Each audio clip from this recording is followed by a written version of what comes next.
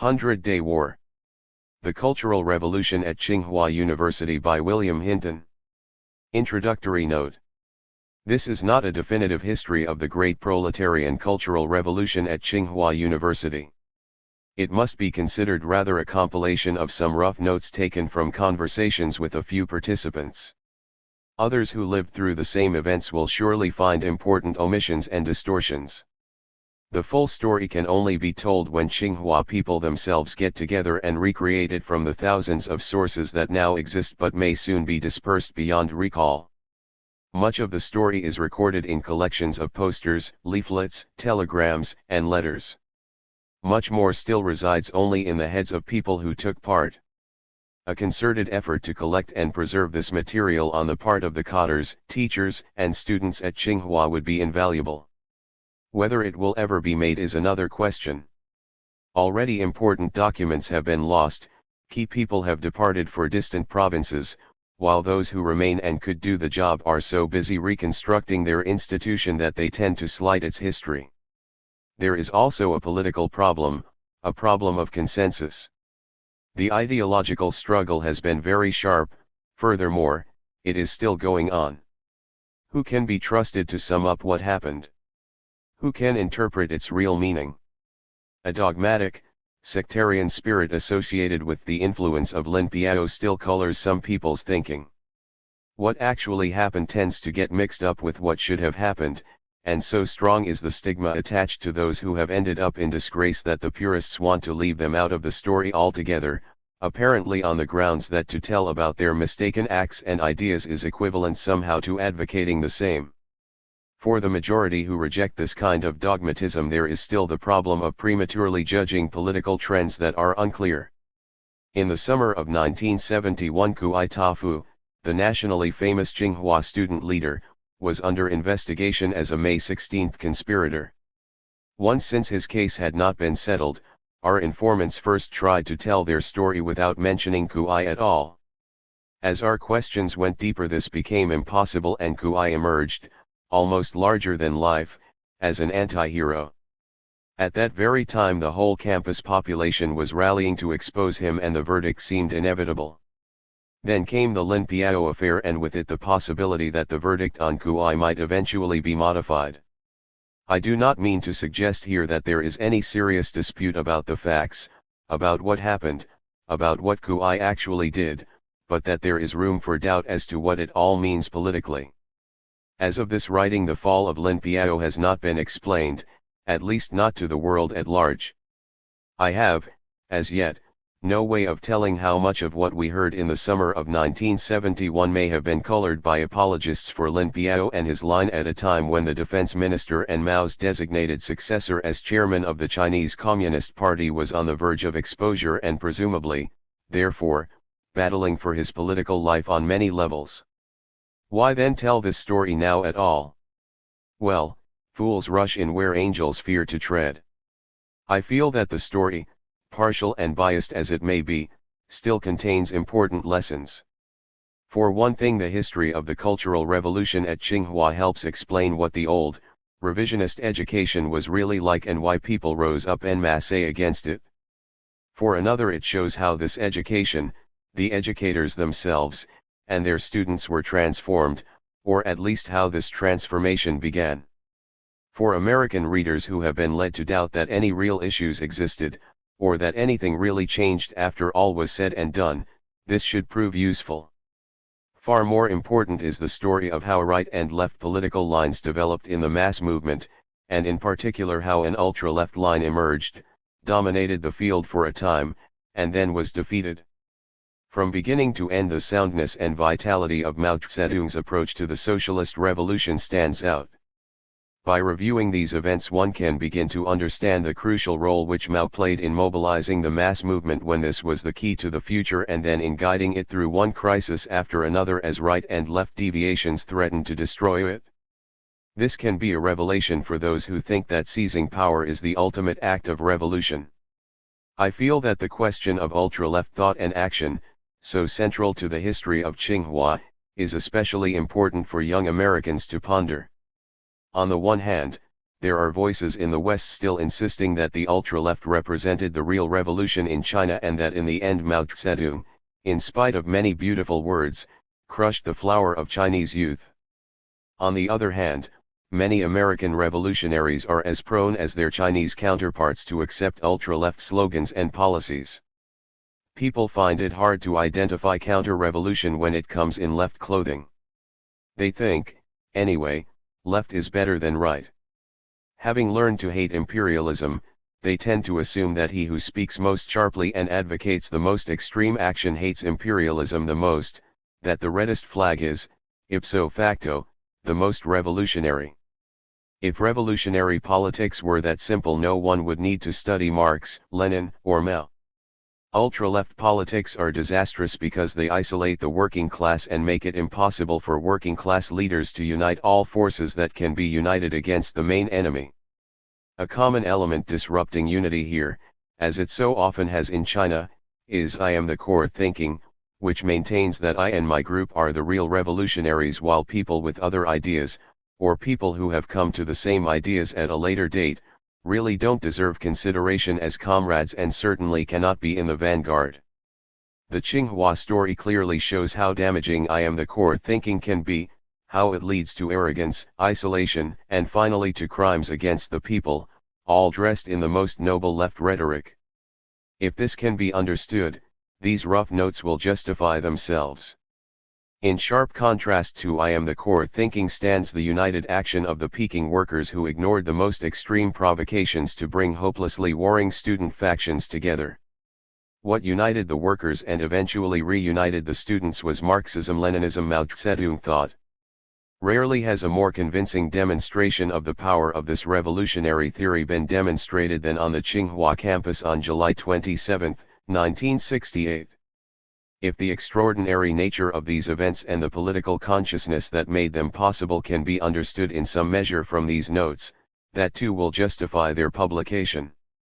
In the rapid editing which this book received in the spring of 1972, when it was being rushed for publication as the summer issue of Monthly Review, it proved impossible to check the transliterations from the Chinese according to a uniform system.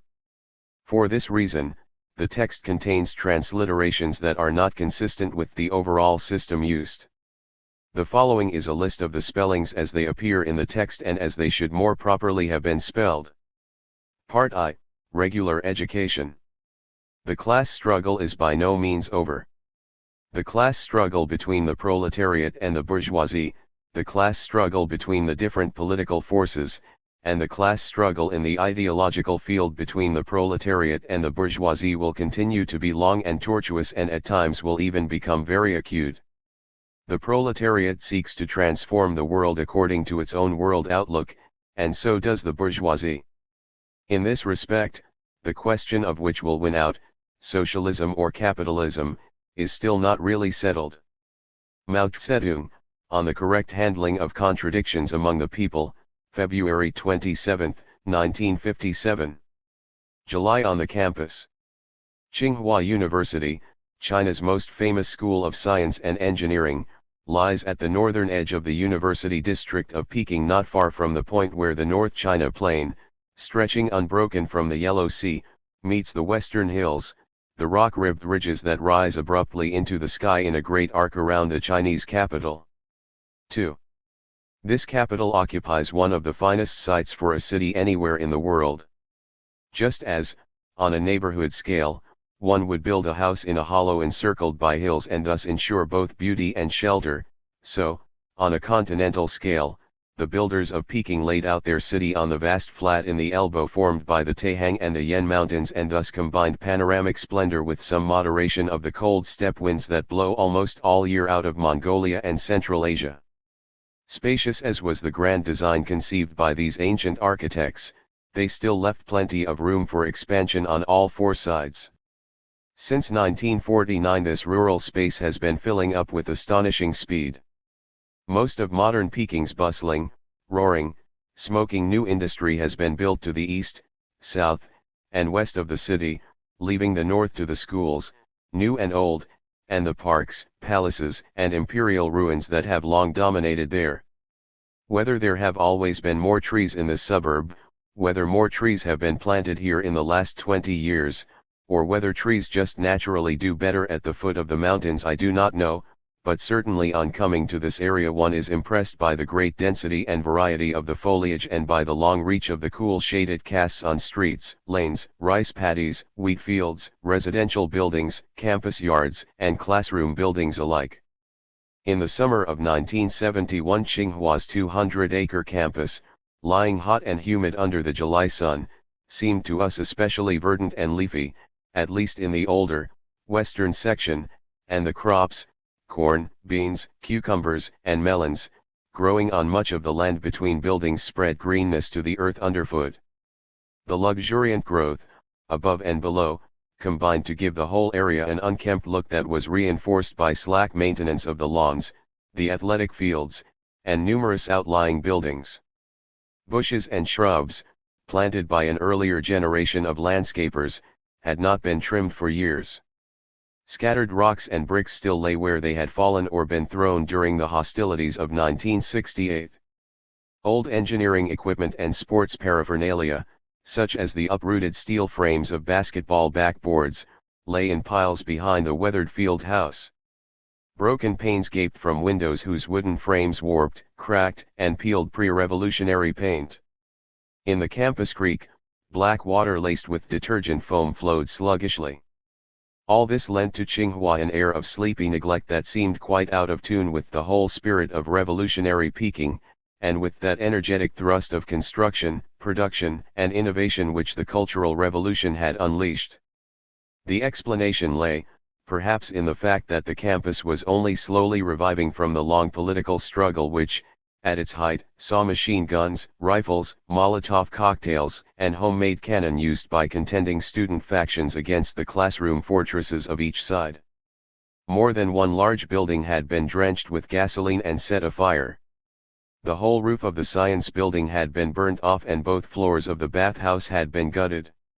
When we visited the science building, it displayed a handsome new roof made of the light gray tile Peking kiln operators produce to such perfection, but nothing had been done about the charred east walls and gaping window apertures of the bathhouse, or the firing holes hacked in the sides of the four-story dormitory buildings, or the pockmarks on these and so many other structures made by bullets, shells, and other assorted hard missiles, such as the nuts and bolts that had been fired from huge slingshots made of bicycle inner tubes attached at both ends to convenient window frames.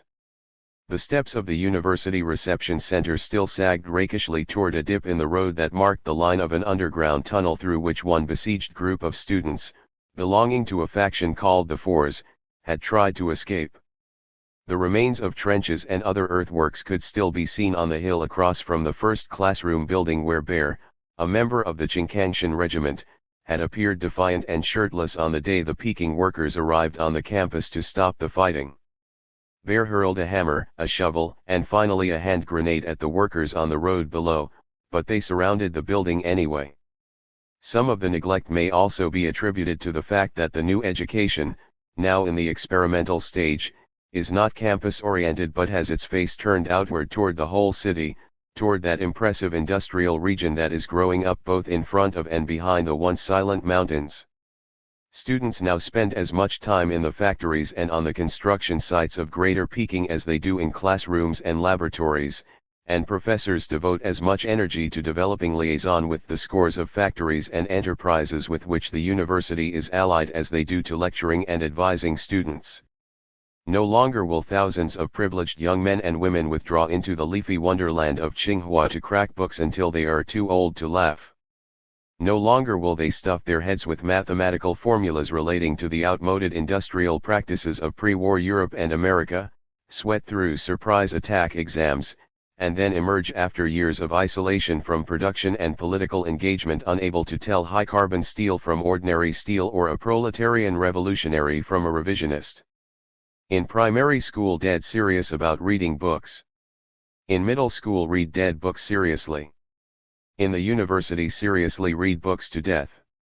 In verses like these, the new student generation derides the educational spirit of pre-cultural revolution times, and their derision carries with it, it would seem, a certain strand of disdain for a physical plant so carefully laid out and so meticulously tended by the American founders of the institution more than half a century ago.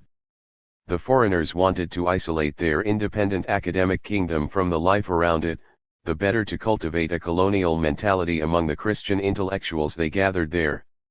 The Kuomintang continued this tradition, but its administrators were too corrupt to spend money on repairs. The communist administrators who later took control of the campus surely never felt at ease with the extravagant American style of its buildings and grounds, its lawns and pools, all built with the Chinese people's money, and so never really maintained them either. No one ever cultivates lawns in North China in any case. 3. Whatever the truth may be, obviously the physical renovation of the Tsinghua campus has not stood high on the list of today's priorities. Factories, communes, workers' housing, flood control, pumping stations, coal mines, trolley buses, water mains, and a new Peking subway have all taken precedence. Today's university, after all, is not so much a center of learning as a liaison center for learning from the University of Life. There will be time to fix it up when life itself has been transformed more to the taste of the burgeoning working class that now calls Peking its own. If the Tsinghua campus seemed somewhat unkempt, it also seemed very quiet, semi-deserted so to speak. This was because in 1971 only a first-year class was in attendance, a class of 2,800 workers, peasants, and soldiers, almost half of whom were already out on field assignments. New classes would be added, one each year until the student body again reached and then surpassed its traditional enrollment of 12,000. In the meantime, the few students actually going to classes and living in the dorms rattled around like peas in a dry pod.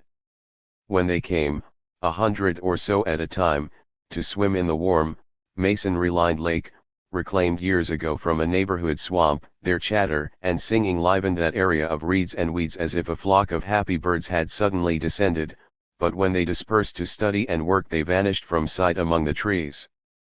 Of course, if one toured the classrooms and workshops, one did come now and then upon a group of a dozen or more young people intently listening to a lecture, operating some complicated machine tools, or soldering the leads of newly made transistors. But even in such important production units as the chemistry plant in the northeast corner of the grounds or the truck manufacturing shop on the central oval, very few students or staff could be seen.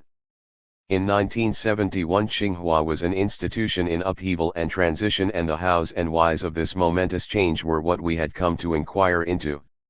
For this, the relaxed, quiet atmosphere was ideal. The people we wanted to meet, students, faculty, administrators, and workers' propaganda team members, all seemed to have plenty of time. We could talk for 1 day, 3 days, or 6 days if we so desired. We ended up returning for 19 days in a row and still gained only an introduction to the complex history of the Cultural Revolution at Tsinghua.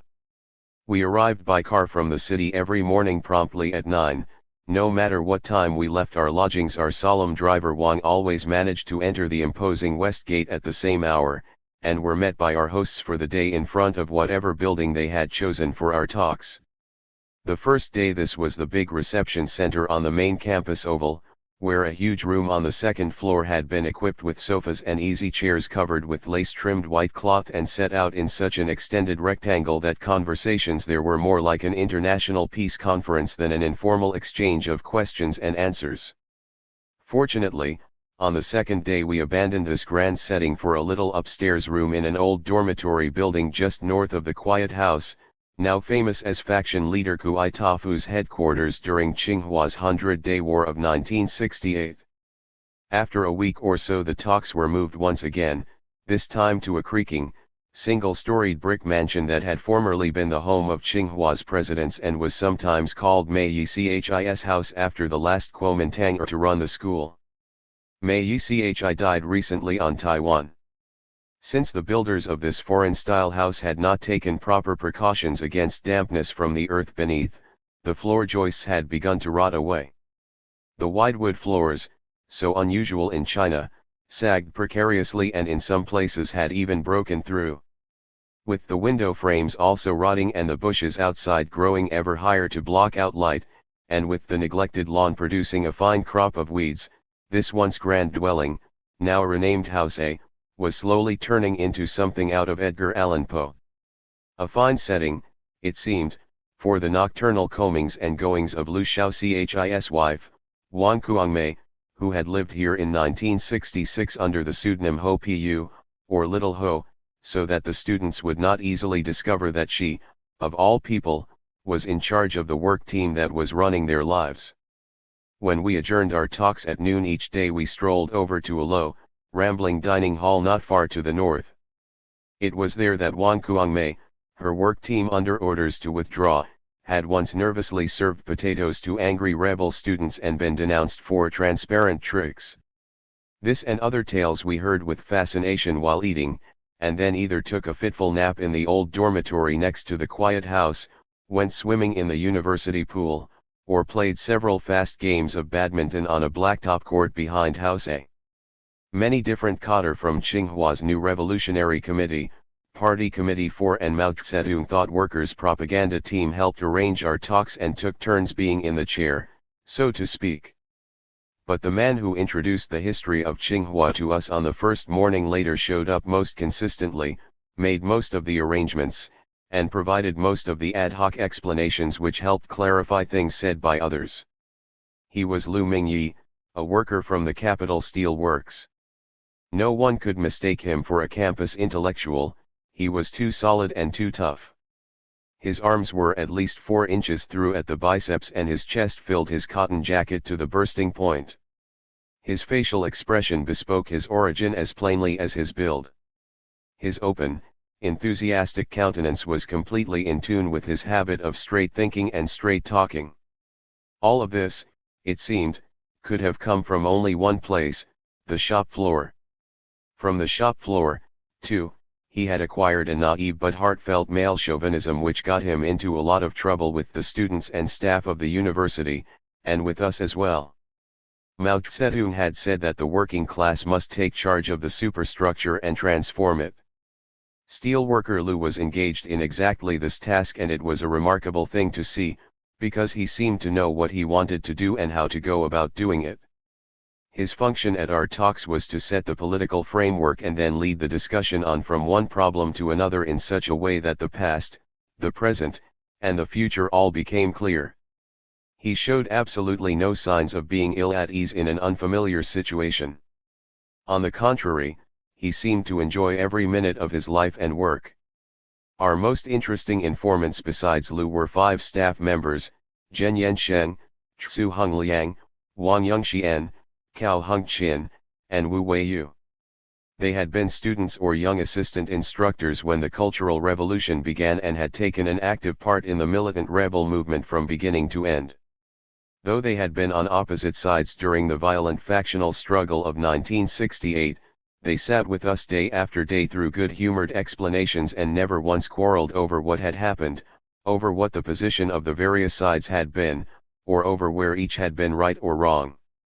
This was a remarkable demonstration of the fine political work done by the workers' propaganda team, because not so long before these young men had been convinced that those on the opposite side were counter-revolutionary wreckers, and had maintained that questions of class power such as they then faced could only be settled by force of arms. Hence they had been trying to kill one another. How had they fallen into such sharp opposition? How had they been brought together? How had they reached such unanimity that they could laugh about the earnest nonsense they had believed about each other not so many months before? The answers were a part of the story we had come to unravel. We had, of course, to start at the beginning.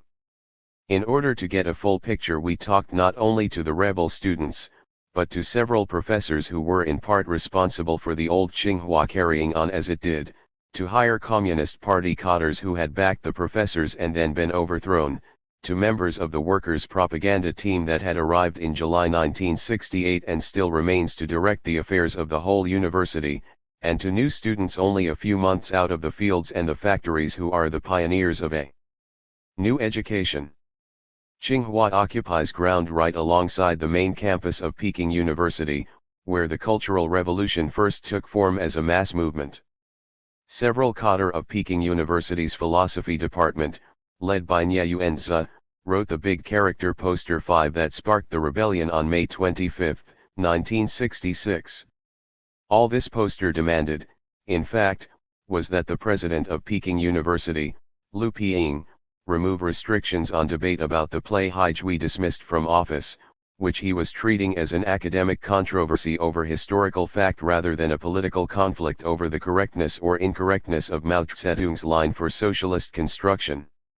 The poster unleashed a popular hurricane because it mounted a direct attack on a party person in power and called him a revisionist whose controls and plots should be smashed. Before Nye Yuanzi's poster went up, most students had gone along with whatever their university party committee decreed, on the theory that it was automatically carrying out Mao's line. After her wide-open and scathing criticism, some of the braver and more militant students began making their own judgments concerning leading cadres, regardless of their rank or status. At Tsinghua, where the early debates of the Cultural Revolution had been smothered even more effectively than at Paida 6, the rebel students had an even bigger target than Liu Piying. This was Chang Nanshang, who was not only the president of Tsinghua and head of its party committee, but was concurrently the Minister of Higher Education in the central government and a member of the Central Committee of the Communist Party of China.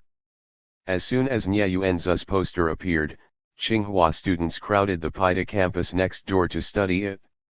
When it was broadcast to the nation on June 1, an indication that it had support from Mao Zedong, a group of Tsinghua students, among them Kui Tafu, launched an open offensive against their own communist leadership with a poster which asked, "Is our party committee named Ma or Siu Marx or Revision?" During the next 10 days the administration lost control of the situation. Rebel students, staff, and teachers, buying paper and paint with their own money, covered the campus with a whole series of posters exposing Chang Nanshang and his educational line over the years. Surprise attacks on stuffed ducks. What was it about Tsinghua that the rebels repudiated? Primarily the whole idea of expertise in command, the pressure on the students to strive for fame and prosperity as brilliant scientists and engineers without whose genius China could not advance. As the system had developed through the 1950s and 1960s, the sole measure of merit had become grades. Education, it was held, had no class character, everyone was equal before grades. Therefore striving for high grades became the main concern of everyone in the university, and the period of study, including preparatory school, had been extended to absurd lengths, from 4 to 6 years, then from 6 to 9 years, and finally from 9 to 11 years in order for the students to have time to master all the knowledge in the foreign books that dealt with their special field. In the drive for book knowledge both faculty and students eschewed practice, and the longer they sat in the libraries and classrooms the less contact they had with the outside world, including current practice in their branch of knowledge. An accepted slogan was, "Once you master physics and chemistry you can walk under heaven," i.e., win privilege in life. Hence, grades are life and death and good grades ensure a good life. All this was absolutely contrary to Mao Zedong's theory of education. Mao considered the goal of study not to be grades, or a prosperous life for the experts, or even the cultivation of red engineers, but to enable everyone who receives an education to become a toiler with socialist consciousness and culture. 7. The period of study, said Mao, should be shortened, not lengthened, and students, far from being locked year after year in their classrooms, should take a regular part in production and in class struggle. Mao's model was Resistance University, set up in Yan'an in 1936 to train cadres for carrying on the anti-Japanese war in all fields. It was led by Lin Piao. Here, in informal classes, students and teachers alike put the development of revolutionary consciousness as their primary goal, took as long as necessary to argue things out, and worked regularly to grow food and build housing for themselves and to supply materiel to support the front. The whole Tsinghua tradition was a far cry from that of wartime Yan'an. The university had been founded in 1911 by Americans using Boxer indemnity money. By investing in higher education in China they hoped to develop an intellectual elite in tune with American aspirations and interests, an elite that would, according to Han Suyin, continue of its own volition the process of turning China into a client state. This type of operation, the president of the University of Illinois wrote to Teddy Roosevelt in 1910, is more useful than an army. Indeed it was. For 38 years, first under American and then under Kuomintang control, Tsinghua turned out a small stream of highly trained technicians, many of whom were ready to serve the Kuomintang clique and its imperial masters in whatever capacity proved most lucrative. Contrary to expectations, Tsinghua also graduated some dedicated revolutionaries, but this was a countercurrent, stimulated by the national liberation struggle in China, that the university administration tried hard to block and wipe out. Many Tsinghua graduates went on to study abroad, particularly in the United States. This, after all, was one of the reasons the school had been established in the first place. When they returned to China, a crucial number of these people were reassigned as faculty and staff at their old alma mater. Thus there grew up over the years a core of people in power at Tsinghua who were linked by the common bonds of elite origin, college study together, graduate experience abroad, and teaching at their home school. Outsiders really had no right to speak. No matter what happened, a tight little clique of academic authorities ruled the roost and perpetuated the system of which they considered themselves to be the finest products. After Peking was liberated in 1949, Tsinghua was hard to transform. It was not that the Communist Party made little effort to do so. On the contrary, right after liberation a huge movement to repudiate Worship America thought and wipe out colonial mentality swept the campus. Students and faculty alike went out into the countryside as part of land reform teams, and many young men and women joined the Chinese volunteers fighting in Korea. Political study was put on the agenda and manual labor became a regular part of the daily life of most students and staff. At the same time, the university was shaken by rapid expansion. In the 38 years from 1911 to 1948 only 2,700 students graduated, while in the 17 years from 1948 to 1966, 27,000 students graduated, a 20-fold annual increase. The successive political movements and the expansion certainly diluted the control exercised by the old graduates who had dominated the campus for so long. Nevertheless, Tsinghua was never fully transformed into a socialist institution carrying out Mao Zedong's educational line. This was in part because the communists directly involved, such as Chang Nanshang, Minister of Higher Education, and Liu Tingyi, head of the propaganda department of the Chinese Communist Party and the men responsible for educational policy, were skeptical about the socialist transformation that Mao advocated. Resistance University and its informal development of consciousness was all right for the guerrilla atmosphere of wartime Yan'an, they reasoned, but now the Communist Party was out to transform China into a modern country and education had to be regular. Regular of course meant Western traditional, set courses, earned credit, grades in command, formal examinations, all propelling the students toward brilliant careers after graduation. And who could ensure that this regular education developed properly? Who else but those Western-trained academic authorities and the younger generation of assistants and associates they had personally developed in their own image? The turn to the Soviet Union for inspiration, a dominant trend in China in the 50s, only reinforced this. In the Soviet Union higher education was as regular as anyone could desire, since Soviet educators had studied well the university systems of Western Europe and America. In fact, they had gone further in cutting the links between theory and practice than was general even in the West, and when their system was transplanted to China it helped create an academic atmosphere that was more a caricature than a copy of bourgeois education. Professor Tiong Shipai of the Automation Department, a second-generation Tsinghua graduate, his father had gone from Tsinghua to the University of Pennsylvania to study architecture, recalled for us some of the highlights of his academic career. Better to have a profession than 10,000 mao of land, was the motto my grandfather adopted. As a Qing dynasty official and then a school principal he sent his 3 sons abroad to study. All my father's friends were Tsinghua graduates who went on to study in America. With such a background I had to be somebody special. During the war, while other students found their way to Yenin or joined the National Army to fight Japan, I prepared to be a bourgeois gentleman at Hangzhou Christian College, where I was taught to turn the other cheek. At least I refused to work for the Japanese when I graduated, and I took a minor job with the Yellow River Conservation Project in Xi'an. But the administration was corrupt and the pay so low I couldn't buy enough to eat, so I went to Kunming to Southwest Union University, the wartime combination of Tsinghua, Peking, and Nankai universities, and studied radio engineering. After the war I came to Tsinghua as a teaching assistant but avoided politics by immersing myself in music. All day long I practiced my violin in the music hall. I thought the violin sounded better than the political slogans of the embattled student movement. Finally my father arranged for me to go to the University of Illinois.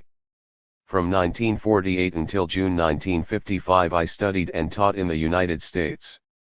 I was prepared to return home in 1951, but the Department of Justice forbade us to leave. It was 3 years later that I finally defied the US government and left anyway. Once home I chose to return to Tsinghua. That was natural considering my grandfather, my father, and my own past. At first I was worried that my knowledge might not be useful to the new society, but when I looked at what they were teaching my fears were laid to rest.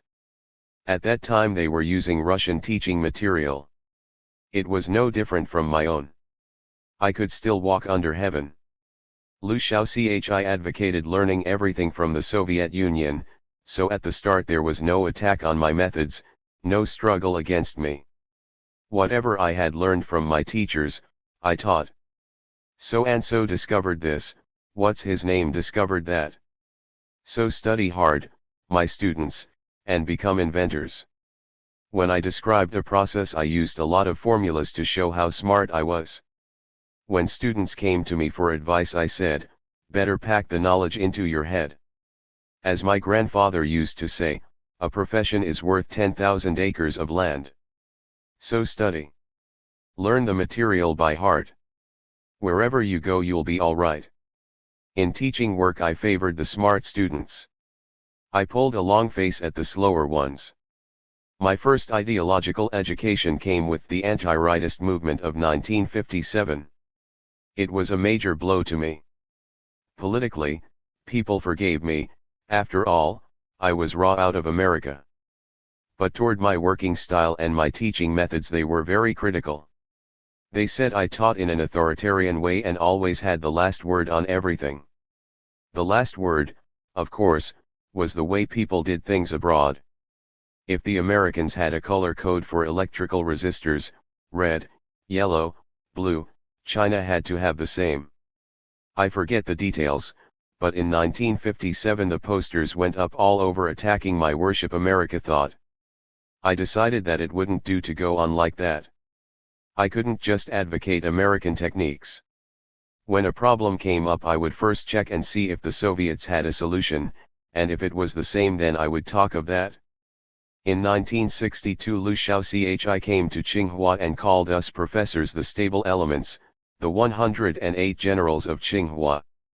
He asked us to write the textbooks that would be used all over the country. I became the editor-in-chief of the electronics material, and right up until the Cultural Revolution the teaching material I edited had a great influence all over the country. I saw nothing wrong with it, nothing wrong at all. I thought that natural science has no class character. Capitalists use electronics, socialists use electronics. So I just dusted off my old material and spread out my wares. But in fact I never considered whether what I wrote was useful for the education of workers, peasants, and soldiers. I wrote not to serve the people but to display my talents and demonstrate my learning.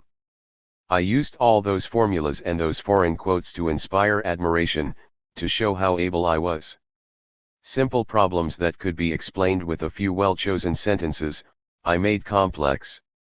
An able worker who had made a number of inventions lost confidence in himself after he heard me explain Ohm's law.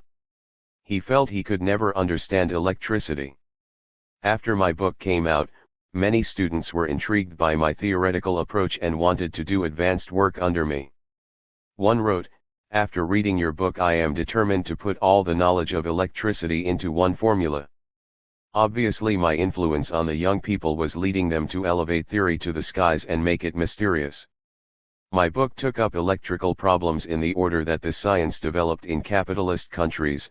The first volume dealt with rectification, the conversion of alternating to direct current, the second dealt with amplification and oscillation, which related to the development of the telephone and radio, and the third dealt with radar, the vacuum tube, semiconductors, and so on. I wrote this way and taught this way right up until 1966. The vacuum tube was the apex of the whole edifice long after its importance had waned and after even housewives' co-ops were making transistors in the back streets of Peking. There were two reasons for this. I thought I had to begin from the beginning and go through all the steps. Result, I never got around to teaching about transistors. Furthermore, I was a little shaky on the newest developments, and if I didn't know about them others were not to plunge in ahead of me.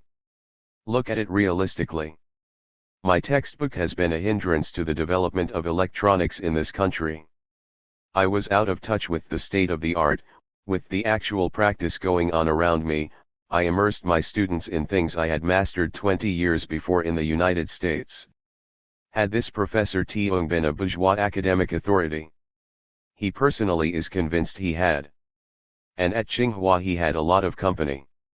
We talked with his nephew Tiong Linsiu, who had come back from the Soviet Union with a degree in architecture, with Chien Wei Chiang, professor of mechanics, whose career paralleled Norman Bethune's in reverse, while the Canadian doctor came to China to confront the Japanese on the Taihang battlefront.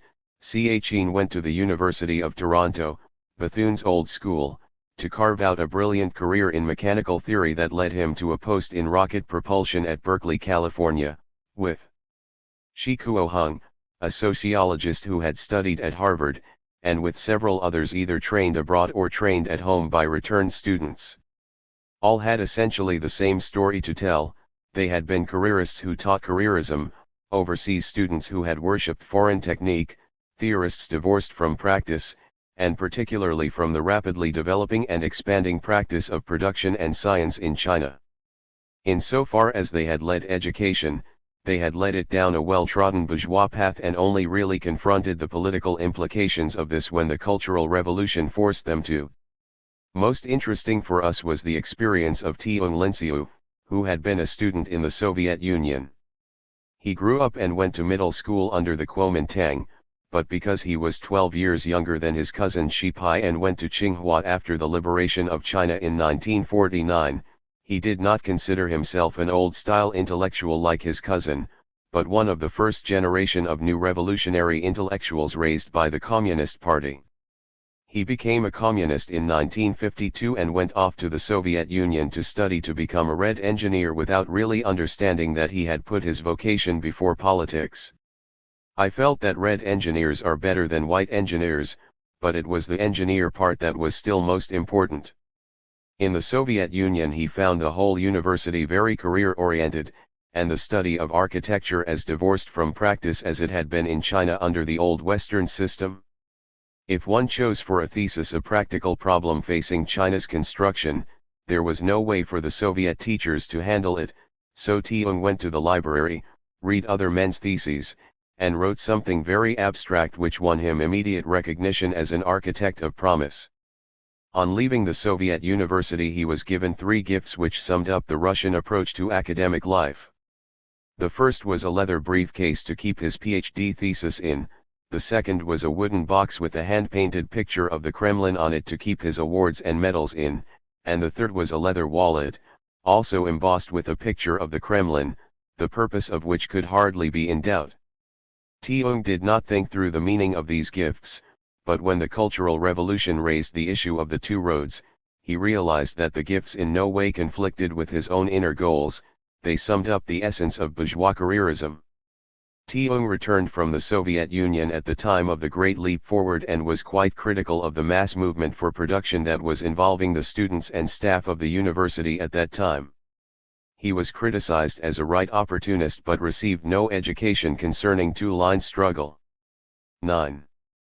As a result, he became despondent and turned his attention even more exclusively toward his vocation. Since he had made political mistakes, he decided to be a vocational communist and leave politics to others.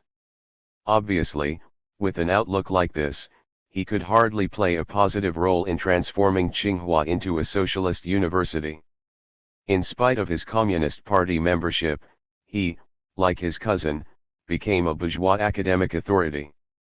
But what of the administrators of Tsinghua, those experienced communists who are ostensibly in charge of higher education and had undertaken the task of transforming it along socialist lines?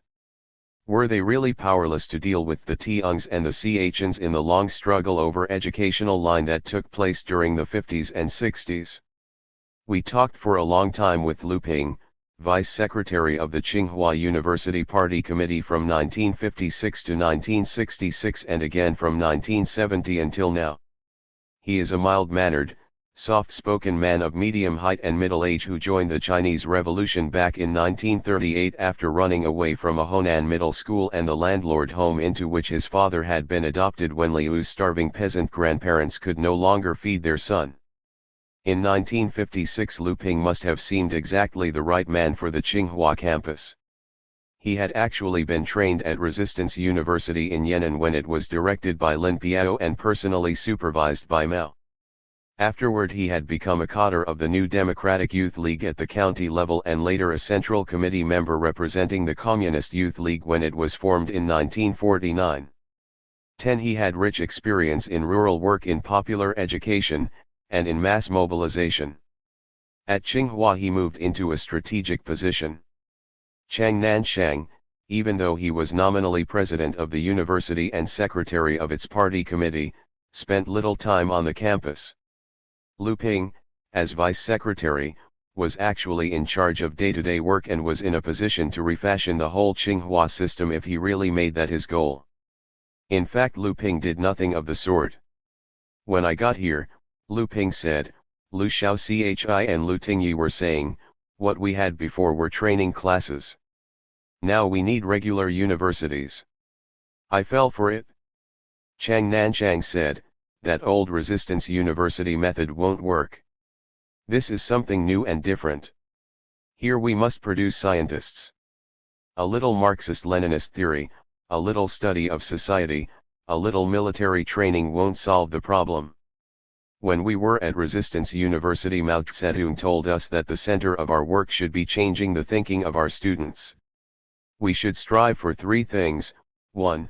A staunch political orientation, 2. Flexible strategy and tactics, and 3. A good working style. But when I came here, everyone said the task was just the opposite. We weren't here to change people's outlook but to teach knowledge, science. Here we put technique above all, expertise above all, and organized mountain climbing teams to scale the peaks of science. So I thought, maybe this polytechnical school is different from Resistance University, where the main subjects were politics and social theory. So I too put technique in command. As to teaching methods, Mao Zedong advocated the method of enlightenment as opposed to the stuffed duck method. But we had regulations here that tied the students hand and foot. In Yan'an the classes had been lively, we had had debates, discussions. I thought, maybe that is suitable for a training class, but here where there is so much science to learn, perhaps we must cram the facts in.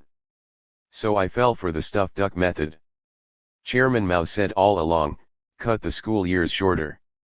At Resistance University the time was short, at first 3 months, later a year, then the graduates went out to work. Of course, technical courses needed more time than the social sciences, but they didn't need all the time we argued for. Lu Tingyi suggested 10 years, but we ended up with 2 years in senior middle school, 6 years in college, and 3 years in graduate courses, making it 11 altogether. That was doing Lu Tingyi one better. That is how we creatively carried out Lu Tingyi's instructions and applied them to Tsinghua. The argument was that too little time would keep the standards of the graduates down, so we added rather than subtracted. I thought, I have no experience. I know nothing of technical things. Probably more time really is needed. So I worked together with the others to carry out this 11-year system. But the majority were not satisfied with it. They came in as young people and they went out with gray beards. The staff and the older professors at Tsinghua never tired of telling Lu Ping that he was in no position to lead them. In 1957 this became a campus-wide issue. As Lu Ping put it, in 1957 the rightists 11 jumped out and said, "You are only a clod, a country bumpkin. You don't have any technical knowledge at all."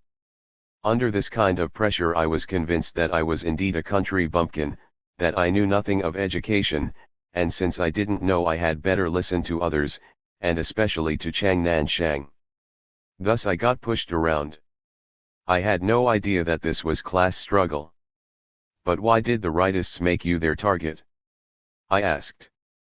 They attacked me because I was vice secretary of the Communist Party committee even though I had no academic standing. Chang Nanshang was a graduate of Tsinghua. He graduated before the anti-Japanese war.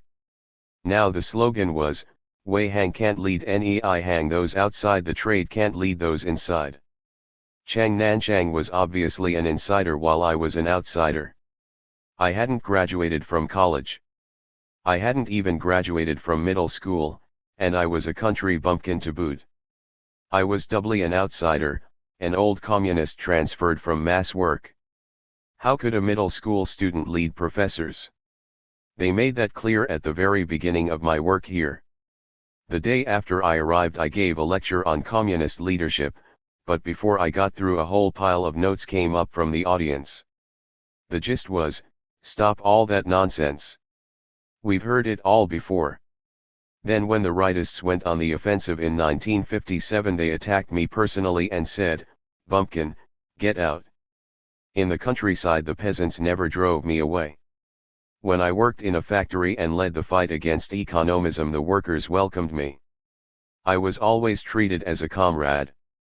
But here they wanted to drive me away. I was surprised at their attitude. I should have drawn some conclusions, but I didn't. Along came victory in the movement. We pulled out 200 to 300 rightist students and a similar number among the faculty. 12 So I thought all the rightists had been pulled out and the class struggle had been resolved. I accepted the theory of the dying out of class struggle. Once we had defeated the rightists, Mao Zedong set out the thesis that our education should serve proletarian politics and be combined with productive labor. He also raised the ideas of communes in the countryside and of the Great Leap Forward. I was very happy. I saw all these new developments. I saw our students going to Honan to make iron and steel. I saw the mass movements and I was happy. Mass movements were something that I was familiar with. I played a central role. I became the director of steel making at Tsinghua. It was not the same as messing around in laboratories. Then, in 1960, we had drought and flood, the Soviet Union pulled out, tore up their agreements. Suddenly Liu Shaochi stepped forward and said that our students were doing too much labor, that the quality of education had been lowered, and that it wouldn't do to go on like that. So we got the students back from the countryside, withdrew them from the 3 revolutionary movements, 13 and set up all sorts of regulations about passing courses, what sort of grade allows you to go on and what sort of grade means you must drop out. Although I personally like to see the students going out to work, when the capitalist Roder said this was a mess, I thought they were probably correct. It fit my world outlook at the time. And all this came from inside the Communist Party. The capitalist Roders were inside. I never thought that this was class struggle reflected inside our party, so I didn't resist it. I bought it. I didn't recognize that the principal contradiction was between the socialist and the capitalist roads and that this was especially true after private ownership had been abolished, forcing the struggle to go deeper. As the revolution objectively deepened and moved from the base to the superstructure, I moved from the countryside to the city, into the heart of the superstructure, a great university. But subjectively I didn't recognize what had happened. As far as I was concerned, there was a big gap between the subjective and the objective, and this created the basis for making the mistakes I made. A revisionist in spite of himself. Lu Ping's story was a long one, but he had it well in mind. He knew what he wanted to say, so it was hardly necessary to ask any questions. It took him one whole afternoon to review the old Tsinghua system and his own surrender to regular education. It was so hot that I had to keep several layers of heavy paper under my hand to prevent sweat from soaking into my notebook. The heat did not let up all night. The next morning Lu Ping, not the least bit jaded by the unrelenting high temperature and matching humidity, took up what he considered to be the most crucial question of all, Communist Party leadership. This was of course linked to the question of who, which class forces, led the party. As to the question of the Communist Party as the vanguard, Mao Zedong teaches that the party must lead regardless of the situation, no matter what the place. The party must always be in command. But Chang Nanchang said that in the university the party must be a professor's party, a lecturer's party. Once it becomes a party of the professors and lecturers, then it can run the university. What he meant was that when professors are recruited into the Communist Party, then the Communist Party will rule the school because the professors always rule the school. So we actively recruited professors into the Communist Party. The slogan was to recruit Mei Lanfang, a famous Peking opera star, is better than recruiting 100 banner carriers. With this type of thinking we tried to develop the professors politically and bring them into the party. Hu Qian, a second vice secretary of the party committee and an old comrade of mine, analyzed which individuals looked like the most promising material. Then the central headquarters sent members to talk with them and look them over. We divided the professors and teachers into 3 groups, left, middle, and right. The standard we used for left, good, was whether or not they supported the Communist Party leadership at Tsinghua. Whoever had some kind words to say about the communist leaders of the university we labeled left. Actually these lefts supported our revisionist line, so what kind of lefts were they? When we had decided on a few lefts, we informed Chang Nanchang. After consultation we sent some members down to help individual prospects. What kind of help did they give? They had everyone study Liu Shaoxi's book, on the self-cultivation of communists. The Communist Party branches in the departments, when told by the central headquarters to consider somebody for membership, took this as an order. So they did their best to win these prospects to the party. Most people, when asked if they wanted to join, said, of course. Why not? So the individual agreed. But what of his history? Our position was that all intellectuals had a complicated political history, so we needn't look into it too deeply. This was Chang Nanchang's position. We just judged by whether they behaved well, and by that we meant whether they supported our revisionist line. Of course, the Communist Party is a party led by Mao Zedong. We had to go through the steps laid out in the party constitution. But we did it quite formally and used as standards our revisionist standards, our loyalist standards. When recruiting workers and peasants we had used different standards. Why adopt something new for intellectuals? Because we thought we had no expertise. How could we lead a modern university? We must make our party a party of professors. Without professors we can't lead. But, I asked, wasn't support for the party, how well any given peasant supported the Communist Party leadership, in fact the same standard that you used for recruiting in the villages? Yes, answered Lu Ping, but in the villages there was open class struggle going on. You could judge by how a peasant behaved in this struggle and pick out the activists. But, as you explained it today, there was class struggle here on the campus then. Couldn't you judge in the same way here? I didn't really study Mao Zedong. I thought I understood the struggle, but I didn't really. I failed to use the viewpoint of class struggle to look at what was going on, replied Lu Ping. He continued. Once the professors joined the party, we brought them quickly into the branches, department, and university level party committees. but once they got in they spread their own thinking about education throughout the party. Hence the professors' ideas became the decisions of the Communist Party, the policy of the Communist Party. This gradually changed the nature of the Communist Party as a proletarian vanguard. But I never saw this as a two-line struggle. Do you mean to say that intellectuals should not be recruited into the party? I asked. Of course not, said Lu Ping, somewhat startled. It was not wrong to recruit intellectuals.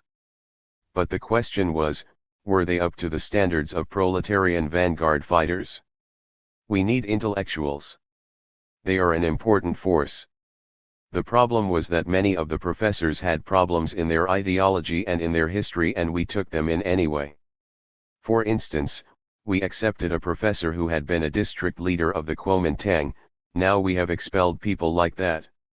We also accepted good people, patriotic people, who wanted socialism but were really not vanguard material. In the course of the Cultural Revolution these people have developed and they are still in the Communist Party. Then there are those who really were reactionary bourgeois academic authorities in their respective fields even though politically they were not reactionary, people such as Liang Sucicheng, a civil engineer and architect. Now they have learned many new lessons and really want to change. In the Cultural Revolution Liang's reactionary academic theories were repudiated, but we wanted very much to save and develop this person. He had not been involved in reactionary politics. After repudiation by the masses he criticized himself, and even though he was sick he studied Mao Zedong thought intently. 14 He wanted to remain in the Communist Party. This man has been patriotic, he has supported the party and socialism. So he remains with us. He is over 70 years old and sick now. I went to see him to discuss the matter of his party membership. When he spoke of it and of Mao Zedong he was moved to tears. We have to take all these aspects into account and unite with him. Since Lu Ping had been at Resistance University in Yan'an under Lin Piao, I wondered how he had so easily abandoned the concepts of mutual aid and mutual study that were so vital to revolutionary education there. Well, he replied thoughtfully, repeating much that he had said before, the first day I came here they all told me Resistance University was no good. Here we had regular education. I was a clod, a country bumpkin. What I thought was, these people are experts, I had better listen to what they have to say. Not only was I enmeshed in their system, but all my direct superiors from Lu Tingyi on down were supporting the regular idea. If you had left me on my own I would have modeled the education here along Yan'an lines because that's the education I knew. But what I studied at the higher party school was a complete duplication of Russian experience, which came from people who were on the Central Committee. As for me, I couldn't tell one line from another. But didn't you come in from the countryside to overthrow the old system? Yes, of course, said Lu. I came to overthrow the old system, but I was gradually absorbed into it. The most difficult thing is that the revisionists wave a red flag and pose as revolutionaries. The leaders never said this was a bourgeois school. They said this was a great socialist university. But actually it had the same old content, and I fell for it. Chang Nanchang said, if you don't have some professional competence how can you stand on your feet around here? He wanted me and Hu Jian to become professors in the political science department. I had only been through 2 years of middle school and Hu Jian had only been through primary school. How could we become professors? But if the title of professor was too grand for us, we still felt that we needed some professional status, some acquired skill, so we decided to study Russian. At this time we were learning everything from the Russians. So Hu Jian and I decided we would amass some capital, some academic standing, if we mastered the Russian language. It was not wrong to study a foreign language, the more you know the better, but our thinking was, old cotters who can speak a foreign language. We won't be looked down on then. Hu Jian studied a year and quit. I studied a week and quit. We weren't using proletarian thinking. We didn't use our experience at Yan'an to transform Tsinghua. Instead we got transformed by this old bourgeois university. When I came here, said Lu Ping, summing up, I followed others in political line, educational line, party construction, and professional viewpoint. Thus I made serious line mistakes.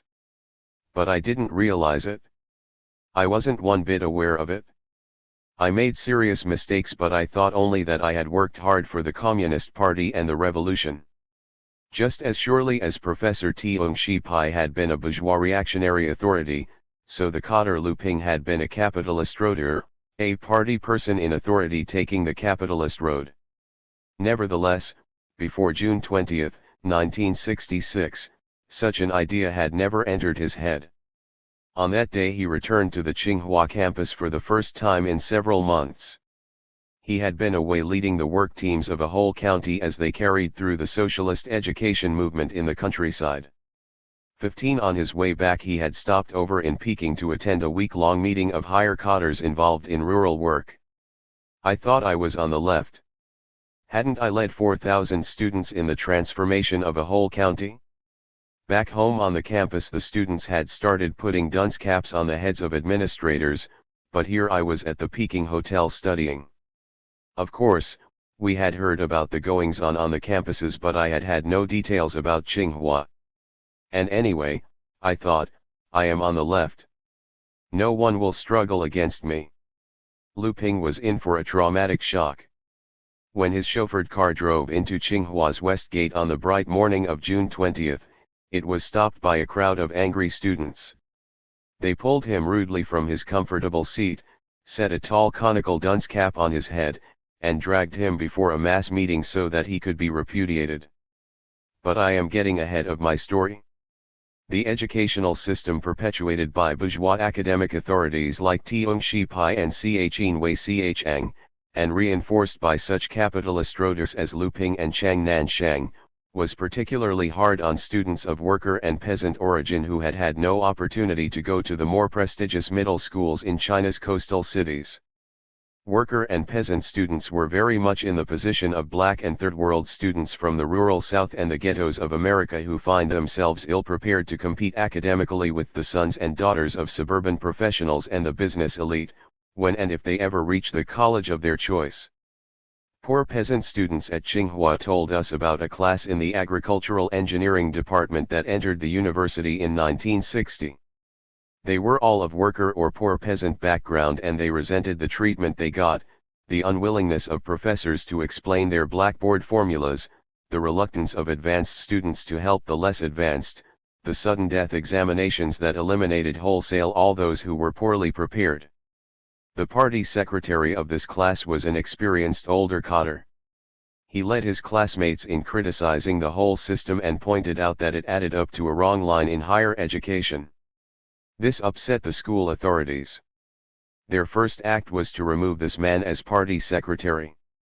But the class stuck together and continued to fight, so in the name of catering to its academic difficulties the whole group was prematurely graduated.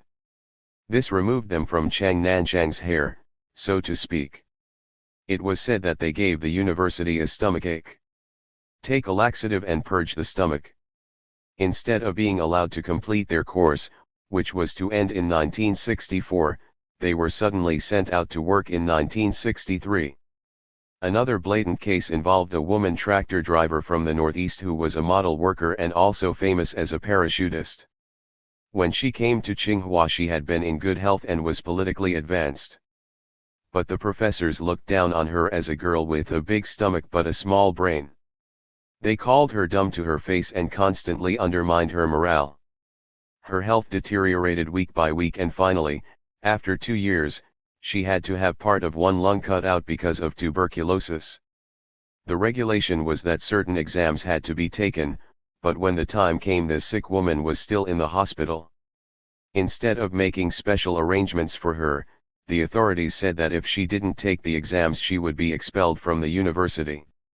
Her classmates went to the hospital at night to help her study and she came to the exam straight from her sick bed. Halfway through the ordeal she fainted. Of course she didn't pass and she had to leave school.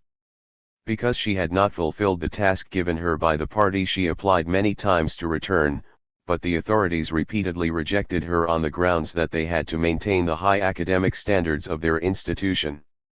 They told her she just did not qualify. The prestige of Tsinghua was at stake. She begged to be allowed to sit in on courses without credit, but this they would not allow either, so she was driven from the campus altogether. In sharp contrast to the short shrift shown to this labor model were the great lengths to which the university administration went to welcome a rather brilliant student from Shanghai who was steeped in bourgeois ideology. The admissions personnel knew all about this youth's politics and family background, and some wanted to turn him down. Others argued that since he had an above 90 average he must be seriously considered. Finally, the party committee itself took up the question, and Vice Secretary Hu Qian made a special trip to Shanghai to interview the prospect.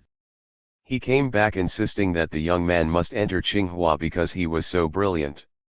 When this fellow finally came to the campus, he so angered the other students with his reactionary ideas that they wanted to repudiate him publicly. They called him Little Tito. But the party committee protected him. Their slogan was, "Before grades all are equal," said my student informants. Their idea of a politically reliable person was a person with an average of 80 or above. The party committee had no other standard. This created many problems concerning who should be admitted and how they should be handled afterward. It was all very clear at home, said Wu Weiyu, a former Hupai peasant and the first in his family ever to receive a higher education. At home, after land reform, the poor peasants and hired laborers had prestige and the landlords had none. But here at the university the professors were still riding high all over the stage while we poor peasants were suppressed. Wu had never left his home in Huangmei County until he came to Tsinghua in 1965. He still looked more like a peasant than a college graduate. Unshaven stubble on his heart-shaped face made his dark complexion seem ever darker. Long hair hung down over a pair of very bright eyes that set off a nose rather western in its prominence. His manner was energetic, combative, well suited to his stocky, labor-tempered body. Tsinghua, he went on, was really an independent kingdom made up of graduates of Tsinghua, and even the higher cotters from outside had it tough. An outsider sees problems very soon and begins to raise questions. But then he gets isolated, and that's the end of that. Part 2, it is right to rebel. It is necessary to trust the masses, rely on them and respect their initiative. It is necessary to boldly arouse the masses and to let the masses rise up in revolution, educate themselves, run their own affairs, and liberate themselves. Mao Zedong, as quoted in Peking Review, August 20, 1966. While we support you, we also ask you to turn your attention to uniting with all those who can be united with. As for those who have made serious mistakes, after their mistakes have been pointed out to them, they too must be given a chance to work, to correct their mistakes, and to start a new life. Marx said that the proletariat must liberate not only itself but all of mankind. If it is unable to liberate all mankind, then the proletariat too will not achieve ultimate self-liberation. I would urge you comrades to heed this truth. Mao Zedong in a letter to the Red Guards of middle school as quoted in Daily Life in Revolutionary China by Maria Antonietta Maxiocchi. Liu's work team. Right at that time the pressure was great. We were in our dormitory arguing intensely when we heard someone shout, "The work team is here." Looking out the window we saw 2 trucks full of people pull up and stop. We ran down all 4 flights of stairs rejoicing and shouting at the top of our voices, "Mao Zedong has sent people to help us." We really welcomed them. We wept for joy. We scurried around to find rooms for them and carried in their bedrolls. And we asked them 1,000 questions, hoping to clear up all our problems. They admitted right away that the party committee had problems. We were delighted. We thought so too. The speaker was Xu Hongliang, a former student militant now on the party committee staff. He was describing the events of June 10, 1966, when students welcomed the work team sent by Liu Shaochi because the university authorities had counterattacked so fiercely. During the 10 days of unregulated upheaval that preceded this turning point, the young rebels at Tsinghua had centered their attack not on the older conservative professors who, after all, were only carrying on as they had been trained to, but on the party people in authority, like President Chang Nanshang, Party Vice Secretary Lu Ping, and Party Vice Secretary Hu Jian, who held real power in their hands and were ultimately responsible for the state of the education the students were receiving. Members of the party committee did not, of course, sit idle under this unprecedented attack. As posters exposing them appeared, they mobilized their supporters among the students and staff for rebuttal. A veritable avalanche of replies professing loyalty and denouncing counter-revolutionary wreckers greeted each critical thrust. The political directors of the various departments called in and warned the offending rebels, as the rightists had been warned in 1957. Since the rebels were attacking a party committee, they were asked what side they stood on, the side of revolution or of counter-revolution. Party members who had joined the rebels were hauled before their departmental committees and threatened with expulsion. Where is your party spirit? Where is your class stand? The assumption behind these arguments and threats was that the Communist Party was a monolith equally revolutionary at all levels and that an attack on any party committee or party leader represented an attack on Mao Zedong. Since this assumption had been widely accepted for many years, the arguments were convincing to many. Even if they didn't understand the issues, most people at least had faith in the party, and it therefore made sense to rally behind its local representatives. Others, not nearly so sanguine about the revolutionary nature of the university leaders, were still intimidated by their threats and so fell in line. But the bolder rebels remained uncowed. They continued to press the attack, and day by day won more adherents, in part because their arguments were convincing and in part because the student masses resented the arrogance and the repressive tactics of the school authorities. Then on June 10, as activity on the campus mounted to a fever pitch, the cadres of a work team began to arrive from the city. The rebels, thinking that the work team had come to support them, were overjoyed, as Tsu so vividly described. By June 13 the full team was on hand, 500 cadres sent by the Peking Party Committee with the concurrence of the Central Committee, where Liu Shaochi was temporarily in command since Mao Zedong had left for a trip to the south. Ostensibly the team had come to help the students in their rebellion against the capitalist roaders, but team leaders later admitted that Liu had been alarmed by the rebellion, which was spreading like wildfire through the campuses of the whole country, and had urged the team members to rush to Tsinghua like firemen going to a fire. Other teams with similar instructions were dispatched to key campuses in Peking and elsewhere, wherever the mass movement threatened party committee control. The Tsinghua work team called a mass meeting on June 13 to introduce itself. Team leader Ye Lin announced a two-pronged program. On the one hand, all department and university-level cadres were suspended and ordered to report in groups for study. On the other hand, all students were called upon to return to their classrooms for a major campaign of self and mutual criticism. Ye then read out a series of regulations concerning student activity.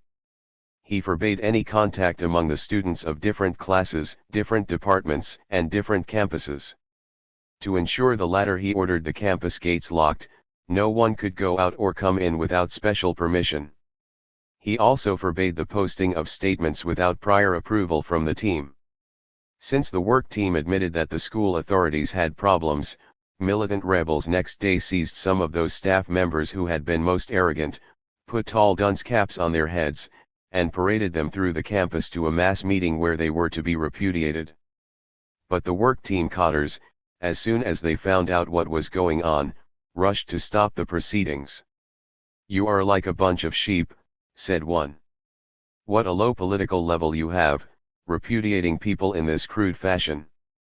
The students, having just studied Mao Zedong's report on an investigation of the peasant movement in Hunan, read out the passage about peasants putting hats on landlords' heads and Mao's comment, "This is fine."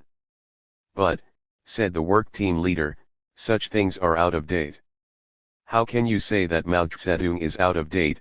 exclaimed the students. Surrounding this brash cadre, they demanded that he make a thorough self-criticism. Until he did, they would not let him go.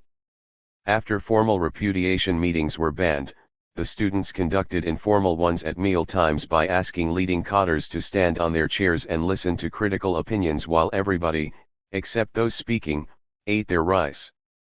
But this too the work team stopped by gathering the cadres together not only for study but for sleeping and eating. When the students went looking for their targets of the day they could not find them.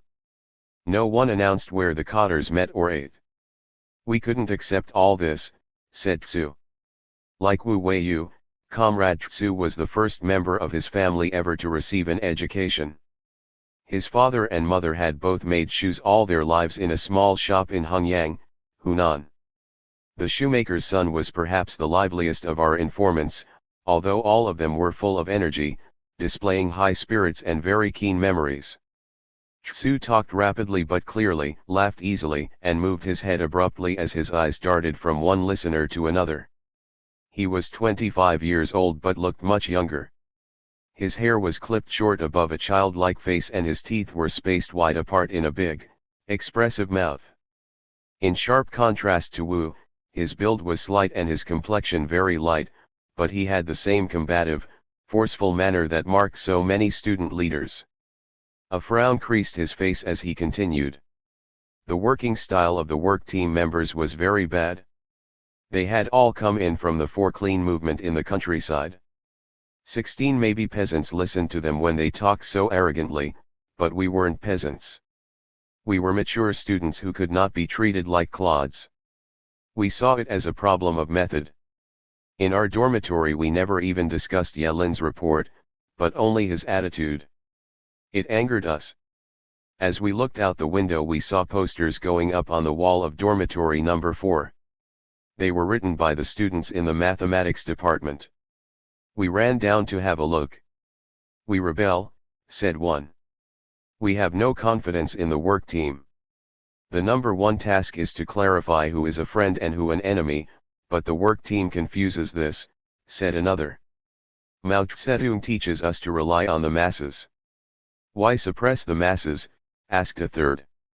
We thought these posters were great so we decided to write a few ourselves. We simply raised questions at random. We listed 12 problems concerning the work team. Why don't they trust the masses? Why do they gather the cadres together? Why do they prevent repudiation? We didn't have any organization then, we just wrote the posters and looked around for people to sign them. More than 20 people signed the first one and we pasted it on dormitory number 3. Even before we had it up someone came and took a picture of it. We didn't care. We weren't making any secret of our opinions. Just then another student came by, read our message, and signed his name. The man with the camera then took a picture of all the names. As we climbed our stairs a member of the work team came running, out of breath. Do you know what waving the red flag to oppose the red flag means? He asked. We laughed. How ridiculous. Why should a few mild criticisms create such a reaction? What a low political level. By evening our group had 2, not just 1, work team members assigned to it and people we didn't know began hanging around in front of our dormitory entrance. But we didn't pay much attention. We went right on attacking the capitalist black gangers and nothing much happened. 17. Then, on June 23, Kui Tafu, one of the most militant of the rebels, put up a big poster asking, "What's this all about, Comrade Yelin?" This poster concerned Liu Shaoxi's wife, Wang Kuangmei. It was rumored that she wanted to come to the campus to hear the complaints of the students firsthand. A woman cadre had appeared at the chemistry department, Kui's home base, on June 22, and many students had talked their hearts out, thinking they were talking directly to a representative of the Central Committee. They then found that they had not spoken to Wang Kuangmei at all, but to an ordinary member of the work team, none of whom the students trusted. Kui asked what was behind all this trickery. The work team's response was to call a public meeting in the name of the masses, who were said to be enraged by Kui's questions. The work team mobilized all its supporters to pack the hall, take the best seats, and express indignation. Those who opposed the work team came later and had to take whatever seats were left. As a result, the majority inside the hall were reliable supporters of Yelin, while the masses who opposed him gathered outside. 30-year-old Wang Yongxian told us about this meeting.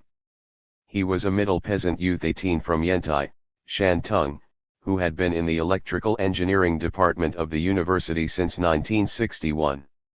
Short, plump, with a flushed round face and a long lock of hair hanging over his forehead, he was the most mature and the most amiable of the former students we talked with.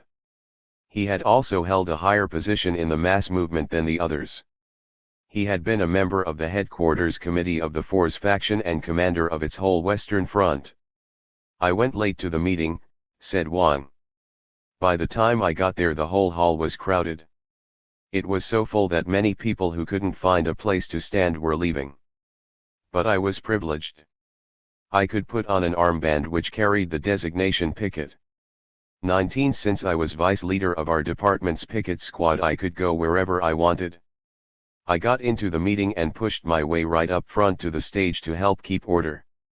That was no small task, for this turned out to be Kuai's great debate with the work team leaders. So many people had come forward with critical opinions that Kuai was on the offensive and the work team was on the defensive. If the latter hadn't packed the hall, it would have been a rout.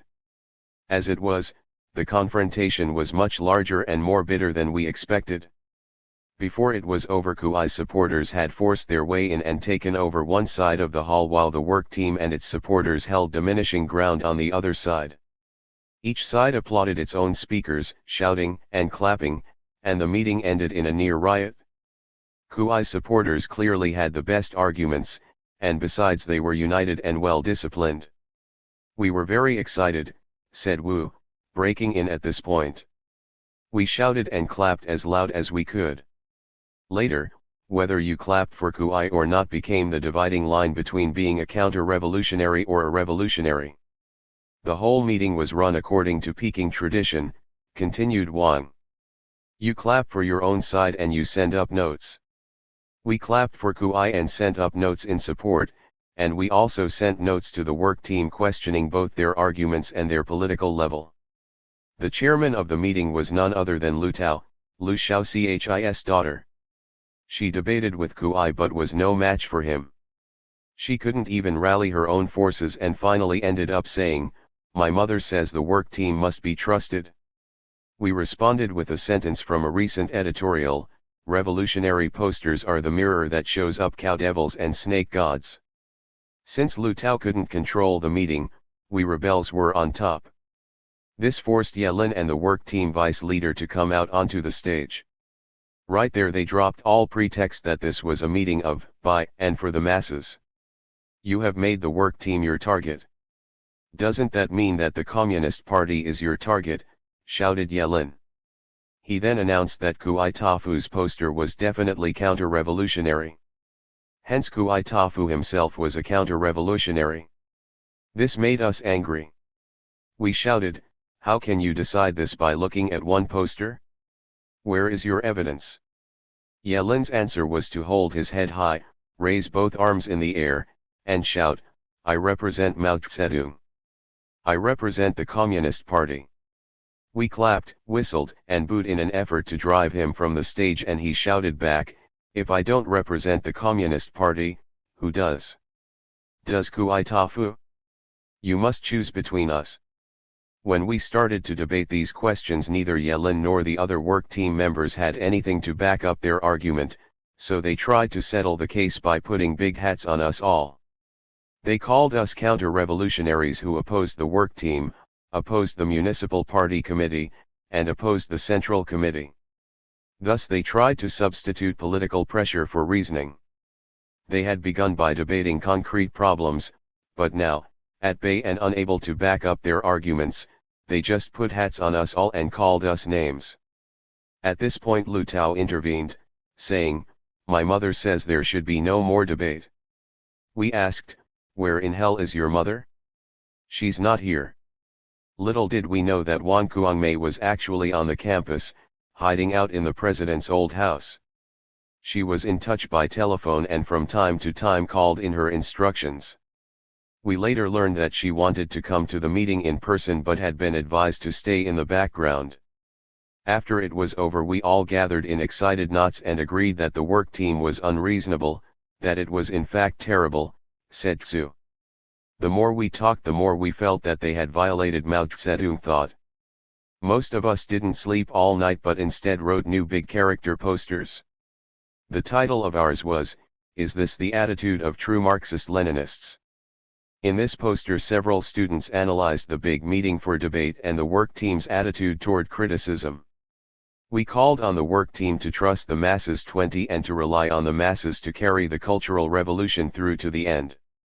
Counterattacks such as this led to differences inside the work team which its leaders did not know how to resolve. In order to hold the work team together, Wang Kuangmei stepped gingerly out into the open, saying, "Liu Shaochi has asked me to look into affairs here at Tsinghua." She called several hundred work team members together in the chemistry building and told them the line that must be followed, which was that the big meeting for debate had been a counter-revolutionary incident and that Kuai Tafu had been proven to be a counter-revolutionary. She then accused everyone who had joined the opposition of having conspired to pack the meeting hall in order to challenge her daughter, Liu Tao. In fact, the majority in the hall had acted spontaneously. Only a few had made prior contacts or had gone to the meeting with a group. By the next day, partly as a result of the work team's repressive attitude, student sentiment was almost unanimous. 18 of 20 in one class signed a critical poster, and this was by no means an unusual proportion. Students in another class wrote a poster saying, "Yelin, what are you angry about?" By the time they completed it and took it outside, they found a whole battery of other posters attacking Yelin and the work team already in place. "In our class," said Tsu, "we rebels had at first only numbered 6. After that night's meeting the whole class joined the rebels. We couldn't all get into one room to talk it over. People sat on the upper and the lower bunks, on the windowsill, on chairs, stools, and the floor, 20 in one room. We 6 from the original rebel group did most of the talking and gave background information. We told our comrades how the team had suppressed the masses in the other departments and other units. We said, you can see from last night's meeting that the work team is no good." The work team member assigned to our class stood quietly to one side taking notes. We didn't care, we went right on discussing. We thought the work team was the most serious problem. Of course, we had fallen behind in the struggle against University President Chang Nanshang, but it was more important to carry this new struggle through to the end. That night we wrote 6 more big character posters. I myself wrote one that questioned Chu Qiping, vice leader of the work team. 21 My poster said, "How big you talk? What do you mean, you represent Mao Zedong? This statement alone shows that you don't have an ounce of Mao Zedong thought in you." Other posters said, "Pursue this problem to the end.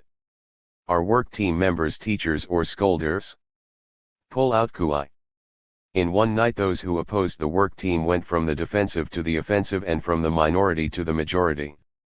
Whereas before critical posters could only be found on dormitory walls, now these same attacks showed up at central spots on the campus and on the long reed mats erected in front of important gathering places. That morning the whole campus hummed as groups denounced the work team and debated the questions raised. The work team cadres did not accept this sudden reversal. They organized whatever supporters they could to continue the debate, to repudiate hostile posters, and to write posters of their own denouncing Kuai. If at sunrise all the public proclamations on the campus had been anti-team, by noon pro-team statements had begun to appear, and by 2 o'clock they were plastered everywhere, often right on top of the statements they were designed to refute. Hundreds of people gathered in front of the meeting hall to debate the issues, while loyalists circulated among them, taking notes which could be used against pro-Kuai elements in the future. Finally the work team cadres took the initiative in organizing formal discussions, setting as the topic for debate in the various classes, "Why do you think Kuai Tafu is a counter-revolutionary?" This did not work out well. Only one person in Tsu's group said he thought Kuai deserved the epithet. All the rest said he definitely did not. Since the majority expressed themselves so unanimously, the work team member assigned to this class stopped promoting the idea and fell silent. His isolation did not prevent him from taking careful notes, however. At 4 o'clock the work team called for a meeting of all students in the first category, the staunch revolutionary left. What they had done was to divide the student body into 5 categories. First, the staunch revolutionary left, made up of those who supported the work team, then 4 categories of people with problems. The first 2 of these included all those who lacked understanding, whose wrong opinions were due to their low political level, and hence who could be treated as still among the ranks of the people. The third and fourth of these categories included those whose opposition reflected a bourgeois class stand and hence who demonstrated a contradiction between the people and their enemies. They were, in other words, the counter-revolutionaries. Out of my whole group, said Wang, only one student was qualified to attend the meeting of the staunch revolutionary left. He was the one who thought Kui a counter-revolutionary. With such a meeting underway we knew something bad would happen, and sure enough, the next day the work team sent for me and gave me an official Communist Party warning. I was expelled from the picket squad, membership in which had allowed me to come and go at will, and had to turn in my armband. Classmates were mobilized to write posters against me, asking, "Where is your class stand?" On June 28 I was required to make a self-criticism. The work team leaders said my problem was very serious. But since my brother was a revolutionary martyr, they decided not to call me a counter-revolutionary. 4 others weren't so lucky. Tsu described the work team's counter-offensive in equally stark terms. In the morning we put up our posters. By afternoon we found many posters on our dormitory wall attacking us. Then we saw that the curtains were drawn over the windows of the meeting hall and that guards had been posted all around, a veritable sentry line. Only one of our classmates had been invited to this meeting. When he came back he said, "You are all counter-revolutionaries." Since we counter-revolutionaries were so numerous, they had to find students from other departments to come and debate with us. The idea was to try and win us over, but actually they used a mental club. You must thoroughly and completely confess your counter-revolutionary plots against the Communist Party and socialism, they said. Thus it went with anyone who protested the line or the actions of the work team. They were accused of anti-party activity and threatened with serious consequences. Whole dormitories were asked to write self-criticisms, and no self-criticism was considered to be valid unless it raised the problem to the level of principle, that is, unless it agreed that the mistakes under discussion were both objectively and subjectively counter-revolutionary. Even this was not enough, because each admission had to be backed up with facts which didn't exist. Thus there was really no way to write a criticism that would satisfy the work team. All those who clapped for Kui on June 23 were called counter-revolutionary. More than 800 students found themselves in this category.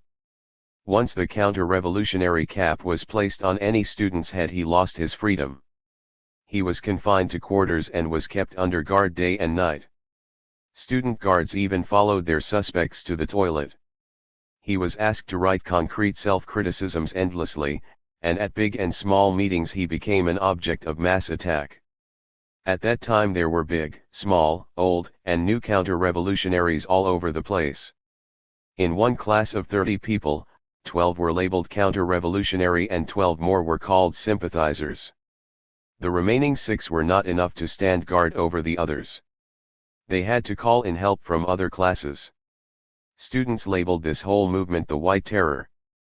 More than a few broke under the pressure and tried, with indifferent success, to write the confessions the work team was demanding.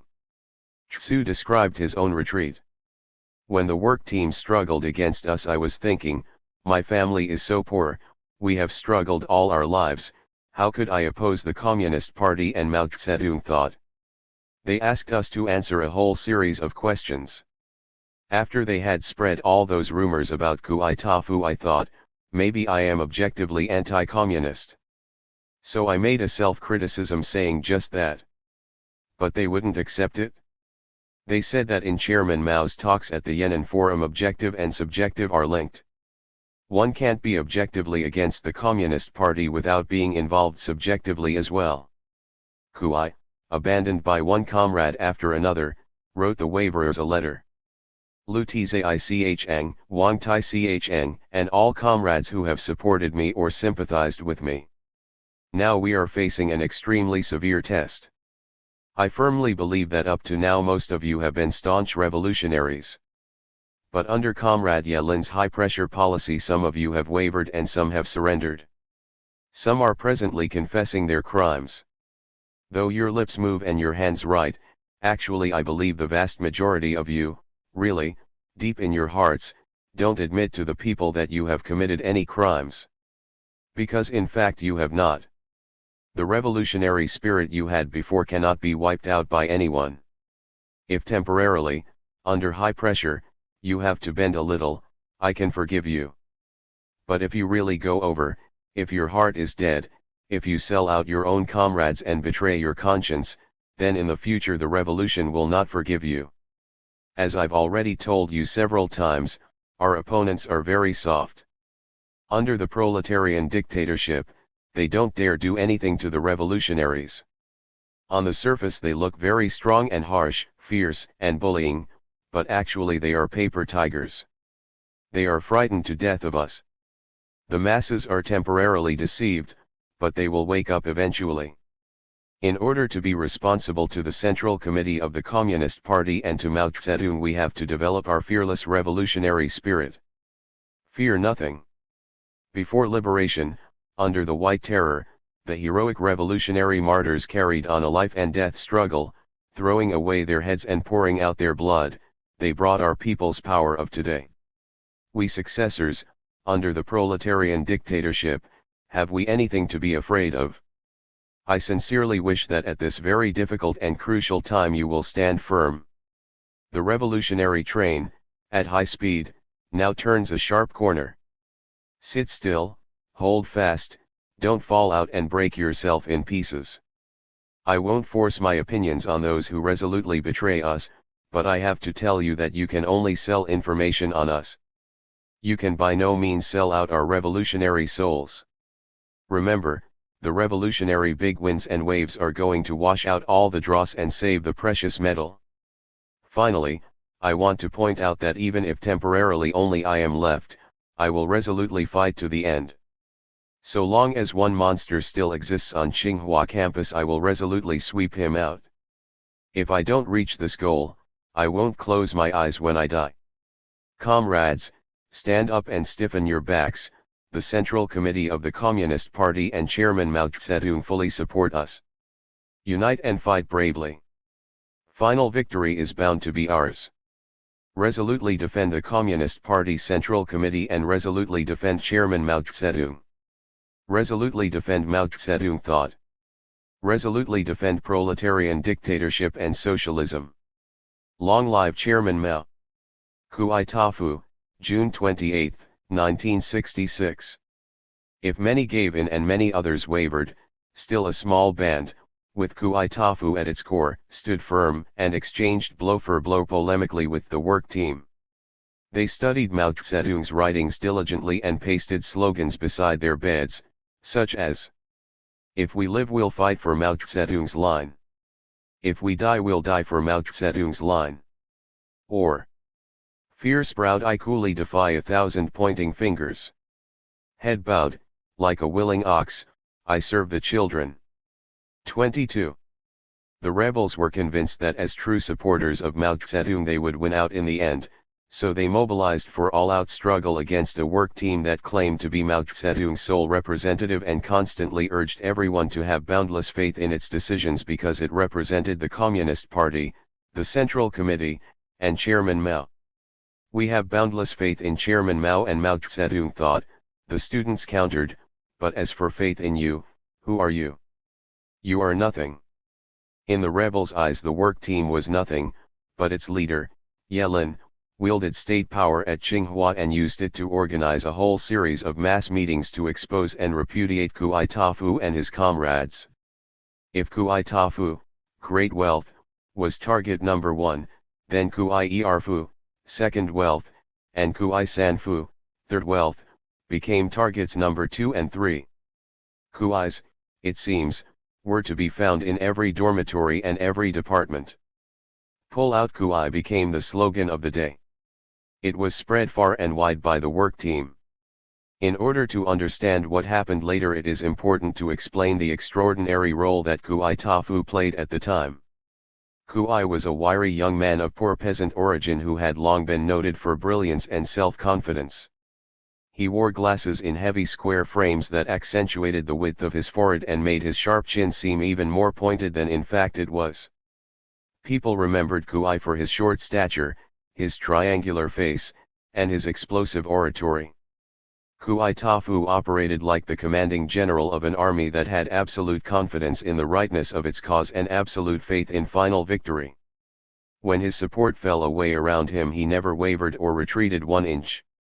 On the contrary, he always seemed to be on the offensive, taking up and refuting each point made by work team leader Yelin in public speeches and a constant stream of wall posters that, even when they were almost immediately ripped off the walls, still tore the mantle of legitimacy off the work team and shook the whole campus and the city of Peking. Clear-cut, sarcastic, like gusts of spring wind, his polemics dispersed cant and obscurantism. If the work team was to stand at all, it had to destroy Kui, but the more vigorously it mobilized against him, the more tenaciously he mounted the counterattack. On June 29, Kui sent an open letter to Yelin in the form of a big character poster that went up in the middle of the campus where thousands could read it. Here are some excerpts. Comrade Yelin, how are you? Today I would like to say a few words to you. To tell the truth, I absolutely did not expect that little tiny Kui Tafu would have such power to threaten, that the work team had no alternative but to concentrate all its energy to beat me down. Never has there been such a large-scale movement, the whole school writing big character posters against one person, parading, demonstrating, holding campus-wide rallies, and broadcasting over the air. All these means have been used. Such a mobilization was never mounted against Changnan Shang. I can't help but feel a twinge of joy. Who would have expected that Kui Tafu was, like a brick in a privy, both stinking and hard and would never give up even unto death? You probably feel a little bit nervous. But if you feel very firm inside and you still have other tricks that you haven't brought out yet, that is fine. I am waiting.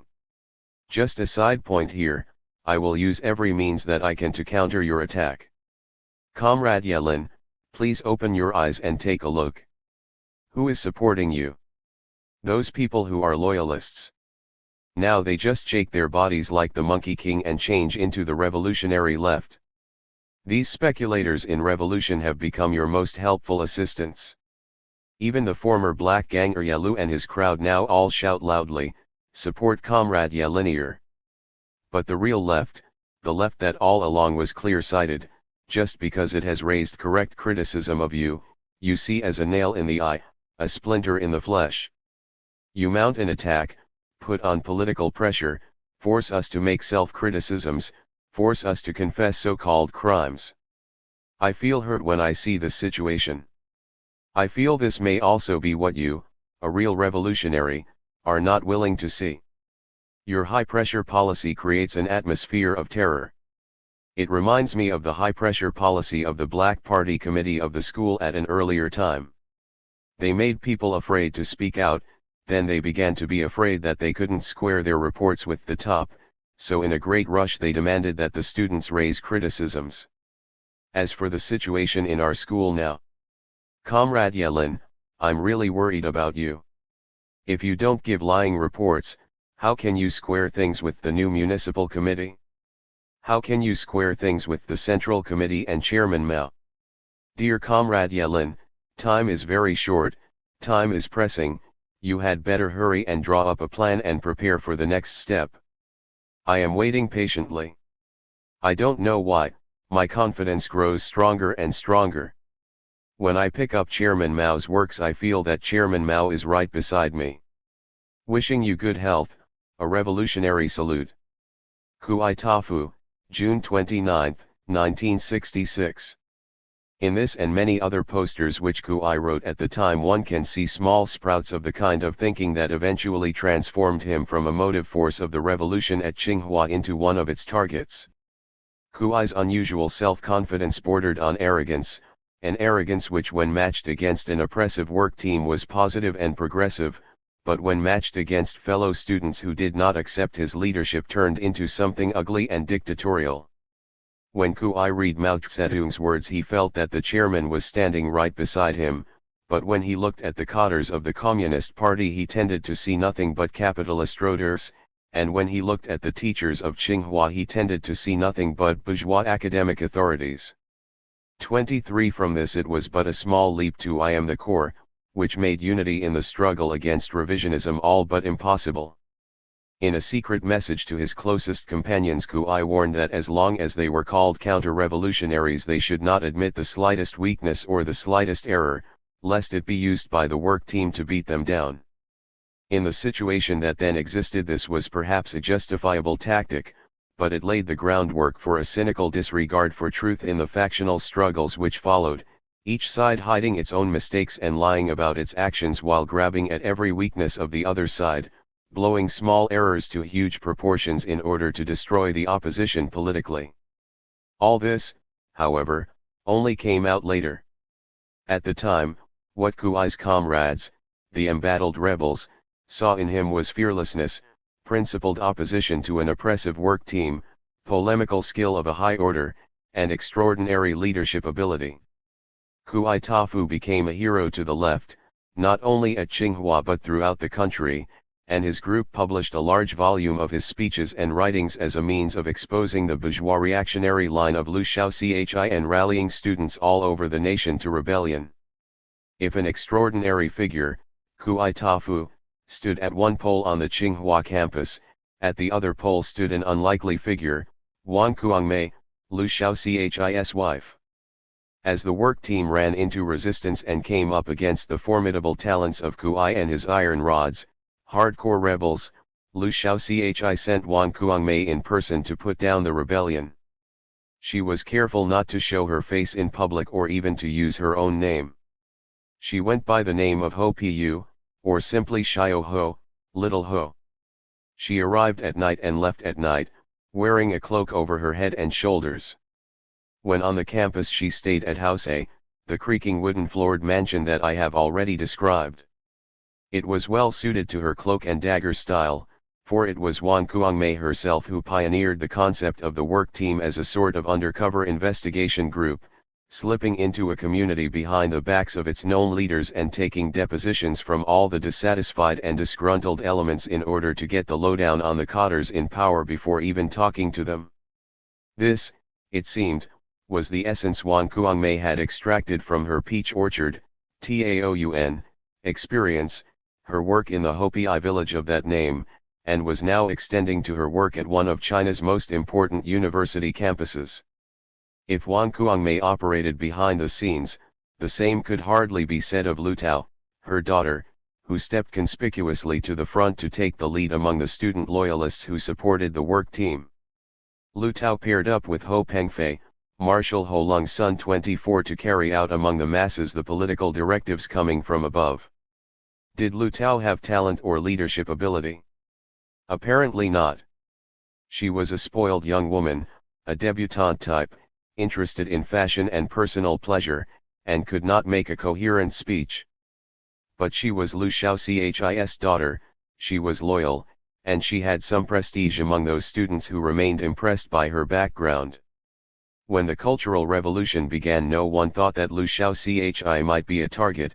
How he became one is part of the whole Tsinghua story, and so to be the daughter of the head of state gave one a lead in that wing of the student movement that set out to protect party people in power.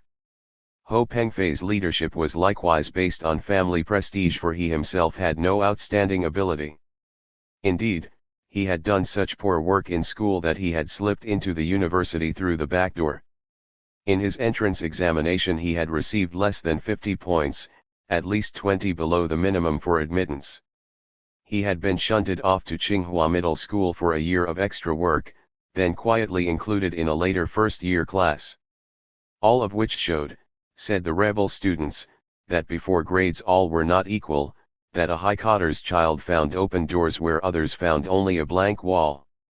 Lu Tao and Ho Pengfei also benefited temporarily from the Five Red policy, according to which the early student militants admitted only the sons and daughters of good social categories to their ranks. The five good or red categories were the workers, the poor and lower middle peasants, the revolutionary cotters, the revolutionary soldiers, and the revolutionary martyrs. If your parents were none of these, you were beyond the pale as far as the early Red Guards were concerned. 25. The theory of revolutionary inheritance that thus developed differed little from the old feudal concept that a dragon begets a dragon. A phoenix begets a phoenix. The son of a mouse, from the day of his birth knows how to dig a hole in the ground. With this as a theoretical base, the sons and daughters of high cotters often stepped forward very actively when the Cultural Revolution began. They found it easy to rebel against school authorities, for they resented discipline and any kind of restriction. Proud, privy to much inside information, they had always enjoyed privileges as compared to the children of the rank and file. They took it for granted that they were revolutionary successors and so found it easy to struggle against others. But once their own parents were attacked and overthrown, their status dropped drastically and their morale collapsed. Often they were expelled from the units to which they belonged or had even led, and they became extremely confused. To attack school authorities was one thing, to attack and expose one's own family, one's own parents, was another. As one high cotter after another was deposed, these revolutionary successors lost their footing completely. The inheritance theory on which they had based their ascendancy also collapsed. In fact, it was already under attack by Mao Zedong and his supporters on the Central Committee, who challenged the whole idea as undialectical and anti-Marxist. How, with such a theoretical base, could young revolutionaries ever unite 95% of the people and 95% of the cotters against the main enemy, the revisionists? Mao's wife, Chiang Kai-shek, took the original couplet that summed up the inheritance theory. Father a hero, son a great fellow. Father a reactionary, son a rotten egg. And rewrote it in line with Mao Zedong thought as father a hero, son carries on. Father a reactionary, son turns the tables. 26. Many of these young people, after wandering in political limbo for a while, picked themselves up and joined the rebels. This was true of Lu Tao. She later drew a clear line of distinction between herself and her family and worked to support Mao Zedong's line. But in the summer of 1966 she was riding high as the offspring of a celebrity, and she had support from below and from above. The latter came not only from her mother, but from other high cotter of the revisionist clique who visited the campus from time to time. Liu Shaochi himself came more than once to check up on the work, but it was always late at night and he wore a gauze face mask so that nobody could recognize him. Po Yipio, chairman of the State Economic Commission and alternate member of the Political Bureau of the Central Committee, was more bold. He came in broad daylight on June 19 and July 3 and spent a long time looking at the posters that covered the walls.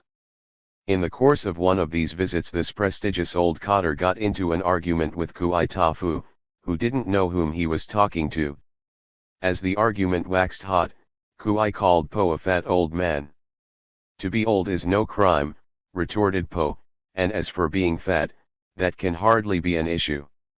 Suppose I were to call you a capitalist roader because your name is Tafu Great Wealth. Turning to the crowd that had gathered around them, Po asked, how many here think that Kui Tafu is of the left? All those who think so raise their hands. Only Kui raised his hand. All the others hesitated. You see, said Po Yipio. You are the only one who thinks you are a leftist.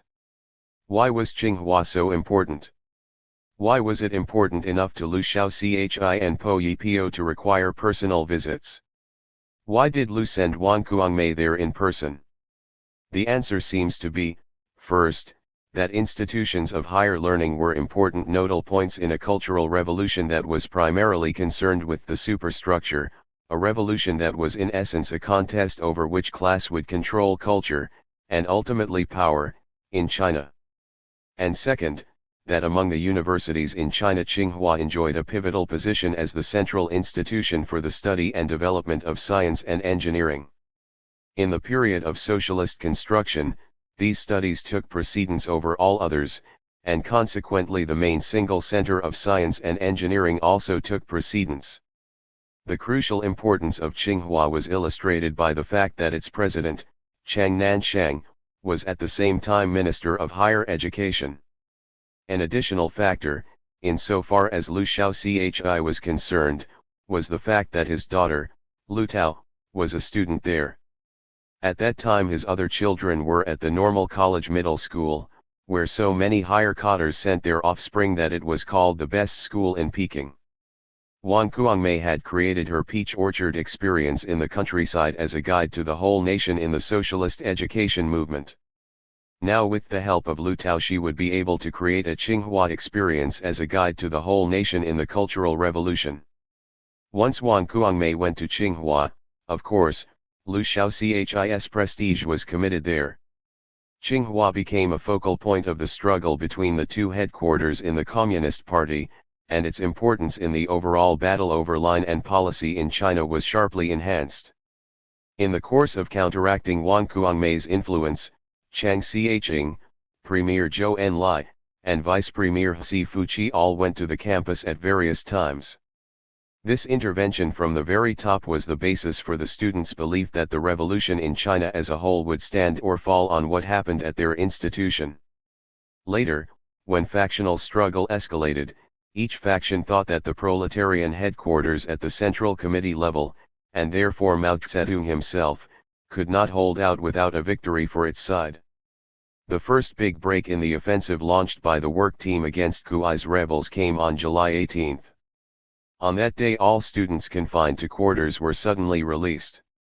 Yelin announced that the period of criticism was over and that henceforth everyone would join in repudiating the original target of the mass movement, the capitalist roaders. Suddenly, almost as quickly as it had begun, the great campaign to pull out Kuai ceased. This happened because Mao Zedong had returned from the south and had sharply questioned what the work teams were doing. On July 22 Chiang Kai-shek went personally to the Peking University campus and led a critical review of that work team's accomplishments which lasted 4 days. By July 26, Wang Kuangmei, who the students said had a pipeline to heaven, i.e., access to information at the very top, was quite aware of the outcome at Peking University and quickly took steps to fold her tents before they were packed up for her. On July 28 the Peking Party Committee ordered all work teams withdrawn, but at the same time promised the students that an important part of the leadership group of each team would stay on the campuses to receive criticism from the masses. Late in the afternoon of July 29, Wang Kuangmei suddenly showed up in the dining room north of the Quiet House and made an apologetic speech to the students eating there. This was her first truly public appearance on the campus. Dropping her pseudonym, Little Ho, she called herself Comrade Kuangmei and said, "People have welcomed me here because I am linked to Shaochi. This is understandable." Concerning the order for the work teams to withdraw, she claimed that she had not seen it and didn't know the details but that she was fully in accord with it. "I have been here only a short time," she went on. "I've only been an ordinary member of the work team. Have we any achievements? Have we any shortcomings? I think we have some of both. Of course, I have my own opinions about this but it is hard to speak out. Since the people are rising up in rebellion, of course we welcome it, but some people are raising all these problems to much too high a level. Never mind. If you want me to serve you I can join in the daily chores, I will gladly work in the kitchen, sweep the floors, clean the privies. Since coming here, it is true, I have not been close to the masses. I haven't done well in living with, eating alongside, and studying with the people. Since I have been criticized for this I am willing to change. I am willing to cook, sweep, and carry night soil. Then you may judge whether I am a revolutionary or not by my actions." Thereupon she reported for work in the kitchen and was assigned to sell food at the counter. Potatoes, to be exact. But rebel students claimed that even as a potato server she was a rank opportunist, giving extra portions to those whom she hoped to influence while assuming a posture of false humility before the student body as a whole. Posters immediately went up against her. Expose Wang Kuangmei's food-selling schemes. Wang Kuangmei spreading potatoes, like an angel spreading flowers. 27 Not at all mollified by this famous lady's sudden surrender, the student militants insisted on going into the issues and raised them to the level of principle. What Wang Kuangmei and the work team had carried out, they said, was a bourgeois reactionary line. 28. On the evening of July 29 a mass meeting was held on the campus. Representatives of the Peking Municipal Party Committee and the Central Committee officially announced that the work team would withdraw.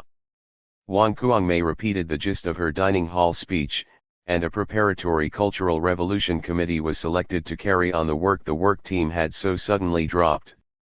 The selection of this committee, to which Tsinghua's official seals were turned over, thus putting it in power on the campus, was rigged by the retreating work team.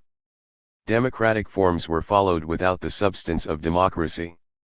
What happened was that certain names of students and minor staff members were read off. If there was applause for them, they were confirmed as members of the committee. Since the work team had mobilized a large portion of its campus supporters, the loyalists, to come to the meeting, every name selected by the work team received some applause and the new committee was quickly constituted. Lu Tao was chairwoman, Wang Zhenxiang, a loyal work team supporter, and Ho Pengfei were vice chairman. Yelin then announced that the masses, through their elected committee, now held power in Tsinghua. In fact, said my student informants, we had a work team without the work team. Two lines emerge. Up to this point the Cultural Revolution at Tsinghua could be summarized as falling into two main periods, the first from June 1 to June 10, 10 days of rebellion as the students and staff rose up against President Chang Nanchang and the other capitalist roaders of the old administration, and the second from June 10 to July 31, or 50 days of white terror, as the work team moved in to suppress the student rebels and made the most militant student leader, Kui Tafu, the central target of attack. In August a very confused period began, a period which saw the crystallization of two lines in the student movement and a sharp struggle between them. I say crystallization, because from the very beginning two lines were discernible. There were those students who from the start rebelled against the administration and went on to rebel against the work team, and there were those students who from the start defended the administration and later loyally defended the work team. These differences took organizational form when certain rebel forces gathered for a liaison meeting on August 8. They formed a loose coalition known as the 828s, which later turned into the Tsinghua Mao Zedong Thought Red Guards. The 828s were known as the Oppose Work Team faction or the Repudiation faction. They maintained that the main thrust of the movement henceforth should be exposure of the bourgeois reactionary line of the work team. Certain loyalist forces held a liaison meeting of their own on August 9 and formed a coalition known as the 829s, which later turned into the Tsinghua Red Guards. The 829s were known as the Struggle the Black Gang faction. They maintained that the whole movement should get back on the track and expose and repudiate the capitalist roaders of the old administration such as Chang Nanchang. I have put this second liaison meeting in quotes because in fact the 829s already had an organizational center in the preparatory committee and it was hardly necessary for them to call a liaison meeting. What happened was that Lu Tao and Ho Pengfei called their supporters together to rally them against the rebels who were organizing. Neither the rebel nor the loyalist groups were fixed. Individuals moved both ways across the political spectrum from one camp to another before the organizations took shape, and continued to move both ways across organizational lines after the organizations were set up. In general, throughout the course of the summer and fall the rebel side gained strength and the loyalist side lost strength, until in December the latter collapsed altogether, at least organizationally. But in the course of the struggle there was a minor growth in membership for the loyalists whenever they went on the offensive, and they maintained considerable strength until very late in the year. In June Loyalists were clearly in the majority, in August they were certainly as strong as the rebels, and only after October 6, when rebel forces from all over the country held a grand rally in Tiananmen Square which set exposure of the bourgeois reactionary line, the repression carried out by the work teams, as the main task, did the rebels really begin to sweep the field and the Loyalists to crumble fast. Of course, many students, staff, and lesser cadres at Tsinghua joined neither side in the struggle. Only a minority were consistently active as rebels or as Loyalists. The bulk of the campus population of 40,000 tended to be drawn in during the high tides of the movement, only to fall into apathy or neutrality as the tides ebbed. Toward the end, when factionalism developed to the point of armed struggle, only a few hundred people actually took part. Thousands left the area altogether, to return only after order had been restored. Other thousands stayed home in the family quarters and set up patrols to keep factional fanatics out. In August the rebel 828s, or Mao Zedong thought Red Guards, did not include Kuai Tafu and his hardcore supporters, who had been placed in the fourth category, die-hard counter-revolutionaries, by the work team. Kuai had been so sharply denounced and so firmly labeled that most rebels, though they sympathized with him, dared not unite with him. The aim of their organization was to struggle for the rehabilitation of counter-revolutionaries, removing the hats, or reversing the case, but until the main targets of the work team actually were rehabilitated politically they did not unite with them organizationally or invite them into their ranks. This made it necessary for Kuai and his group to set up an organization of their own, the Qingkangshan Regiment of Tsinghua University. But this didn't happen until September 24, almost 2 months after the work team folded its tents, and 1 month after the Loyalists, with some measure of success, had mobilized a mass movement to smash the rebels of the Mao Zedong thought Red Guards. Whether to attack the work teams and their behind-the-scenes directors through an exposure of the bourgeois reactionary line or to return to the original attack on capitalist roaders in power was the issue that took the center of the stage all over the country as soon as the work team stepped down. On July 30, the day after the Tsinghua work team finally withdrew and turned over its powers to the artificially created Preparatory Committee, Premier Zhou Enlai arrived on the campus to investigate the situation. After several days of talks he called for a mass rally on August 4. This rally was attended by more than 10,000 rank-and-file people and by important members of the Peking Party Committee and the Central Committee. In his speech, which was the main event of the day, Zhou Enlai said that the work teams had made serious mistakes in line, had called revolutionaries counter-revolutionaries, and had suppressed the mass movement.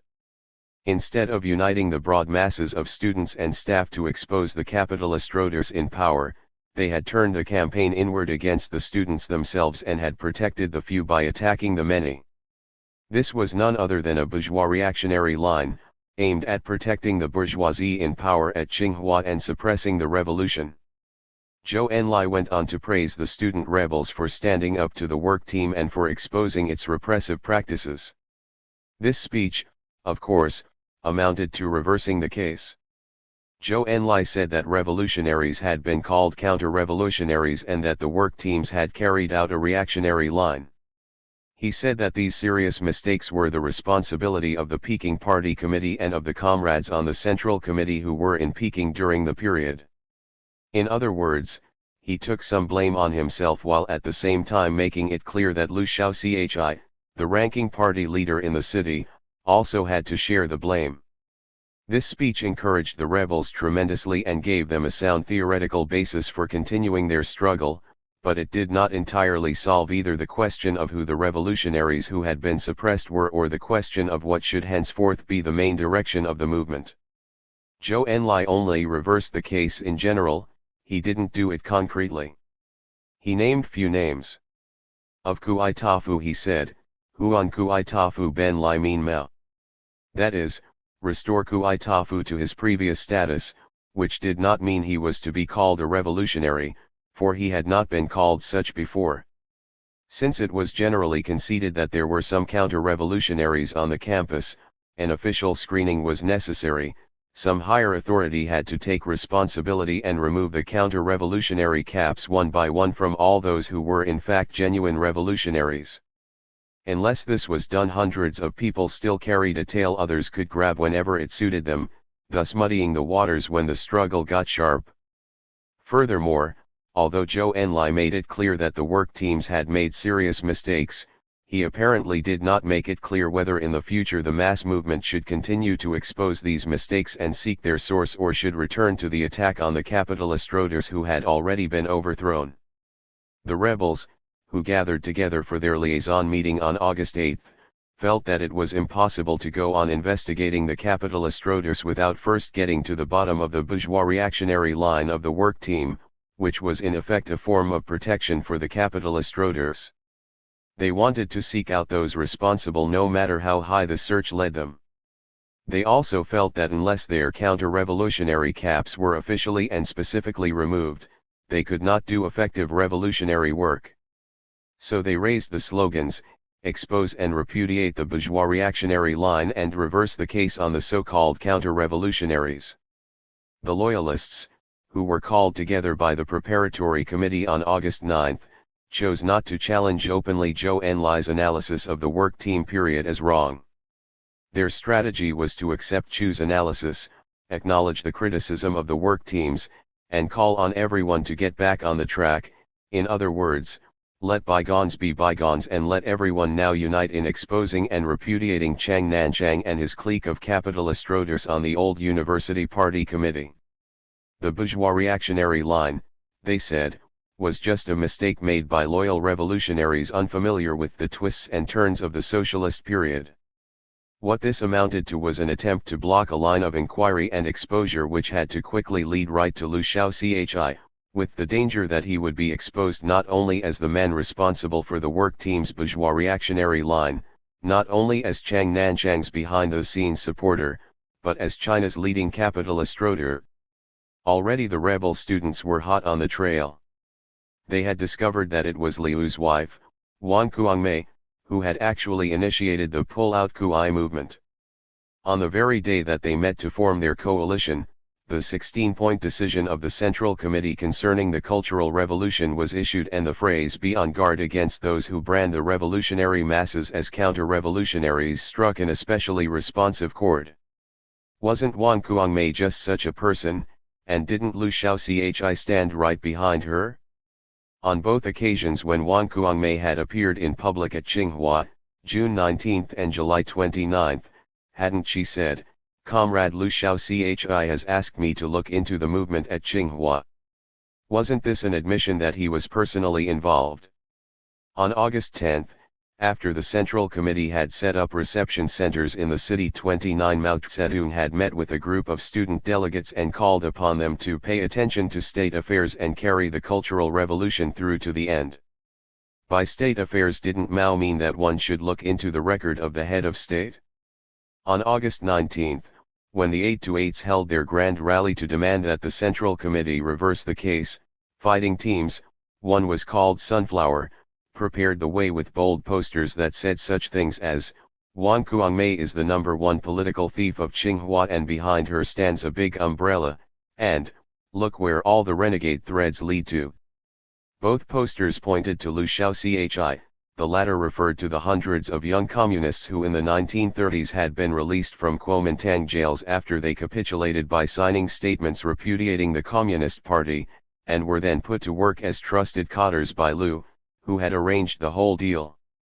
The 829s, alarmed by this turn of events, packed the rally with dare-to-die fighting teams. They seized the microphones and tried to break up the meeting. When the 828s shouted, "Reverse the case on the revolutionary rebel spirit," the 829s responded with, "Only the left, not the right, is allowed to rebel." They challenged the class backgrounds of each speaker, shouting that only the offspring of revolutionaries could be revolutionary and asking every rebel who tried to speak, "Are you a dog's son, a reactionary puppy?" When the meeting did break up, they mounted a huge parade and wound through the campus shouting, "We will never allow the rightists to overwhelm the sky." On August 23 an editorial in People's Daily called for overthrowing anyone who opposed Mao Zedong thought, no matter how high his position, no matter how great his prestige, and no matter how long he has worked for the revolution. To the rebels this was obviously another reference to Liu Shaochi. Hadn't Piang Chen already been overthrown? 30 If the call was to overthrow people of still higher position, who could be meant other than Liu? Thus they argued more vehemently than ever and came into sharp conflict with the 8 to 9 loyalists, who once more denounced them as counter-revolutionaries and sons of dogs. The debate had no sooner ended than the rebels wrote in huge characters on the road, Liu Shaochi must be removed as head of state, and put up posters that made little attempt to disguise their target, Liu Tao, Wan Kuangmei. Liu Tao, your mother says. What of it? Even if your father said it, we'd still pull him off the horse. As soon as these posters went up the loyalists pulled them down, but as quickly as they pulled them down, other equally pointed messages took their place. Soon word spread through the whole city that at Tsinghua there were posters attacking Liu Shaochi. Thousands came to the campus to see them, and this intensified the struggle between the student organizations. Those visitors who leaned toward the rebel side were delighted with the attacks on Liu, but those who supported Liu, or could not believe that a man of his prestige could be a capitalist rôdeur, were very upset. They said that the Tsinghua rebels had carried out a coup d'état. Soon word spread that a counter-revolutionary incident aimed at splitting the Central Committee had occurred on the campus. In retaliation, the 8 to 9 loyalists called a mass meeting of their supporters in 12 universities and schools. On August 24 thousands of people gathered at Tsinghua Middle School on the north edge of the campus, and, under the leadership of Ho Pengfei, issued an important proclamation. It said that their newly organized Tsinghua Red Guards, the 8 to 9s, would take full power on the campus to prevent a right-wing takeover. As for the small handful of counter-revolutionaries, the Mao Zedong thought Red Guards, the 8 to 8s, who hoped to split the Central Committee, they deserved 1,000 cuts and ought to die 1,000 deaths. Outsiders were ordered to leave the campus, pickets were set up to patrol all roads, traffic was stopped, and a curfew imposed. Lest there remain any doubt in people's minds about the intentions of the loyalists, posters went up announcing a Red Terror. Squads went around looking for anti-Liu posters. If any were found, they were photographed and then torn down. If any student protested, or entered into a debate on the issues, he was driven away with the slogan, "Reactionaries have no right to speak." Anyone passing by on the roads or walks was searched for notes and posters in an attempt to prevent any new counter-opinions from going up on the walls and reed mats. A student from the chemistry department, Kuai's home base, was roughed up and his glasses knocked off. The posters which the Tsinghua Red Guards were tearing down had not been signed by individuals. They had been put up by Mao Zedong thought Red Guards organized in fighting groups called Sunflower, Monkey, etc., and were signed with the name of the group and an address in the dormitory where the group representative could be found. All these addresses were searched out that day by the Tsinghua Red Guards, and anyone found was physically attacked. The rebels of the Mao Zedong thought organization, taken by surprise by the power and suddenness of this assault, had to retreat for a few hours. Some fled the campus and either hid out in the ruins of the Yuan Mingyuan, an old imperial pleasure palace just to the northwest of the Tsinghua grounds, or found their way to Peking University nearby where sympathetic forces took them in. They reasoned that the intensity of the repression meant they must be on the right track politically. On August 19 their demand for reversing the case against Kuai had provoked attempts to break up their meeting. In the days that followed, their public accusations against Liu Shaochi had provoked the Red Terror. Having hit a raw nerve, the obvious thing to do was to press forward. Once they recovered their balance, they banded together more tightly than before and began to fight back. They organized safety patrols, flying squads, and an alarm signal system. By evening they felt strong enough to take the offensive again. They broadcast a statement condemning the destruction of the posters and said that all those who had taken part had been deceived. At the same time they put up signs quoting Mao Zedong, The future is bright. To do this and to avoid arrest was not easy, however, for the Tsinghua Red Guards were still patrolling the campus and were arresting anyone suspected of opposition. Poster makers had to dash from their dormitory doorways, quickly paste up their messages, and then duck for cover. Those who made it back safely reported desolation from one end of the campus to the other. Everywhere walls and reed mats had been roughly stripped, leaving shreds and bands of torn paper that flapped aimlessly in the wind. Here and there the new slogans of the Loyalists stood out in stark relief: "Long live Red Terror," "Only the left is allowed to rebel," etc. How different it was from the lively scene only one day earlier. As this confrontation between Loyalists and rebels mounted to a climax, the work team members who had stayed on to receive criticism and repudiation withdrew. Those who still did not recognize how much damage had been wrought by their oppressive line must have left with a smile. Weren't the Loyalist forces they had left in power on the offensive? Perhaps their smiles were tempered a little by the traditional New Year's couplets posted by the rebels. The characters on one side of each pair read, "We welcomed with tears a rude nurse who dealt out daily beatings." On the other side the message was, "Kick aside the obstructing rock. Overjoyed are we who have been set free." Across the top of each pair was written, "Make revolution on your own. We don't need a nurse." These slogans, so poignant and correct at the time, were to be used again and again during the Cultural Revolution, but not necessarily with the same meaning or the same political content, as we shall see. The events of August 24 demonstrated that the rebels of the Mao Zedong thought Red Guards were still in a minority. The Tsinghua Red Guards, backed up by the Preparatory Committee, still dominated the campus. In the days that followed it was difficult for the rebels even to put their arguments before the public because they could not get university money for paper, ink, or brushes. They had only limited access to the loudspeakers which the other side used day in and day out to denounce them, and they had no newspapers such as the other side possessed to use as a vehicle for a constant stream of polemics against counter-revolutionaries. Even when the rebels found money for silk armbands, they could not get Mao Zedong thought Red Guards printed on them because the printing company would not do the work without authorization from the Preparatory Committee, which was in no mood to give the rebel organization any openings. The rebels donned red armbands without anything printed on them, but when they went out to speak people asked, "Are you Red Guards?" "Of course we are." "Don't you see these armbands?" "Yes, but there is nothing printed on them," replied the skeptics in the audience, and so rebel words were treated with suspicion. In spite of these handicaps, the rebels gained support with each passing day. The very suppression which they suffered caused many people to rally to their cause. Furthermore, events beyond the campus were in their favor. The Central Committee's 16-point decision certainly argued for a free hand for rebels everywhere and condemned those who, in order to suppress the mass movement, called revolutionaries counter-revolutionaries. Large numbers of revolutionary young people, previously unknown, have become courageous and daring path breakers. They are vigorous in action and intelligent. Through the media of big character posters and great debates, they argue things out, expose and criticize thoroughly, and launch resolute attacks on the open and hidden representatives of the bourgeoisie. In such a great revolutionary movement, it is hardly avoidable that they should show shortcomings of one kind or another. However, their general revolutionary orientation has been correct from the beginning.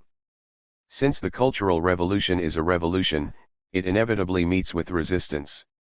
This resistance comes chiefly from those in authority who have wormed their way into the party and are taking the capitalist road. It also comes from the force of habit of the old society. At present, this resistance is still fairly strong and stubborn.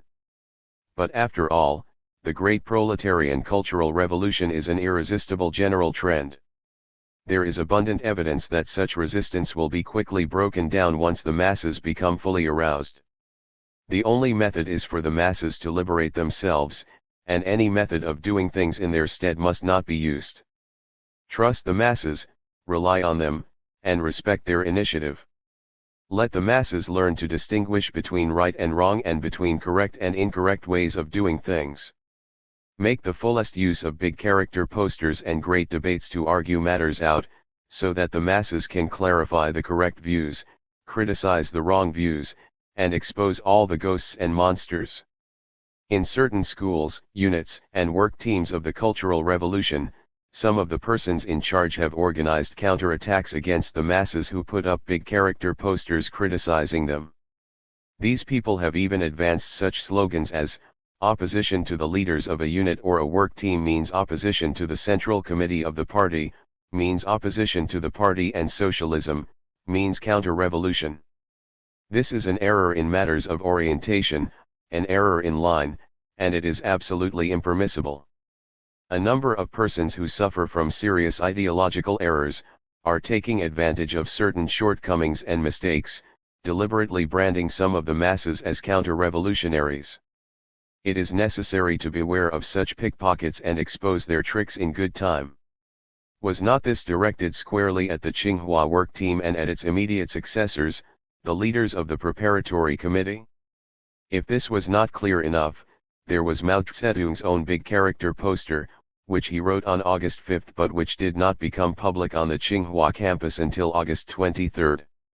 This poster read as follows: China's first Marxist-Leninist big character poster and the commentator's article on it in Zhenmin Hibao People's Daily are indeed superbly written. Comrades, please read them again.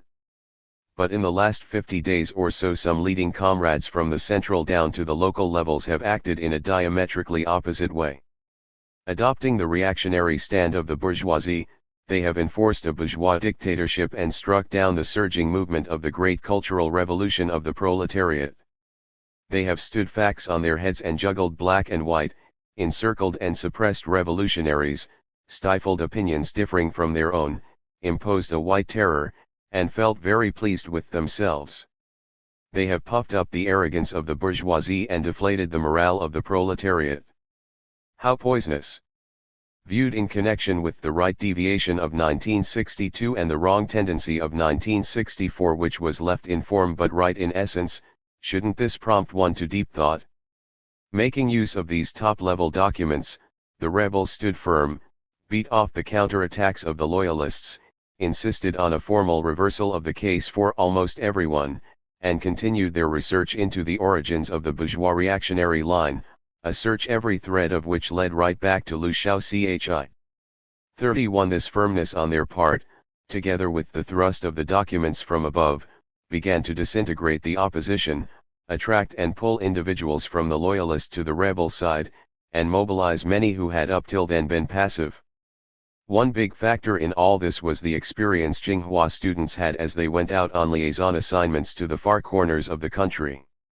Students from all organizations went out, but everywhere they found that the mass movement was being suppressed by local authorities. Long after the work teams had been withdrawn in the Peking area, they were still riding high in many regions and localities, and in some localities where work teams had been withdrawn, local party committees were still actively suppressing their left critics. Student liaison.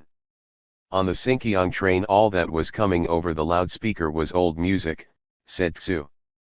No study of Mao Zedong thought, no political content. We were fed up and went to find the head conductor. The Red Guards are going to take over your broadcasting station, we said. The conductor saw us coming, so fresh, so brash. What could he do? Okay, he said. Run it as you like, but don't break the equipment. He took us to the broadcasting compartment and showed us how to use everything. We organized 3 programs a day, reading articles on the Cultural Revolution in Peking, and on the revolutionary rebel spirit of the students at Peking's Middle School No. 36 and at Tsinghua University. The passengers supported us. Some funny things happened. We went through the records to find some that we could play. We found one entitled Sinkiang People Praise Mao Zedong. We put it on the turntable, but after a few notes the needle jumped the groove and made a loud screech. We stopped the record, replaced the needle, and started again, only to have the same thing happen all over again. It was the record that was damaged. It had long ago been set aside. But when the chief conductor heard those screeching sounds, he came running from one end of the train, while the assistant conductor came running from the other. They thought we had broken their precious machine. Even though we explained again and again that it was all due to a messed up record, they wouldn't leave after that. Before we got off the train we demanded that the crew continue our type of revolutionary program. The conductor said, "You have educated us. We will carry on and we will welcome you back anytime to handle the programs for us." This story is typical of the way student rebels from Peking took charge, challenged authority, and shook complacency everywhere as they went out to rally university and middle school students to expose and repudiate the party people in authority taking the capitalist road in distant provinces. All of my informants had gone out, at one time or another, on such missions.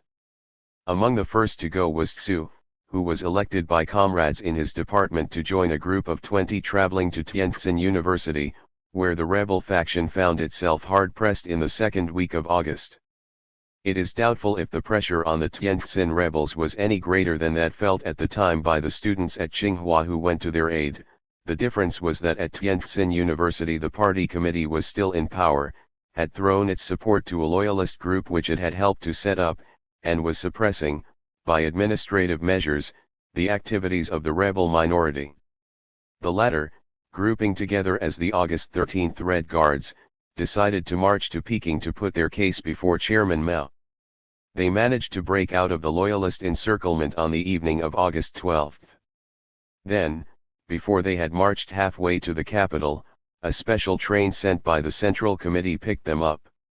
The concern shown for the rebels by the country's leaders convinced the Tientsin authorities to modify their attitude. This should have been an important lesson to people in power elsewhere, but they were slow to learn it. Repression continued unabated in many places. One of these was Honan. Zhen Yansheng told about his experiences there in some detail. Zhen was more dour than the other former students who came together each day to talk to us. He was a 26-year-old Hopi middle peasant from Xingtai, where an earthquake had wreaked such destruction in 1968. He had the height and lean frame typical of many northern peasants. His high cheekbones, square jaw, flat chin, and crew cut gave him a military air. He spoke slowly, calmly, and rarely interrupted the others, though they often interrupted him. On August 26, 1966, I left Peking by rail and went to Changchou with a group from Tsinghua and Peking universities. At Changchou University they were still debating the problem of work teams, and the atmosphere was just as if a work team still held control. Each speaker had to be approved and each one spoke for an hour or more. The problem under discussion was whether Tiang Unchu the Kui Tafu of Changchou was a counter-revolutionary or not. When the work team was still at the university he had opposed it. They had called him counter-revolutionary and he had gone to Peking to appeal. We three students from Tsinghua were disgusted with all the long speeches. The next night another endless debate began. About halfway through the evening we couldn't bear it any longer and we demanded the right to speak. But we weren't allowed time. So we sent a note up, "This is no debate meeting." It was signed by the Pai to Tsinghua liaison group. When this note was read out it sent a ripple through the hall. People turned to each other saying, "There are Peking students here to help us."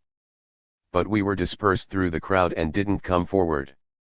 On the third night we decided to speak first, before the meeting got underway, Tsinghua first, Pai to second, and to speak for 10 minutes only. I hopped up and said, "Tiang went to Peking. This was a revolutionary act. He trusts the Central Committee. Whoever calls him a counter-revolutionary is carrying out the bourgeois reactionary line." Their system was to allow only one speaker at a time, but as soon as I said these words people jumped up all over the hall and the meeting became chaotic. Before I spoke the atmosphere had been relaxed. People were sitting there, smoking, fanning themselves. Some even sat in armchairs, half asleep.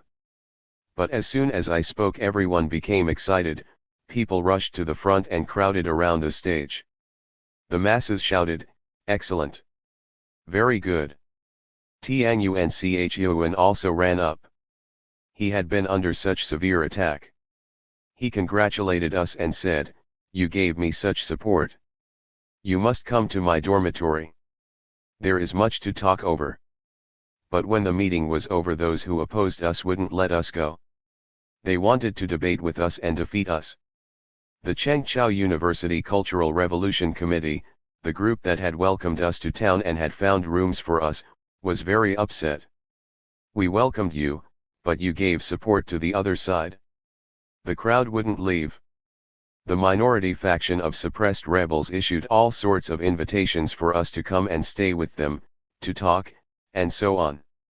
Tiang said again, "You'd better come to my place, you may be surrounded here and detained." But we said, "Never mind, we'll stay together." That same night Chi Teng Ki, Vice Secretary of the Honan Party Committee, came to find us and asked what we thought about the issues. We thought him brave for even daring to come and speak to us.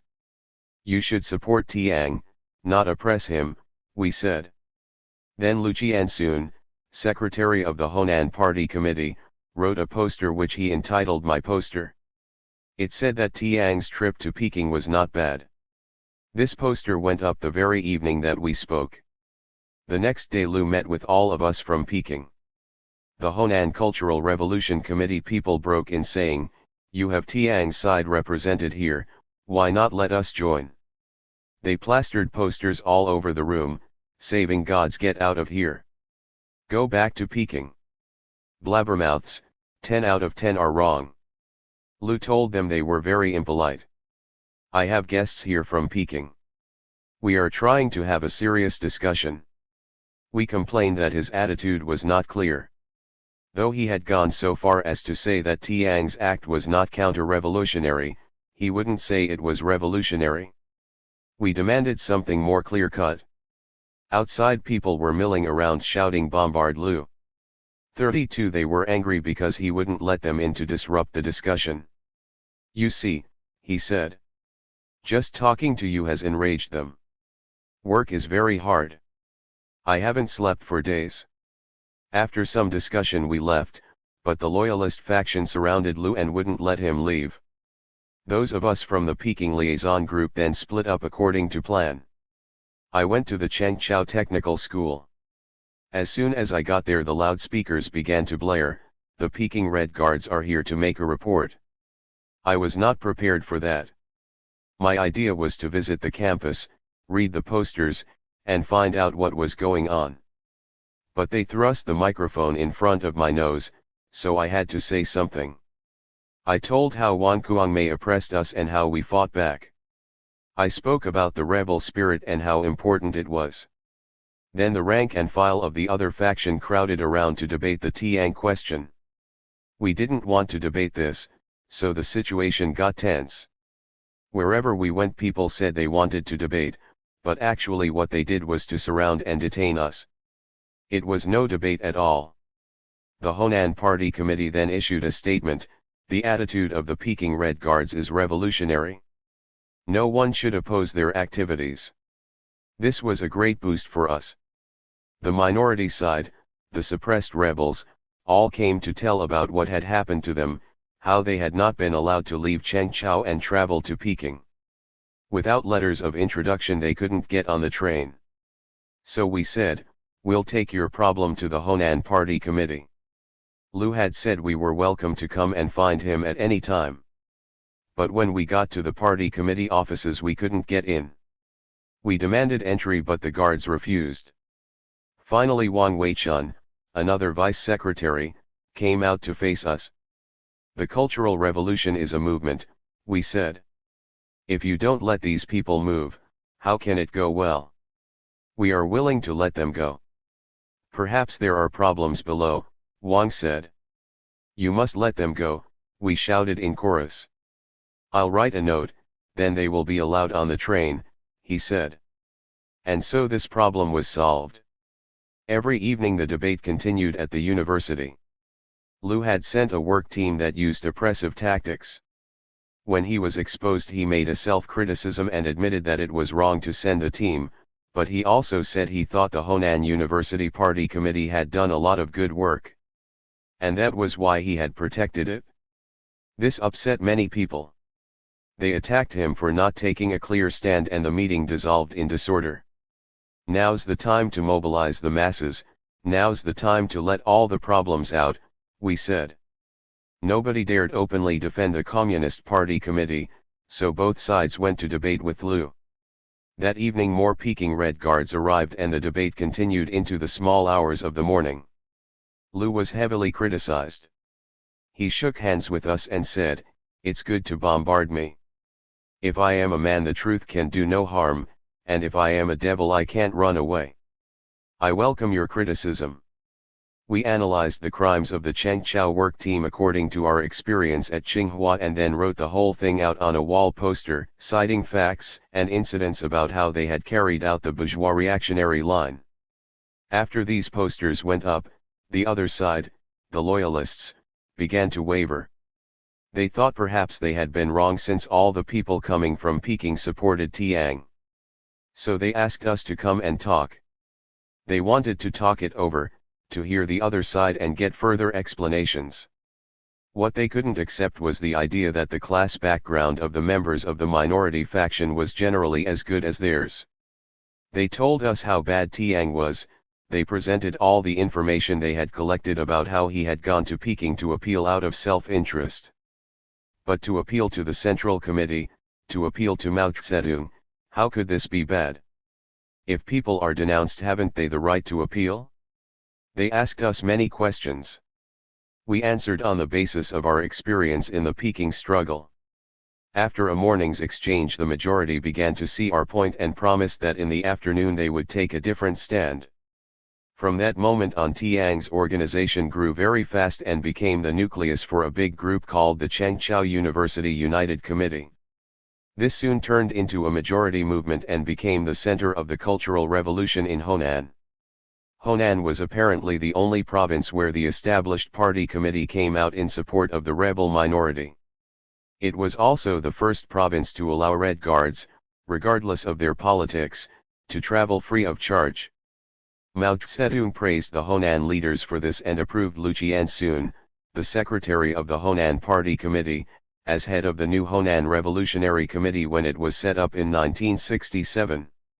Chi Tenkai, vice secretary of the Honan Party Committee, so impressed Mao and the other leaders that he was eventually called to Peking for high-level work. He is now an alternate member of the political bureau of the Central Committee. If Honan was relatively easy to organize because of the enlightened attitude of its higher party leaders, Xinjiang was the opposite. There the party people in authority maintained tight control, suppressed the student movement, and mobilized the people against the Red Guard agitators from Peking. Xu, after he returned from his work in support of the August 13th group in Tientsin, went off to the northwest on August 18th. He went with an elected group of student militants similar to the one that had earlier visited Tientsin. At the time the Red Guards still adhered to the inheritance theory, so that all those chosen for the trip were of working class or poor peasant background. They traveled first to Lanshao, in Gansu province, where a student rebel had been killed by a loyalist on the university campus. Stimulated by Mao Zedong's August 18 reception of Red Guards in Peking, the rebel movement was developing well in Lanshao, so on August 26 Xu and 12 others boarded the train for Xinjiang. 10 girls from the Peking Middle School number 36 went with them. Xu described it this way.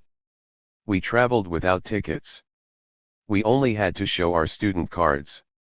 As for eating, we spent our own money. If we ran out of money we simply went to the local authorities, signed slips, and borrowed money. Those students who poured into Peking in September and October were fed free of charge. Peasants from country schools got food money for the road, they were subsidized by their schools. When we arrived in Urumqi, we didn't talk to anyone. We just asked the way to Xinjiang University, even though we weren't sure there was such a place. We had our Red Guard armbands on, we formed into ranks and marched out of the station singing songs. All the people in the streets were curious. When we got to the university our arrival was immediately reported to the University Party Committee. These were all the same people who had led before the Cultural Revolution began. There had been no rebellion here at all. The vice secretary of the party committee came out to meet us. "Welcome, welcome," he said. He led us into his office. It was a fine place with covered sofas all around. We didn't like the looks of it. We refused to go in. We sat out in the hall on our bedrolls and sent a few people out to arrange some place to stay, preferably an ordinary classroom. But when we were finally shown our quarters, they had been fixed up with armchairs, spring beds, and woolen blankets. It was an attempt to co-opt us. Since we had no other place to go, we decided to move in for the time being. By that time our arrival had been reported to the Autonomous Region Party Committee, and on August 28 the man came to see us. From our dormitory window we saw him get out of his big car and walk over. He was short and fat and had the bearing of a leader. It turned out to be Wukong, vice chairman of the Autonomous Region and vice secretary of the party committee. He was number 3 man in Xinjiang. We had already heard from students at the university about the bourgeois reactionary line in their school. This was one of the cadres responsible. "I'm sorry I didn't come to welcome you yesterday," he said. "Maybe these quarters are not so good. Perhaps you should move to the People's Liberation Army Reception Center where things are more comfortable. We would like to show you some of the sights of Urumqi, and also, have you tasted our melons? The melons of Xinjiang are very famous." What a way to begin! We jumped up angrily. Now is not the time to talk crap like this. We came to discuss your class line and the bourgeois reactionary line you have been carrying out in Xinjiang. So don't give us any nonsense about scenic sights and sweet melons. Then we told him about the problems we had heard about at the university. When we found he had been the party secretary of the Aeronautical Institute in Peking, we realized he had once worked under Chang Nanshang. So we asked him if he had anything about Chang Nanshang to expose. He became very quiet. "All these are important matters," he said, and retired. We split up and went to all the middle schools in the city. We found that the repression had been serious. There were students in middle school number 1 who had written some posters critical of the Provincial Communist Party. They had been called counter-revolutionaries. Their parents had been warned to break relations with them or lose their salaries or wages. Everywhere we went we were surrounded by people shouting, "Long live Wang Enmao!" Wang Enmao was chairman of the Xinjiang Autonomous Region and secretary of its party committee. We were in the heart of a little independent kingdom. Clearly the party committee of the region was not carrying out the decision of the 11th plenum, which stated that the work teams should be withdrawn. Instead, liaison personnel had been sent out to all the schools, and these people played the role of work teams. We decided we had to see Wang Enmao himself. We crowded, all 20 of us, into the reception room at the party committee offices. We demanded an audience with Wang. "Who are you?" asked the clerk in charge. "We are Red Guards from Peking." This man checked in the halls outside, then led us to a second reception room. A bunch of people came out to shake hands. Among them we recognized Wukong. Opposite me was Wang Enmao. "Our work is in accord with the directives of the Central Committee," he said. "The work teams have been withdrawn. Of course, many problems still remain. We welcome your criticisms and suggestions." Then we brought up what we knew. We charged them with saying one thing but doing another. As we talked, 4 secretaries sat behind us and took notes, jotting down everything we said. They also recorded our discussion on tape. At the beginning Wang Enmao had a smile on his face, but as we talked his face changed color. We demanded that he send people down to check up on the work and solve the problems of repression that had come to our attention. "If you don't do this," we said, "you may turn into your opposite. From a revolutionary you will turn into a counter-revolutionary." We went back to our quarters, but we no sooner got there than many people came to debate with us. They called us rightists from Peking who stank so much at home that we couldn't stay there, and so came all the way to Xinjiang to make trouble. In reply we wrote 2 posters, "Bombard Wang Enmao," and support the middle school students who are in rebellion. Then lots of rank and file people came to find us. The more we looked into the problems, the more serious they seemed. Not only were the local rebels under attack, but the attack came down on our heads as well. No sooner did we put up a poster than we were surrounded by people demanding to debate with us. A vehicle with a loudspeaker followed us through the streets broadcasting continuous attacks. It even followed us to the dining room at the university. On September 3 we went again to Wang Anmao's headquarters to protest the attacks on us. We wanted to explain to him Premier Zhou Enlai's line on the Cultural Revolution. Wang Anmao wouldn't even receive us. But many people who had been suppressed by him supported us. We went in front of Wang's office at noon and waited until late afternoon for him to come out. We announced that we would not eat until he came out to debate. There we sat in the yard of the regional party committee, and with us sat many Xinjiang students, 200 or 300. They joined us in our hunger strike. While we were waiting, we held meetings to expose what we knew about Wang's reactionary line. To drown out these meetings, the party committee rigged up 2 loudspeakers which blared out, "Your action is counter-revolutionary. You are as bad as the Soviet representatives in India." Since Xinjiang students were sitting with us, the authorities mobilized their parents, their sisters, and their brothers to speak over the loudspeakers. "I am your mother. You must not allow counter-revolutionaries from Peking to deceive you. If you persist in your wrong-headed action, I will have to break with you." So spoke the parents and family members. But we fought back. When the rank and file saw this oppressive way of doing things, more and more joined us. Disregarding our empty stomachs, we decided to send people out on the streets to lecture and to expose what was happening. As we told about the hunger strike, the reactionary acts of Wang, and the surging cultural revolution in Peking, more and more people flocked to join us. Our courage grew. But we hadn't eaten all day long and we were very hungry. That evening a cold front moved in. We had left Peking with only light clothing. Now we sat in the open, freezing and shivering. When the Xinjiang students saw our predicament, they brought a cart full of sweaters, sweatshirts, and padded clothes. So we maintained our vigil and this incident grew bigger and bigger. Finally Wang Anmao became worried about what might happen, and at 4 a.m. on the 3rd day he finally came out. He came and sat on the platform in front of us. He was surrounded by bodyguards. The whole thing was a farce. "You had better call off your demonstration," he said. "Your attitude is all wrong. You want to see me? Well, here I am. Take a good look."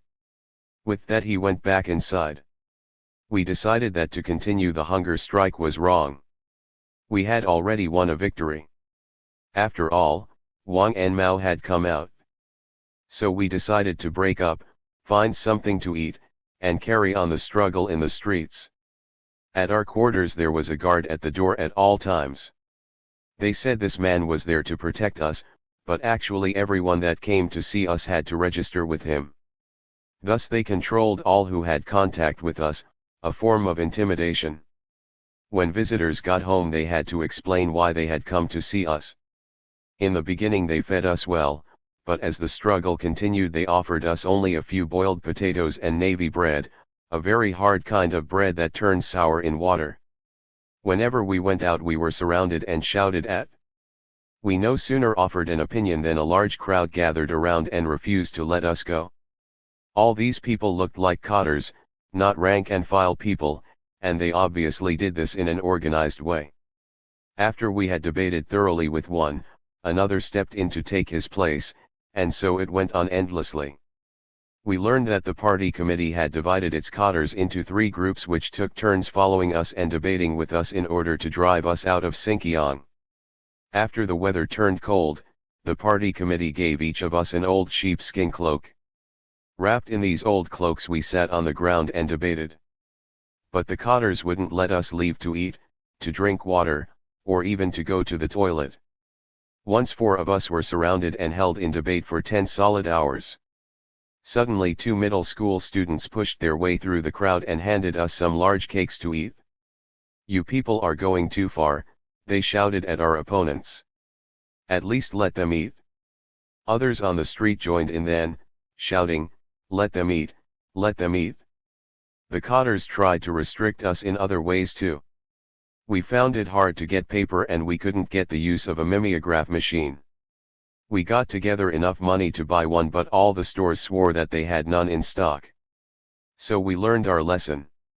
We tried walking into a store, looking around casually until we saw what we wanted, and then saying, we want this machine. At this point the clerk went to find the manager. The manager came in and said, this machine has just arrived. We don't have any price on it yet. We can't sell it. So we were foiled again. In the end we went way out in the countryside to find a mimeograph machine and had to settle for a simple screen. With a strip of bamboo we scraped ink through the screen and made hundreds of leaflets one by one. But since their leaflets hit the street by the thousands, we couldn't compete. Nor could we compete with their loudspeakers, for they had a sound truck while we had none. But we found a way. We wrote out clean, concise messages on posters, then stood by the bus station. As the buses came out we pasted our posters on their sides. Since the buses ran all over the city, we got our points across to the whole population. We had trouble with the Uyghur language, though. They write from right to left. We didn't know that and we printed their leaflets backward. We were so busy during these days that we got almost no sleep. When we got too tired we took cat naps in our sheepskin cloaks, and then woke up and went to work again. The authorities spread all sorts of rumors about us. They said we were the sons of capitalists and landlords, and on September 9 security headquarters prepared warrants for our arrest. But just at that time People's Daily called on the workers and peasants to support the revolutionary students. To arrest us would have been too brazen. They pulled back. The warrants were never used. We kept up the struggle until early October, when we decided to come back to Peking to report to the Central Committee. I came back to Peking on October 4, together with several Sinkiang students. The Central Committee put us up in the Ministry of Commerce and let us hear tapes of speeches Premier Zhou Enlai had made during our absence.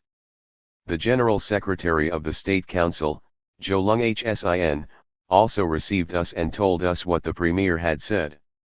The whole idea was that it was correct to fight the bourgeois reactionary line, but that we must be careful of bad people who might take advantage of the situation in the border areas to create chaos. We should pay attention to policy and to tactics. We promised to read more of the material from the Central Committee and Mao Zedong.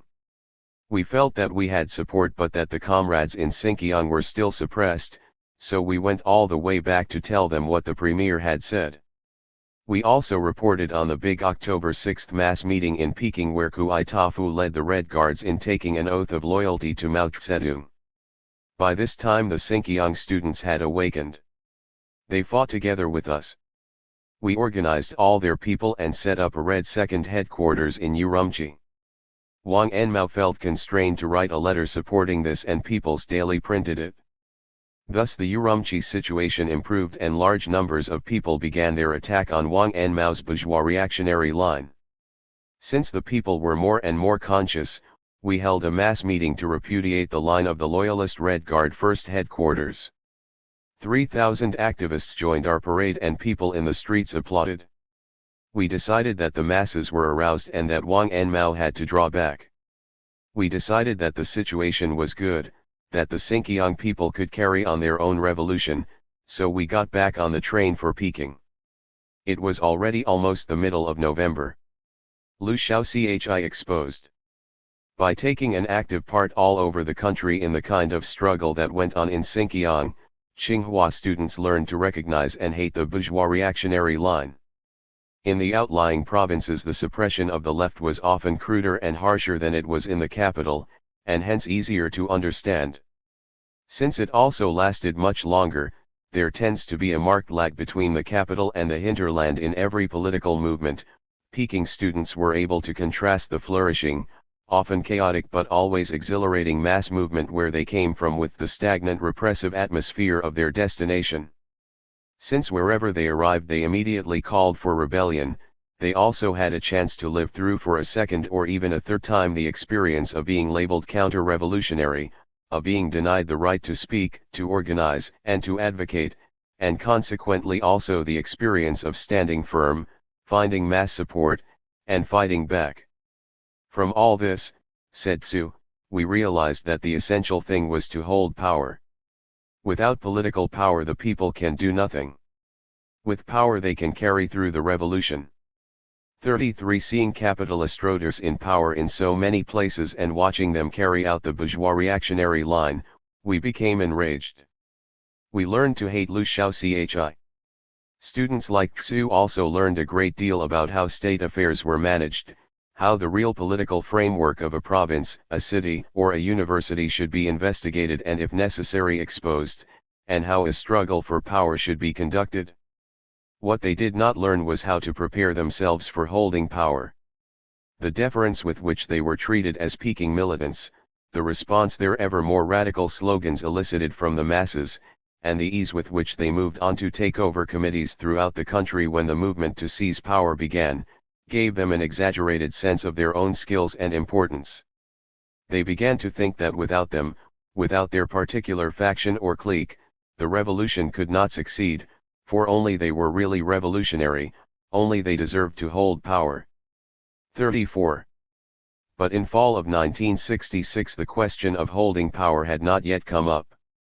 The rebel students and the masses whom they helped galvanize into action were still fighting for the right to organize and to make themselves heard. In this battle the mass meeting of October 6 in Tiananmen Square marked a turning point. This was a rally of rebels from all over the nation. They came together to celebrate the revolutionary rebel spirit, to challenge and overthrow the bourgeois reactionary line, and to lay blame where it belonged no matter how high the persons or person involved might be.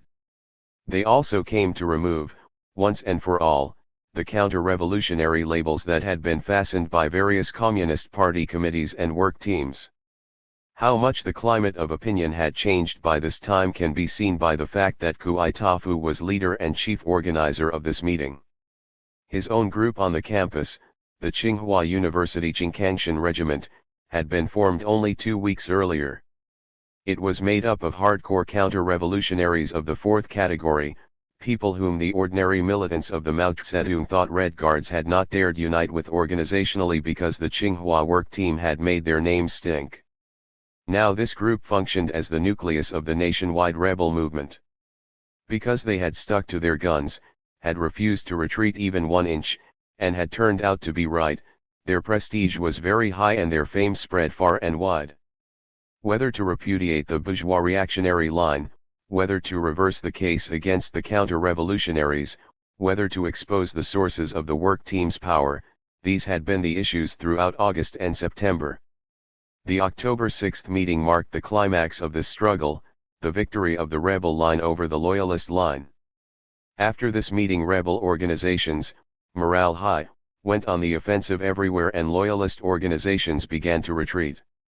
Toward the end of November a section of the loyalist Tsinghua University Red Guards formed a rebel regiment and broke away from the parent organization. This triggered an increasing number of individual defections and group withdrawals. Die-hard loyalists, fearing complete collapse of their line, shifted tactics. They turned their fire from the student rebels down below to the Cultural Revolution group of the Central Committee up above 35, accusing it of carrying out an ultra-left line, a line left in form but right in essence, a new bourgeois reactionary line. 36 This was the political basis for the offensive launched by Taochu, who had been brought to the Cultural Revolution group from South China only a few weeks earlier. Taochu's line was suspect all, overthrow all, including the comrades of the Cultural Revolution group of the Central Committee. Let the masses liberate themselves, shouted the former loyalists. Kick aside the Cultural Revolution group, we don't need a nursemaid. Unable to maintain themselves on the right, they suddenly launched an attack from the left. It was a plea for anarchy which, if successful, would have decapitated the whole rebel movement. On the Tsinghua campus the spokesmen for this line were Ho Pengfei and Li Xichengchu's son, Li Feng. 37 These young men were carrying out at the grassroots a struggle that was simultaneously going on in the Central Committee, a last-ditch attempt to maintain Liu Shaochi in power. At this point Chiang Kai-shek, Mao Zedong's wife and a member of the Central Cultural Revolution Group, stepped into the fray to combat the kick-aside theory and rally the rebels to continue the revolution. With her help all the left groups on the Tsinghua campus formed an alliance. Dissolving their old organizational forms and names, they merged into one united Qingkangshan regiment. Simultaneously, the loyalist organizations collapsed. The Rump Tsinghua Red Guards publicly burned the seal of their group and then merged as individuals in the new regiment. All this took place at a grand rally on December 19, the high point of the rebel movement on campus.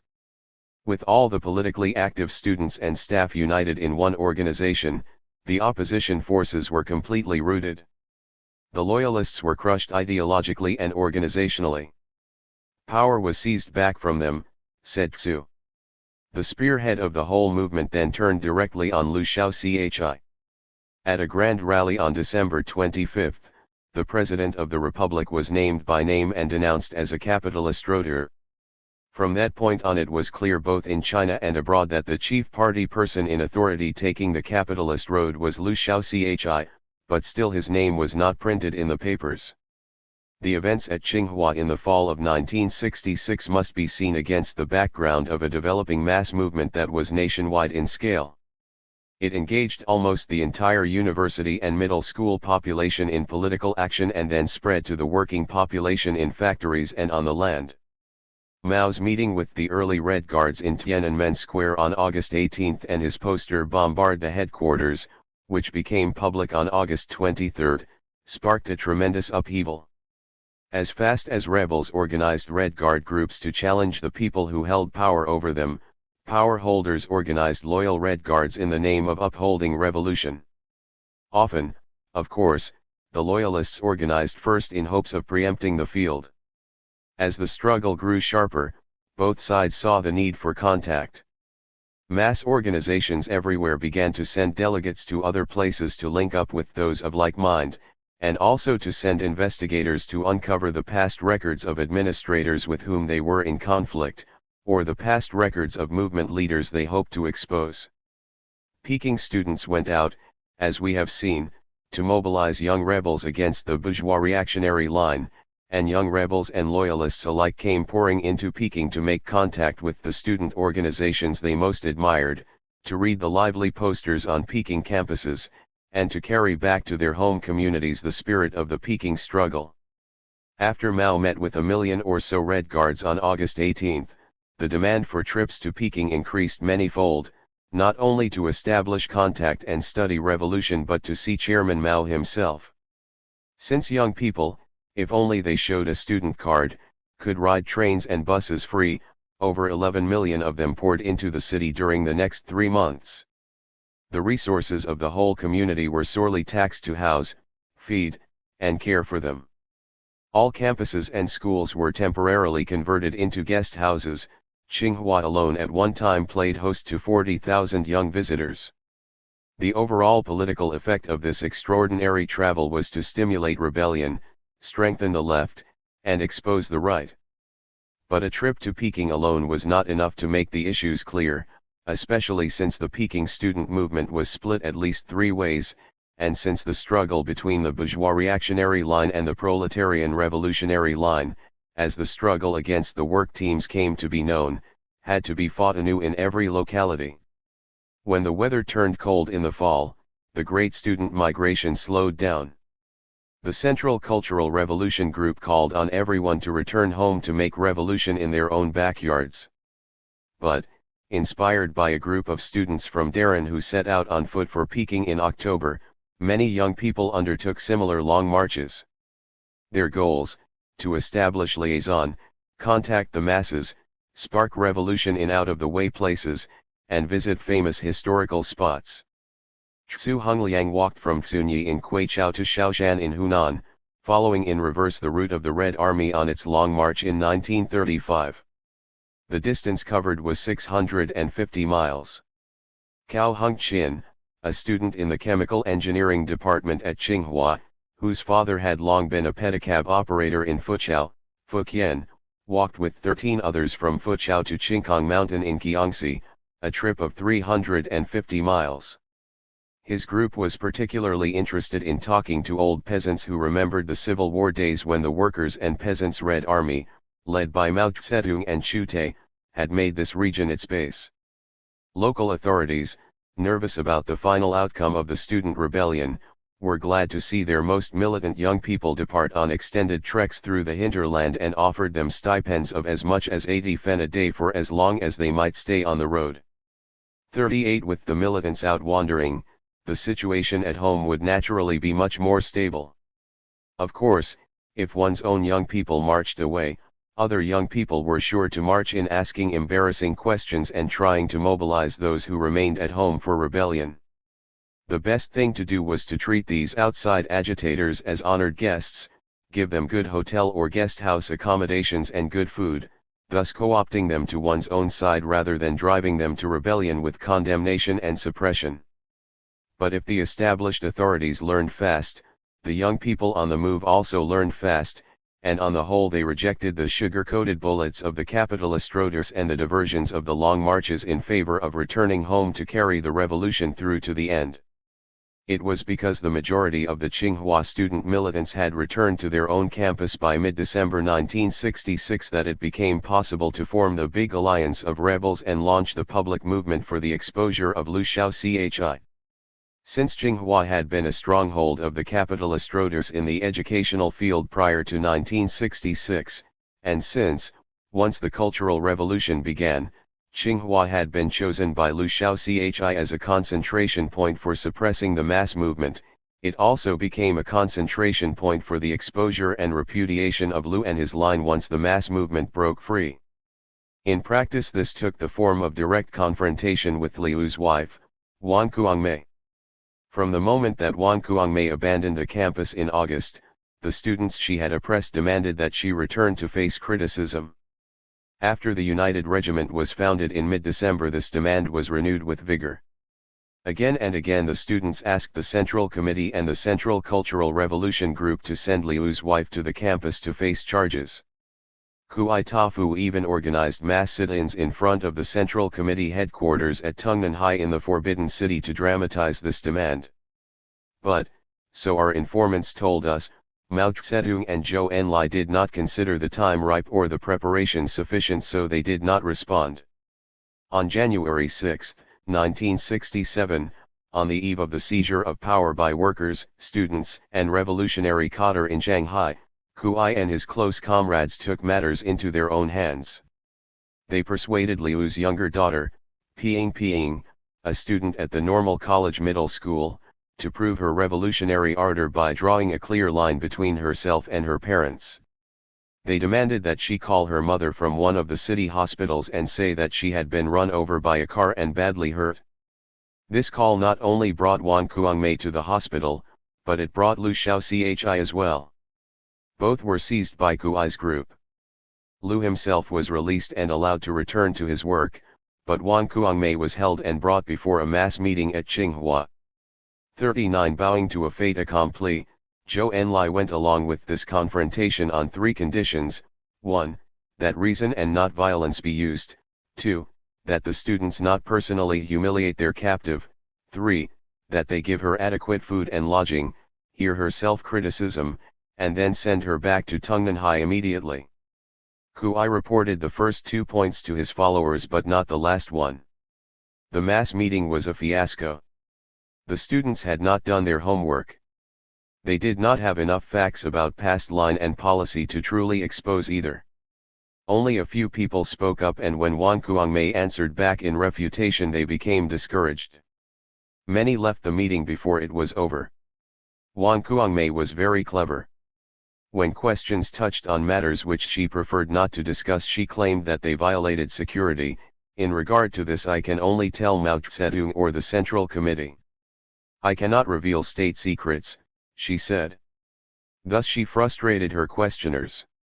Unable to beat her down with facts and arguments, Kui finally took her off the stage, but instead of sending her back to the city he held her incommunicado while his lieutenants grilled and threatened her in private. It was all to no avail.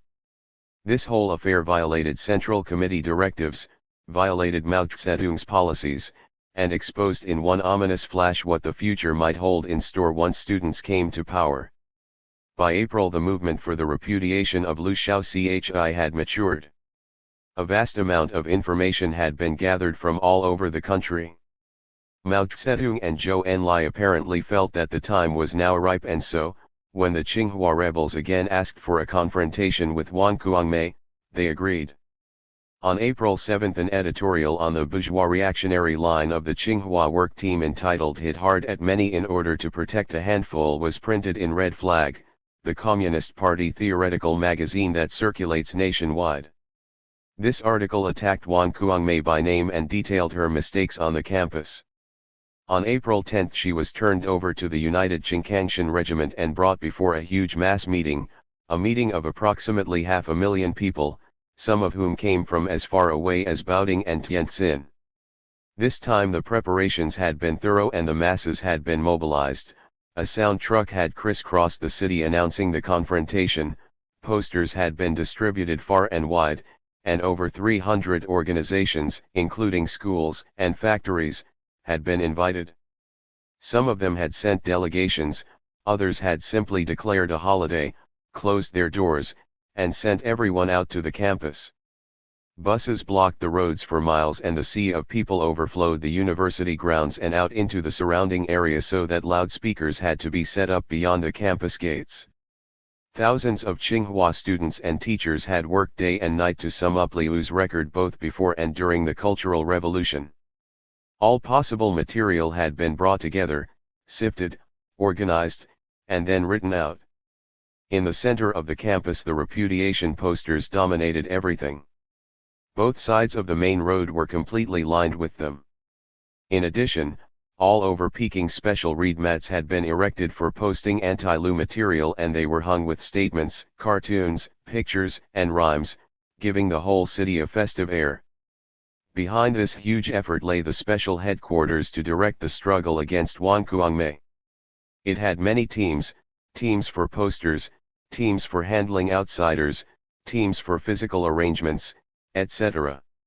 When we saw Wang Kuangmei standing there with her head down, listening to us, and we remembered the previous summer when she had pressed us down so hard, we thought we really had stood up, said Tsu. At the meeting Wang Kuangmei was asked to stand on a platform made of 4 chairs. She stood high enough so that tens of thousands could see her. On her head she wore a ridiculous, wide-brimmed straw hat of the kind worn by English aristocrats at garden parties. Around her neck hung a string of ping-pong balls painted bright yellow to simulate gold. A tight-fitting formal gown clung to her svelte body and sharp-pointed high-heeled shoes adorned her feet. The whole outfit was grotesque, designed to mock the fine clothes she had worn while on a state visit to Indonesia a few years before. This was not a good thing, said Tsu. It was a violation of policy. It was designed to humiliate her personally, and it undermined serious struggle against her ideology. The important thing was not to ridicule her bourgeois appearance, but to expose her wrong line and her methods of work. Behind Wang Kuangmei stood 6 leading cadre who had played an adverse role in the history of the university: Piang Chen, former mayor of Peking; Liu Tingyi, former head of the propaganda department of the Communist Party; Chang Nanshang, former minister of higher education and president of Tsinghua; Po Yipio, chairman of the State Economic Commission; Liang Tianfeng, former minister of forestry and a vice leader of the Tsinghua work team; and Ye Lin, leader of the work team. All 6 spoke during the meeting, criticizing their own past mistakes and criticizing Wang Kuangmei. But before they spoke several victims of Liu's busy wife spoke out against her. The meeting was opened by 2 Red Guards who had been called counter-revolutionaries of the 4th category. One of them had been so hard-pressed that he had tried to commit suicide on a railroad track. His leg was badly mangled. He was followed by one of the set-aside cadres 40 and then by a peasant from the Peach Orchard Brigade where Wang Kuangmei had removed honest revolutionaries from office in favor of incompetent sycophants, who turned out to be embezzlers and counter-revolutionaries. The masses, aroused by the accusations made by Wang Kuangmei's victims, shouted angry slogans. Down with Liu, Teng, and Tao. 41 Down with cow devils and snake gods. Carry the revolution through to the end. These shouts from tens of thousands of throats rolled through the campus and the surrounding Haitian district like sea waves. They pounded the slight figure of Wang Kuangmei in her straw hat and her ping-pong ball necklace until it seemed she could no longer stand, but stand she did, and the meeting went on. Piang Chen. Lu Tingyi. Yelin. There was even an American speaker, Sidney Rittenberg, who spoke for the rebels of Radio Peking and brought international greetings and support. The chairman and chief organizer of this huge demonstration was Kui Tafu. All the threads of authority led to him as the leader of the Tsinghua University Qingkangshan United Regiment, the most famous and the most prestigious Red Guard detachment in the whole of China. If Kui's name was not already a household word, this meeting helped make it so. The mass confrontation with Wang Kuangmei marked the high point of the repudiation of capitalist routers in Peking. The apparent unity and enthusiasm of the participants left everyone with a sense of power, purpose, and accomplishment. But, in fact, serious frictions had already arisen inside the Qingkangshan regiment, frictions that were eroding the unity, the purpose, and the accomplishments of the rebel students even as they consolidated their newly won positions of prestige and power at the university. Split. What the rebel left seized in December 1966 was not power to run the university, but only the right to lead the mass movement. When the Tsinghua Red Guards broke up and burned their official seal, the left, united as the Qingkangshan Regiment, won a guarantee that its posters would go up, that its voice would be heard, that the printing presses, speaking halls, and microphones would be available to its spokesman. This was not administrative power, still less party power, but it was effective power over the mass movement, power to lead the rank and file of the students, the lower cadre, and the staff. The January storm in Shanghai 42 raised the whole national struggle to a new level. The question of real administrative power, full control of party and state, came on the agenda at every level and in every institution in the land. And often it was Tsinghua Qingkangshan Regiment rebels, who maintained liaison stations in every major city, who put this issue forward most actively and made sure that it was acted on. Wherever Qingkangshan Regiment people appeared they were listened to with respect, even with awe, and when revolutionary committees later came to power all over the country, seats were either held by regiment delegates or seats were set aside for them, when and if they should appear. Tsinghua Qingkangshaners helped seize power in Shanghai and co-sponsored the famous Seize Power proclamation of revolutionary rebels that shook the whole nation on January 6. When Liu Keping set up his new government in Shanxi province a few weeks later, a Tsinghua Qingkangshaner sat on his committee. Back on the Tsinghua campus the regiment did not fare so well. While it held de facto power for brief periods, it never was able to set up a legitimate university administration. In January the Qingkangshaners seized and burned the official seal held by the preparatory committee and set up a new administrative committee to run things. But this was only an interim committee. It could not be the final organ of power because the Peking Municipal Committee and the Central Committee of the Communist Party would only recognize as legitimate a revolutionary committee based on a 3-in-1 combination, that is, on a combination of representatives of mass organizations, of the armed forces, and of the old revolutionary cadre. 43 The Tsinghua Administrative Committee that crystallized in early 1967 was really only an arm of the Qingkangshan Regiment. Since it represented only one mass organization it could not possibly be called a 3-in-1 revolutionary committee. Before a viable committee could be set up it was necessary to await the return of large numbers of students still away on long marches or manning distant liaison centers, the active involvement of good or comparatively good cadres, all of whom had been set aside by the work team, and the selection of some cadre from the armed forces, possibly from the Navy work team that had come to help transform education. By April these conditions could all be met, but just when the coalition became possible the Qingkangshan Regiment split.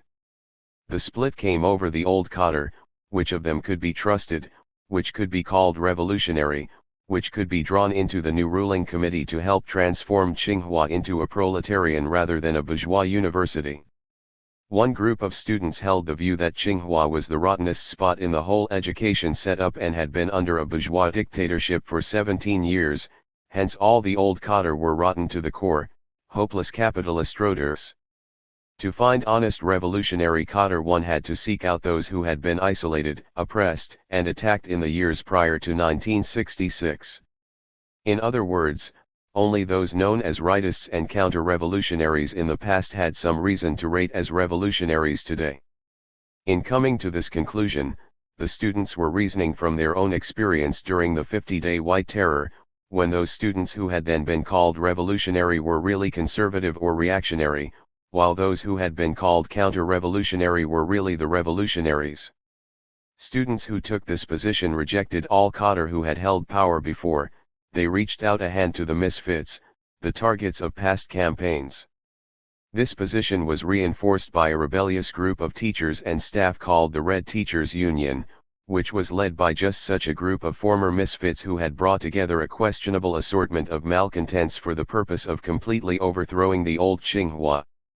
Another group of students considered the wholesale rejection of old cadre to be an ultra-left position, one which violated Mao Zedong's policy of curing the disease to save the patient and uniting all those who could be united to oppose the main enemy. They did not agree that Tsinghua's history since 1949 had been nothing but 17 years of bourgeois dictatorship, nor did they agree that all the targets of previous movements had really been revolutionaries framed under right-wing attacks. Some of those targets, they thought, really were rightists and anti-socialist elements. This group of students was ready to rehabilitate and unite with most of the cadres who had been set aside by the work team. Their position found support in a Central Committee directive of March 1, 1967, which said in part, "It must be soberly recognized that most of the cadres are good, and that the alien class elements who have wormed their way into the ranks of the cadres are very few in number.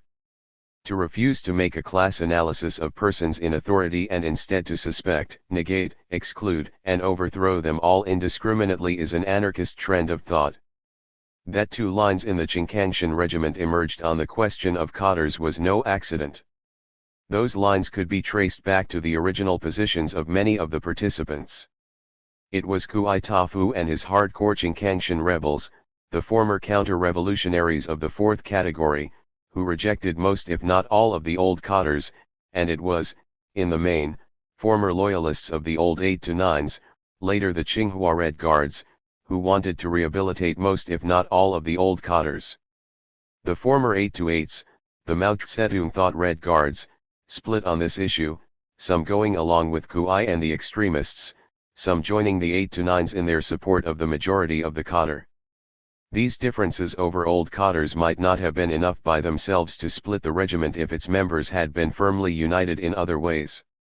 But in fact the original Qingkangshan militants had never accepted the old 8 to 9s as revolutionaries.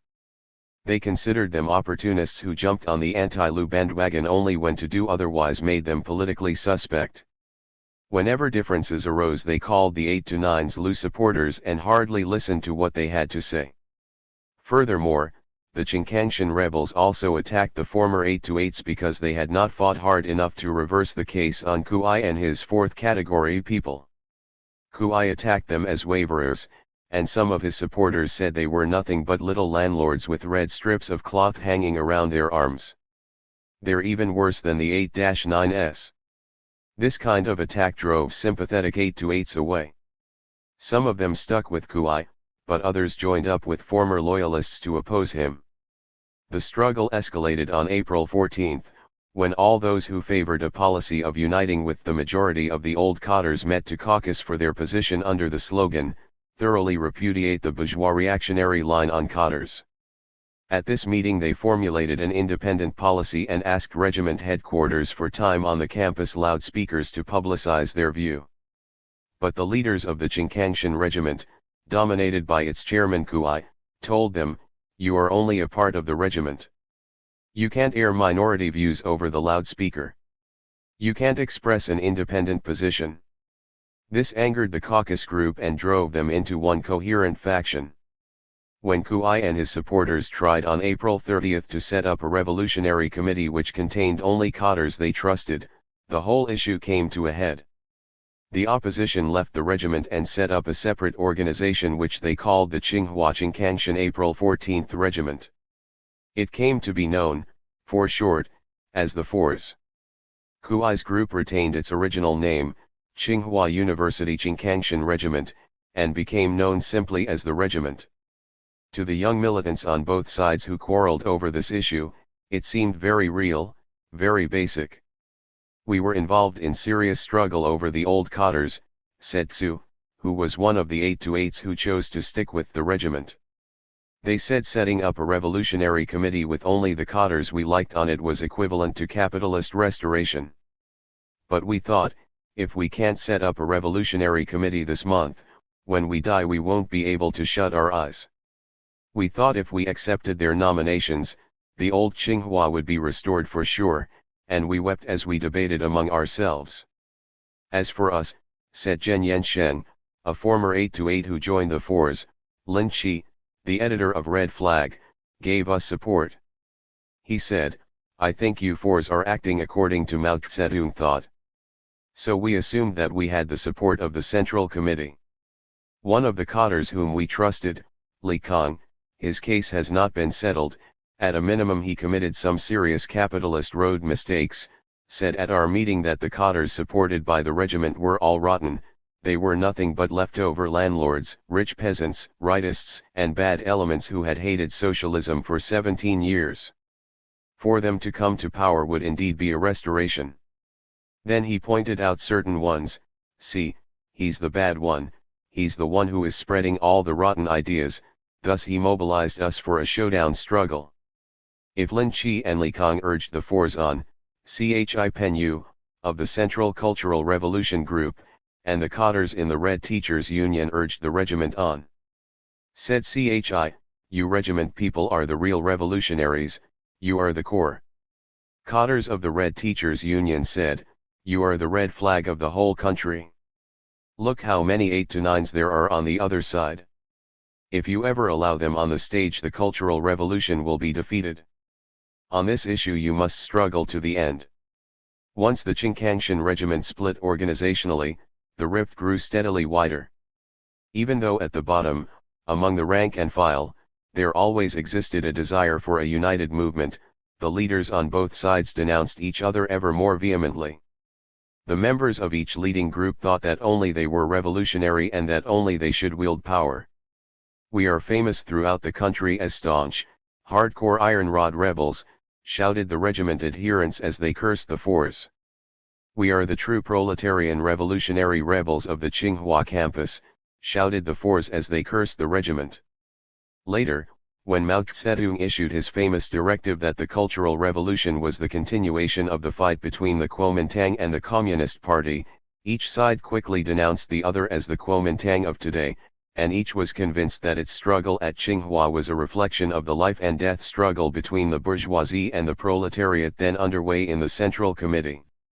In this atmosphere every small disagreement was soon elevated to an important question of principle and was seen as a part of a showdown struggle between revolution and counter-revolution. The students involved were even receptive to those who said, yes indeed, this is a struggle between the Kuomintang and the Communist Party and such a struggle cannot be settled by words, it must be settled by arms, it must be settled with guns. Among those who spoke like this were a number who were consciously provocateurs. About a year after the split, armed struggle did break out between the regiment and the Fours, but in April 1967 no one anticipated such serious escalation. The leaders on each side, anxious to seize and wield power in the name of revolution and Mao Zedong thought, only wanted to expose and defeat the other side politically. Once convinced that the opposition was indeed counter-revolutionary, they threw principle out the window and held that all means were justifiable if they led to victory. Each side tried hard to lead the other into making political mistakes and then to seize on these mistakes. In order to do this, each tried to unite into a very tight fighting team, vigorously denying all its mistakes and weaknesses while exaggerating and holding up to ridicule and scorn the mistakes and weaknesses of the other side. Each side adopted an opportunist attitude toward Mao Zedong thought. If any formulation or directive aided them, they would proclaim it to the skies, but if it was against their interests, they would ignore it. When Mao Zedong criticized all those who thought only they were the center, that no one else could possibly be as revolutionary as they were, both the regiment and the force held a mirror up to the other side asking, "How can you think only you are the center?" while failing completely to hold the mirror up to themselves and ask, "Why do we think that only we are the center?" When Mao Zedong said that it was important to make a class analysis of factionalism, each side grabbed at the idea. The force said the regiment had an ultra-left position because their class base was petty bourgeois, while the regiment said the force had a right opportunist position because they were not just petty bourgeois but bourgeois, period. From this it was an easy step for each side to claim, and to believe, as we have seen, that the other represented the Kuomintang. This developing factionalism also made it easy for each side to distort the other's position, especially with regard to cadres. The fours were not, of course, in favor of rehabilitating all the old cadres. They were for making distinctions, for repudiating mistakes, for bringing back into the political arena only those who recognized their mistakes and wanted to take the socialist road. At the same time, the regiment was not for rejecting everyone. They too wanted to unite with the best of the old cadres. But since the force stressed rehabilitation and the regiment stressed repudiation, the two positions were counterposed and simplified until they seemed to be in direct opposition. What it amounted to in practice was that any cadre proposed by the regiment for inclusion on the Revolutionary Committee was automatically rejected by the force, and any cadre proposed by the force was automatically rejected by the regiment. The cadres picked by each side were not chosen on the basis of any careful analysis, any thorough investigation into their records, but only because they expressed support for one side or the other. If you support me, I will back you. If you support the other side, I will attack you. Thus each side built cadre support in an unprincipled way, and each side, as was later revealed, brought into its ranks very questionable people, class enemies, former Kuomintang officials, wreckers, and counter-revolutionaries, along with many good and relatively good revolutionary people. Those national leaders on the Central Cultural Revolution group who concerned themselves most with student affairs did nothing to overcome this burgeoning factionalism. On the contrary, men like Chi Penyu, then a hero to the rebels, encouraged it. He told the force, "Your position is in accord with Mao Zedong thought, you should persist in it." At the same time he told the regiment, "You are the real revolutionaries and you should be the core of the power structure at Tsinghua." With this kind of encouragement from above, the divisions could only grow deeper and sharper. "We developed three interlocking mistaken viewpoints," said Tzu. "First, we misjudged ourselves. We thought, we are perfect flowers and the others are garbage. Second, we misjudged the masses who held different views. We cursed them either as loyalists or ultra-leftists. Third, we liked those cadres who agreed with us and disliked those who disagreed. Whoever disagrees with me is bad." The result? Each side tried to crush the other, to stink it out politically. We picked what we found useful in Mao Zedong thought and disregarded what was not so useful. What a change in attitude! When we had been rebels suppressed by the work team, we had studied Chairman Mao with tears in our eyes and valued every sentence. But when we came to power in the mass movement, all that changed. We suddenly became very jealous of our power. We only chose things from Chairman Mao that would support our position and not things which would show it up as false. We were afraid other people would take away our power, but we didn't really consider how to use our power to serve the people. Once the split occurred, the two organizations on the Tsinghua campus conducted parallel activities that were very similar in political content, but they refused to unite in carrying them out. Instead, each sought to be the vanguard in the struggle to carry on the revolution, and each ignored or attacked the activities of the other. What sort of activities did we undertake? Well, At first there was a mass movement for the repudiation of Liu Shaoxi's book on the self-cultivation of communists, said Tzu. This followed the April confrontation with Wang Kuangmei. Later many students went out into the countryside to promote revolution and grasp production. We also had a movement to repudiate the revisionist educational line at Tsinghua. All of these movements could have been carried out together by the rank and file of the two organizations, but power remained in the hands of the leaders and they never allowed any activity to unite the factions. Take our movement to repudiate revisionist education. Each faction held separate meetings. The content of the study might be the same, but we didn't sit together. Both groups marched in parades and rallies, but we didn't march along the same routes or depart and arrive at the same time. Sometimes we even raced to see who could get to mass meetings in the city first. Many of these things seem like jokes now, when we look back on it. There were so many silly things.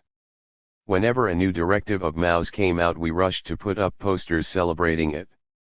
If the other side had a very nice poster in a prominent place before we got there, we would paste paper over their signature and write our signature on it. We also raced to see who could read new directives over the loudspeaker first and thus prove the greatest loyalty. The side that spoke last was either less loyal or not loyal at all. Thus we labeled each other anti-Maoist.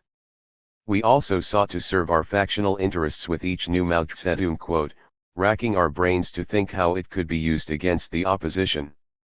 Even physical defects and small personal quirks became grist for our mill. For instance, Shen Zhuhuai, the head of the Fours, had one eye that was fixed in a permanent squint. Even though he had good 20/20 vision in both eyes, we called him slant-eyed Shen or dead-eye Shen.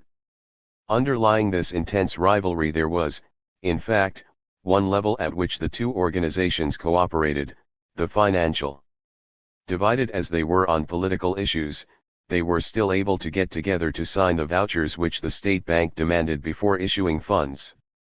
Prior to June 1966, the financial department of the university had handled disbursements approved by the administration. When the work team came, its leading cadres decided such matters.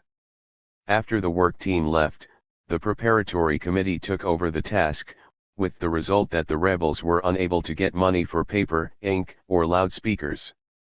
When the United Jinkangshan Regiment replaced the preparatory committee as the real power on campus, the regiment leaders won the power to direct financial expenditures, but after the United Regiment split, a split which divided the cadres and staff of the financial department into two hostile camps, the state bank did not dare play favorites. Its cadres demanded papers stamped with the seals of both sides before dispersing funds. Since no one could live or carry on any struggle at all without the money provided by the state bank, the two sides got together each week long enough to arrange for their living allowances and other necessary funds. In everything else they went their separate ways. The factional split at Tsinghua was by no means unique. Similar cracks in the mass movement appeared at about the same time at all the major universities and in industrial, commercial, and government units as well. The underlying cause for this is difficult to understand, but in general, as the mass movement developed in the course of two-line struggle in China's socialist society, it tended to split and bog down into an unprincipled struggle for power between factional leaders. Mao Zedong has called this bourgeois factionalism. The unprincipled struggle was definitely linked to the latent bourgeois ideology of the various contenders for power, who started as rebels in legitimate struggle against reactionary oppressors and ended up quarreling over personal prestige and position. In the process they degenerated from honest revolutionaries into scheming careerists, while conscious reactionaries left over from the old society stepped into the fray waving false red flags and sometimes ended up as leaders of the whole movement. This latter phenomenon was summed up by Mao Zedong when he said, "Factionalism shields counter-revolutionaries and counter-revolutionaries make use of factionalism." Another general characteristic of this process was that the contending forces always reduced themselves to two. At the start, many trends appeared and vied with one another, but sooner or later they joined, merged, or dissolved until only two were left. Third forces, middle forces, could not stand. They either disintegrated, their membership going as individuals to opposite sides, or they split and went two ways, or they fell as a block to one side or the other. The most striking parallel to this in the Western world is the American two-party system, which could surely be aptly called a system of bourgeois factionalism. Here third forces arise over and over again and, unable to stand, are sooner or later absorbed into one side or the other. A third characteristic of the mass movement seemed to be that the factions sought outside support and teamed up with like forces elsewhere. Here the matter got complicated, because in practice the link UPS did not always follow any obvious political logic. In Peking, the militant rebels of the Geological Institute, led by Wang Toping, were much closer ideologically to Kuai Tafu's regiment than the new Paida Commune, led by Nye Yuanzi, who throughout the work team period was a functioning member of the Paida work team. Yet in part because Wang Toping was critical of some aspects of Kuai Tafu's program, he linked up with the fours on the Tsinghua campus and thereby earned the undying enmity of Kuai and the regiment. They, in retaliation, linked up with Nye Yuanzi's new Paida Commune and Han Aiching's Red Flag Regiment to form the Heaven or Sky faction, so named because its main center was the Aeronautical Institute.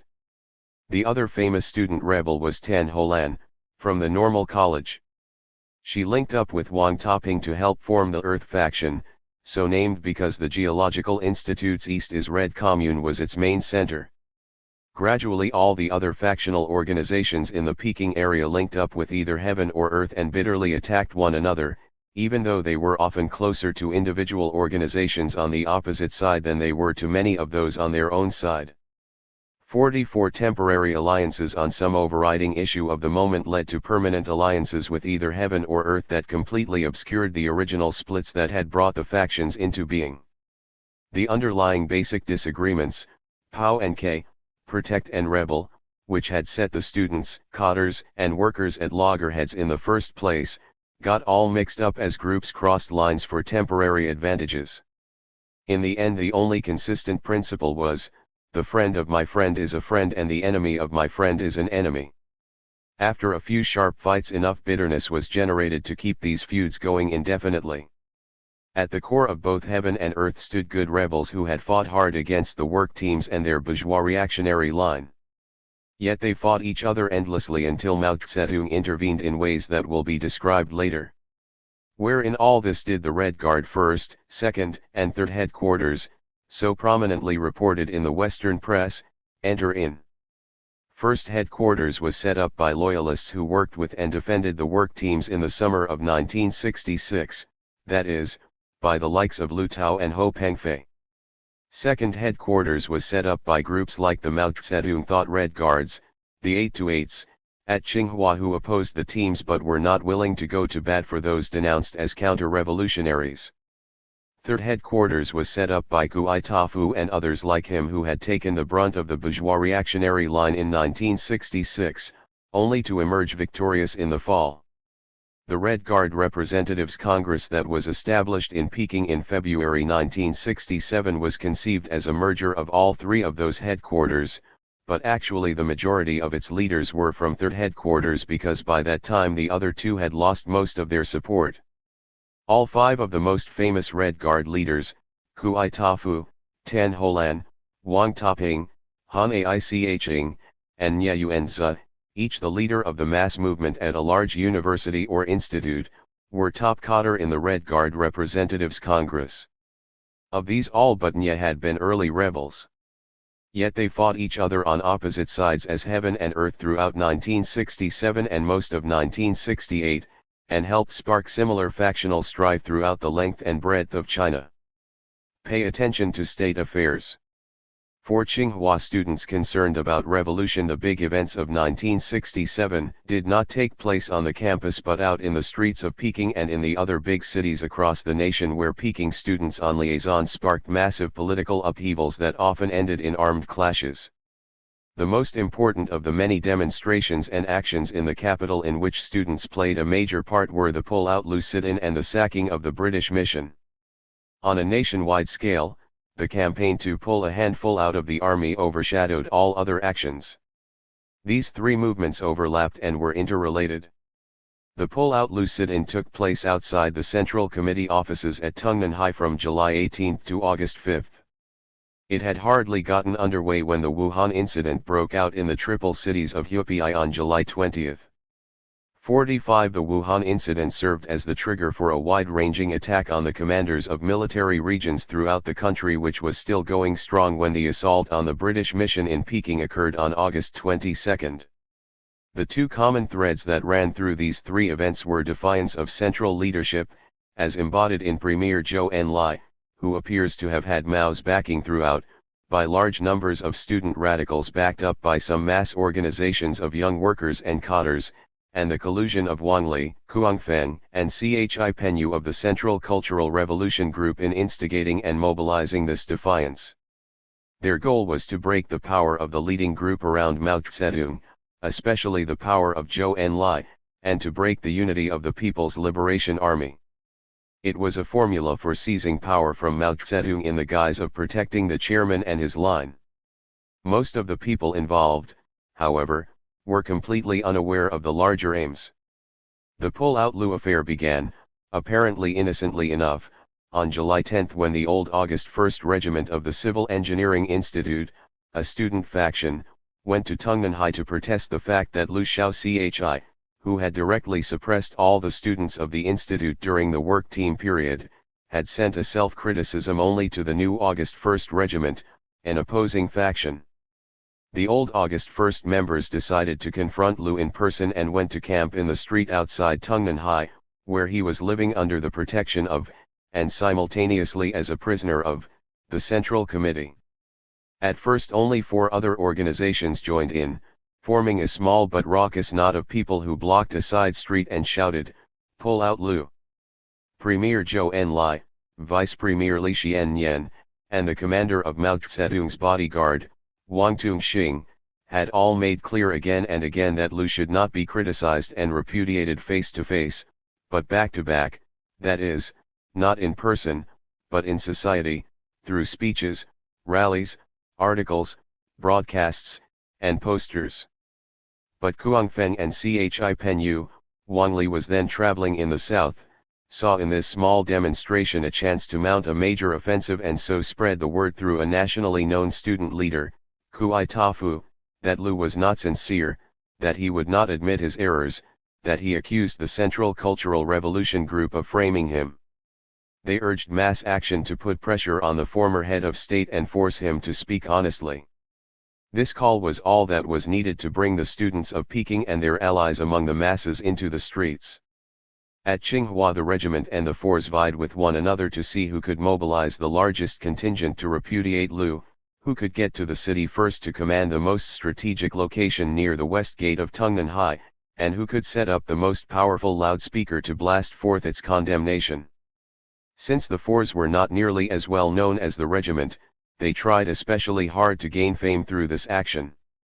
They cut through the grounds of the Geological Institute on their way to the city to get ahead of their rivals and even sent a truck with poles and reed mats to Tungnanhai to occupy a favorable spot with a permanent pull-out Liu headquarters, which they manned day and night for almost 3 weeks.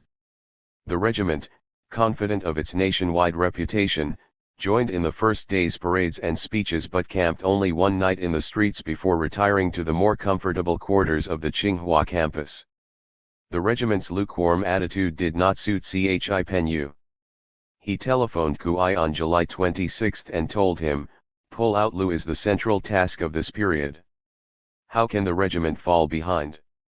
Thereupon Kui hurriedly organized a contingent to return to the city to see the affair through to the end. Indeed, the regiment youth returned to a most remarkable scene, unprecedented in the history of Peking or any other capital.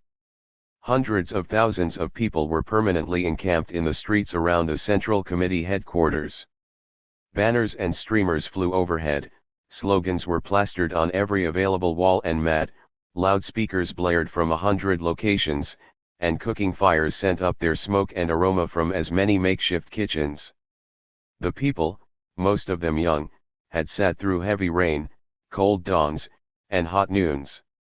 They were browned, dirty, tired, but enthusiastic, each day thinking that this day at last Liu Shaochi would be delivered over to them to be thoroughly repudiated, once and for all.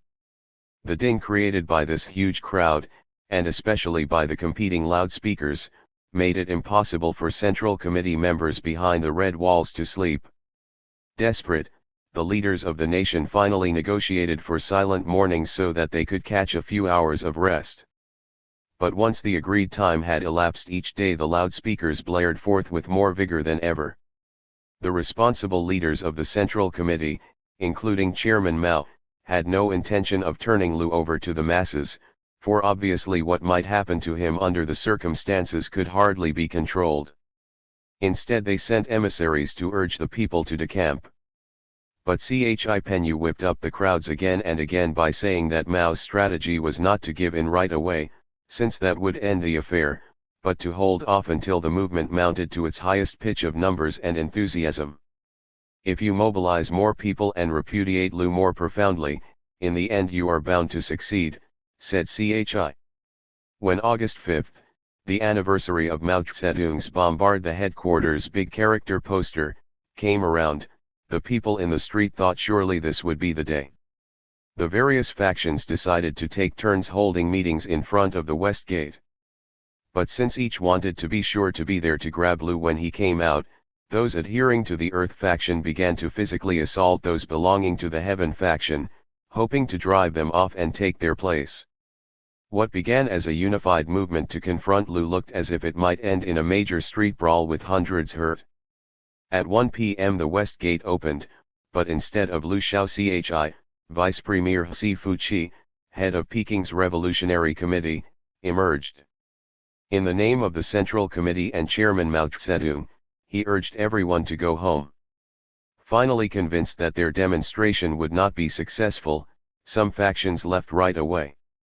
Others caucused and left the next day. By the evening of August 6 the pull-out Liu movement had collapsed completely. What most of the participants never knew was that under cover of this unprecedented demonstration a small group of ultra-left rebels had been mobilized to seize and hold Zhou Enlai, should he come forth. Their theory was that if the demonstration was big enough and lasted long enough, Zhou would have to come out to calm things down. Then the militants would seize him. In the ensuing chaos others on the Central Committee, probably meaning CHN Pota, could make their move toward the seats of power. In the meantime the Wuhan incident occurred in the south. This gave the militant rebel movement a new cause célèbre around which to rally the nationwide struggle. CHN Tao, commander of the Wuhan military region, had backed a mass organization primarily composed of workers called the Million Heroes, and had used Independent Division 8201 to suppress several left factions of students and workers who were calling for his overthrow. Hundreds had been wounded and dozens killed by the time He Fuqi and Wang Li arrived in the name of the Central Cultural Revolution Group to try to settle the affair. When these two told CHN that his support for one side against the other was wrong and that his use of troops was unconscionable, the regional commander, in the tradition of the warlords of old, arrested the representatives of the central government and held them for questioning. They were roughly handled by the troops that took them in, and rumor had it that Wang Li's leg was broken. Zhou Enlai had to fly down to effect the release of his representatives. Reluctant to land at the Wuhan airfield when he found that it was surrounded by tanks and large numbers of the Million Heroes, and concerned that he himself might be kidnapped, Zhou landed at a field that was held by loyal Air Force contingents. He proceeded overland to negotiations which eventually brought about the release of He and Wang and the surrender of CHN, who returned to Peking for criticism and presumably punishment.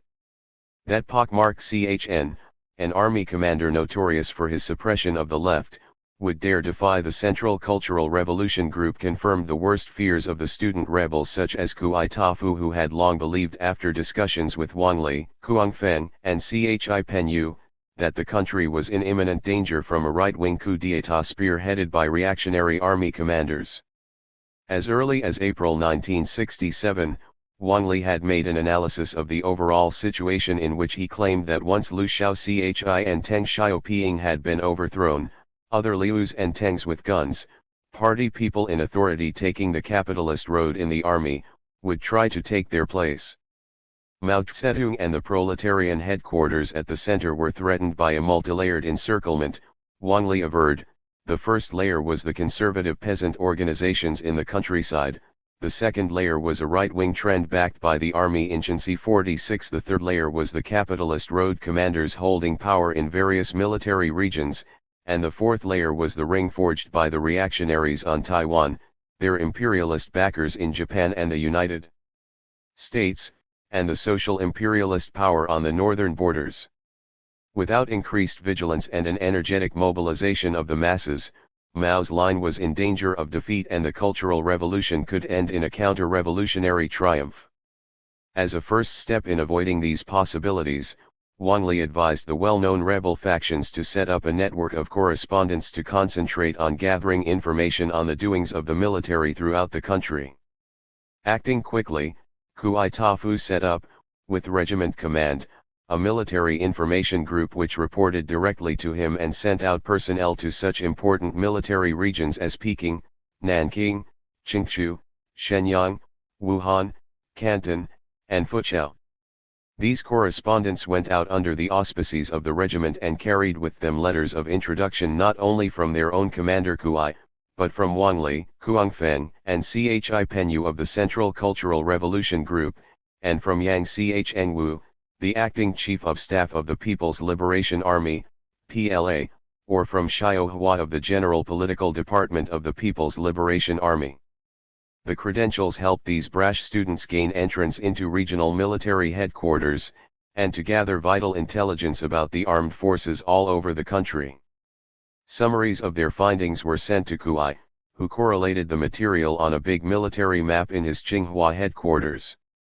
To ensure systematic coverage, Kuai developed an outline for military investigation which was printed up in 200 copies.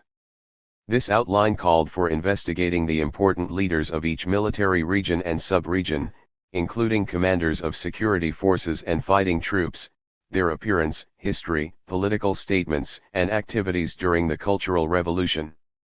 It also called for learning how each regional command was organized, how its troops were transferred and deployed, what military installations it controlled, and what bridges, airports, rail lines, and highways served it. Complete lists of the names of army cadres were sought and successfully copied for at least 4 of the main military regions, Canton, Nanking, Shenyang, and Fuzhou. Figures on the total number of military personnel in the Army, Navy, and Air Force were also compiled. Kuai's master map was soon crowded with military data, much of it hitherto secret. The Military Information Group and its intelligence effort was thus established as a serious effort on the part of revolutionary students to prepare for any lethal challenge to the revolution on the part of sworn enemies of Mao Zedong. If in order to defend Mao they had to seek out and correlate secret military information, so be it.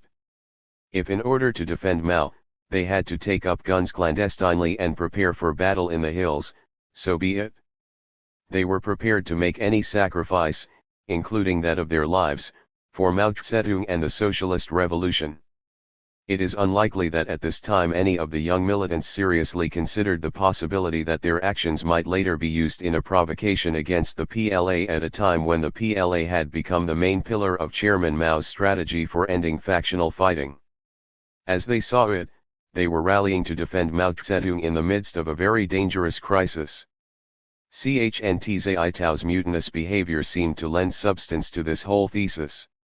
If Chen Zhaitau in Wuhan could defy Mao's proletarian headquarters, were there not Li Zhaitaus and Chang Zhaitaus elsewhere prepared to do the same? Wang Li told them that there were, and at the huge reception organized to welcome him home from Wuhan on July 26 he spoke privately to Kuai Tafu about it. "Have you been badly hurt?" asked Kuai, who had heard about a broken leg. "No, but my toe is broken," answered Wang Li. "Is it true that some PLA commanders do not listen to Chairman Mao?" "Yes," said Wang Li. "Is this the time to confront this question?" "Yes," said Wang Li. "The central task of this coming period is to pull out of the army a small handful of capitalist roaders who have usurped military power." "And who are the most dangerous of these?" asked Kuai. Wang Li named Hsu Shiyu of the Nanking Military Region, Han Qianchu of the Fuqiao Military Region, and Chen Shilin of Shenyang as people who must be overthrown. Pull a handful from the army. When Wang Li, then at the pinnacle of his fame and influence, urged Kuai Tafu to launch a campaign against key leaders of the People's Liberation Army, Kuai went quickly into action. He called joint meetings of the rebel heads from other schools to clarify the pull-out task, and reorganized the regiment in order to turn its face outward. A Department of External Affairs was set up with Gen Chuancheng as head, backed up by 10 vice heads. The Military Information Group's correspondents already in the provinces turned their headquarters into liaison stations. Altogether the regiment set up 47, and over 2,000 students went out to man them.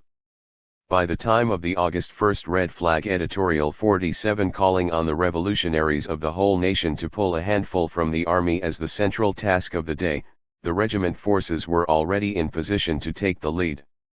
Kuai, sitting in front of his military map like a commanding general at staff headquarters, sent a stream of cables and letters to the far corners of the land, naming targets, suggesting strategies, prodding laggards, and praising activists. At this time Kuai's prestige was such that his words carried as much, if not more, weight than those of many members of the Central Committee, which most militants assumed he was defending, and Kuai had only to suggest an issue or a campaign to stir enormous activity in any region. In order to enrich his knowledge of military affairs, Kuai authorized a raid on the home of Hsu Shang Xiaqin, one of the PLA's 10 marshals and a vice-chairman of the Military Commission, a man whose great revolutionary record went all the way back to 1935 when he commanded the 1st Regiment of the North China Workers' and Peasants' Red Army. The guards at Hsu's house refused to let Kuai's iron rods in. They went over the wall in secret and seized 4 big and 3 small safes full of material, much of it classified. All this they took back to the campus to study. When members of the Central Committee heard about the raid, they sent troops from the Peking Garrison Command to reclaim the safes. They ordered Kuai to return everything and copy nothing. But Kuai delayed as long as possible, locked the door to his headquarters, refused to come out himself, sent others to negotiate, and in the meantime urged his people to copy as much as they could as fast as they could. Before the soldiers recovered the material, students had copied such sensitive sections as the complete list of 4th Field Army cotters and portions of Hsu Shang Xiaqin's wartime diaries. They later used some of this material in communications that were sent far and wide across the country, thus exposing vital military secret. In the provinces, Kuai's forces went into action swiftly. On July 27, one day after Kuai's meeting with Wang Li, Piang Weiming, head of the regiment's 1st Department, arrived in the northeast to mobilize an attack on the military region headquarters there. Charging the local PLA with supporting a faction of conservatives, Piang Weiming's northeastern allies attacked the army's reception station in Shenyang, took over the building, drove the army personnel out, and even threw some of them bodily out the windows. Then they nailed up the doors and barricaded themselves inside. This led the next day to a sharp fight with the opposing student faction, in the course of which 4 middle school students were killed. When PLA fighters stepped in to stop the bloodshed, Piang accused them of supporting the conservative side. He tried to create a big incident by taking the bodies of the 4 dead students in their coffins to the military region headquarters for burial. When this did not bring the PLA commanders out, Piang ordered an assault on the headquarters building.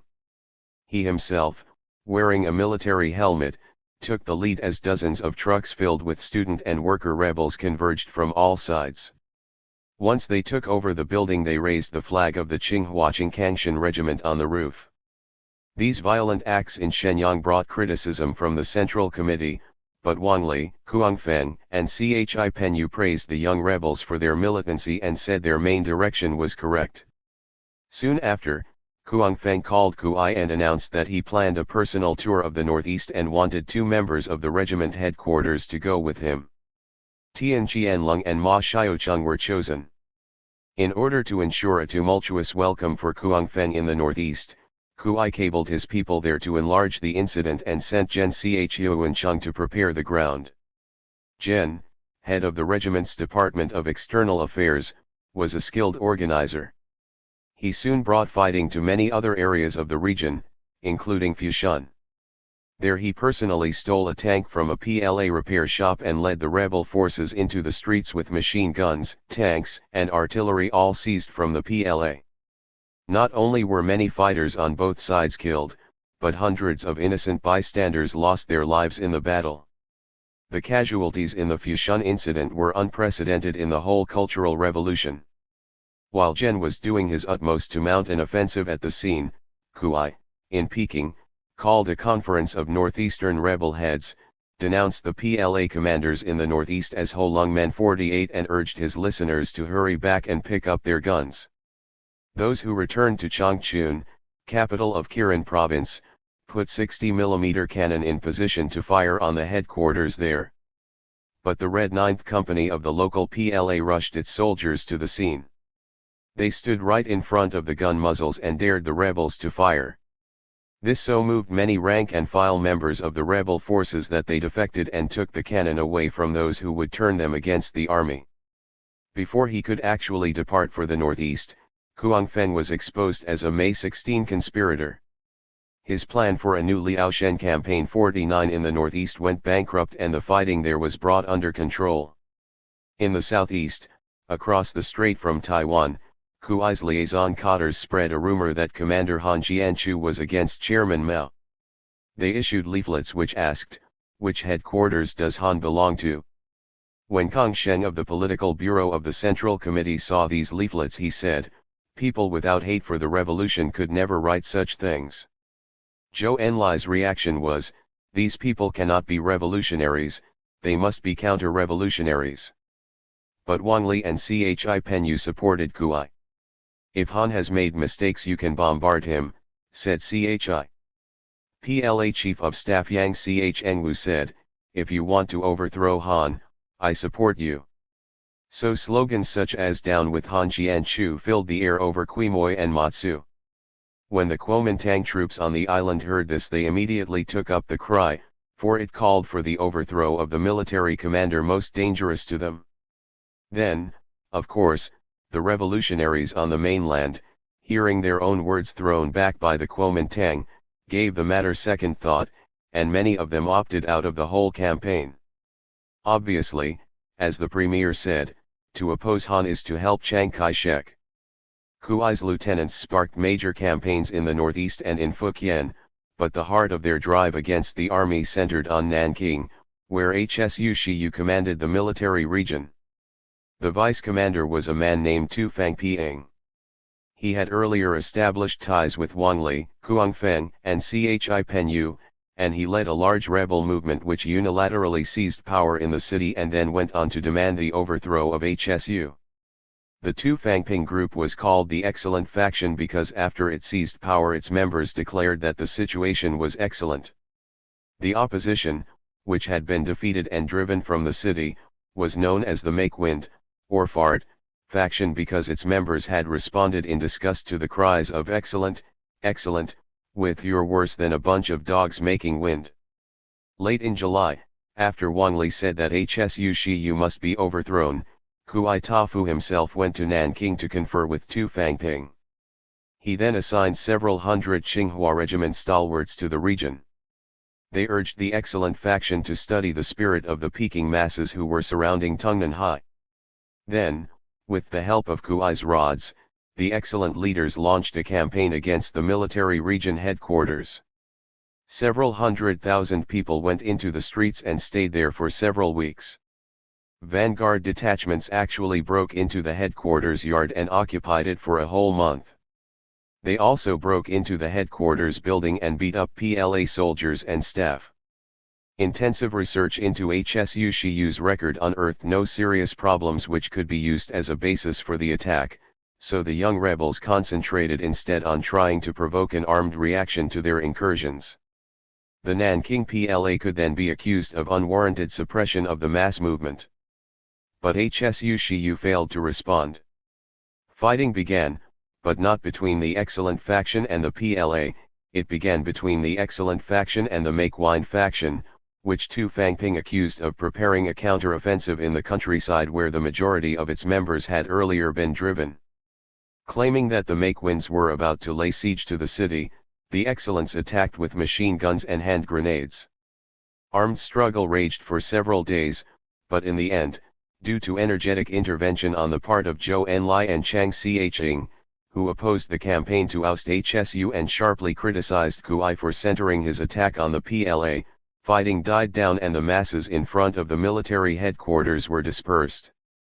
Kuai had planned a huge mass meeting against HSU Shiyu for the latter part of August, but it was called off at the last minute. Then, on September 1, the regiment liaison station in Nanking received a telegram from Kuai that said, HSU Shiyu is a good comrade. Our liaison station should withdraw from the city. Please publish this widely. Kuai's request for publicity was hardly necessary. The telegraph operator who took the message was from the Make Wine faction and Kuai's message was all over the city before the liaison station or the military region headquarters even received their copies. When it became clear that Mao Zedong and the Central Committee actually stood behind HSU, large numbers of people moved to support him and posters went up all over the city announcing adherence to HSU and to the Central Committee. During July and August the Tsinghua force competed with the regiment in the campaign to pull a handful out of the army. They too sent hundreds of activists out to man more than a dozen liaison stations in various parts of the country. As part of this effort, Wang Yongxian went to Nanking on August 5 as head of the East China liaison station. After all the speeches and editorials, I went to Nanking determined to pull out HSU Shiyu, Wang said. But the regiment crowd had already preempted the field. They had posters everywhere proclaiming, "Down with CHNTZI, down with HSU Shiyu." And their newspaper was filled with attacks on HSU. Each new telegram from Kuai stimulated a new high tide of activity, posters, and reinforcements for those surrounding and occupying the military region headquarters. Kuai's first telegram read, Wang Li says there are at least 3 commanders who oppose Mao Zedong, HSU Shiyu, Han Qianchu, and CHN Shilin. It came at midnight, and by dawn the whole city was covered with posters repeating this message. Tianpu, HSU's wife, went to Peking to appeal on behalf of her husband, but Wang Li refused to hear her, saying, "The case is clear." Kuai sent a second telegram that spelled this out and stimulated a new outburst of anti-HSU feeling and action. We force tried to do our part, but the regiment rods attacked us, saying that we were only against HSU on the surface, while we really supported him in our hearts. So wherever we went people resented us and treated us coolly. Excellent faction people even grabbed us, beat us, and demanded that we confess our real thinking. When we refused to respond they put us in trucks, drove way out in the country, and dropped us off, one by one, in out-of-the-way places. Finally we decided that since everyone seemed to believe we really supported HSU, maybe we had better turn around and support him in fact. We debated this for a while and then came out on HSU's side, thus linking up with the Make Wins. When Kuai's pro-HSU telegram came on September 1 we were very happy, for we were already on the right side. But it wasn't a matter of principle, we only did it out of factionalism, because we found it hard to agree with the regiment on anything. When it came to the sacking of the British mission on August 23, it was the force and not the regiment who played the major role. This was because the key group responsible for the affair, the anti-imperialist anti-revisionist liaison station in the foreign ministry, was linked not to the Heaven faction but to the Earth faction, and the Fours were part of the Earth faction. The anti-imperialists were left-leaning cotters with ties to Wang Li. With the help of thousands of rebel students from the foreign language schools, they had effectively ousted Chny as foreign minister and placed Yao Tengshan, a returned charge d'affaires from Jakarta, in command of foreign affairs. Yao Tengshan had issued an ultimatum to the British authorities in Hong Kong, giving them 48 hours to release several imprisoned Chinese journalists or face the consequences. On the day that the ultimatum was to expire, the Tsinghua force received a phone call asking them to mobilize for a demonstration in front of the British mission. Over the loudspeaker, all force supporters were called together for a meeting. A cadre from the anti-imperialist, anti-revisionist liaison station told them, "Tonight we are going into action to show the British how tough we can be. After the tempering of the Cultural Revolution, our rebels are strong and angry.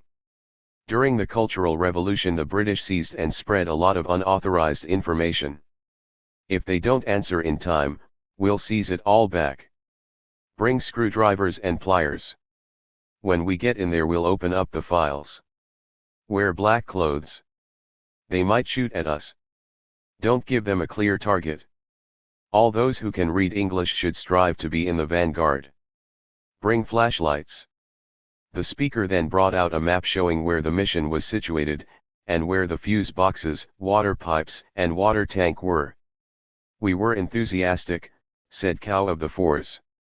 "We sent one big contingent into the city and then decided that wasn't enough, so we sent another. Our forces helped surround the whole place. At first we were well disciplined. We sat down in orderly rows and listened to 5 rules set down by the Premier. He said we could protest in writing, hold meetings, etc., but must not break into the grounds.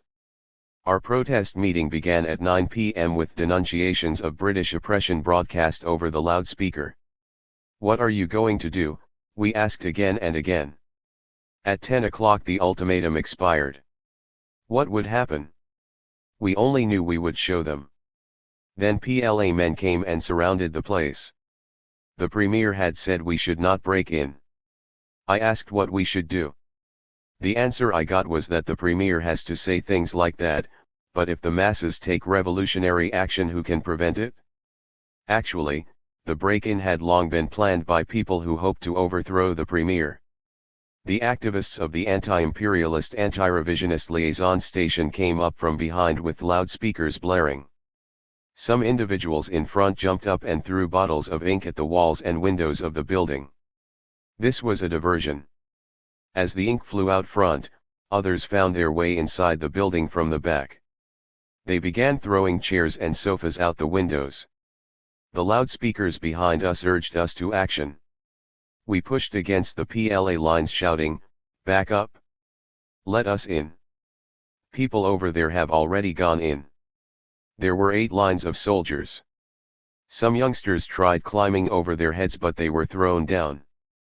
The soldiers' lines finally broke at one spot. We rushed through to climb the fence. Soldiers pulled some of us down, but others got over. At 11 we saw flames. First the oil barrels in the garage burned. Then the main gate opened. People rushed in. The cars began to burn, 3 mission-owned cars burned.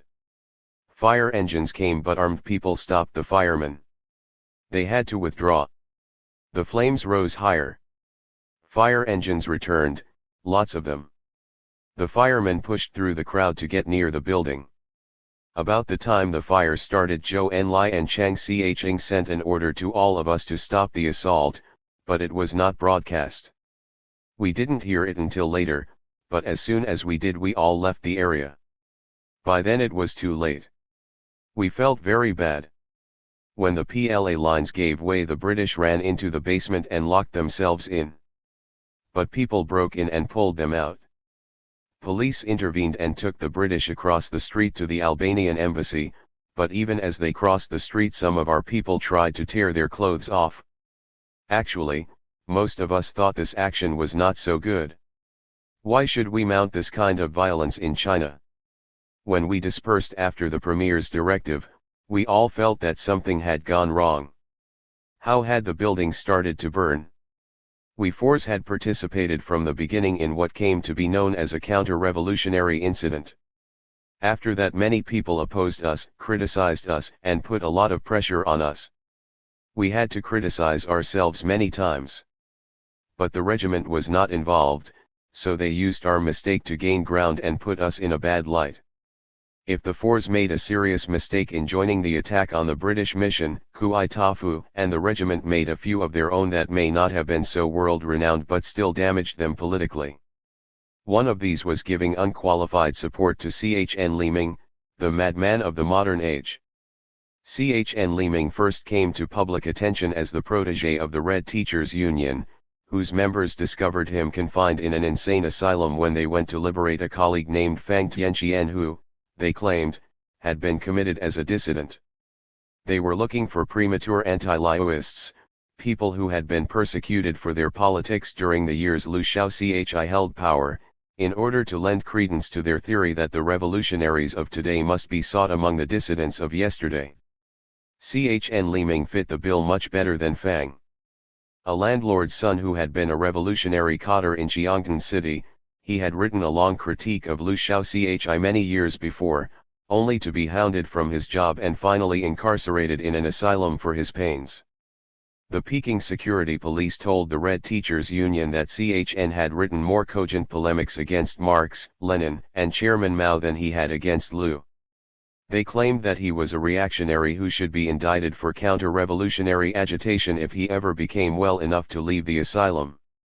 But Sung Ching, a former Kuomintang district leader now established as the most radical of the Tsinghua teachers, responded by leading an assault on the headquarters of the security police.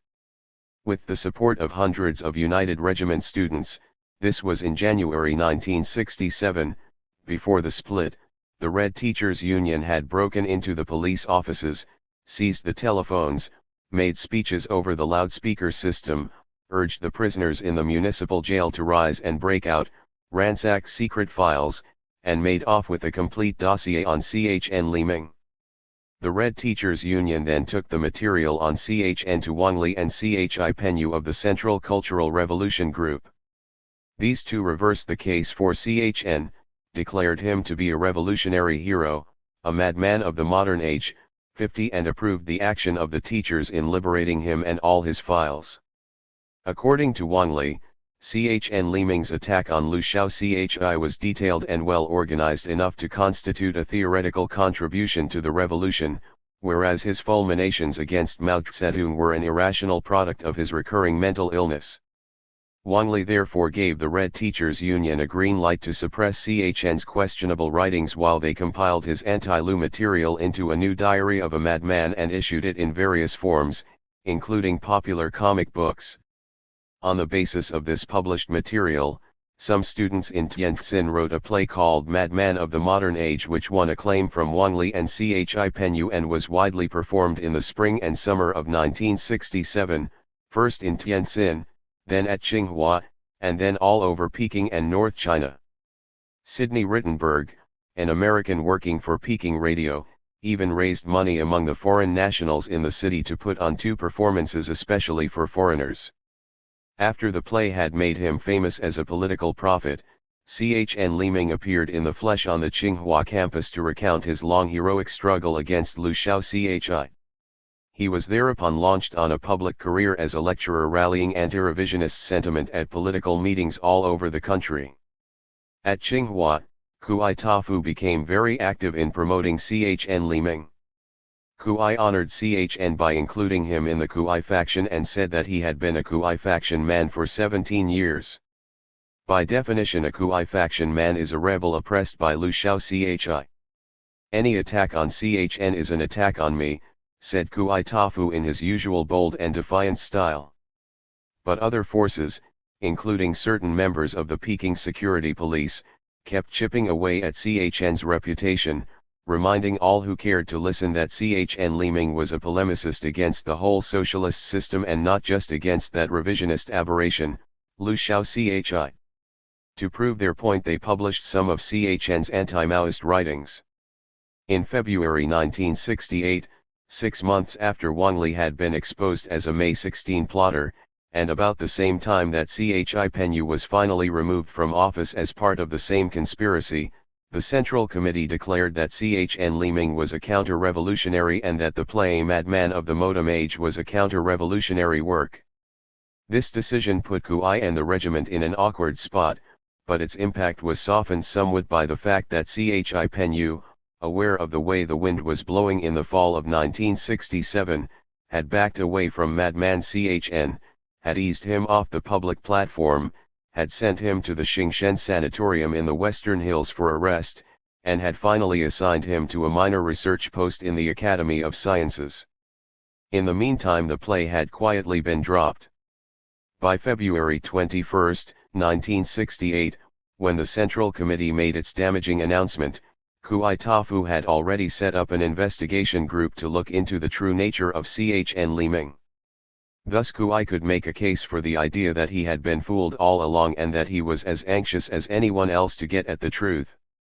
Even as Kuai Tafu backed away from Chen Liming, he took the offensive against the new Revolutionary Committee at the Normal College and linked up with another unsavory character, one Fan Li Yao, who was trying to overthrow the committee from the inside. On the surface, what Kuai and the Tsinghua Regiment had against the Normal College Revolutionary Committee was that it had been set up by Earth faction forces. Acting together with Han Aiching of the Aeronautical Institute and Nye Yuanzi of Peking University, Kuai helped bring all the Heaven faction forces from the schools and colleges of Peking out to the Normal College campus to demand the overthrow of its new leading body. Tens of thousands of people showed up. As they demonstrated, Kuai directed them from the front seat of a jeep that sped from place to place according to the needs of the moment. Mao Zedong and his headquarters group, recognizing this as a test case in a nationwide campaign of ultra-left overthrow attempts, took drastic action. The Peking security police intervened, arrested 3 key people, including Fan Li Yao, who was designated a counter-revolutionary, and upheld the Revolutionary Committee. Kuai was severely criticized by Central Committee members for his provocative role. Under attack for this and similar extreme acts, Kuai finally made a public self-criticism. He spoke before a mass meeting at the university, pretended to be sorry, and left the stage weeping. A few minutes later he showed up backstage, all smiles. "A politician must be a good actor," he said to Sui Chaoshi of regiment headquarters. "Don't you think I put on a pretty good act?" Big alliance. Competition for public prestige as militant revolutionaries helped sustain and widen the split between the regiment and the force, but the fuel that kept the factional fires burning day in and day out was the continuing repudiation of cadres back on the campus. Each week both factions found cadres to criticize and expose and thus generated successive meetings. Without such meetings the leaders could not have held their followers together. These repudiations did have some positive results. Some of the cadres were educated, they were forced to think through their past acts and their class stand in the light of the two-line struggle that was emerging. But as for the students, the meetings rarely touched their souls because they were used, in the main, for partisan purposes. A primary goal was to expose a cadre who had won the support of the other side and thus condemn that side's politics. Secret investigations were carried out. If damaging material was unearthed, it was quietly compiled and held in reserve until the right moment for sudden public exposure, the right moment being the one that would most deeply embarrass and confound the other side. Then the faction under attack would be accused of protecting a counter-revolutionary, which implied counter-revolutionary intent on the part of its leaders. Did they not then deserve 1,000 lashes and 1,000 deaths? None of this really helped misguided cadres to reform or young rebels to get at the truth. The real motto was not Mao's, cure the disease and save the patient, but do the other side in. As a result, the prestige of both factions fell among the masses. Sensitive to the charge that they only repudiated cadres adhering to the opposite side, each faction occasionally held a meeting to criticize one of their own. After this, members would shout, "Who says we don't look into the problems of our own side? See, here's an example." But such token self-criticism could hardly cover up the partisan nature of most of the activity. Late in the year, some people on both sides got tired of this infighting and started a campaign for the transformation of the old education at Tsinghua. They looked up material about Resistance University in Yan'an and made suggestions for applying that experience to their modern university. Realizing how divorced they had been from working people and from production, the civil engineers worked out plans to carry on designing at various work sites where the workers too could be drawn in. They also sent out teams to investigate the graduates of their department, how they had done on actual jobs since leaving the university and what ideas they or their workmates had for changes in the educational system. The whole admissions system, which recruited students like Little Tito, and the special regulations that treated girls like debutantes, girls were not allowed to carry more than 55 pounds on construction sites, were also investigated. But only a minority of the students took part in this effort. The factional leaders were not interested. They maintained that without their proletarian faction in power all this work would be lost. Since power was the crux of the whole question, it was idle to talk about specific reforms. Let's make sure the university is in the hands of the working class, i.e., our hands. Then we'll transform it, they said. Other students, growing sick of politics, took advantage of the confusion to retire to the library and read. The theory of technique in command thus showed up again as scores of people dropped out of political action and began pursuing careers on their own. Some studied mathematics. Others studied foreign languages. They were voting with their feet against the senseless trend of events.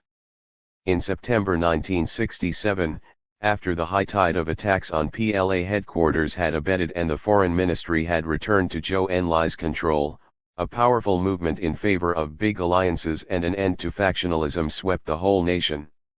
Mao Zedong returned from an extended southern trip and stated unequivocally, "There is no conflict of fundamental interest within the working class. Under the dictatorship of the proletariat there is no reason whatsoever for the working class to split into two big irreconcilable groupings." Everywhere rank and file people, sick of factional struggle, seized on this directive to demand unity. In Nanking the whole city was covered with reconciliation posters. Members of the Make-Wine faction who had been driven beyond the city limits were welcomed back.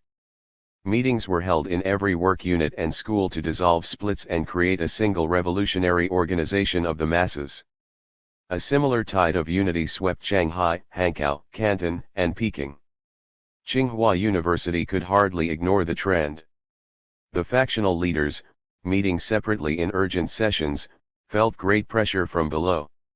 Mao Zedong himself had initiated the January storm in Shanghai, now he was calling for big alliances. 51 If a group did not go along, how could it maintain a position of leadership? Strong pressures came from above. The Central Cultural Revolution group called in the Tsinghua student leaders and told them, "The whole country is forming alliances. How long can you go on quarreling? If you don't get together and decide on some form of coalition, we won't let you join in the National Day celebrations." After this the Four's headquarters committee decided in favor of alliance. But they did not know how to proceed. Kui Tafu had never recognized the Fours as a legitimate organization. How could they make an alliance with him? The regiment leaders, rising to the occasion, finally put out a statement that they recognized the Fours as a legal organization. They suggested talks and a coalition headquarters. Since Kui had taken the initiative, we too had to seize the time, said Wang Yongxian of the Fours. As Kui walked over to negotiate, we beat drums and cymbals to welcome him and invited him in with enthusiasm. We held the talks in the Agricultural Engineering Building, not far from the big campus statue of Chairman Mao. The masses lined up on both sides of the road to welcome them. Our negotiations lasted 2 days and all the time the people outside cheered us on. We agreed on a coalition headquarters without too much trouble. Since Kui, as a nationally known student leader, was already on the standing committee of the Peking Revolutionary Committee, we decided to be generous and let him hold first place on our committee. But we stipulated that if the regiment held the chairman's seat, then the Fours had to hold the next post and so on in alternation. We insisted on complete balance and equality between our two sides. As for the name of the new coalition, it was to be called the Qingkangshan Regiment General Service Station. When the masses outside heard that an agreement had been reached, they held a tumultuous celebration, cheering, shouting, and dancing in the street. But when we returned to our headquarters, certain rods among the fours were very upset. How come you have called it a regiment service station? It seems as if we fours have been completely dissolved. Where's the coalition here? They convinced Shen Juhuai that the new organization should be called General Headquarters, not Service Station.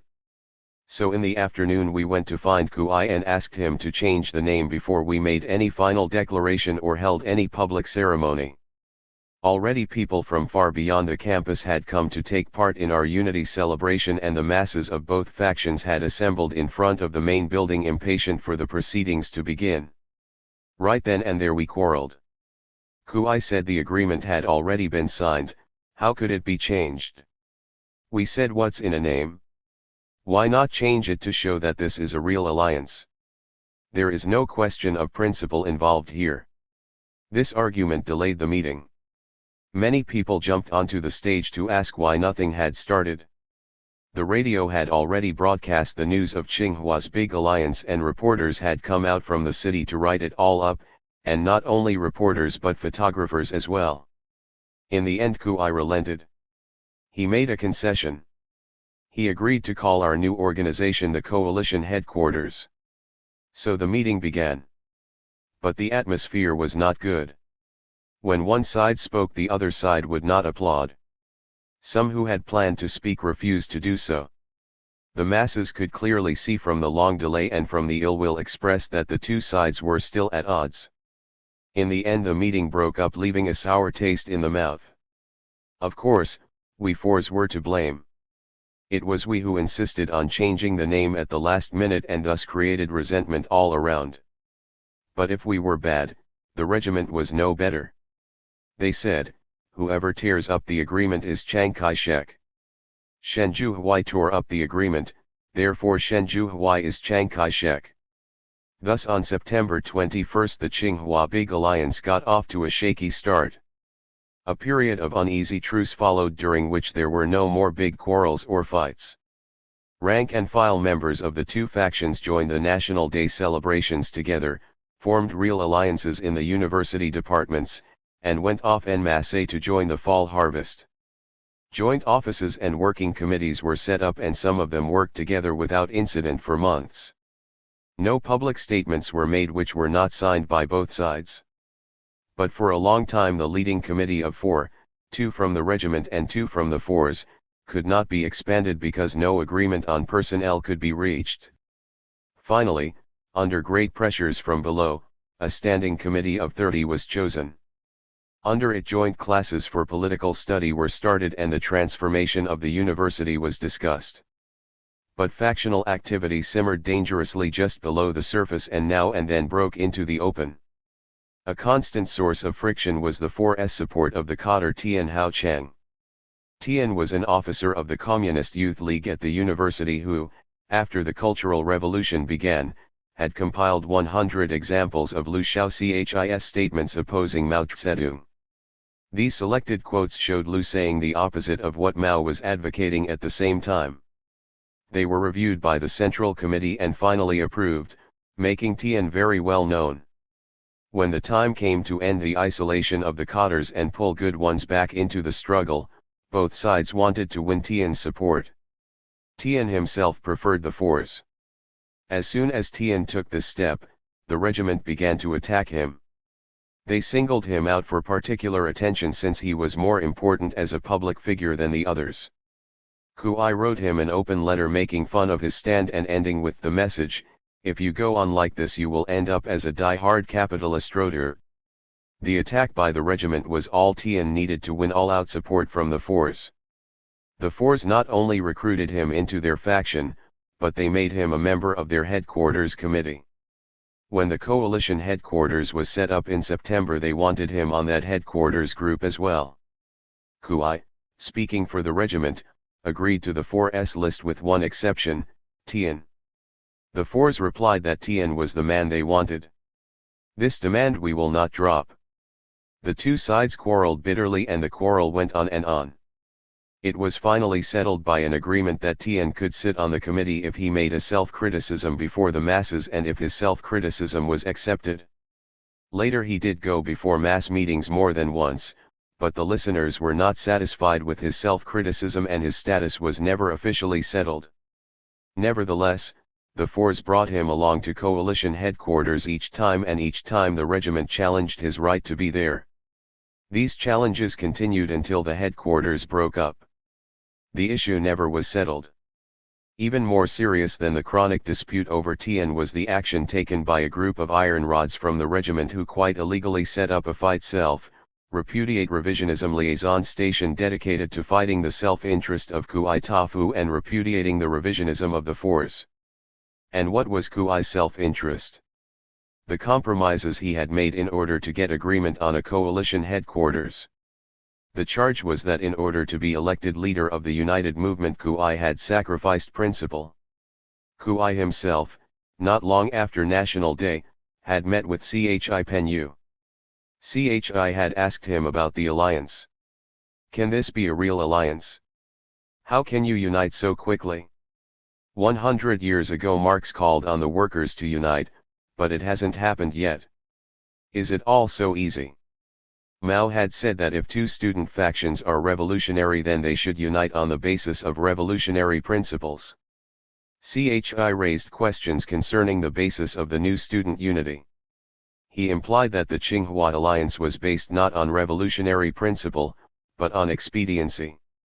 When Kui got back to the campus he initiated a wide discussion among the regiment militants around this issue. The majority decided that what they had formed was a political monstrosity, an alliance for alliance sake. So they set up their fight self-repudiate revisionism liaison station, and factional struggle broke into the open with renewed vigor. Soon some of the joint offices and united working committees broke down. Among the first to go was the Joint Office of Records. Soon after the coalition was formed, both sides had pooled their files and records in one building and had put a single person in charge. The man selected for this job was a member of the Fours. When the regiment militants decided that the big alliance was unprincipled, they also decided that they could not trust one of the Fours to handle the records. What if he should deny regiment people access while allowing the Fours unlimited use of his office? They decided to regain control of their files and records clandestinely. One evening 2 young men from the regiment went into the record keeper's office and asked if they could use his phone. He, of course, had no reason to object. What he did not know was that they had already removed the receiver from the phone they were calling, so that each time they dialed they got a busy signal. While waiting for their line to clear, the 2 regiment stalwarts engaged the record keeper in conversation. And, since the phone at the other end continued to be busy, the conversation went on for a long time.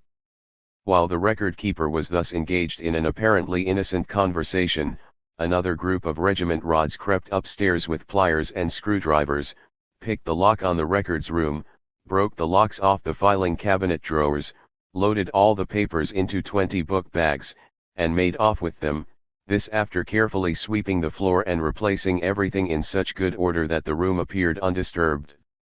When, on the following day, the record keeper discovered the papers were gone, including those belonging to the Fours, the regiment was ready with a poster expressing indignation at this serious stealing incident. The Fours Headquarters Committee, knowing that none of their members had had a hand in it, suspected the regiment and filed a strong protest. They demanded a thorough investigation. But the regiment responded with another strong statement denouncing the criminal act. To outsiders the wording made it apparent that they suspected class enemies, perhaps hidden among the Fours, perhaps coming in from off the campus. This trickery fooled many ordinary people who were quite ready to believe that counter-revolutionaries had chosen this method to try and break up the big alliance. But it didn't fool the leaders of the Fours. They knew the regiment had made off with the papers, and the regiment leaders knew they knew it. It was a major disruptive blow. Split again. As if the alliance at Tsinghua was not shaky enough, on December 17 Chi Penyu stepped in to fan the flames. The occasion was a meeting of student leaders from several Peking universities who had been called together to discuss educational transformation. Here Chi not only threw his support to the regiment, but he simultaneously attacked the Fours for their choice of a song. The big alliance at Tsinghua, said Chi, must have the regiment as its core. This has been decided by history, by the reality of the current struggle. Of course, he went on, regiment people should be modest and avoid arrogance. As for the fours, they should admit the leading position of the regiment. This is not my opinion. It is not something that was decided by me or by you. It is simply an objective fact. By stating the matter thus, Chi Penyu implied that the Central Committee and Chairman Mao concurred in this view. Delighted by Chi's open support for her faction, the regiment delegate at the meeting, a young woman named Chnu Yen, asked Chi for an opinion about the 4's battle song, the words of which, according to the fours, came directly from Lin Piao. According to the regiment, no such words had ever been spoken by Lin. The controversial verse went like this. Sometimes one must face sacrifice. One must even sacrifice one's life. If I get finished off, I'm finished. When the shooting starts on the battlefield, I make a resolution. Today Lao Tzu dies in this place. To refer to oneself as a Lao Tzu, literally, your old man, is a form of oath. It implies that you are the father of everyone who is listening, hence you are calling them all bastards. It is a tough, devil-may-care way of speaking about oneself, quite typical of soldiers in battle, but quite shocking to the ordinary civilian listener. An English equivalent might be, today your motherfucking uncle dies. When asked if this was really a quote from Lin Piao, Chi said, there is no such quote. Analyze it with Mao Zedong thought. How could Lin Piao have used such words? That's what we have been saying, responded Chnu Yen, delighted. But they say we are spreading rumors and slandering them. No, said Chi, they are spreading the rumors. They are the criminals. When Chi's words reached the campus, they created a great stir. Chnu Yen, coming home exhausted, told her comrades briefly about what had been said, then went to bed. When Kui Tafu returned much later in the evening and heard the news, he was overjoyed. We must broadcast it right away, he said. But Chn has gone to sleep and so has everyone else, said the headquarters personnel. Why don't we wait until morning? Good news from on high can't be delayed, Kui insisted. Such good tidings must be spread at once. He sent a car out to bring Chn back and immediately went on the air himself shouting, good news. The best news. An important speech by central leaders. Pay attention everyone. After Chn reported the details, Kui took the microphone once more. This is the Central Committee speaking, this is history, this is the proletarian headquarters backing us up. The regiment people among his listeners all clapped and cheered. They clapped till their hands hurt. Mao Zedong stands behind us. We must follow him to the end. The fours, on the other hand, had been taken by surprise and felt betrayed. Although they too had had a delegate at the meeting, they knew nothing about what had happened until they heard Kui filling the night air with his exultation. They immediately rushed out to find their delegate and ask him if it was true. Did Chi Penyu say that?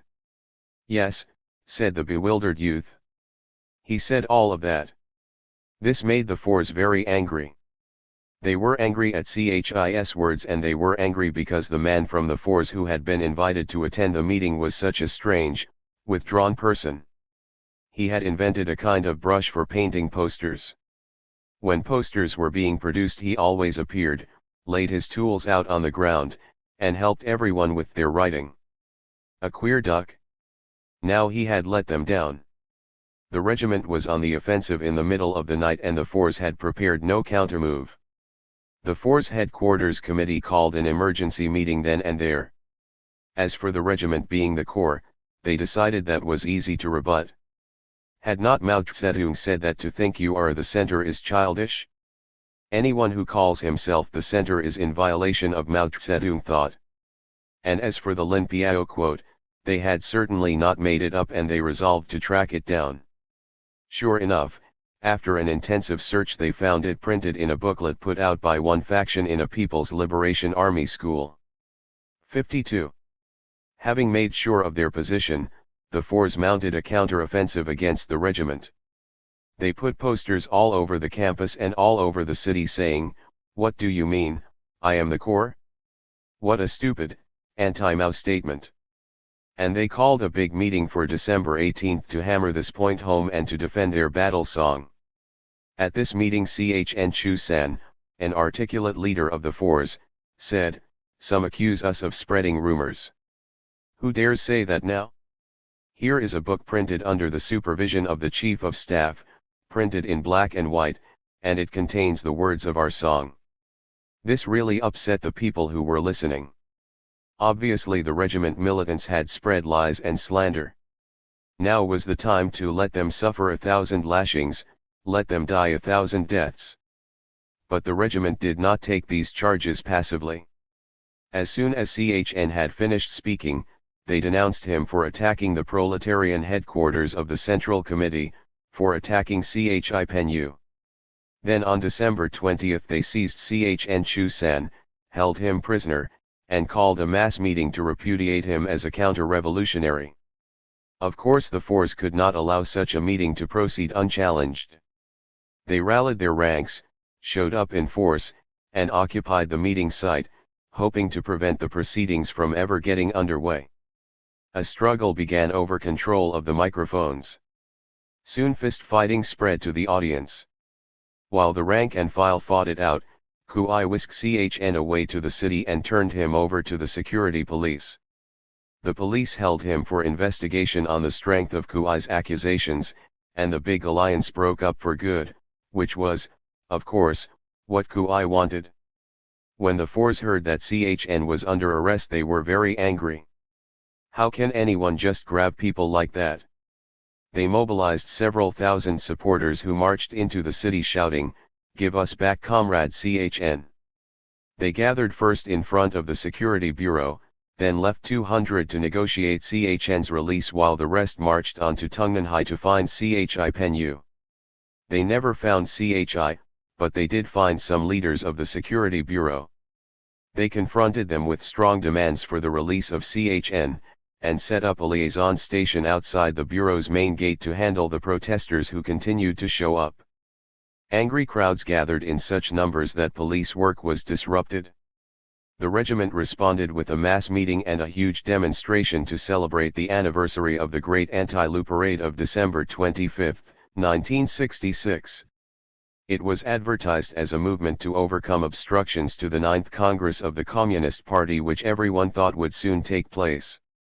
On posters and at the meeting regiment writers and speakers denounced the adverse current that is trying to make us rebels stink, and so slander us that Chi-pen-yu cannot get elected to the political bureau and young rebels of merit cannot get elected to the Central Committee. One noon broadcast openly said, "People are slandering us. They want to prevent our being elected to the Central Committee." This made the fours laugh. How could Kui be elected to the Central Committee? He wasn't even a member of the Communist Party. On December 26, Vice Premier Fuchi received delegates from both factions at his office in the city. In the audience sat Chen Chu-san, who had been released unconditionally. Chi-pen-yu stepped forward with a written speech. "This time," he said, "I'm going to read my speech so that none of you can grab a single straw for factional purposes." Among the topics which he then took up was the 4S battle song. "Lin Piao did once say those words," he said, reversing his opinion of a few weeks before. The fact that the fours used them for their battle song shows their great love for Lin Piao and for Chairman Mao. Now it was time for the fours to celebrate. "Our leaders called me from the city and informed us that Chen had been released," said Wang Yongxian of the fours. "So I organized a welcoming crowd that stretched far beyond the school grounds. Our gathering was as big as the one that had assembled to hear Chi-pen-yu's remarks when he praised the regiment. So now we had our turn. Now we drew the crowd. But after this the conflict between us and the regiment grew sharper and sharper. The sinister hand of Chi-pen-yu had caused both sides to make mistakes. He led us into head-on collision. The speech in Fuchi's office was Kai's last official act. Early in 1968 he disappeared from public life, exposed by his own manipulations as an ultra-left troublemaker. The unstable coalition between the regiment and the force broke up completely after the regiment seized Chn-Ch and turned him over to the security police. Chn-Ch's release did not repair the breach.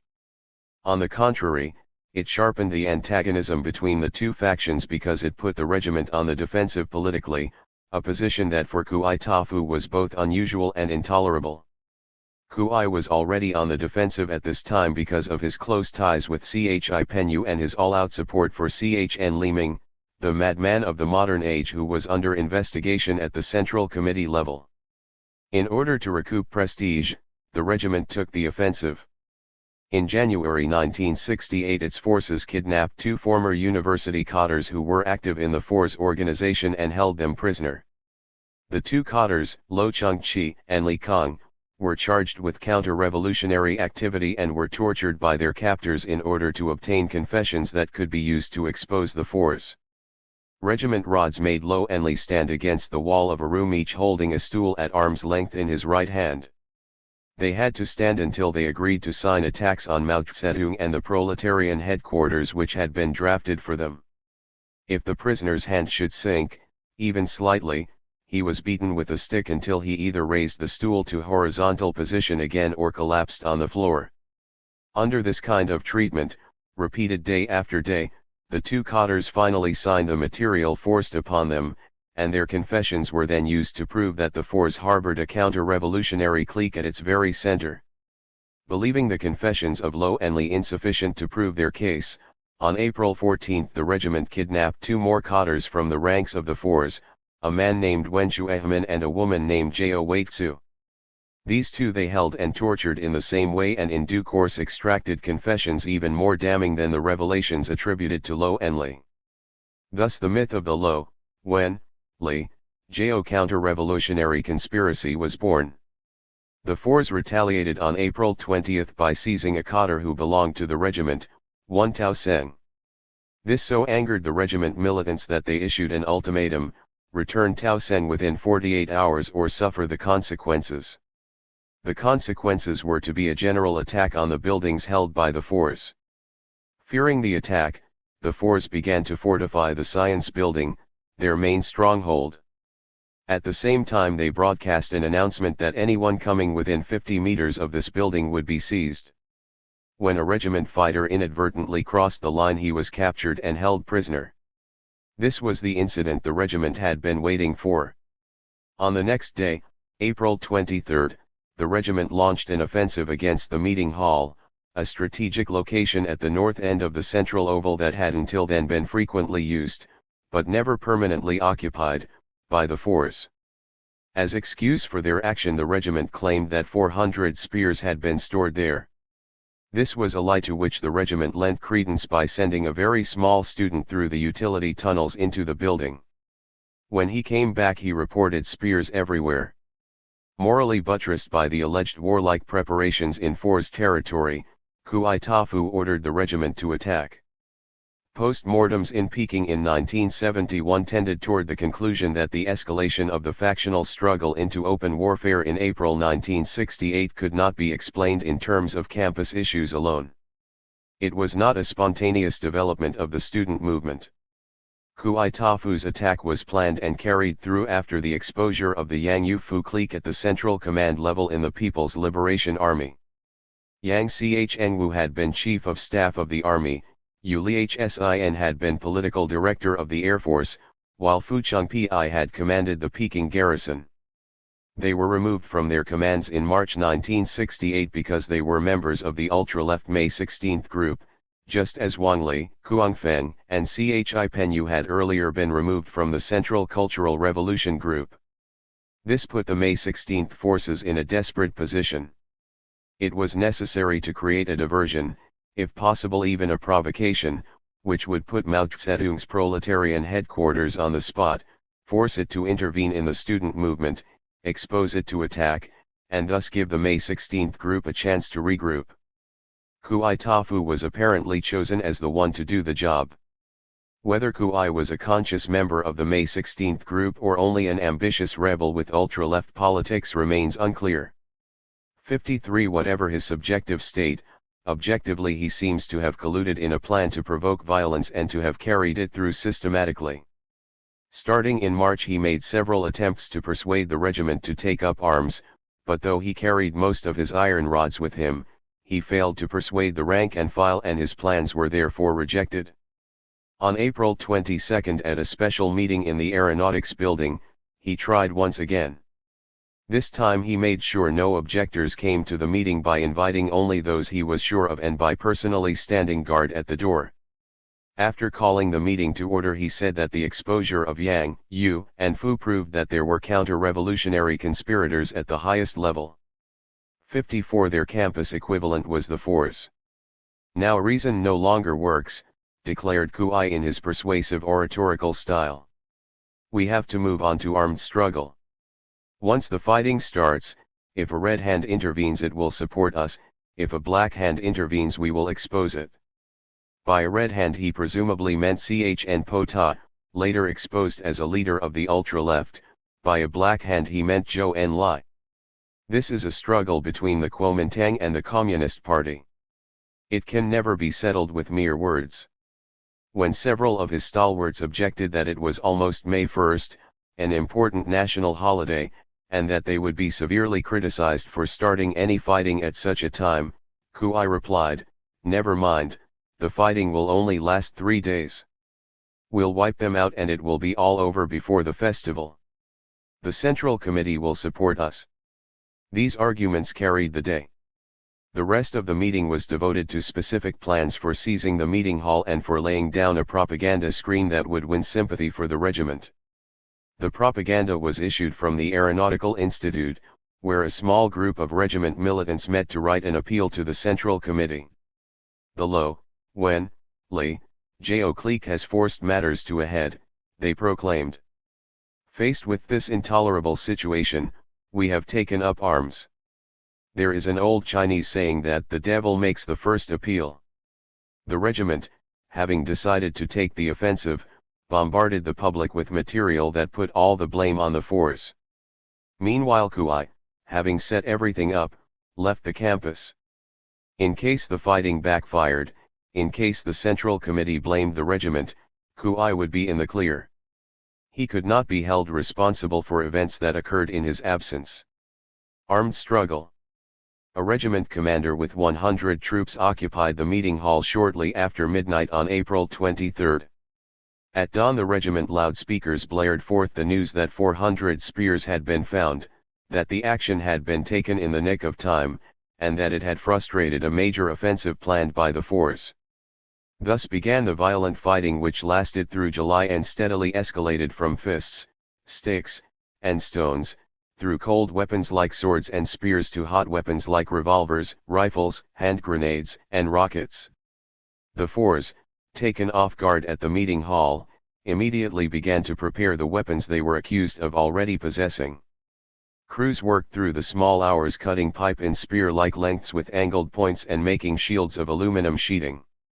Not long after the regiment's victory announcement the 4's hastily armed forces occupied the generator building, just to the east of the meeting hall and across the central oval from the science building. When the regiment leaders discovered that the Force had occupied the generator building, they launched a massive attack aimed at taking it back. A People's Liberation Army propaganda team made up of Navy men had arrived on the campus some time before. 55 Hearing that a violent fight was about to take place, team members rushed to the scene and tried to dissuade the regiment rods from continuing. Key leaders from both sides signed an agreement to stop fighting and to evacuate what each had seized. But even before the ink had dried, regiment forces launched a second assault on the generator building. Losing control of the ground floor, the defenders retreated upstairs. Regiment spearmen using ladders forced several second-story windows, stabbing all who got in the way. The retreating force had to leap to the ground to escape. Some got away. Some were injured as they landed. An ambulance driven by a soldier from the Peking Garrison Command removed the stabbed and the maimed who managed to escape, but quite a few were captured. When Kui learned that an ambulance under orders from the propaganda team had rescued his enemies, he was furious. The regiment loudspeaker cursed the driver and accused him of supplying the force with weapons. When the vehicle returned to the scene, regiment fighters surrounded it, pulled the driver from his seat, and took him to a quiet spot in the grounds of the Summer Palace where they stripped and beat him. They wanted an admission that he had orders to support the reactionary force. When he refused to comply, they put him in the sidecar of a motorcycle and drove him, hung with signs, around the campus as an object lesson to all who would interfere in student affairs. Xu, of the regiment, had this to say about that first battle: "I was asked to lead the assault on the meeting hall, but I refused. I was not prepared for violent fighting that night. But the next day I took an active part in the assault on the generator building. In fact, I helped carry a ladder. I was the third person through the second-story window in the attack that defeated the force. What brought me into the fight? It was the meeting in the middle of the night. I was convinced that the Lo, Wen, Li, Jo clique was real and that the force represented the Kuomintang. Since this was the same fight between two headquarters that had split the Central Committee, we had to fight for the right of Mao Zedong and the proletarian headquarters to speak. How could we let evil schemers succeed? The time had come to shed blood for the Central Committee and for Chairman Mao. After the first battle, the campus was quiet for a few days as both sides, entrenched in the buildings which they had seized, made weapons, fortified their positions, and tried to bring in supplies. A second battle, on April 29, began as a clash over rice. Just before noon on that day, 2 truckloads of rice arrived from the city and proceeded toward a campus warehouse to unload. The force, anticipating a protracted struggle with the regiment, sallied out in force to seize the trucks and bring the grain back to the science building. Too late, the regiment commanders realized what had happened. They sent troops to seize the trucks, but they were driven off by the force, who not only came out of the science building in force but threw rocks and heavy objects from above. The regiment forces failed to get the rice, but they did capture 2 prisoners. Having lost the new rice, the regiment sent a truck to one of the dining halls to seize the rice stored there. The truck was loaded with spear-bearing fighters. En route it ran into a hail of rocks launched by a detachment of force. As it swerved to avoid the rocks, the truck tipped over, spilling its armed occupants in a heap on the ground. They all crawled out unhurt, but the truck had already run over a hapless 4. He was dead. Crowds of uncommitted campus people and peasants from nearby villages turned out to watch the fighting. Children, excited by the violence, joined in the rock throwing. But after a while the battle subsided without a decisive victory for either side. The shock of one student dead under the wheels cooled the ardor of both sides, and their rods retreated in disorder. A third battle took place in the pre-dawn hours of May 2, when the regiment launched a surprise attack on the force who held the civil engineering building at the south end of the central oval. The regiment, aping central government announcements concerning the fighting in the Straits of Taiwan, had broadcast that they would only fight every other day and would never attack on holidays. The force, taking them at their word, went to sleep exhausted on May 1, a holiday. They were totally unprepared for the military action that occurred after midnight, hence technically not on the holiday. Regiment fighters gained the second floor of the building before the force awoke. Jumping out of their beds in their shorts, the defenders seized on anything handy to throw at their attackers, but it was too late. A few escaped by jumping out the windows. 20 were captured. One of these had a deep spear gash beside his eye, another had a badly sprained ankle. Expensive electric meters and other items of equipment in the building were smashed. Though the casualties were light, the damage to the force was great because all 20 of the people captured were militants, hardcore rods. Without them the 4's fighting capacity was seriously weakened. Fortunately for the losers, 2 days later they captured a vice leader of the regiment, the assistant director of its eastern fighting district. This gave them a certain parity in regard to prisoners. The regiment already held a force headquarters committee member and a director of one of its fighting districts. Since both sides wanted their leaders back, negotiations began for a wholesale prisoner exchange. The Fours had the most to gain from this since they held only 14 regiment people while the regiment held 24 Fours. The talks took place in the middle of May. I was the head of the negotiating team for the 4s, said Wang. We held our first talk in front of the Mao Zedong statue between the first classroom building, held by the regiment, and the agricultural engineering building, held by the Fours. It was safe because the main forces of each faction could gather on the roof of their fortress and keep watch on the other side.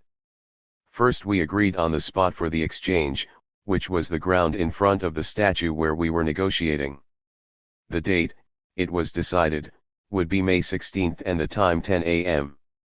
The Fours would concentrate their prisoners in the agricultural engineering building and the regiment would concentrate theirs in the first classroom building.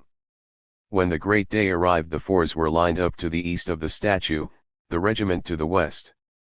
Each side sent a delegation of 3 accompanied by a doctor into the building held by the other to see the prisoners. No prisoner would be accepted whose injuries endangered his life, for we were interested in effective fighters, not casualties.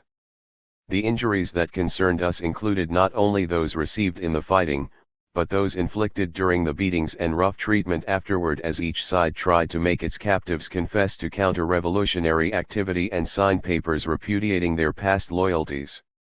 As the prisoners, under escort, simultaneously passed the dividing line in front of the statue, the crowds of peaceful campus inhabitants who had come to watch clapped and cheered. Was this not a first step toward peace? What the onlookers didn't know was that each side had played tricks on the other. We Fours held back 2 prisoners who did not appear on our name list and the regiment held back 3. Both sides knew that the other had cheated, but neither admitted it or made a public issue of it at the time. We saved our accusations for the bitter debates that followed. Altogether the Fours gave up 12 of the 14 prisoners they held while the regiment gave up 22 out of 25. Far from being a step toward peace, this prisoner exchange only stimulated further war. Each side was reinforced with loyal troops angry over mistreatment at the hands of their captors and determined to fight on. The fourth and final battle with cold weapons took place on May 30. Again it was the regiment that took the offensive, this time against the bathhouse in the northeast sector of the campus, which was still held by the Fours even though the regiment had for some time held the old dining hall adjacent to it. Kui Tafu chose May 30 for this action as a political ploy. It was the anniversary of the regiment attempt, 1 year earlier, to set up a revolutionary committee for the whole university.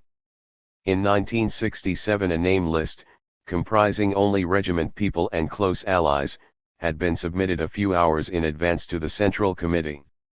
Since it was blatantly factional and since there was no time to modify or expand the list, Zhou Enlai rejected it, saying that it was impossible to approve a partisan list of this sort for the organ of power that would run China's most important university. The rejection had wrecked Kuai's hopes for taking power at Tsinghua, and had angered all the regiment rods. They thought they had earned the right to lead their institution. Now they wanted to mount a violent demonstration aimed at showing up the premier's action and placing all blame for the continued disunity and chaos on the campus on him. The attack on the bathhouse was set for the exact day, hour, and minute that Zhou Enlai had rejected the regiment's 1967 list. What Kuai had planned for May 30, 1968, was not just an attack on the bathhouse, but a general offensive that would finish off the Fours and leave the campus in the hands of the regiment. He hoped that by attacking the bathhouse with a small unit he would draw out the 4's main forces in a rescue attempt. The regiment's best units would then leap from hiding along the road and decisively defeat the Fours, whom they outnumbered almost 2-1.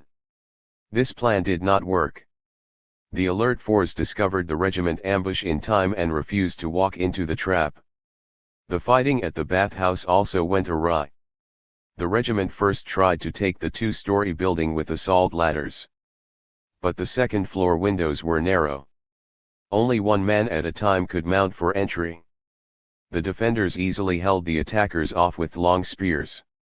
Kuai, after studying the situation, decided to throw a bridge across the gap between the old dining hall roof and the bathhouse roof.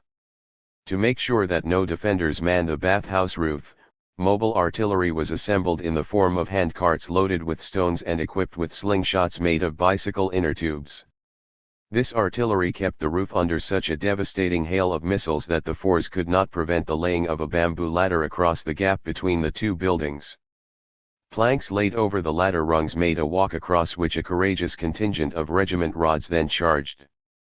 When the full weight of the assault group pressed down upon the ladder, it bent just enough to cause the far end to slip off the edge of the roof. Down came the ladder bridge, the planks, the assault platoon, and all its weapons, down in a heap between the two buildings. Fortunately, Kui had prepared for the worst by piling straw under the bridge. His men fell into the straw and no one was badly hurt. After the bridge collapsed, Kui concentrated his fighters at the north end of the building, where they tried once more to storm up ladders to the second-story windows. By concentrating a great hail of rock artillery on the windows, the regiment fighters hoped to drive the defenders back and thus make entry possible. But their tactics failed again and again. One brave warrior fell or was pushed from the top of a ladder and landed headfirst on a rock, crushing his skull. He later died. Unwilling to call off the attack, Kui transferred his ambush contingent to the bathhouse, leaving only 20 stalwarts to block the road against the Force's uncommitted troops. When they saw this opening, the Force pushed forward with a formidable contingent of spear-bearers behind a tank. The tank was made out of a tractor welded over with steel plate. When the 20 regiment fighters saw this monster coming, they formed a line across the road, but what could they do with spears against its steel plate? As the tank came close, they broke ranks and fled, only to be charged by the Force spearmen, who turned the retreat into a rout. One of the regiment fighters, run through by a spear, bled to death. To stop the Force who were advancing from the south, Kui ordered his red flag bow and arrow team into the fray. They fired a hail of arrows point blank at the opposition, killing one and wounding several. The tank, invulnerable to arrows, kept going, but a little further down the road the regiment defenders had buried what looked like a mine.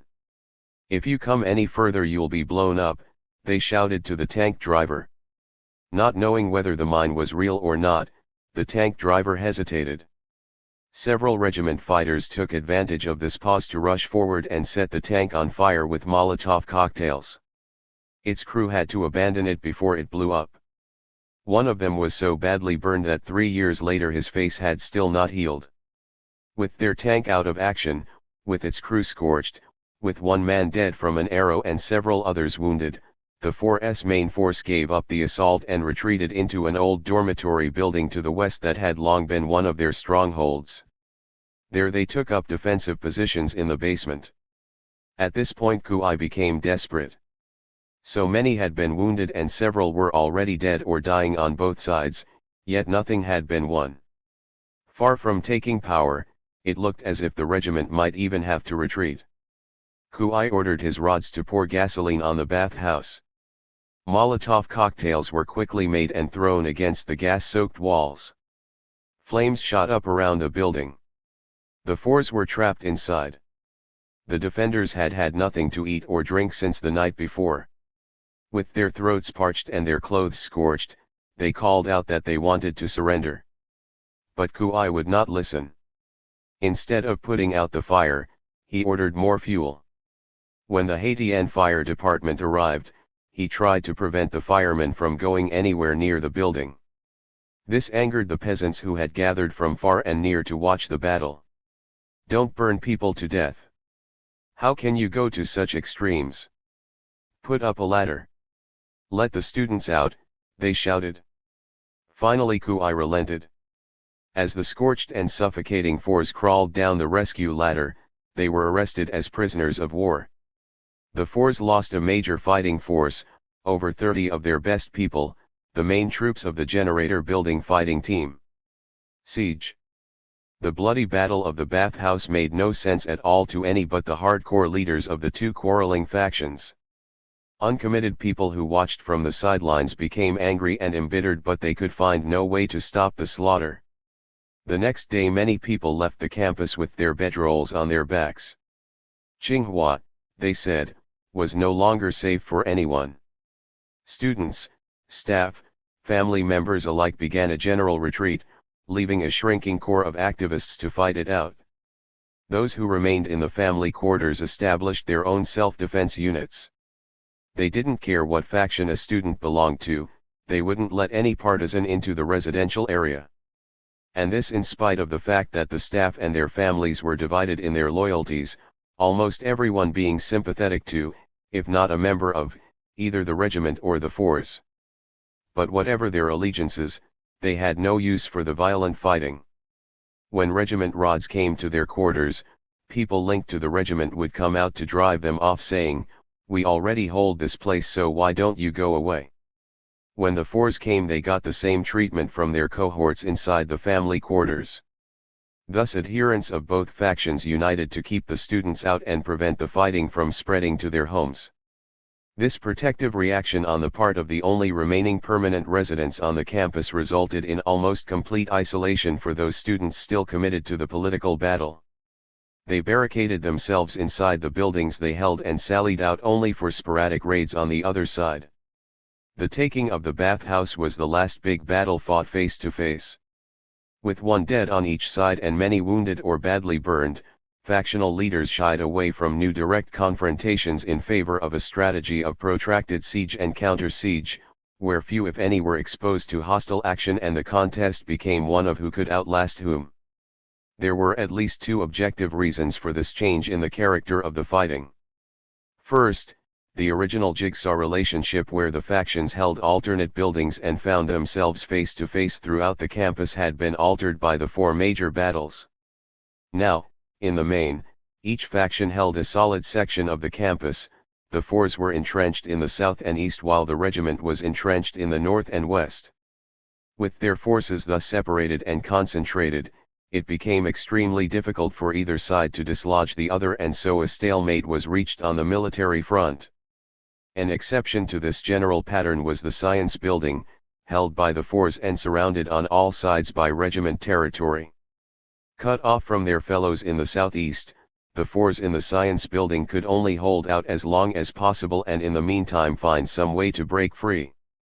The regiment countered by laying siege to the building, containing all breakout attempts and trying to force a surrender. A further reason for avoiding face-to-face battles after the debacle at the bathhouse was the escalation of weaponry. Once the fours had entered the fray with a tank, the regiment countered with an armored car. Both sides then brought rifles into use and began manufacturing hand grenades. The regiment, hoping to blast the fours out of the science building, experimented with several small cannon, one of which had such a fierce recoil that it drove itself into the campus creek when fired and never was recovered. The fours, in control of a fine machine shop in the agricultural engineering building, actually made a rocket. When test fired, it soared high into the northern sky and fell into a commune field, giving the hard-working peasants a scare. Since the rocket carried no warhead, it did not explode. Nevertheless, the peasants did not appreciate bombardment from the skies and protested vigorously in writing to the student leaders. It is doubtful if the guilty engineers were in any frame of mind to listen, however. A major complaint about the education in pre-cultural revolution Tsinghua was that its theory was divorced from practice and that its graduates were incapable of designing or producing anything useful. That may have been true then, but as the warfare on the campus developed, students on both sides of the battle lines showed a remarkable capacity for creative engineering, at least where weapons of destruction were concerned, and they rapidly applied what theory they had to the practice of producing armaments and explosives of all kinds. It seemed that their technical education had not been entirely wasted. They passed this test with good, even excellent, marks, and tragic results. The development of protracted positional warfare and the escalation from cold to hot weapons which occurred in June were, of course, not simply parallel, but definitely linked. Once the enemy holed up in fortress-like seclusion, cold spears and arrows became quite ineffective and hot weapons of greater range and destruction were called for. Thus the fighting at Tsinghua leaped to a new, more sophisticated, and more dangerous level. To enforce their siege, regiment snipers took up permanent concealed positions around the science building with orders not to let anyone enter or leave. One of these positions was behind a little hill west of the building, a second was in the small temple besides the meeting hall, and a third was maintained at one of the windows of the first classroom building, the regiment's headquarters, situated 100 yards or so to the south. Chang Xing, a regiment rod, held the hill position with an automatic rifle. When he asked Kuai if he should use his gun on people, Kuai said, "Either don't shoot or shoot to kill." Many times Kuai had proclaimed that, headquarters will be responsible for any deaths. A few days later Chang shot and killed a force student who ventured outside. A second member of the force, Yang Chi-chun, was shot from the window of the first classroom building. He managed to stagger back inside the science building, but the medical care there was inadequate. When his comrades found that in spite of their best efforts Yang was dying, they attempted to negotiate with Kuai Tafu by loudspeaker for permission to send him to the hospital. But Kuai would not allow this unless the force put up a surrender flag. This they refused to do. Finally, some women members of the force offered to disarm themselves completely and carry Yang out. But when they tried to leave the building they were fired on. Yang finally died for lack of medical care. His father, a former guerrilla fighter, wanted to see his son's body. He made a special trip to Peking with his wife, but Kuai Tafu demanded that they too wave a white flag in order to cross the no man's land in the regiment's field of fire. Under Japanese bayonets I never waved a white flag. Why should I surrender to you today? Countered the elder Yang. He and his wife finally left Peking in anger without seeing their son's corpse. The regiment's efforts to enforce their siege resulted in another death when a second tank made by the force tried to run vegetables through the blockade to the science building. An armor-piercing shell seized in South China from a shipment of supplies bound for Vietnam, penetrated the tank's armor plate and killed the driver. Altogether, once hot weapons came into play, 4 people died of bullet wounds and one leader of the force, Sun Huatiang, was beaten to death by the regiment captors. Since 5 had been killed in the earlier fighting, a total of 10 students died between April 23 and July 27 when the workers' propaganda team brought the fighting to an end. That so few were killed can only have been due to luck, for once the violent fighting began neither side gave the other any quarter. Time and time again lives on each side were brought into serious jeopardy. There was, for instance, the famous incident of the tunnel, when the force, hoping to break out, dug an underground passage from the southeast corner of the science building across the central oval toward the agricultural engineering building, which their own fighters still held. They had tunneled several hundred yards toward their goal when the regiment guards, with the aid of a pipe buried upright in the ground, discovered from the strange noises underground that digging was in progress. The regiment forces then dug their own tunnel in at right angles to the escape route. At the proper moment, when several forces were busy at their digging, the regiment men blew the tunnel behind them with dynamite. A large section of the roof collapsed. As the force crawled out from underground spitting and gasping for breath, they were captured. Having foiled this last, desperate escape attempt, the regiment, on July 8, tried to finish off the force in the science building by burning them out. With a high-pressure pump they sprayed gasoline on the walls and roof of the 4-story structure, then set it afire with incendiary bombs. To make sure that no one escaped, they set up machine guns covering all exits. When the local fire department rushed to the scene, Kuai personally cut off the electricity to the whole campus so that no water could be pumped for firefighting. He also set up pickets to prevent the firemen from entering the building, while regiment fighters disguised as firemen and armed with hand grenades stormed into the ground floor hoping to blow up the building from below. An alert PLA man on one of the fire trucks saw through this plot and sent firemen inside to drive the regiment people out. It was a very hot day. The 80-odd people in the building had barely enough water to drink, to say nothing of dousing the flames. The best they could do was to throw all the furniture and other combustible matter out the windows in hopes of confining the fire to the 4th floor. This strategy worked. Though the whole roof and 4th floor of the building burned completely, The other floors were saved. The heat was so intense, however, that large cracks opened up in the concrete floors and walls below. This huge fire, visible for miles, blazed from 7 a.m. until 10 a.m., when the firemen, overcoming the resistance of the regiment, finally put it out. Once again, a major effort at annihilation had failed. The war continued as a stalemate, with neither side able to defeat the other. How could the fours hold out so long in the isolated science building? Only because of their ingenuity and foresight. Wang Yongxian, who was in charge of the defense of the building, had foreseen a long struggle and had arranged to haul in large quantities of rice and coal while this was still possible. In a sheltered spot behind the building he had led the group in planting vegetables. In the cellar they had all pitched in and dug a well so they had their own internal water supply. After the electricity was cut off they operated the blower on their cooking fire by means of a propped-up bicycle linked by a belt to the blower pulley. When regiment snipers made communication by hand or flag signals on the roof too dangerous, the besieged forces kept in touch with the other 4S units by flashing signals at night, changing their code every so often so that the regiment could not crack it.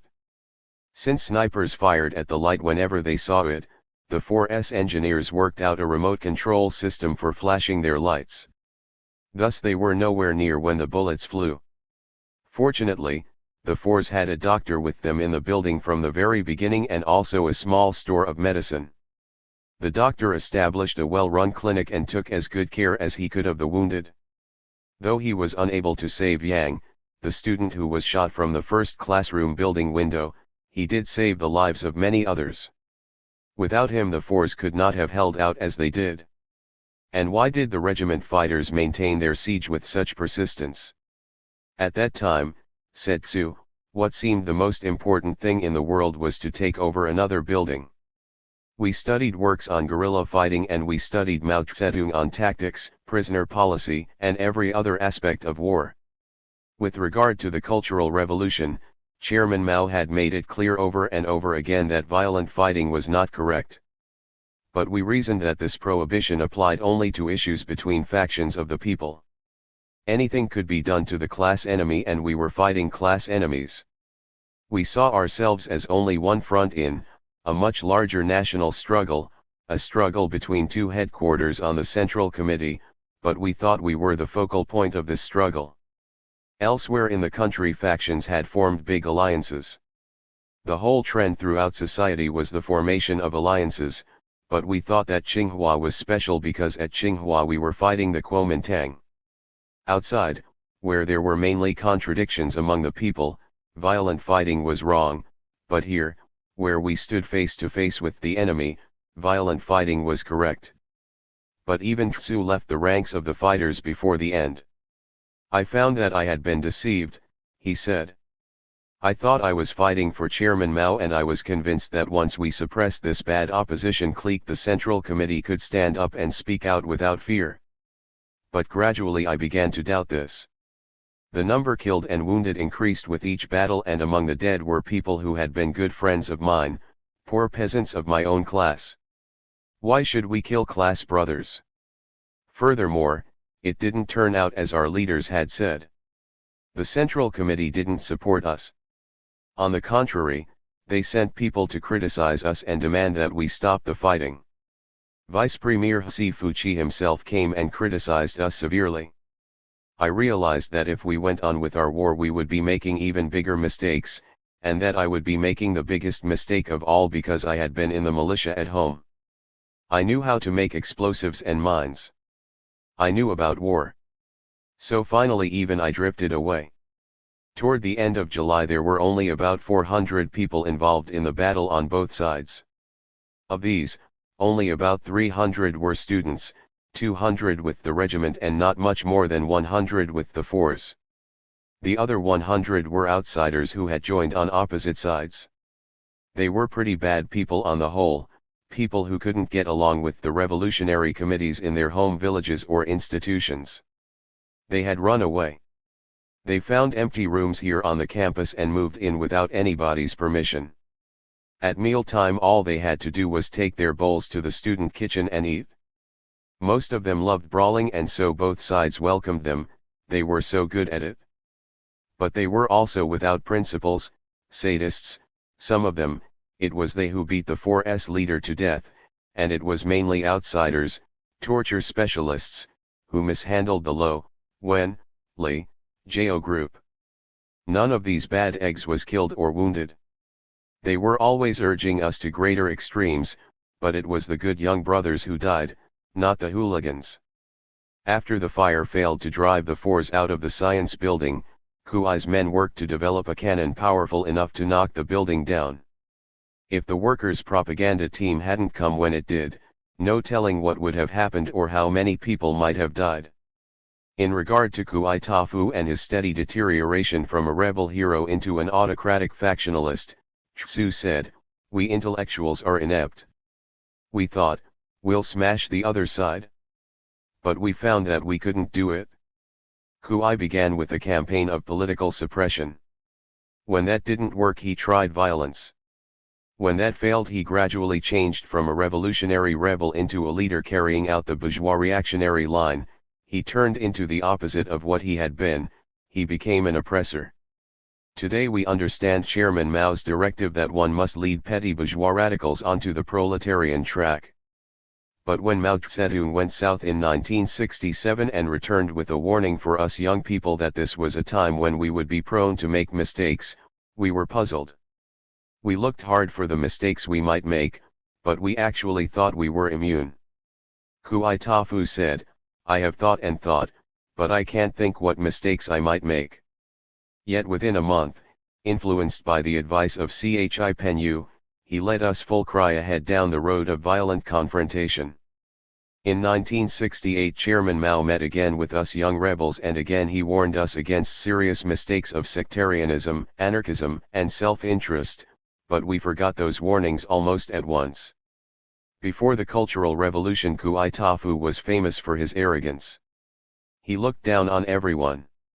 When suppressed by the capitalist roaders, he showed a revolutionary side, but after he turned over and became a renowned leader, his true world outlook began to show. His world outlook found full expression in the Cultural Revolution, especially at the middle and the end. The poison of the old system, all the feudal and the bourgeois leftovers, were exposed in him and in us, and we showed the destructiveness of petty bourgeois intellectuals. "But," I said to Tsu, "you poor peasants really cannot be called intellectuals." "Well," he replied, "by family background many of us are poor peasants. But although our families influenced us in a good direction, all around us society pushed us to climb up. Once we got into middle school and went on to higher schools, the traditional force of Chinese culture had a great influence, and it was patently careerist. Just look at me. I got accepted at Tsinghua through an examination. Then I was called in by the leaders of my middle school. They told me I had gained glory for my school by doing so well. They said Tsinghua was not an ordinary place but one where only the highest technical people are trained. We hope you will study your chosen field hard and make a great contribution to the motherland in the field of science. They also said that Tsinghua's teaching methods were the best. Make comparisons, write us constantly what you learn there, help us improve our methods. They didn't say a thing about world outlook, about Mao Zedong thought, about learning from the workers and peasants. All they said was try hard to be a famous scientist. And once I got here, all the professors bragged about their special fields and about the great engineers they hoped to turn out. They competed in boasting about the glory of their work. Liao Suqing said, "My profession is to train engineers, the engineers who will carry along all the other engineers." A typical slogan in civil engineering was, "A 100,000-foot tower raised from the earth, it all depends on the pen and the hand of the architect." In physics it was, "Without Newton no physics." All this causes one to look down on labor. When we first came from the countryside we had the habit of labor, but our school authorities told us our thinking was too simple. "What can you learn from peasants?" asked Chang Nanshang. "Can you learn illiteracy from them?" When we suggested that we sweep and maintain our own buildings, the leaders said, "No, concentrate your full energy on your studies." After you graduate you can then make a better contribution. All this influenced us. Without our knowing it, it went deeper and deeper into us. In our minds we thought engineers and scientists were great and the work of peasants and workers was not for intellectuals. So it is not by accident that intellectuals think only they are revolutionary. Really, our world outlook after coming here was petty bourgeois. People set aside. Throughout this long period, as the student movement grew, overthrew the work team, split, united, split again, and finally bogged down in armed struggle, the leading professors and higher cadres of Tsinghua remained under suspension, with no voice either in the running of the university or in the development or disintegration of the mass movement. Many staff members and most of the ordinary teachers took part at one level or another in major political developments, but the professors, considered to be bourgeois academic authorities, and the higher cadres, considered to be capitalist roaders, continued as targets, not motive forces, of the Cultural Revolution. They adjusted as best they could to each successive constellation of power. To get a picture of what these people thought and felt, we talked to both professors and cadres about their role after the Cultural Revolution began.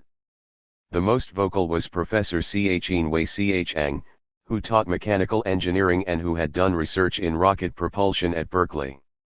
After his return to China in 1949 he had become an important figure on the Tsinghua campus, in the city of Peking, and in the national government.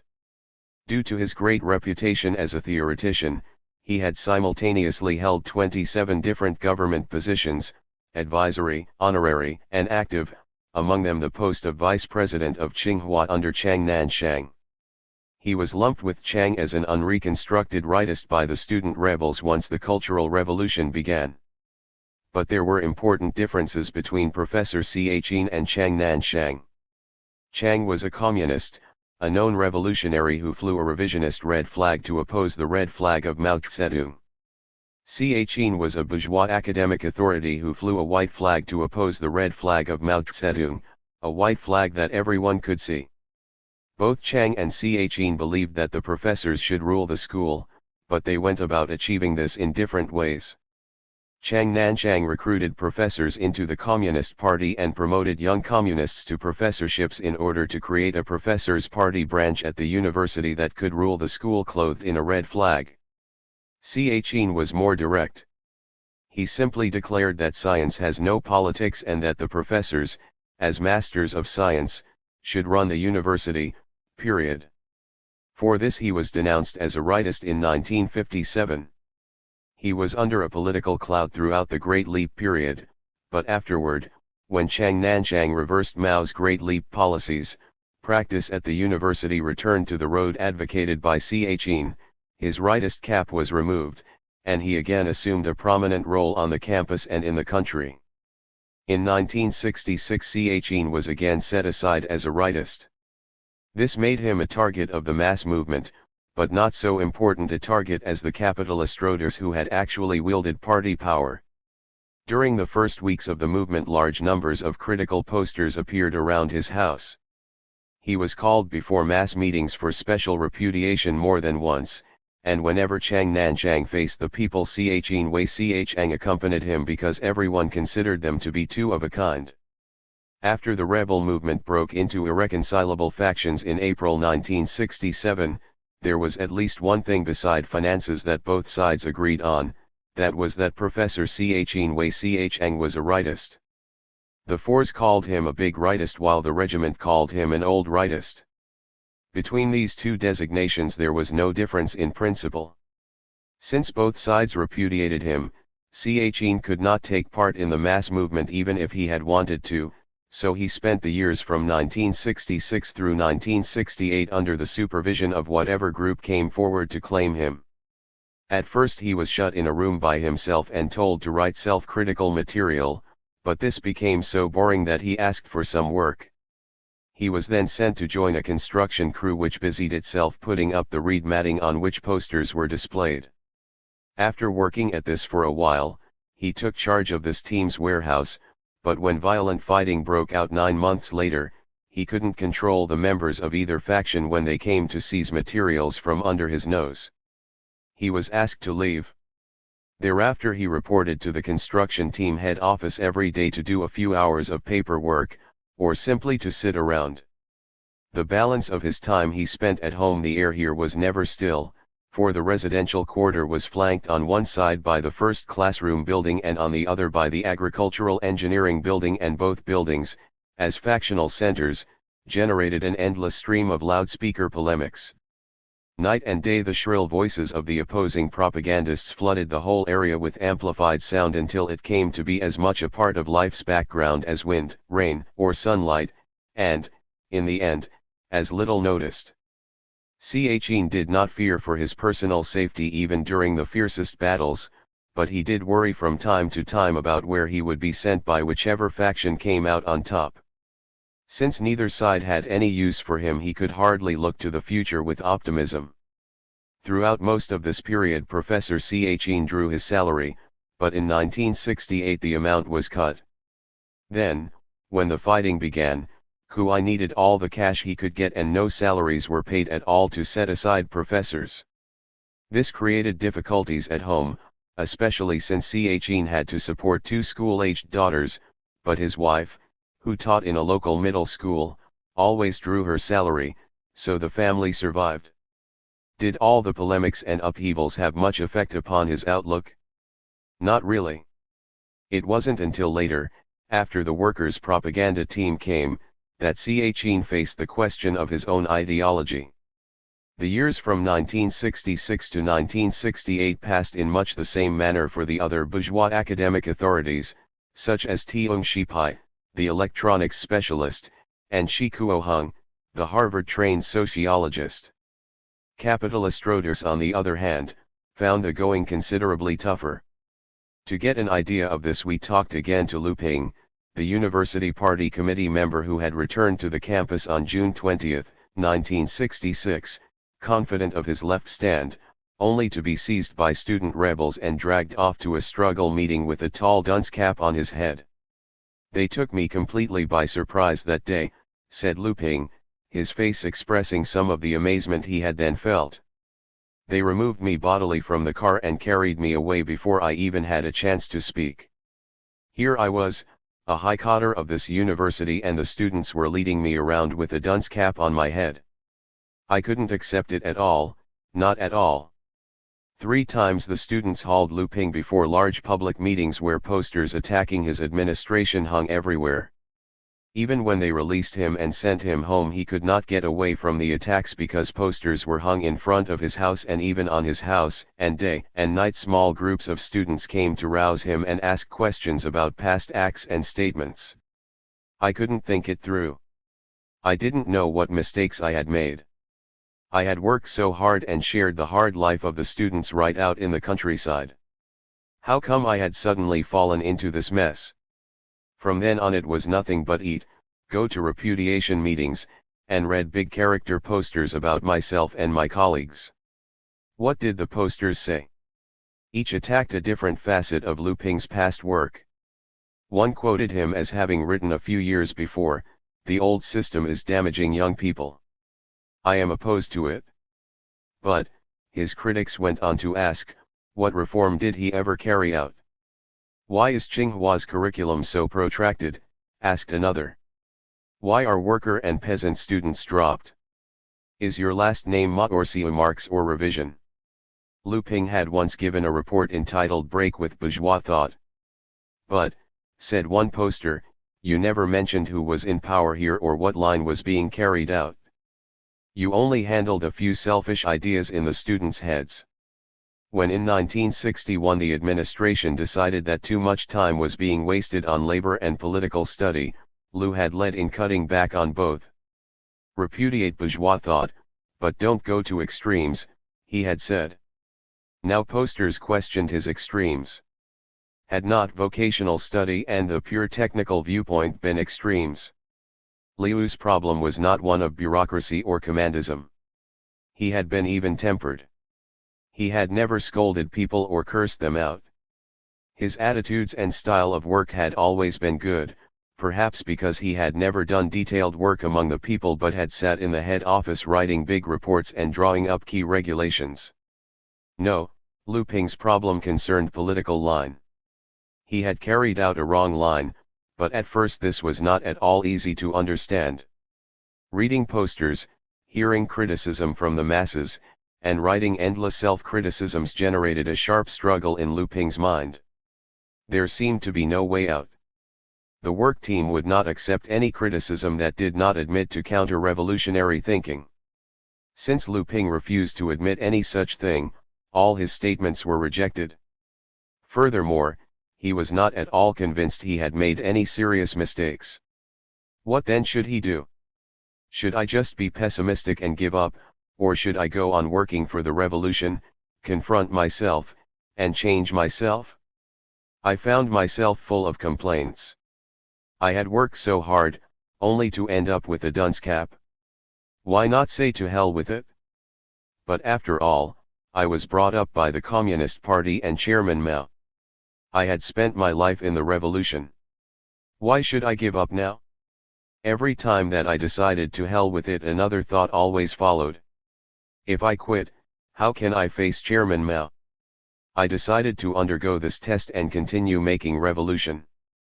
When the work team left, the preparatory committee under Lu Tao and Ho Pengfei took responsibility for the 146 set-aside cadres. When the committee was overthrown in December 1966, and the United Regiment took over, the demands on Lu Ping remained the same: he must listen to criticism, read the posters that repudiated him, and examine himself. After a time I began to ask myself, why is it that an old cadre, one who joined the revolution and the Communist Party while still so young, should have so many opinions raised against him? Night after night I could not sleep. I thought and thought. I studied books, I read the history of the Communist Party of the Soviet Union. I read and reread the writings of Chairman Mao. Mao said, "We communists aim to wage revolution, not to be big officials. Our cadres are ordinary working people, not bourgeois gentlemen sitting on the necks of the people." Stalin told an old Greek tale about the man Antus who was strong as long as his feet stayed planted on the earth, but who immediately became weak when his feet left the earth. He was referring to the Communist Party and the masses. So I thought about Stalin's words and Mao Zedong's words, and I began to see that I had been divorced from the masses. If that was not so, why were so many people angry at me? Why did so many criticize me? I must have divorced myself from the masses. Once I saw this, my thinking began to change. I began to think that perhaps I really had made some mistakes. Before this, when they put the hat on my head and asked me if I had made mistakes, I said, yes. But really, in my heart, I didn't agree. Now I began to see the truth and my anger began to cool. When the students wrote posters, I wrote posters too. When meetings were held, I joined in and actively criticized myself.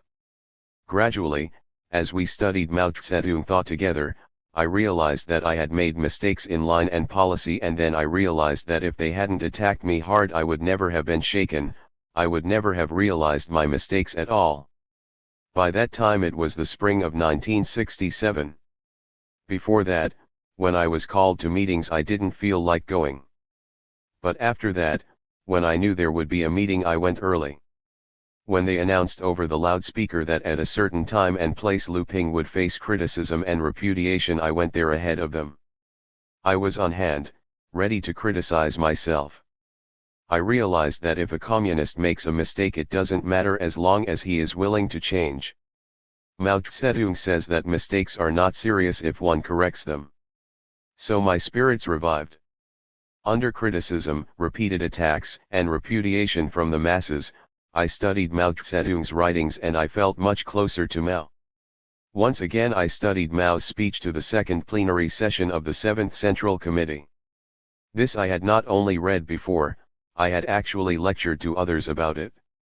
In this speech Mao talks about those who can withstand the lead bullets of the enemy, but who go down before sugar-coated bullets. Now as I read these words over and over again, I felt that I was exactly one of those who had been defeated by sugar-coated bullets. Always before, when I read those passages, I really didn't understand them. Only after I had made serious mistakes and learned both positive and negative lessons did I learn how deep this teaching was. When I say I was defeated by sugar-coated bullets, I don't mean that I was corrupted by soft living. No. It wasn't that. It was that I couldn't tell bourgeois ideology from proletarian ideology. I couldn't tell revisionism from Marxism-Leninism, Liu Shaoxi's revisionist line from Mao Zedong's revolutionary line. Those were the bullets that defeated me. So I read Mao's speech over and over again, and each time I had a deeper understanding of it. With tears in my eyes I asked myself, why couldn't I understand this before? How come I have made such serious mistakes? I remembered all those who had lost their lives. Mao Zedong once said, "Thousands of martyrs have died serving the people. Let us raise our banner high and follow in their blood-stained footsteps."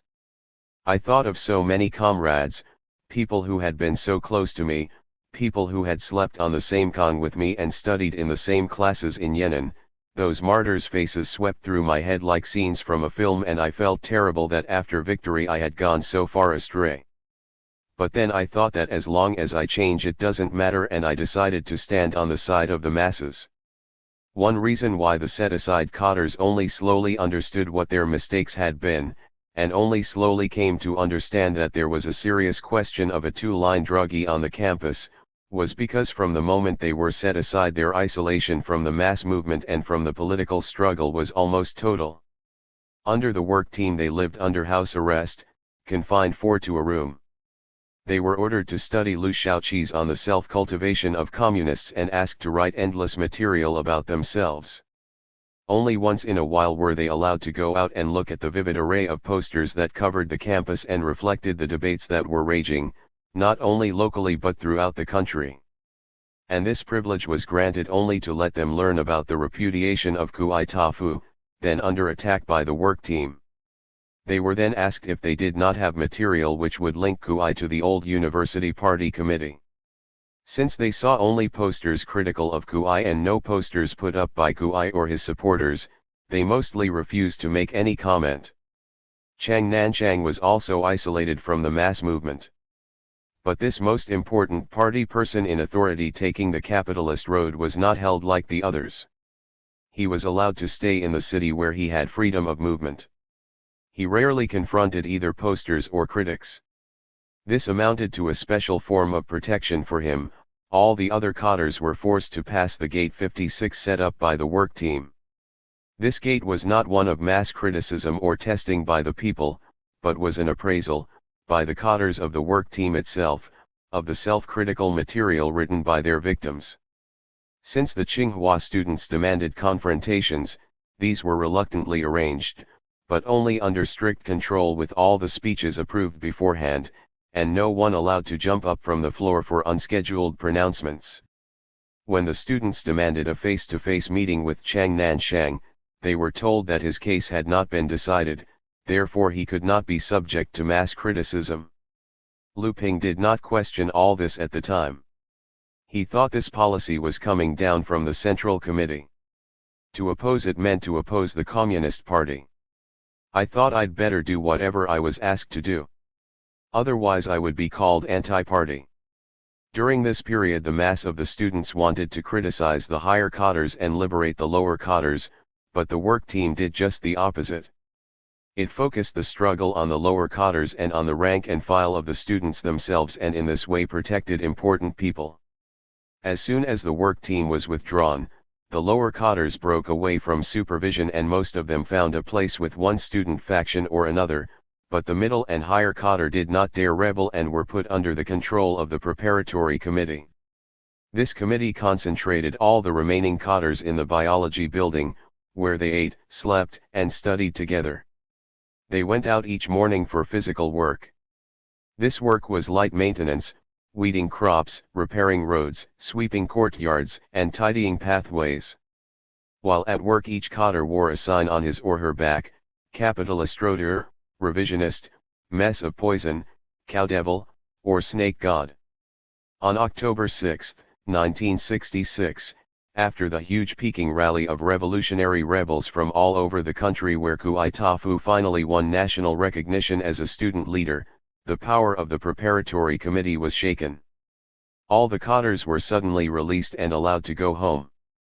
Lu Ping and 2 of the 3 other vice secretaries of the university party committee, the third was sick, returned to their own houses to live, but met each day in a little room near the old party committee office and there continued to study and write or meet with students who came for information. The 3 reported for work from time to time, but nobody saw to it that they worked every day. At this time, Lu recalled, students, teachers, and staff had differences of opinion about the important cadres. People kept coming to us to ask about our work and our views about the old party committee. Had we, in the past 17 years, carried out Mao Zedong's line or a revisionist line? Since at that time none of us really understood this question of line, we all insisted that we had carried out Mao Zedong's line. We may have made some mistakes and had some shortcomings, we said, but what we carried out was Chairman Mao's line. My thinking was, we have turned out so many graduates and the majority have done well in their jobs. Doesn't this prove that achievements are central in our work? After all, we were only working hard all those years for the revolution. We didn't know anything about a revisionist line carried out by Liu Shaochi. In April 1967, after the United Regiment broke into 2 factions, Lu Ping's life became more complicated. The force decided that he was a good cadre and should stand up. The regiment decided that he was a bad cadre and should be repudiated and isolated. Both sides came to him for material to prove their case with regard to his own role and with regard to other cadres whose potential for standing up was being debated. Lu wrote and wrote. Altogether he produced several million characters of comment, which each side tried to use as ammunition against the other. Since he refused to play a partisan role that would give either side the advantage, and since he refused to write out any state secrets, many people, particularly in the regiment camp, called him a die-hard bastard. But in such matters Lu stuck to principle. When the fighting began in the spring of 1968, the Fours invited Lu Ping to come and live with them. Happy to break out of his long-standing isolation, he accepted the invitation. He moved to dormitory number 3 and stayed there for about a week. This proved to be a mistake. It so angered the regiment that they sent a squad to kidnap him. They took him to the old party committee office under guard. Day and night 3 people kept watch on him. He was locked in a small room. 3 meals a day were provided, but he had to ask special permission even to go out to the toilet. Under these conditions he was asked to write material proving that he was a false communist and a counter-revolutionary. When he refused, regiment rods beat him. I said, no matter how much you beat me, I'll never say I have betrayed the Communist Party. How strange. It was just as if we were back under the work team. Then too we had to admit we had betrayed the party. Now Kui was demanding the same thing. Why? Why was Kui playing the role of the work team? Apparently to vindicate the regiment's effort to take over the campus by armed force.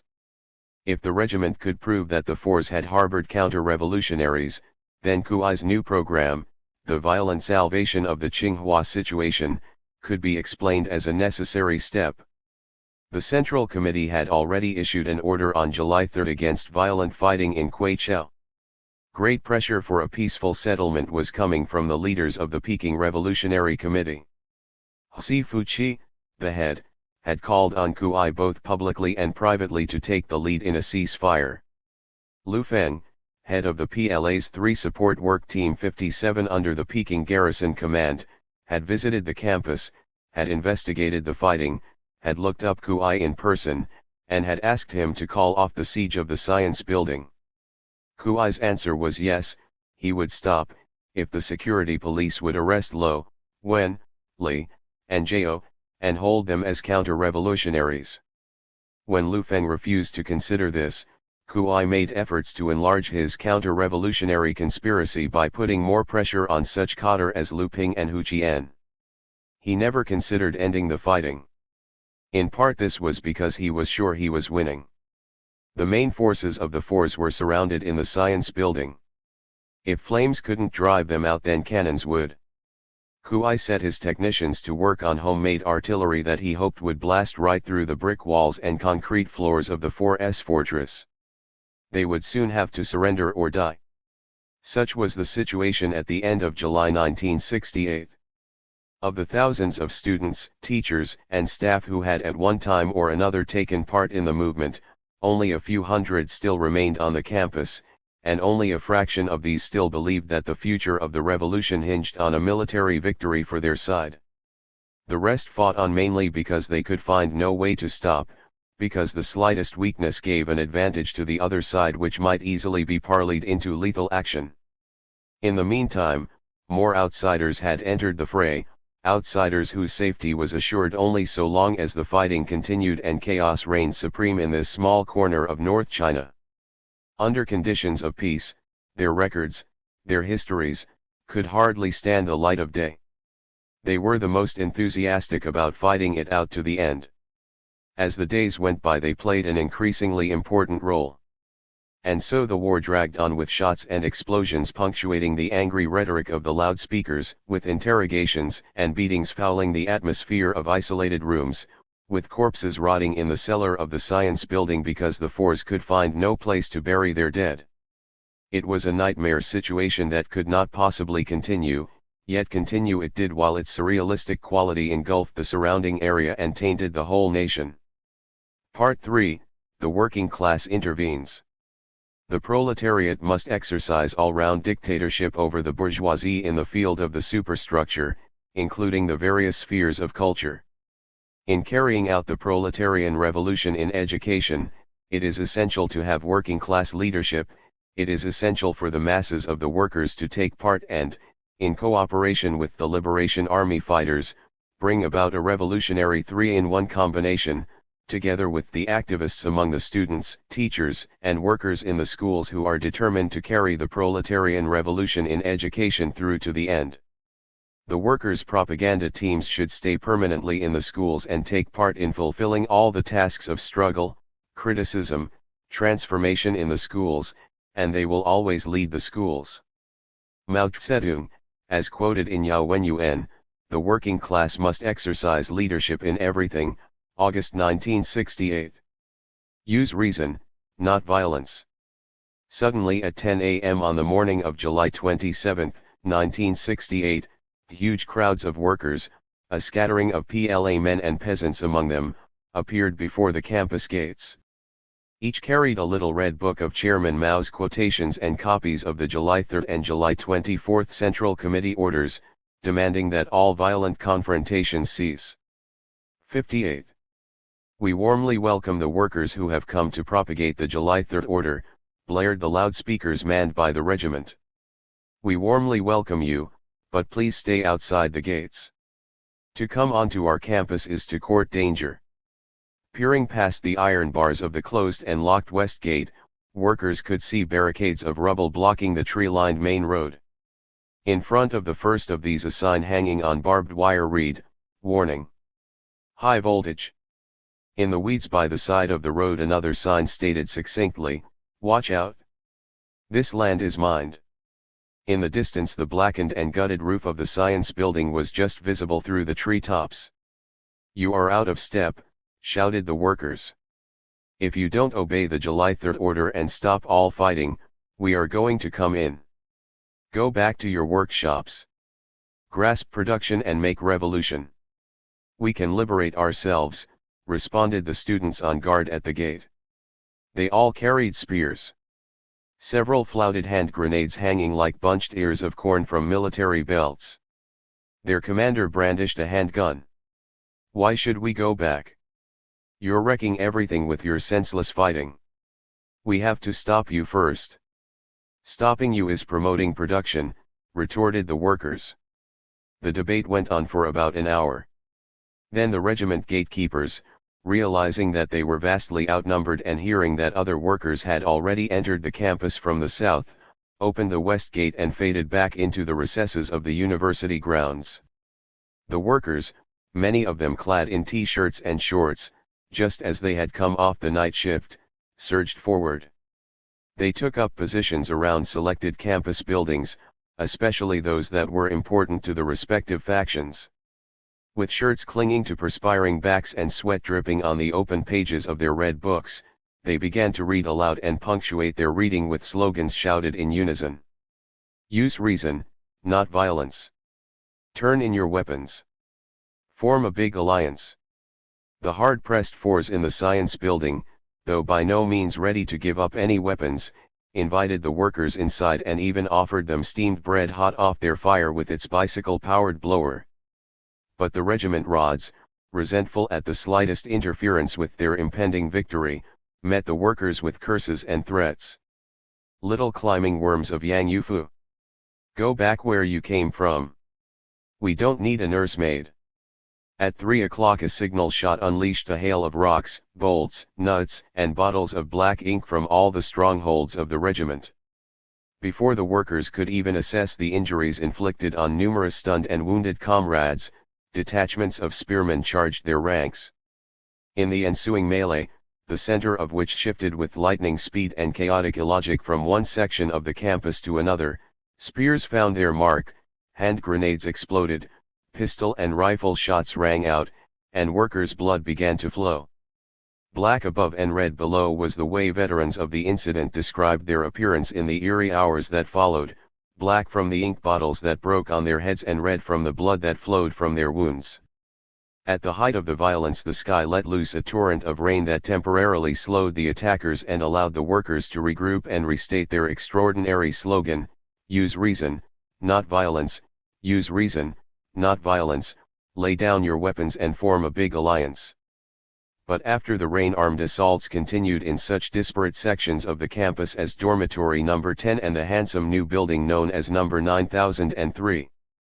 When peace finally returned to Tsinghua in the early morning hours of July 28, 5 workers lay dead, 731 nursed serious wounds, 143 had been taken prisoner, and many of the prisoners had been beaten. Yet no group of workers had counterattacked, no students had been harmed. The only student casualties occurred when a group of regiment rods fled the campus in a truck at dawn and hit a tree. The extraordinary discipline shown by thousands of ordinary workers in the course of 24 hours of extreme provocation had little if any historical precedent.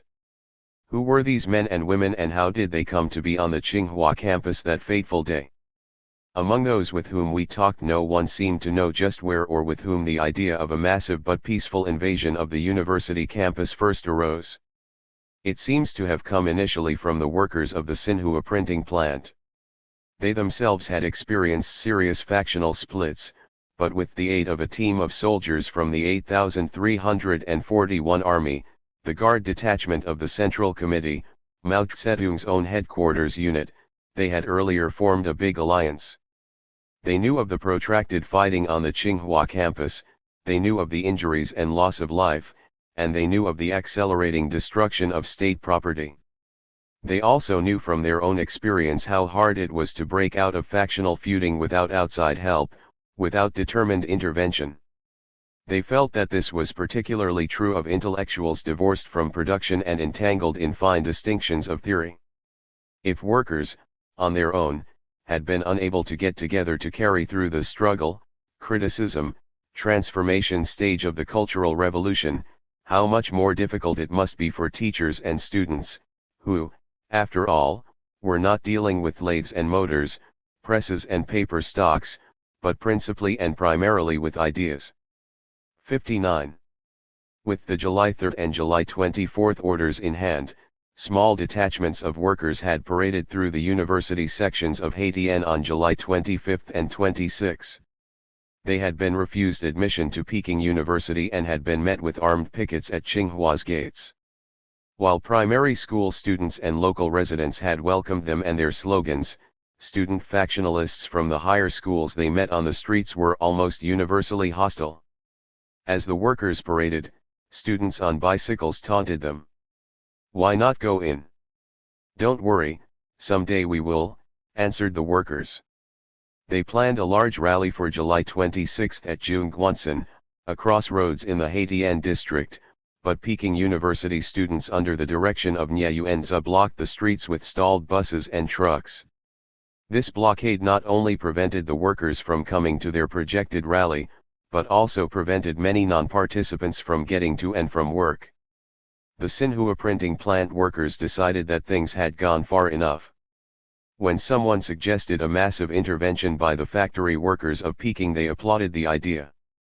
The suggestion may have come from the commanders of the 8,341 Army, who were deeply involved in trying to make a breakthrough politically in 6 important Peking factories under Mao Zedong's personal direction. It may even have come in the first instance from Mao Zedong himself. The exact origin of the idea is less important than the fact that it was widely accepted by all who heard it as an effective plan of action, and that once it was proposed at workers' meetings in the Xinhua printing plant, it was immediately taken up by the plant's Revolutionary Committee, by the 8,341 Army Work Team, by the Peking Municipal Revolutionary Committee and Leading Party Group, and by the Central Committee. On the morning of July 26, the Xinhua Printing Plant Revolutionary Committee decided to intervene. By nightfall it had convened a meeting of delegates from more than 60 factories where big alliances of mass organizations had already been formed. Telephone calls, and messengers on foot, by bicycle, by bus, and by car alerted people to come to the meeting. It was enthusiastically attended by hundreds of delegates who debated far into the night and unanimously agreed to go ahead as soon as possible the next morning. When the meeting broke up at 3:30 a.m., a headquarters committee, chaired by Chang Wan of the 8,341 Army Work Team and Lu Fang Xiaqin of the Peking Garrison Command, had been set up. Delegates had been authorized to return to their plants and bring contingents from both shifts to Tsinghua before 11 a.m. Transportation was left up to each participating unit, but in case not enough could be provided locally, the municipal committee agreed to help out. Worker detachments were organized according to industry, and in the end there were 7 columns and 1 direct regiment, to be directly under the headquarters group. The first column was composed of workers from the metallurgical industry, the second of instrument workers, the third of machinists, the fourth of textile workers, the fifth of construction workers, the sixth of chemical and other light industry workers, while the seventh was mixed. It included workers from plants directly under the central government ministries, such as the generator works, some woodworking plants, etc. The direct regiment was made up of workers from the Xinhua Printing, First Printing, and Chaoshanfan Printing in the western suburbs. Because commune members who lived near the campus were suffering the most from the noise, disruption, and chaos of the fighting, people from the Haitian Peasants' Representative Congress also joined. 60. Column 3 was by far the largest, with 6,000 in its ranks. The direct regiment was the smallest with only 2,000. On the average the columns were from 4,000 to 5,000 strong. 62 factories sent over 30,000 people altogether. But these figures include only those who were officially counted in the organized columns. Many other workers showed up on their own. Some say that 100,000 surrounded Tsinghua that day, and although this figure is probably exaggerated, no one knows the true count. It could easily have been twice as large as the official one. All roads leading north out of Peking were jammed with cars, trucks, and buses. So great was the exodus that ordinary citizens in Peking's streets wondered what all the commotion was about, and this in a period when mass actions and demonstrations made commotion commonplace in and around Peking. In the small hours of the morning after the big planning meeting at Xinhua Printing adjourned, the headquarters committee remained in session to decide on the deployment of the 8 columns, the material to be taken along, and the policies to be followed. Column 1 was assigned to the general area of the I-beam house, Column 3 was assigned to the area north of the campus stream up to and including the Tsinghua Middle School, Column 4 was asked to surround the meeting hall, and Column 5 was assigned to the big new electronics building. Column 6 was to deploy at the machinery building number 9003. Column 7 was placed around the dormitory area, and Column 2 occupied the site of the Mao statue and the agricultural engineering building. Part of the direct regiment was ordered to stay near headquarters, which would be established wherever a convenient location with functioning communications could be found. The rest of it was to surround the quiet house, Kui Tafu's headquarters, and the first classroom building, the regiment's main bastion, both positions of the greatest danger and difficulty. Each worker brought along a copy of the Red Book, plus 1 or 2 large Mao quotations and copies of the 2 July orders. Their instructions were to, 1. Propagate the July 3rd and July 24th orders. 2. Demand that all violent fighting stop, that all weapons be turned in, and that all obstructions, barricades, trenches, booby traps, mines, etc. be demolished. 3. Talk with both factions, support neither, and demand a big alliance between the two. No one, including the headquarters personnel, thought that this intervention on the campus would last more than 2 or 3 days. People wore their summer clothes, the clothes they had gone to work in or the clothes they came off shift in, and they marched or rode off to the northwest suburbs as if to an outing in the hills, expectation broad, morale high, yet with a feeling of power and deep purpose. They were going to carry out Mao Zedong's line. They were going to save the students from themselves and set the Cultural Revolution in the superstructure back on the track. Incredible as it may seem, all the contingents arrived at the campus on time. By 11 a.m. on July 27, Tsinghua's grounds were completely surrounded. Before describing the events of the next 24 hours, it is perhaps important to ask why Mao Zedong and the central leaders had waited so long before intervening in Tsinghua's affairs. Surely the seriousness of the situation was well known to them. How could they let it continue month after month? I can only speculate on the answer, but what seems to me most probable is that Mao could not intervene until the situation had matured to a certain point. He could not intervene until the students proved that they could not settle their affairs themselves, until the situation was clearly hopeless, and until this was apparent not only to outsiders, but also to most of the students themselves. And he could not intervene until working-class forces in Peking developed the unity and strength to do the job as it should be done through a concerted mass effort and without violence. Prior to July, the situation in the country and in Peking was chaotic. If Tsinghua temporarily remained out of the control, this could hardly be helped. There were bigger maelstroms elsewhere. In January and February, for instance, there was such heavy fighting in southeast Shanxi that the People's Liberation Army could not enter Changchi and had to drop ceasefire leaflets by helicopter. Later, conflicts in Queichao and Jiangxi became serious. With such problems erupting all around, Mao and his headquarters had to tackle the most crucial first, build up strength, develop forces, and then move when they could on such places as the Tsinghua campus. In the meantime, they tried again and again to bring the student factions together through joint talks and interfactional negotiations. When all these efforts failed and when the 8,341 Army had developed sufficient unity in key Peking factories to demonstrate the correctness of Mao's line and generate the required political forces, then the move was made. To the fours in the science building, the workers' units appeared as saviors. They were only afraid that the new propaganda team would come and go without breaking the siege they were under. As soon as they heard from force units on the east side of the campus that the workers had arrived, they formed into breakout teams, removed the steel plates they had welded to the doors of their fortress, defused the booby traps that surrounded the whole area, and prepared to dash out whenever the workers marched past. Instead of merely marching past, a huge crowd of workers surrounded the whole building. The fours were overjoyed. They poured forth, hand grenades and guns in hand, to welcome them. "Leave your weapons behind," the workers called. "But without our weapons we are helpless," responded the fours. "Well, be attacked and killed." "No. The fighting must come to an end," said the workers.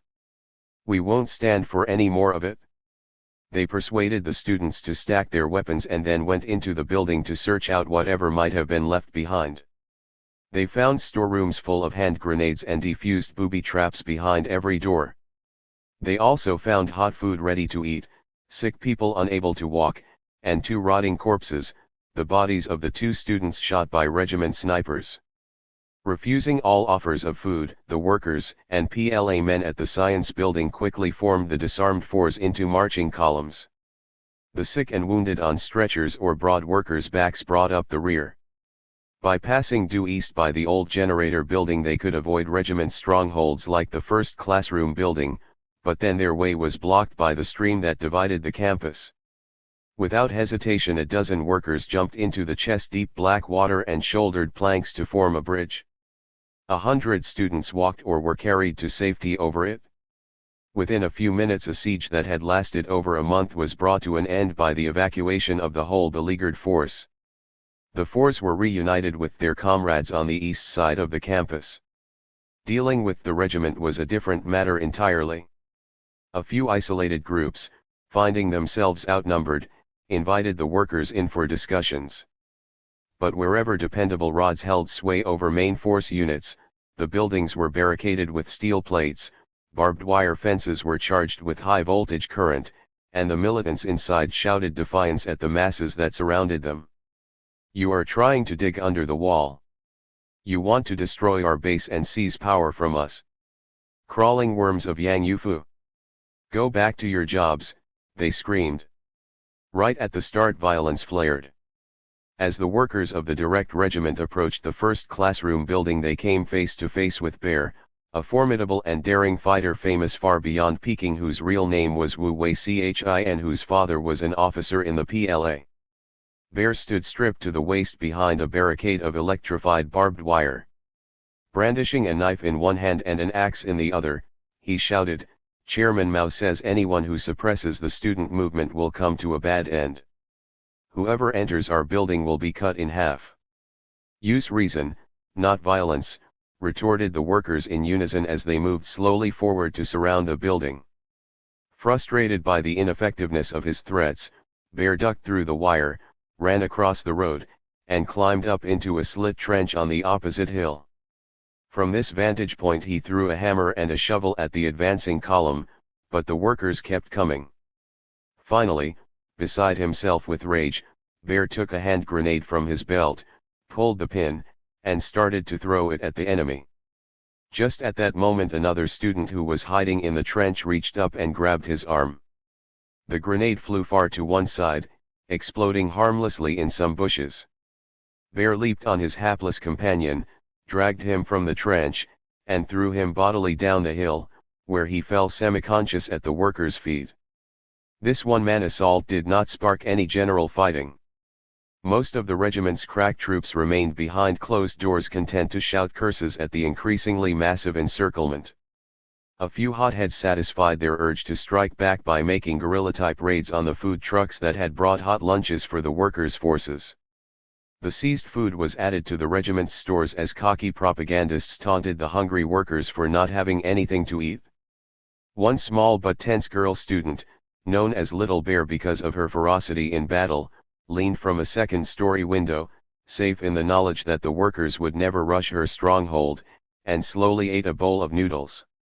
Each time she dipped her chopsticks into her bowl she pulled a few noodles out full length, dangled them enticingly before the eyes of thousands who had lost their own lunches, then slowly lowered them into her pretty mouth. Her companions not only seized food, they seized the trucks and cars that brought it. Vehicles useful to their cause they drove away and parked in odd corners of the campus. Those which they could not use they disabled by slashing the tires. On the following day more than a dozen cars and trucks were found with slashed tires behind machinery building number 9003. "If they do not leave, drive them out." From his headquarters in the quiet house, Kui Tafu could reach all his subordinate units by phone. When he looked out the second-story window, saw that his building was surrounded, and learned that some of his troops had already surrendered, he became very angry. He grabbed a handgun and ran downstairs shouting, "How dare they come like this? Now they'll have to deal with Lao Tzu. I'll settle this matter right now." But before he could rush out the door his own lieutenants grabbed him. "I want to fight," he yelled. But they pushed him gently, firmly, back up the stairs. When he had calmed down enough to reconsider, he wrote out an order to all units to hold fast. If the workers try to break in, you may defend yourselves. If anyone is killed, headquarters will be responsible. This message was relayed by telephone to all buildings that the regiment still held. Then Kui slipped off the campus along a little-used road and went by car to Peking to protest to the Municipal Revolutionary Committee. Face to face with Lu Feng, the PLA man in charge of 3 support work, Kui asked, "What the hell is going on? Why did you send so many workers out there without notifying us?" Lu Feng reminded him that he had called the day before to give ample warning. "We of the municipal committee support the workers' team at Tsinghua, and you should too," he said to Kui. "How can I?" asked Kui. "They are suppressing us as if we were the workers of the United Headquarters at the Shanghai diesel engine plant." 61. When Kui called his campus headquarters, instead of relaying Lu Feng's words, he reported that the opinion of the Central Committee was that the workers should return to their factories and the students should settle their own affairs. Delighted with this news, regiment activists rushed out of their buildings to inform the workers, who surrounded them 20 to 30 deep, that they were to leave. But the workers said, "We have no such message. Our orders from the top are not to leave until the fighting stops." And once again they repeated their slogan, "Use reason, not violence. Turn in your weapons. Form a big alliance." In this impasse, regiment headquarters, obeying orders from Kui, sent leading members out to each unit to repeat their commander's original instructions. The workers are ordered to go back. If they don't leave, they must be driven away. When the workers still showed no signs of moving away, the regiment launched a general offensive. A single shot fired from the quiet house at 3 p.m. was the signal. Suddenly, ink bottles, bolts, nuts, and other hard objects rained down upon the workers from hidden vantage points all over the campus. Some objects were thrown from the rooftops, others were propelled by inner tube slingshots from upper story windows. Though taken by surprise, with many badly hurt, the propaganda team members still refused to retreat. Instead, workers and soldiers vied with one another to see who would stand in the front ranks and take the hail of missiles head-on. It was clear almost from the first that soldiers were a prime target, so workers, anxious to protect their soldier comrades, insisted that they retire to the rear. The soldiers, on their part, insisted on remaining up front. After all, they had been trained for battle. They could hardly be expected to take a back seat when danger threatened. When heavy bombardment from above failed to make any impression on the workers' ranks, regiment units armed with spears and hand grenades sallied forth for hand-to-hand combat. The first such attack took place outside the meeting hall, where a sizable regiment force had already surrendered some arms and invited the workers in. Just as a team of workers led by their PLA representative entered the building to see if more weapons might be found inside, 40 or 50 people came across the bridge from the north. Those in front held spears in charge position while those behind hurled rocks. In the lead strode Bear, brandishing another hand grenade. The workers at the meeting hall outnumbered their attackers by about 500 to 1, but because they flatly refused to raise even a finger in their own defense, they were forced to retreat or be run through in cold blood. In the course of this charge, the students stabbed several workers and injured 10 with flying rocks. Having captured the entrance to the meeting hall, Bear ordered everyone out of the building except the PLA representatives. But the workers refused to leave anyone behind. They formed a column, with the soldiers in the middle for protection, and tried to break out. As this group emerged from the doorway, Bear ordered his men to break it up and capture the soldiers, especially the officer from the 8,341 Army who led Column 4. In the ensuing melee, someone threw a homemade grenade. It rolled to a stop in front of a soldier. Everyone immediately fell to the ground except Chang Chun, a worker from the knitwear factory, who stepped between the soldier and the grenade to take the force of the blast. He was badly wounded on his back and rump. Stunned and bleeding, he still protested as he was led away for medical treatment. He wanted to stay and see the struggle through. In a second charge that followed the explosion, the PLA commander was wounded by a spear thrust. He and several other soldiers were captured and hustled inside the meeting hall. There they were questioned most of the night. The red tabs were torn from their collars and the stars from their caps. They were beaten repeatedly and several were stabbed as their regiment captors tried to extract from them confessions that they had been sent by Yang Yufu. 62. As the fighting around the meeting hall died down, it began to rain. Rain fell hard for almost an hour, wetting attackers and victims alike. While the workers, with the exception of those rooted in the charge, stood their ground and shouted slogans in a downpour that soaked their red books and their clothes, the hail of missiles and rocks continued unabated. When the rain slacked off, another frontal assault began. By that time Bear's spearmen had reached the first classroom building, where they joined with other regiment rods from inside the building to mount an offensive against the workers of the direct regiment. Bear leaped from a first-story window, gun in hand. A young woman with a spear 20 feet long leaped after him. 5 or 6 young men followed with shorter spears and hand grenades. They coordinated their charge with that of a second group of spearmen who came at the workers from positions on the ground outside the building. Both groups concentrated on a section of the workers' line manned by women textile workers, most of whom had just retreated from the confrontation at the meeting hall. Male workers tried to get the women to move to the rear, but they refused to retreat and bore the brunt of this new assault. A worker who faced Bear's forces in this incident said, "The girl with the 20-foot spear rushed at us and ran her weapon right through Shi Wenxing's leg. To this day the muscle is damaged so that 2 of his toes cannot be straightened out. They broke into our ranks and drove us in all directions. Then they threw 3 hand grenades. Hsu Kongyung lost a piece of his heel in one explosion. Several others were badly wounded. If these had been industrial grenades with fine shrapnel, many more would have fallen, but the students' homemade grenades broke into big pieces and were not so dangerous. I've no idea how the regiment leaders knew that Xinhua printing workers had started the intervention on the campus, but they seemed to be well aware of it, and when they threw rocks, or charged with spears, or lobbed grenades, they always aimed at the 8,341 army men from Xinhua printing. So, of course, these soldiers suffered the most. Near us was a truck from the printing works and behind that another that had brought the headquarters personnel. They went after the latter with 3 grenades, but none of them exploded. All in all, they made it so hot for us printing workers that we had to get out of there. We had to retreat.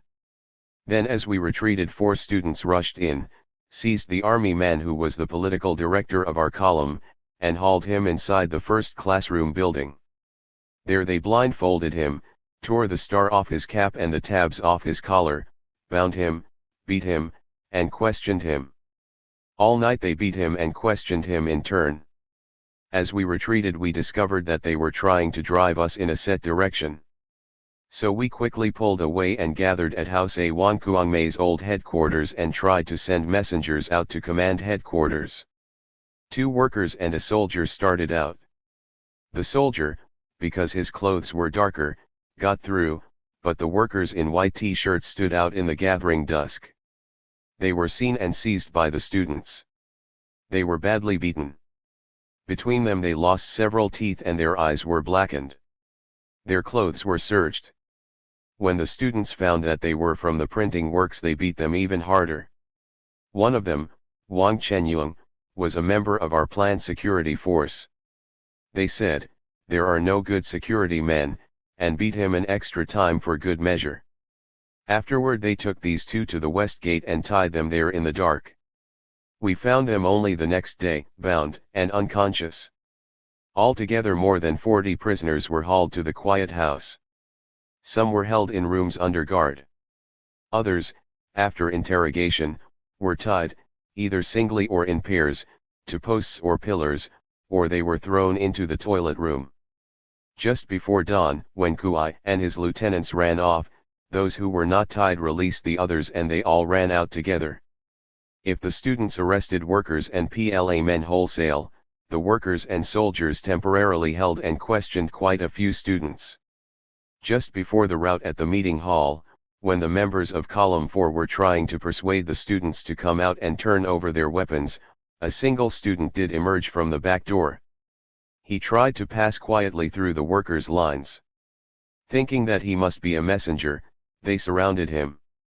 "Why do you still put up resistance?" they asked.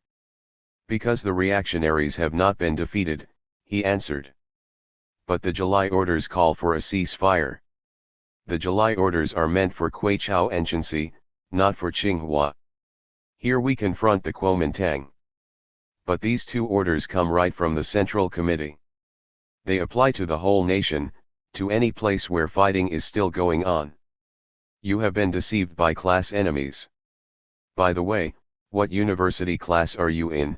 the workers asked the student. "The 8th class. And your family background?" "Poor peasant." "We work hard so you can go to school," said the workers. "Peasants planted all the grain that you eat. We weave the cloth that you wear. Now look at that science building. Look at the burned-out roof. What sort of people wreck state property? Surely you can't say that I oppose Mao Zedong and the Communist Party," said the student. "No one in my village ever went to a university before liberation. Without the Communist Party I'd never have had a chance to study. Without the Communist Party I might not even be alive. I'm for Mao and the party with my whole heart and soul." "Then how do you explain people like Pao Cheng?" asked the workers. "Isn't he the regiment vice commander? He helped seize one of our PLA men. Several people took him inside and removed his jacket. Then Pao put it on and came out to wander freely among us. He used his disguise to spy out the situation and to maintain liaison between the different buildings. When we finally stopped him he said he was from the 8,341 Army. But army men don't wear blue pants, and besides, we know all our army representatives. So the question is, can people like Pao be revolutionary?" The student ducked this question. "The other side started the fighting," he said. "We are only defending ourselves. We are defending Mao Zedong thought. Why don't you talk to the others?" "We are trying to," said the workers. "We want both sides to stop." These arguments moved the young militant. With tears in his eyes, he began to recall the bitter life of his family before liberation. Then he warned the workers to be careful, showed them where 2 mines were buried in front of the meeting hall, and pointed out which wires carried charges. Quiet talks like this, not beatings and counterattacks, helped disintegrate the students' ranks. Another regiment rat who was won over in the course of the battle was the student who raised his arm to deflect the hand grenade that bear through from the trench in front of the first classroom building. As he rolled to the bottom of the hill, his face badly cut, the workers of the direct regiment sent a group to pick him up and carry him to safety. Later he helped them find their way around the campus and identified key regiment leaders for them. A third fierce battle occurred after the rain at about 5:30 p.m. By that time most of the workers were shivering. Their wet clothes were drying only slowly in the cold wind that had arisen, and the evaporation from the rain-soaked cotton chilled them to the bone. Perhaps it was for that reason that members of Column 7 began to enter the dormitories. One group easily occupied the first and second floor of dormitory number 10, then suddenly found itself under attack both from above and from below. Regiment occupants on the 4th and 5th floors tried to drive the workers downstairs, while other regiment forces on the ground outside blocked the doors and windows to prevent anyone from escaping. This dormitory was a stronghold of drifting elements from off-campus, and they fought with a viciousness the students had not shown.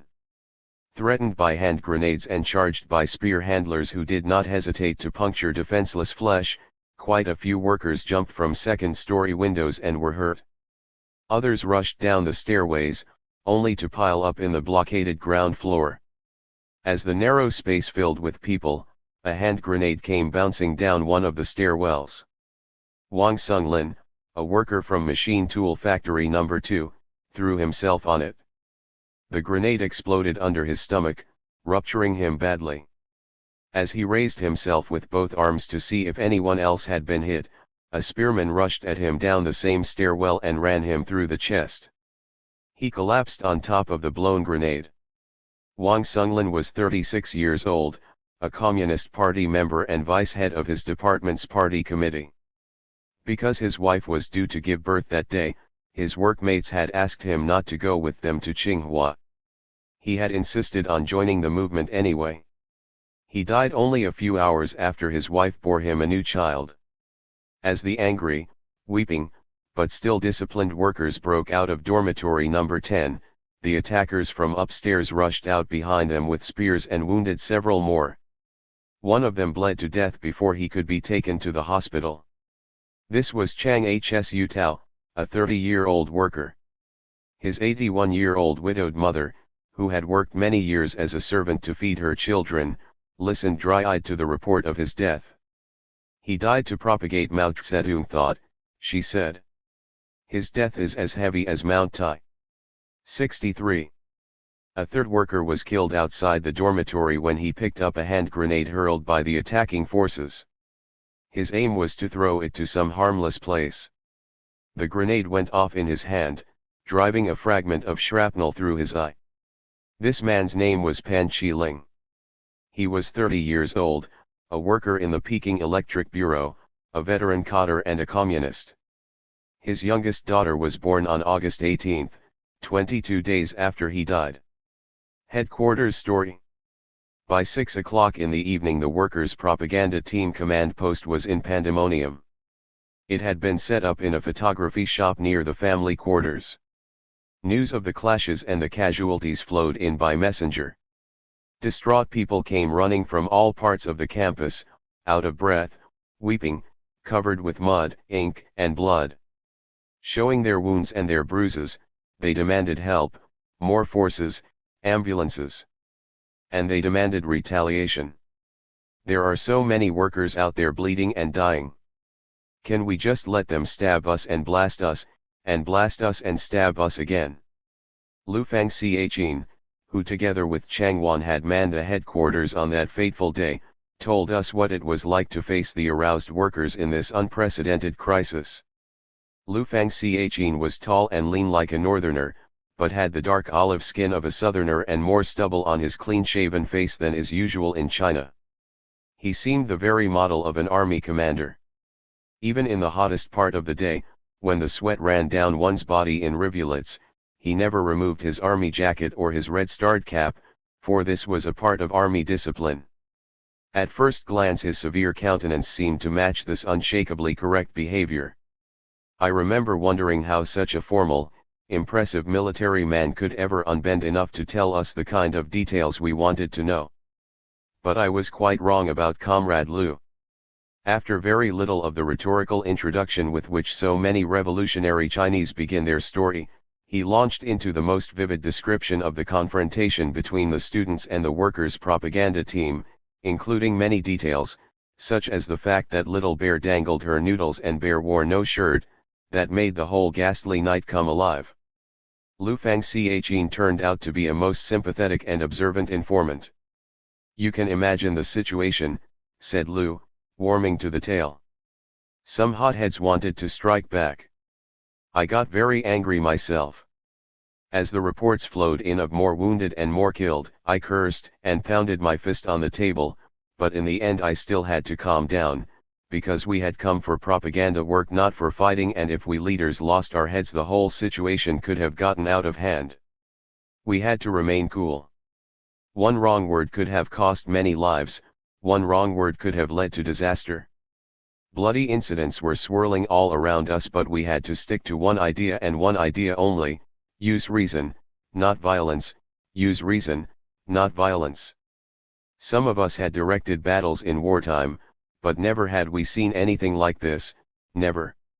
Never anything to inflame the emotions like this. Chang Wan was magnificent. I remember him so clearly. Fat, soaked with sweat, ravenous for food, but calm, sitting there quietly repeating over and over, use reason, not violence. We had had nothing to eat since 3 a.m. and we hadn't slept for 2 days. It was hot, stifling, in our crowded headquarters. No order anywhere. Originally the messengers stood in line to take turns, but now they just came crowding in, each with worse news than the last, more wounded, more killed. It was enough to confuse anyone's mind. I was so tired I just leaned against the wall with my eyes half closed, and even before people finished what they had to say, I interrupted, "No violence. Use reason. Do your propaganda work well?" What we depended on really was the workers' loyalty to Mao Zedong. They had a deep understanding of Mao's strategic plan. With 30,000 people, one can't rely on the consciousness of a few, for there are always those who have lost contact with headquarters. They still have to stick to their orders no matter what the provocation. And they stuck, in the main, throughout that terrible day and night. They didn't strike back. They didn't counterattack. And that's because we had done a lot of educational work. Together we had studied the PLA's 5-1T policy over and over again. 64. And throughout that whole day and night the educational work continued. Our throats were parched and our mouths were dry, but this was Mao Zedong thought and we stuck to it. At one point we called an emergency meeting of the leaders from each column, reaffirmed our policy, and sent them back to remind everyone else. We repeated over and over that the students had been deceived, that they had been misled, and that they had to be awakened. And the workers, who had themselves been through factional struggle, understood and didn't blame the students, even when they came at them with spears. There was only one serious break in our ranks. When the fighting first began, one group of men got angry. They went home to make some spears out of pipe. They found helmets and sticks and returned in their trucks in the early morning hours of July 28, truckloads full of men ready to strike back. But as they approached the West Gate, other workers saw them and reported to us. We understood what was in their minds. They were very, very angry. They had some ultra-left thinking too, and lots of pride and daring. They were aching to go on the offensive. So we took emergency measures. We called their leaders into headquarters and sent cadres out to speak to the rank and file. At first they wouldn't listen to reason. They kept saying, "Our comrades have been wounded, our comrades have been killed." But we talked to them for several hours and finally they went back to reorganize themselves. They returned later without weapons and helped resolve the problem our way. Of course, I can't say that none of the workers broke discipline.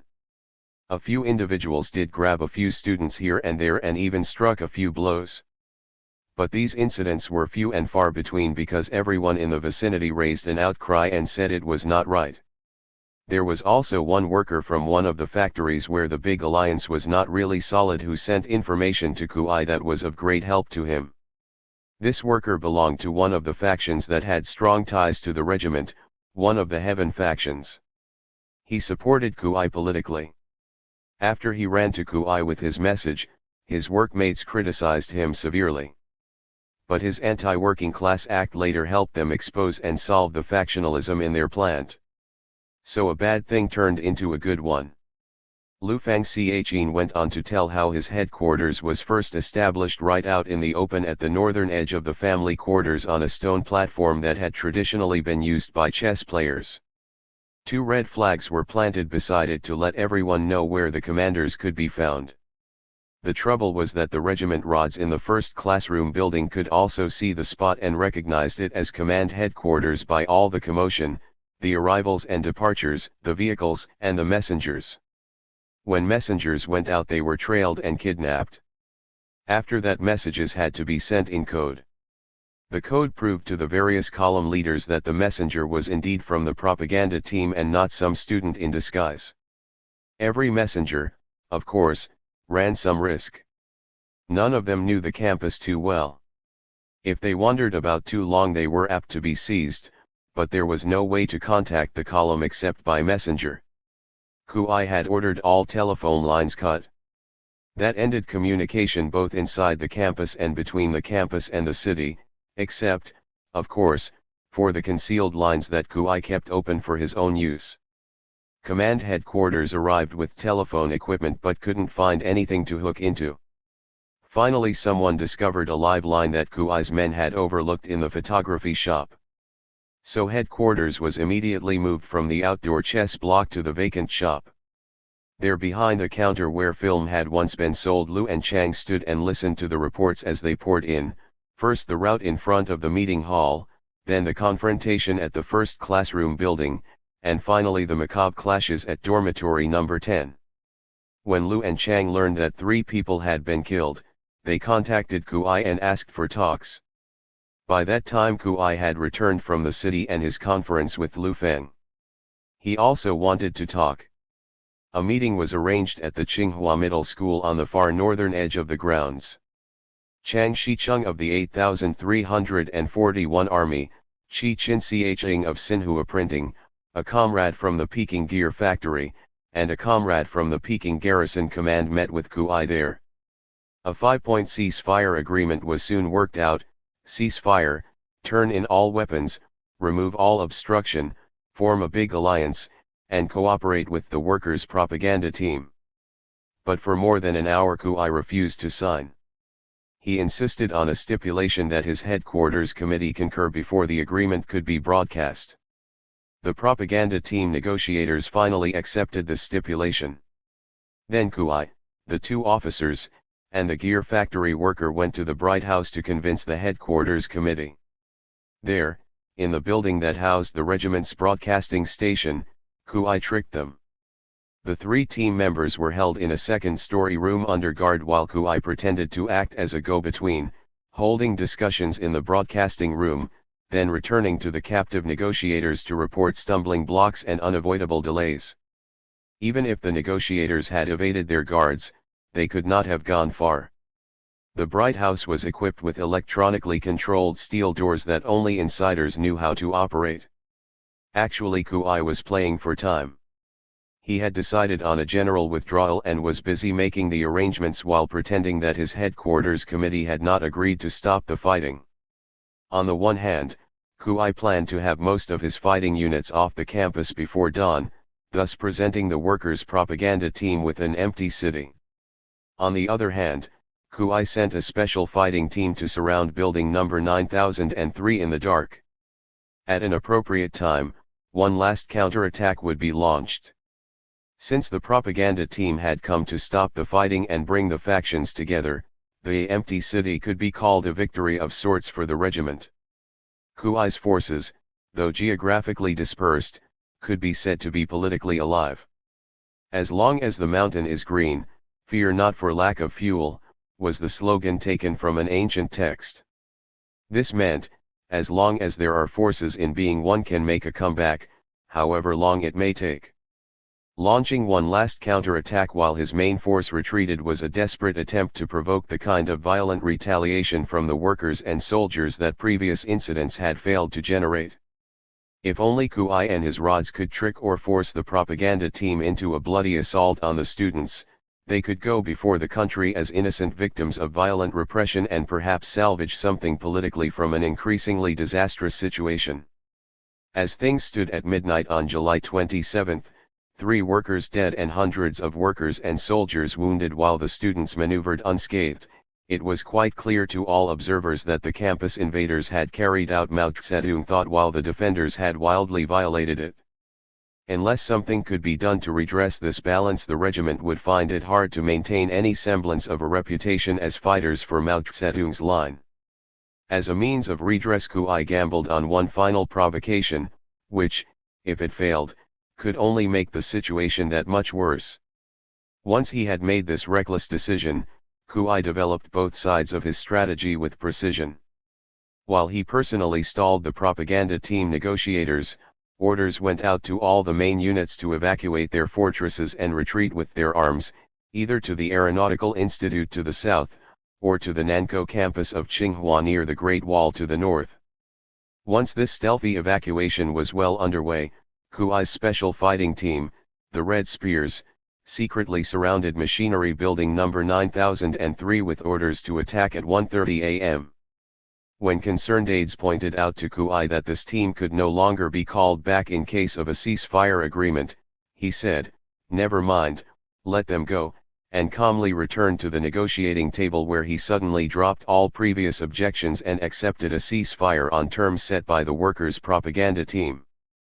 The agreement was announced to the whole campus from the broadcast room of the Bright House at 2 a.m., half an hour too late to forestall the Red Spears. In compliance with their orders, they had already launched the last bloody provocation of that fateful night. With his armed column already in motion, Kui laid the groundwork for a simultaneous political offensive by drafting an urgent telegram to Chairman Mao and the Central Committee, which read as follows. Extremely urgent. Chairman Mao Zedong, Vice Chairman Lin Piao, the Central Committee of the Chinese Communist Party, the Central Cultural Revolution Group, the Military Commission of the Central Committee, Premier Zhou Enlai, Comrade Chn Po Ta, Kong Sheng, Chang Ching. On July 27, in the name of propagating the July 3 order, 110,000 hoodwinked workers under the careful manipulation of a sinister hand suddenly surrounded and overwhelmed the Tsinghua campus with arms. Dozens of Qingkangshan fighters have been captured and held. Several hundred have been wounded or brutally beaten. In order to avoid further clashes, our Qingkangshan fighters have all withdrawn from the campus. We have no food or clothes and no guarantee of our lives. Tsinghua Qingkangshan is threatened by extreme danger. The situation is 10,000 times perilous. I appeal for help to the Central Committee. I appeal for help to Chairman Mao Zedong. I beg the Central Committee to receive Kui immediately. Machinery Building number 9003 had been surrounded the previous morning by Column 6, the chemical workers. During the day their propaganda efforts had been crowned with success.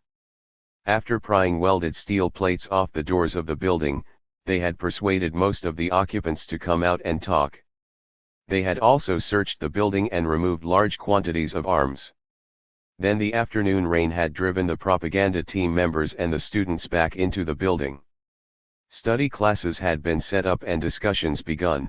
Some students listened sympathetically to the workers while others talked back sharply. At 9 p.m. all electricity was cut off, ending both the water supply and the lights. At 10 p.m. a worker came to report that ceasefire negotiations had been successful, but no announcement came through the air. Suddenly at 1:30 the building was lit up from the outside by the lights of dozens of trucks. They had been turned on by members of the Red Spear fighting team and were the signal for attack. As the lights went on, the main forces of the Red Spear fighting team charged out of the cornfield where they had been lying low. The male Red Spears had all stripped to the waist, but each had a white towel wrapped around his arm so that he could be distinguished by his comrades in the dark. They ran into the building yelling incoherent battle cries that were supposed to frighten their victims but seemed to those who heard them to indicate that they themselves were frightened. The propaganda team members retreated to the fourth floor, only to be followed there. The truck lights made the outside of the building bright, but inside it was still too dark for fighting.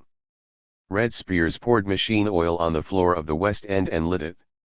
Then they twisted paper into rolls, soaked them in oil and lit them. Under the light of these flaming, smoking torches, they pushed tables ahead of them down the hall, hoping to corner all the workers in one spot. Their goal was to seize the soldiers in the ranks of the workers' forces. After they had grabbed about 40 soldiers and locked them in a separate room, they said they wanted to negotiate. The workers, cornered at the end of the floor, sent delegates over to talk. But as soon as they came face to face with the students said, "Who will talk with you?" and arrested them too. One man, Ho Po Chi, a communist, stepped forward to try once more. "Who sent you here?" the students asked. "Was it Yang Yufu?" "No. Chairman Mao sent me," said Ho. "You should listen to Chairman Mao." "We only listen to Kui Tafu," retorted the students. A strong man grabbed Ho, hit him over the head with a flashlight and then, having knocked him down and opened a bad cut over one eye, dragged him by the feet the whole length of the corridor and down the stairs from the fourth floor to the first. Ho's head bumped on every step all the way down. When he reached the bottom he was unconscious. When he came to, he called out, "Long live Chairman Mao." When his captor heard this he tried to choke him. Ho still managed to gasp, "Use reason, not violence, use reason, not violence." His captor then stuffed a towel into his mouth. When the towel also failed to silence him, his tormentor, who turned out to be not a student, but one of the lumpen brawlers from dormitory number 10, moved to gouge out his eyes. This stirred to action several student rebels who up to this point had looked on but dared not intervene. "Why should you be so cruel?" they shouted. "What crime has he committed?" They pulled the would-be torturer away and scuffled with him long enough to allow Ho to escape from the building. Han Chengxian was not so lucky. The Red Spears surprised him in a second-floor room talking with a shopmate. A girl student held a burning torch high as several of her comrades rushed in to seize the pair. One of the attackers ran a spear right through Han's chest, severing an artery. The wounded man made it to the door before he collapsed. His companion took him on his back, but before he could reach the stairway Han was dead. His clothes and the clothes of his would-be rescuer were soaked in blood. The July 3rd order which he carried was also soaked. Han was 36, a communist, and a member of the Revolutionary Committee of Food Factory No. 1. Li Wenyuan, the fifth worker to die that day, was killed by a bullet. He was standing guard not more than a few yards from the edge of the cornfield where the Red Spears had hidden themselves before the attack. A pistol shot caught him in the stomach and severed an artery. He was taken to the hospital at Haitian too late to be saved. Li was also 36, a communist, a militiaman, and a model worker in the rubber factory. Firing guns into the air, waving spears, and swinging hand grenades around their fingers by the trigger strings, the militants of the Red Spears fighting team drove the workers from the 4th floor to the 1st, then retreated upstairs and barricaded the stairwell with bricks, stones, and bottles of sulfuric acid. While the workers down below continued to carry on their propaganda work, the students up above sat in sullen silence and waited for dawn. Dawn brought more rain. The campus, with tens of thousands of people milling about, dissolved in mud. 100 soldiers came to building number 9003 to tell the students about the ceasefire agreement. The students released their soldier prisoners, who had been stripped and beaten, but did not dare come out themselves. They knew that the chemical workers were angry about the casualties of the night before and they feared retaliation. It was only after the soldiers persuaded the workers to withdraw at least 3 yards from the door, brought trucks for the students to ride away in, and promised to guard the roads all the way out that the students finally agreed to tear down their barricades, surrender their weapons, and come out. Even then they did not dare stand up in the trucks. They lay flat so that the workers along the road could not see them. After the unprovoked assault they had mounted, they could not believe there would be no revenge. Furthermore, Kui had diligently spread rumors that the workers were arming for a counterattack and would soon return to the campus with weapons. His followers, having never experienced anything like this peaceful encirclement, were prepared to believe that violent assaults would in the end be met with violence. As the Red Spears abandoned building number 9003 at 10 a.m., the last off-campus militants quietly left dormitory number 10 in groups of 2 or 3. They slipped away through the ruins of the Yuan Mingyuan. With the last pockets of resistance liquidated, more than 100 days of fighting at Tsinghua came to an end. Kui Tafu, the man more responsible than any other for the violence, left the campus soon after the 2 a.m. broadcast and went by car to the telegraph office. There he drafted and sent off the message already quoted and proceeded to the Aeronautical Institute where propaganda team members who had been looking for him all over the city finally found him. They were looking for him in order to transmit Mao's personal request that he and the 4 other well-known Peking student leaders appear for a discussion. In the small hours of July 28, Mao Zedong met with Kui Tafu, Tan Holan, Wang Taiping, Han Aiching, and Nye Yuanzi, and spoke to them bluntly. He told Kui that he was swollen in the head, in fact, he was swollen all over. He was turning into his opposite. University and institute people had said they wanted to begin the struggle, criticism, transformation stage but had pushed on to armed fighting instead. They had divorced themselves from the workers, the peasants, from the local populace, and from the majority of their own peers. If they persisted in fighting, they would turn into bandits. They would have to be surrounded and wiped out. Mao outlined 4 possible consequences of continued fighting. 1. The campus could be placed under military control. 2. The fighting could continue until one side won. 3. The school could be divided into 2 parts. 4. The whole school could be dissolved. The last choice, he said, would be struggle, criticize, dissolve. If it came to division, one part of the school would be sent north, the other part would be sent south. Did that make any sense? To continue fighting after the July 3rd order could not be allowed. Therefore, if they refused to listen to the propaganda team, they would be faced with military occupation. Taking up the charge made by Kuai that the workers' propaganda team was manipulated by a sinister hand, Mao said, "If you are looking for a sinister hand, I am that sinister hand.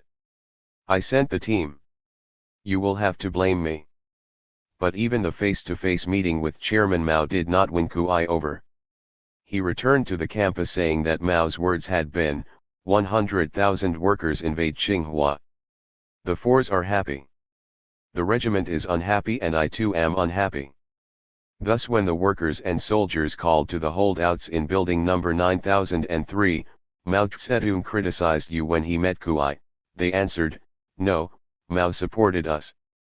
And when the workers said that Mao had summoned Kuai, the holdouts replied, "Not at all. Mao received Kuai."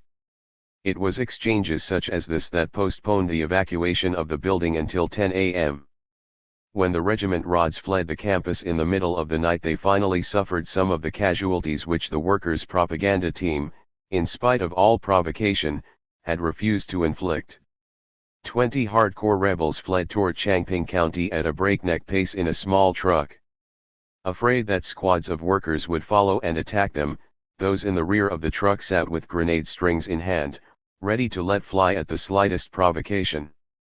The truck went out of control, hit a tree, and turned over. One of the grenades went off, killing 2 and wounding several, including Little Bear, the girl who had so tantalized the hungry workers with her full bowl of noodles. Her leg was broken and her skull was crushed.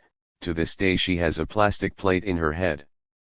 But she has made her peace with the workers and now operates a lathe at Machine Tool Factory No. 1. Those who did not flee but surrendered to the propaganda team turned over considerable quantities of weapons.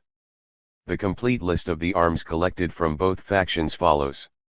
It includes not only those arms found on July 27 and 28, but everything found thereafter. 5 semi-automatic rifles, 57 rifles, 31 pistols, 12 homemade rifles, 5 small-bore rifles, 5 air guns, 1,038 bullets, 688 hand grenades, 52 homemade cannon, 9 explosive satchels, for anti-tank use, 168 homemade mines, 16 packages of dynamite, 2 homemade tanks, tractors with armored plate, 50 bottles of poisonous gas, 185 bottles of acid and other corrosive chemicals, 15 big knives and bayonets, 1,435 spears, 380 short knives, 9 steel whips, made of fine chain, 25 cannon shells, 2 Type 59 semi-automatic rifles, 1 Type 56 assault gun, Tommy gun. Many of these arms had been made on the campus. Others had been seized outside Peking and sent to Tsinghua by liaison personnel or by factional supporters in other places. To sum up the statistics once again, altogether 5 workers were killed, 143 were seized and beaten, and 731 were seriously hurt. 3 years later, 1971, a wounded worker still remained in the hospital and many still suffered from bullets in their bodies or permanent crippling. End factionalism. Ending the fighting was not the same thing as ending factionalism. It took the propaganda team less than 24 hours to suppress the violence but more than 3 weeks to persuade the students to form a big alliance, and even then the alliance was more formal than real. A whole year of careful political work was required before the militants of both sides came together in their thinking, and 2 years after that the propaganda team was still at Tsinghua supervising the transformation of its education. Of course, not all of the 30,000 workers who arrived on July 27 stayed on to complete this political task. Most of them withdrew on July 28, leaving behind a team of several hundred that included delegates from each participating plant. They continued the work under the leadership of Wang Chen and Lu Fangxiaqin, then rotated back to their original jobs as others came out to take their places for 6 or 12-month stints. The first problem that the propaganda team faced was to prove its nonpartisanship. The Fours, who had welcomed intervention, tried very hard to win support by declaring their undying love for the workers and denouncing the regiment rods for their violent resistance. They invited propaganda team members to a series of meetings where the regiment was exposed and repudiated. But the team members, once they learned the content of the meetings, refused to attend. Their position was that the rank and file of both organizations were honest revolutionaries, that the leaders of both had made serious mistakes, and that each side must first make self-criticisms before criticizing the other. When asked for their opinion and their position vis-a-vis the two sides, they responded only with support for Mao Zedong thought. Whoever does things that are in accord with Mao Zedong thought we support, whoever does things that are not in accord with Mao Zedong thought we criticize and help to change, whoever does things that violate Mao Zedong thought we oppose and resolutely fight against. If you support the correct direction today, we will support you. If you oppose the correct direction, we will oppose you. If on one question you support Mao Zedong thought, we will support you on that question. If at the same time you oppose Mao Zedong thought on another question, we will oppose you on that. This position stunned the Fours, for they assumed that they had survived the fighting as heroes. It gave the regiment a new lease on life. After all, they reasoned, perhaps we do have some political capital. In neither case did it quickly lead to self-critical examination, for each side was still primarily interested in justifying its own record and in exposing the record of the other. Before any review of the past could begin, several pressing problems of social order had to be solved. The students who had fled the campus had to be persuaded to return, the prisoners held by each side had to be released, the arms each side still concealed had to be turned in, and the equipment, most of it electronic sound equipment seized by the opposing sides from public stocks, had to be returned.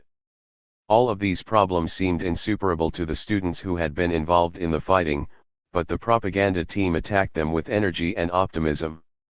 A large number of the regiment fighters had fled to the Aeronautical Institute in the early morning hours of July 28. That very evening a high-level team of cadres that included Hsi Fuqi, head of the Peking Revolutionary Committee, went to the institute to persuade these Tsinghua refugees to return. More than 300 of them listened respectfully to Comrade Hsi and responded to his appeal with slogans of support for Chairman Mao that indicated how little the events of the past 24 hours had educated them. One young woman, red band on her arm, military belt around her waist, book bag over her shoulder, and 2 short braids protruding almost at right angles from under a military-style cap, led the cheering with, "Qingkangshan Regiment people will be loyal to Mao Zedong forever. Qingkangshan Regiment people have acted correctly from beginning to end."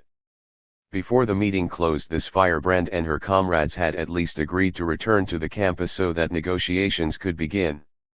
In the course of the next day and evening they dribbled back in 2s and 3s to repopulate dormitory number 10. But until arms had been surrendered and prisoners exchanged, there was not much hope that the many thousands of students, staff, and workers would return. They had to be convinced that the peace was stable before they would move back to the scene of such protracted and bitter conflict.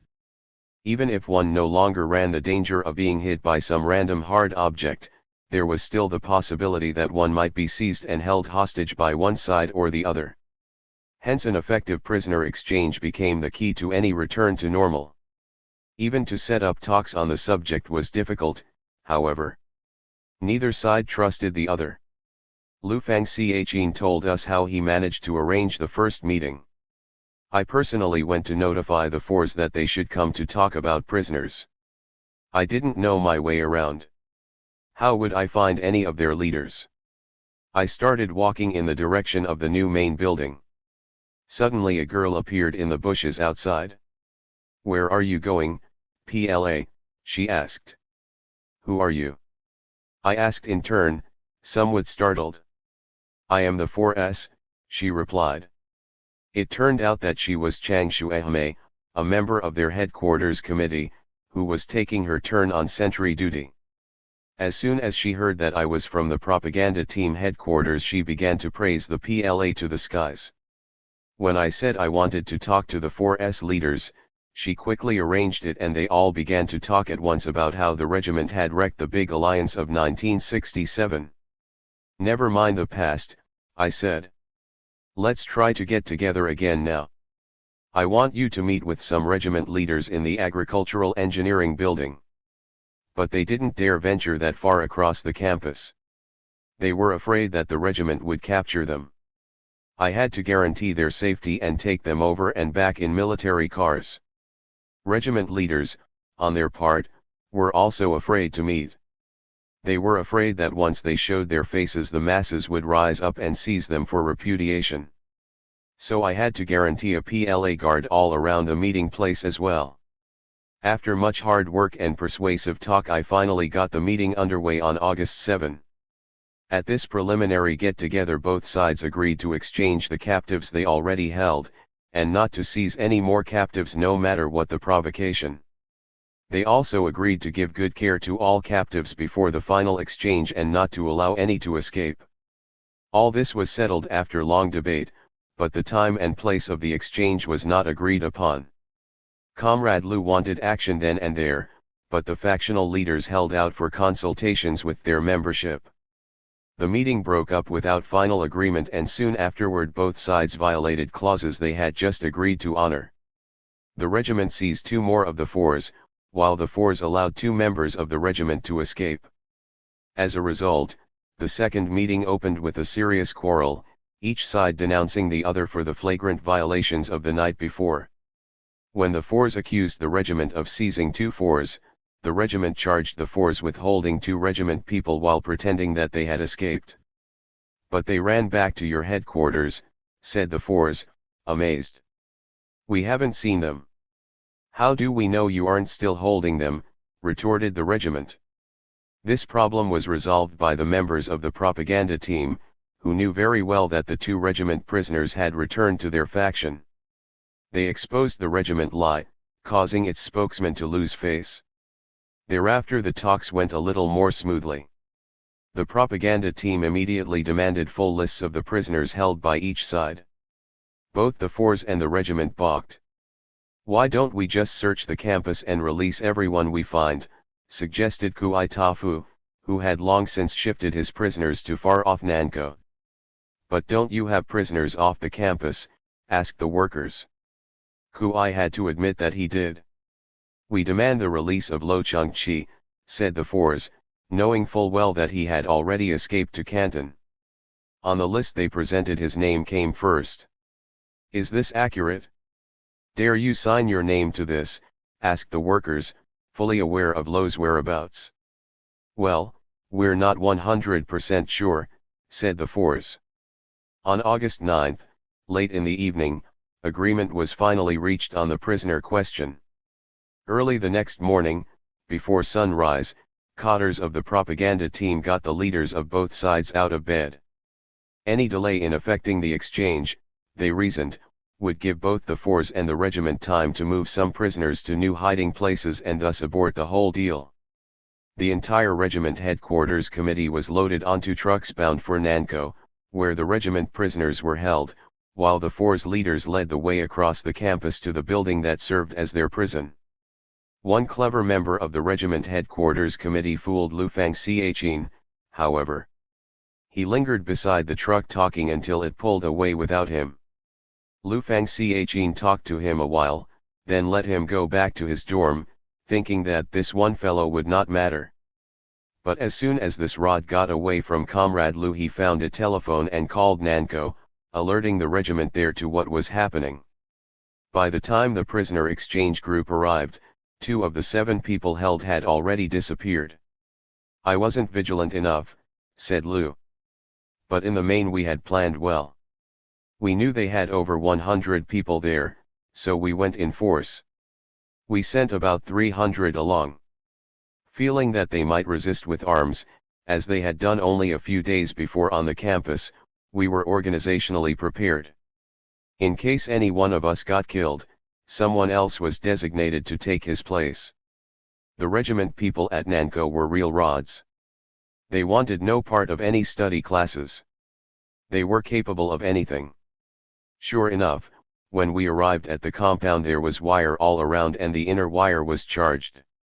We had to negotiate even to get inside. Kui Tafu, Chn Yen, and Chn Chi Fang, 3 top leaders of the regiment had come with us. What the people at the gate wanted to do was to let Kui in to negotiate, then stall us outside. We didn't buy it. We insisted on entering all together. So after hours of arguing they had to let us in. By that time it was already afternoon. What we found inside was shocking. The place was worse than any jail. Steel sheets had been welded to the doors on each floor of the building, and the doors were banked with sandbag fortifications. All the rooms had iron bars on the windows. All 5 of the prisoners that we released were pale from malnutrition. One was very sick and had to be carried to the truck. The prisoners had been sleeping on the bare floor. Even in the hot July weather they had to keep their jackets on. Food, 1 man to a bun of steamed bread a day and a bowl of cold water, had been passed in through a small hole in the door. When they saw us they shook with fright. They thought we were some new jailers who would take them somewhere else to be tortured. When they learned we were propaganda team members sent by Mao Zedong they were overjoyed. They shouted, "Long live Chairman Mao! Down with fascist torturers!" We confronted Kui with these crimes, but he said he knew nothing about them. The masses did it, he said. When we learned that 2 of the Lo, Wen, Lei, Jo clique had been removed to another place, we were very angry. What Kui had done was to order Li Kong and Wen Shuaimin sent to the Peking Garrison Command to be arrested and held as counter-revolutionaries. Lo Chengqi had already escaped, we brought him back later from Canton. So the only one of the clique liberated that day was Jo Waitsu. She was in terrible shape with such a bad wound on her rump that she could neither sit down nor stand up for long. Her bodily functions were damaged. She couldn't control her bladder and her back had been hurt. All this had affected her mind. She remembered the past with difficulty. When the Peking Garrison Command returned Wen Shuaimin to the campus he was all but deaf and his teeth were gone, pulled out by his regiment captors at Nanko. They demanded confessions from him and each time he didn't comply out would come another tooth. The entire case against these 4 was a frame-up. The regiment used torture to extract confessions and then used Li's words against Lo and Lo's words against Li, backed up with 20 different methods of punishment. Confessions were manufactured 1 sentence at a time on tape recorders and then patched together to make damning admissions which the sentences on their own did not imply. This whole frame-up was a counter-revolutionary act. The regiment leaders assured everyone that if the 4 were not counter-revolutionary then they themselves were, and if they themselves were revolutionary then the 4 were counter-revolutionary. It must be one or the other, they claimed.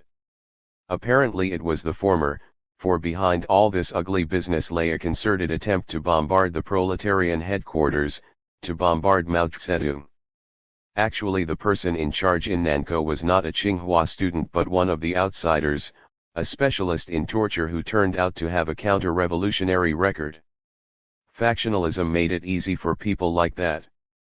They used the blind hatred of the factional leaders to take class revenge. Most of the rank and file, after they listened to our explanations, welcomed our coming, even clapped and gave us a send-off when we left. It was after 8 p.m. when we got back to the campus, but right then and there all the prisoners in our hands were exchanged in front of the generator building, with each side checking to make sure the exchange was fair. This, said one of the 4s, shook everyone up. Here was a problem that could not possibly be solved.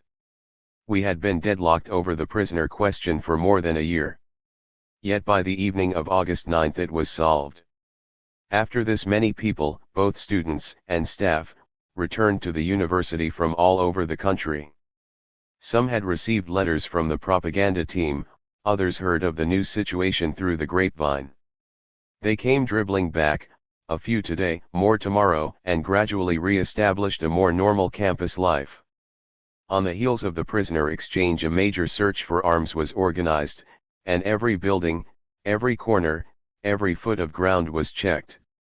Everyone on the campus was mobilized for this. Twice as many arms were found as had been turned over on the evening of July 27. Even so, when the campus stream was later excavated for its rich load of fertilizer, still more arms were found lying deep in the mud. It is probable that some arms still remain in secret hiding places. As for the sound equipment seized by the two factions, the propaganda team didn't make an issue of this until it became obvious that loudspeakers in factional hands made mass meetings difficult if not impossible to run. From the beginning the team had used the broadcast facilities manned by the regiment in the Bright House. This comprehensive system made it easy to relay speeches live to the whole campus. But somehow it always worked out that when regiment people spoke the system worked beautifully, but when anyone else spoke static drowned out their words.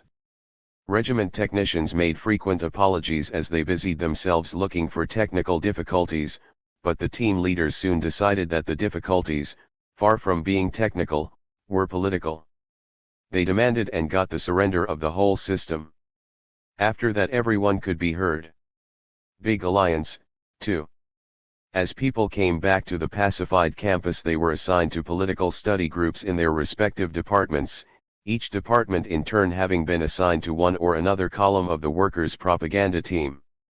Column 1, Metal Workers, took over the basic courses and the clinic. Column 2, Instrument Workers, supervised the Department of Automation. Column 3, Machinists, took over mechanical engineering, and Column 4, Textile Workers, assumed responsibility for mathematics, physics, radio engineering, and water conservation. Column 5, Construction Workers, took over civil engineering, power, and agricultural engineering. Column 6, Chemical Workers, took over chemical engineering, industrial chemistry, and industrial physics. Column 7, State-owned, mixed, took over electrical engineering, while the direct regiment, printers, took over the administrative offices of the whole university and the old Communist Party committee. Everyone, students, members of the teaching staff, workers in the maintenance department, was expected to take part in one class or another, but some were reluctant to do so. This was especially true of the members of the regiment who had fought so hard. They were afraid that the propaganda team would take revenge. One engineering student reported to his class the first morning only to find that it was led by a lathe worker whom he had personally stabbed with a spear. He turned and ran. The worker ran after him shouting, "Come back. We must settle accounts." Hearing this, the student ran even faster. When he was finally cornered he was amazed to hear the worker say, "I don't mean to settle accounts with you personally. What we must do is study Mao Zedong thought together and settle accounts with Liu Shaochi. The only reason that you are swollen all over, as Chairman Mao said, is that you have been poisoned by Liu Shaochi's line. That's why you used your spear on July 27. You were misled by bad people." This student came from a working-class family. The lathe worker's magnanimity touched his heart. He returned to the class and in time became one of the staunchest advocates of a big alliance. It soon became apparent that with the factional leaders involved in the classes little progress could be made. Whatever arguments the workers put forth during the day were refuted at night by the rods of each side. So special classes were organized for factional leaders, the members of the respective headquarters committees. They were all thrown together for study, but were isolated from the rank and file who quickly accepted the idea of a big alliance and pushed for it from below. The leaders of both factions, sensing that this isolation could only lead to disaster for their ambitions, tried hard to leave certain less well-known rods down among the ranks to carry on factional agitation. But the members of the propaganda team were well informed as to who had played what role, and when they found a rod trying to slip into the rank and file classes, they sent him or her back to the leadership class.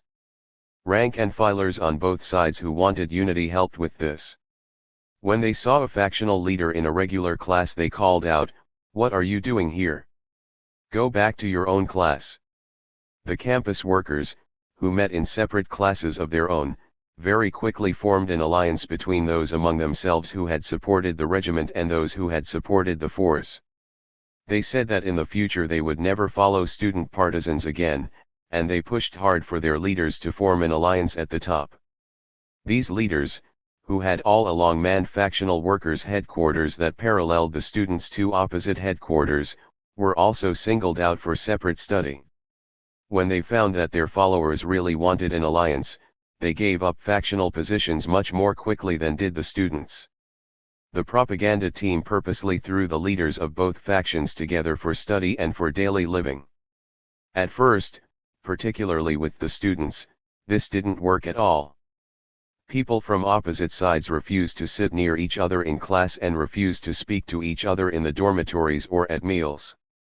If there were two from each side in a room, these two spoke to each other, or gathered with others of their faction in the hall for whispered conferences, but they would have nothing to do with their roommates from the other faction. At night, when formal classes were over, the rods held factional meetings behind the campus hill or out in the Yuan. Thus they reinforced one another in resisting the unity the team was promoting. As far as the regiment was concerned, the fours were counter-revolutionaries, Kuomintang reactionaries.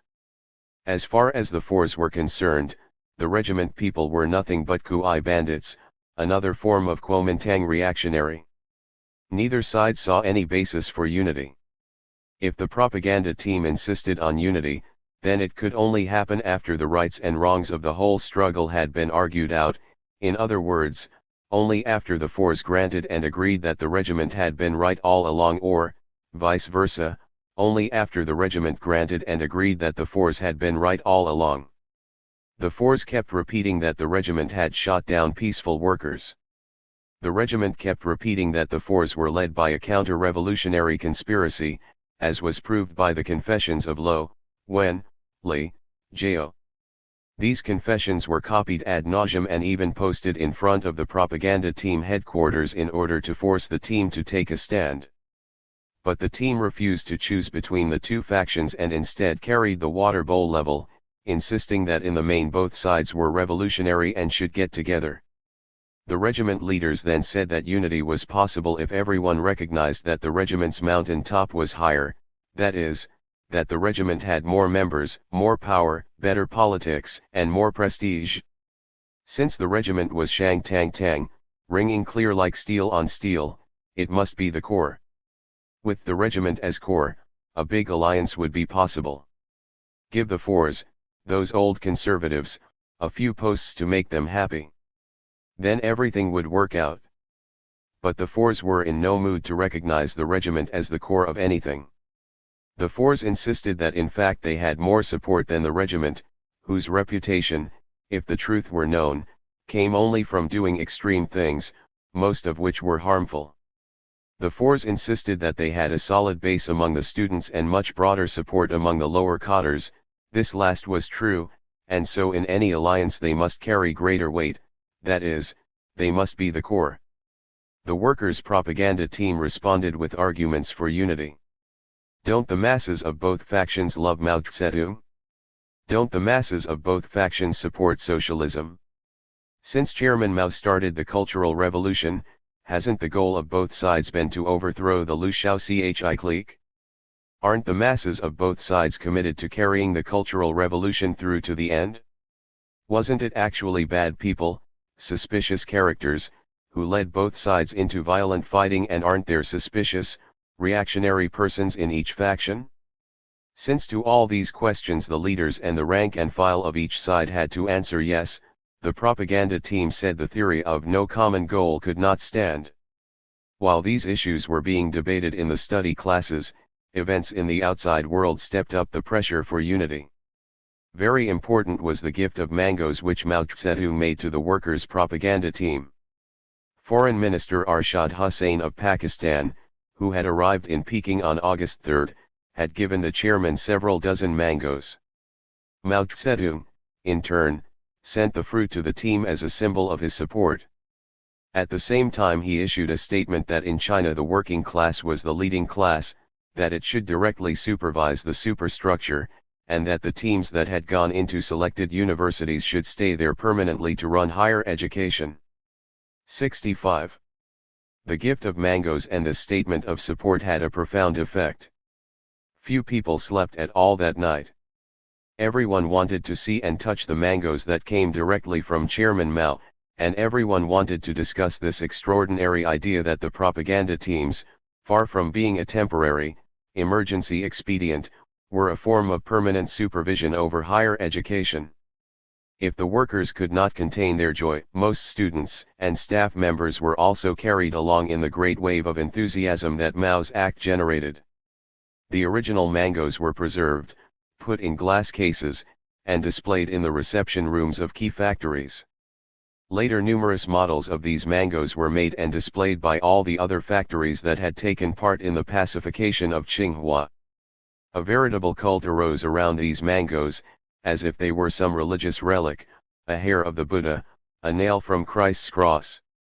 It was hard for us as outsiders to understand the emotions which this gift aroused, but when we learned of the horror and the heroism of those 24 hours between July 27 and July 28, when workers stood with their red books in hand, saw 5 of their comrades killed and more than 700 wounded, and never broke their nonviolent discipline, this response began to come into focus.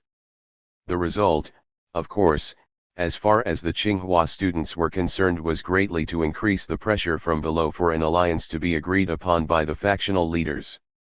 On August 15, Chairman Mao moved again by holding a reception for the workers' propaganda team. Mass meetings were held at Tsinghua to celebrate, and the students shouted until they were hoarse, "Long live Chairman Mao!" Chairman Mao's reception for the workers' propaganda team gives us infinite encouragement, and similar sentiments. If you really mean that, then show it through action, the team members told the students. Show it by forming a big alliance. The students responded with demands on their leaders for a big alliance right away. Bowing to pressure, the factional leaders met in all-night session while the rank and file watched. "If you don't agree, we'll never leave," shouted the masses. Under these conditions there was no way out short of an organizational merger. Nevertheless, the negotiations lasted until dawn. The leaders of the force and the regiment couldn't agree on representation, they couldn't agree on a name, they couldn't agree on a quote from Chairman Mao to introduce their proclamation, and they couldn't agree on who should head their new, united organization. Just to settle the name question took hours.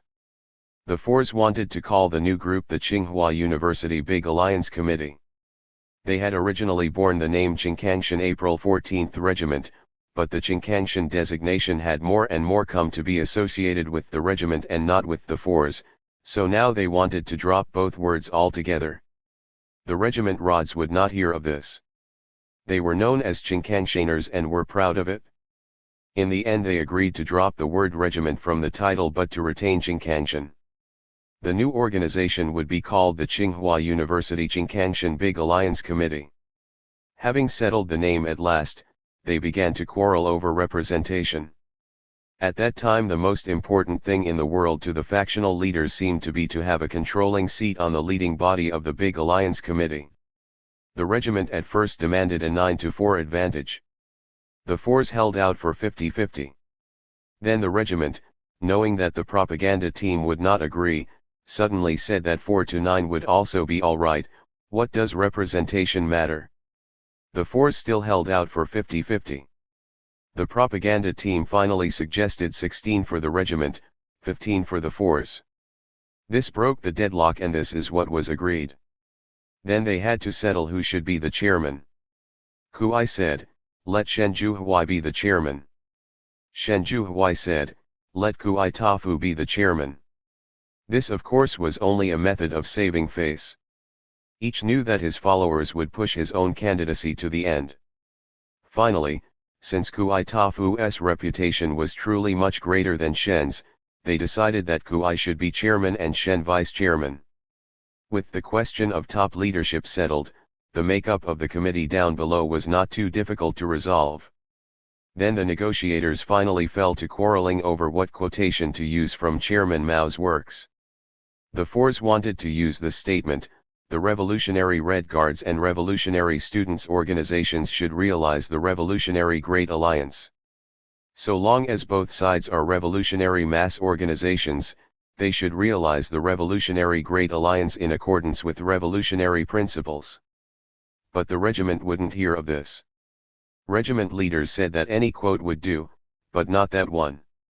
In their view, the unity being forged that night was purely one of expediency.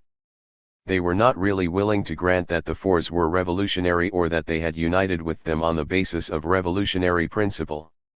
They proposed instead to use, "You should pay attention to state affairs and carry the great proletarian cultural revolution through to the end, and we should encourage comrades to take the interests of the whole into account. Every party member, every branch of work, every statement and every action must proceed from the interests of the whole party. It is absolutely impermissible to violate this principle." The implication of this choice of quotations was that even a temporary unity with counter-revolutionaries could be justified in the interests of the party as a whole, and so the regiment insisted on this.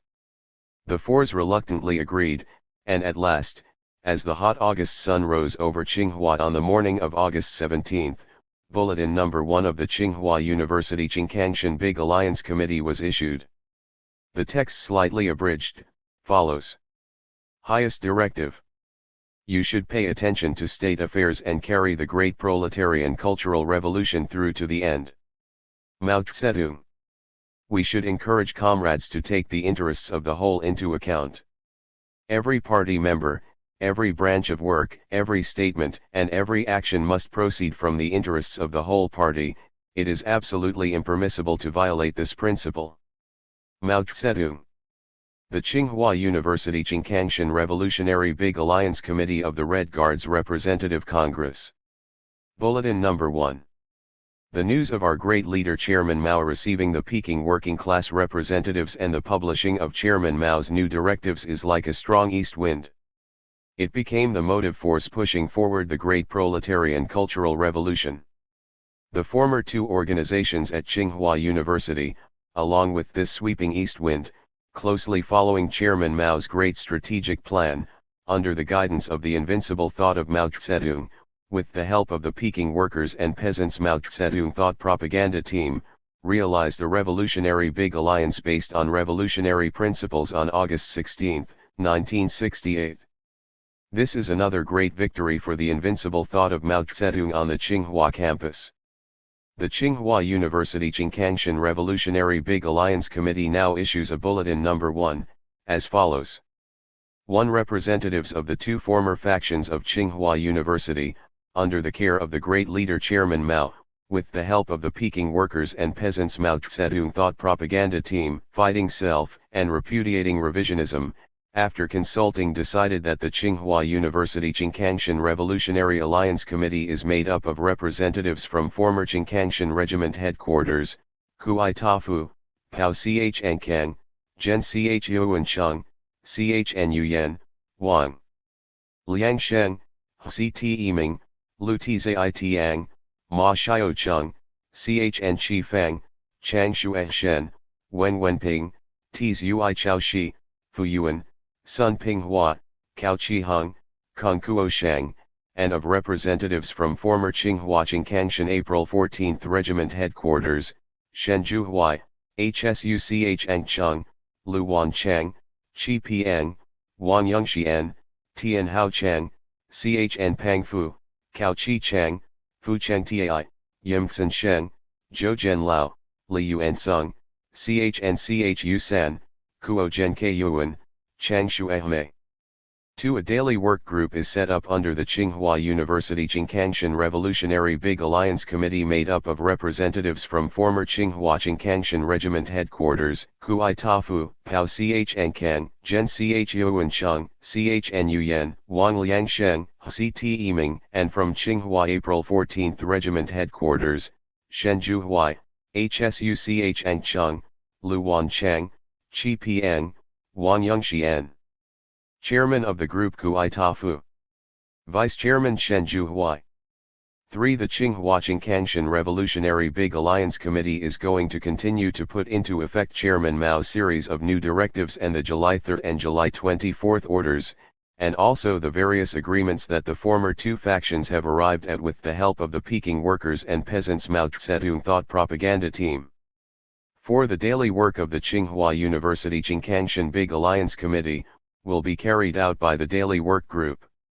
5. All members of the Tsinghua University Jingkangshan Revolutionary Big Alliance Committee must carry out Chairman Mao's great teaching. We should let every comrade be clear that all speech and actions of communists must stick to the principle of the greatest interest of the broadest masses of the people and be supported by the broadest masses of the people.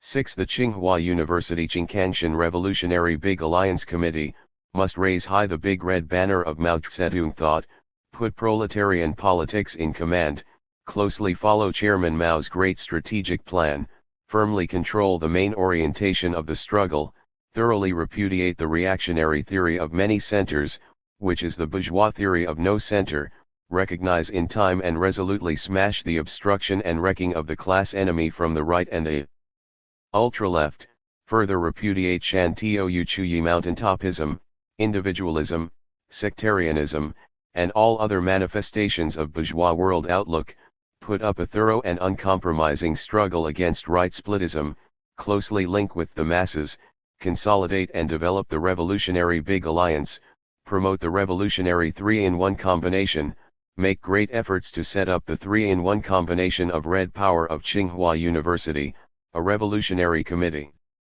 Strive to win all-round victory in the great proletarian cultural revolution, swear to transform Tsinghua University into a big red school of Mao Zedong thought. Tsinghua University Jingkangshan Revolutionary Big Alliance Committee of Red Guards Representative Congress and representatives of Peking workers and peasants Mao Zedong thought propaganda team, Lu Yin, Qin Manyin, Chang Tecun, Jan Shimin, Wang Qiyao, Wei Xiuju, Lu Feng, Xu Shangshan, Tiang Huiping, Ma Yuchu, representatives of Revolutionary Big Alliance Committee. Kuai Tafu, Pao Chn Kang, Chn Chi Fang, Chn Yuyen, Wang Wenping, Shenju Huai, Lu Wan Cheng, Wang Yongxian, Chn Pang Fu, Zhou Zhen Lao. August 17, 1968. Once this agreement was reached, Lu Fang Chin, of the Peking Garrison Command, tried to get Kuai Tafu and Shenju Huai to shake hands. They had not talked with one another, except in official negotiations, for over a year and a half. Even though they were now jointly in command of a united organization, they found it hard, very hard, to extend a hand in greeting. Finally, after much urging, they clasped palms weakly. This sealed an alliance which all knew in their hearts was nothing more than a marriage of convenience, a form of shotgun wedding. Before this organizational unity could develop into ideological unity and provide the basis for a functioning revolutionary committee at Tsinghua, a lot more work had to be done. The workers' propaganda team, encouraged by the progress thus far, set out to consolidate the victory with a more vigorous program of study. A small beating incident that occurred on August 19 provided a good starting point from which to draw important lessons against factionalism. Clearing class ranks. Shortly after the Big Alliance Agreement was signed, a student in the Power Engineering Department, a former 4, returned to the university. He was shocked by the condition of his old room in the dormitory. Students were not rolling up their quilts, hanging up their clothes, sweeping their quarters, or cleaning up after meals. On returning from study class, they shed their clothes like snakes shed their skins, climbed into rumpled quilts to sleep, then rose to cook makeshift meals over coal stoves in the hall, throwing their garbage and ashes into any convenient corner. "Look what a mess you've made of the dorms," said the new arrival. When another former four supported him, Hu Chiachu of the regiment got very angry. He slapped his two former opponents in the face and bloodied the nose of one of them. The newly returned student, blood on his jacket, ran to find Wang Yongxian, now a member of the Big Alliance Standing Committee. 66. Fights have been a dime a dozen at Tsinghua. We had been killing each other with spears and guns. What did a little nosebleed amount to, said Wang Yongxian, who told us the story. It was hardly worth making a fuss over, but I reported it to the PLA man assigned to our department and went back to sleep. All of a sudden, at 3 a.m., the standing committee members were called to an emergency meeting in the Water Conservation Building. It was all about this bloody nose. The cadres of the propaganda team headquarters considered it a serious violation of the July 3 order. They said it amounted to a counter-revolutionary incident aimed at the team. We on the standing committee said, it really doesn't amount to much, it's run-of-the-mill. But the team leaders disagreed. We have a big alliance now, they said. We have to get rid of factionalism and we have to get rid of violence. They felt that an incident like this could have a very bad effect, that it might undermine the whole alliance if it was not dealt with properly. They considered it an unhealthy wind that must be stifled before it gathered momentum. So the issue was taken up by the standing committee with a request that a mass meeting be convened. There Hu Chiachu would criticize himself and the alliance leaders would criticize themselves for not having properly educated the rank and file, regardless of faction. All of the four's delegates on the standing committee voted to hold the meeting. But Kui couldn't agree. A regiment member had bloodied the nose of a four. The whole thing made the regiment look bad. Why make a big public issue of it? Regiment people were afraid they would lose too much face, perhaps even collapse as an organization. The propaganda team argued patiently that factions were not on trial. What was on trial was a dastardly act. If it was not repudiated, people would not dare to return to the campus, for they could expect nothing but endless violent incidents. The meeting went on for 2 days. The people on campus waited and so did many in the city of Peking. Everyone was waiting to see if the workers' propaganda team could control the situation. If this issue could be resolved well, it might mark a turning point. Not only did the team members debate with Kui, but so did a lot of rank and file people. The meeting was held on the ground floor and hundreds of people listened in through the open windows and even joined in the debate. The pressure for a public meeting was so great that in the end Kui had to agree. The first attempt to hold the mass meeting failed, however. Some regiment rods cut the loudspeaker wires so that none of the speeches could be heard. The event had to be postponed until the following day. For some reason the sound system worked this time and everything went off as planned. Shen Zhuhui sat in the chair. Hu Chiachu made a detailed self-criticism, weeping all the while, and Kui Tafu spoke for the Big Alliance Committee. In the 3 years since that afternoon, there has not been a single violent incident on the campus.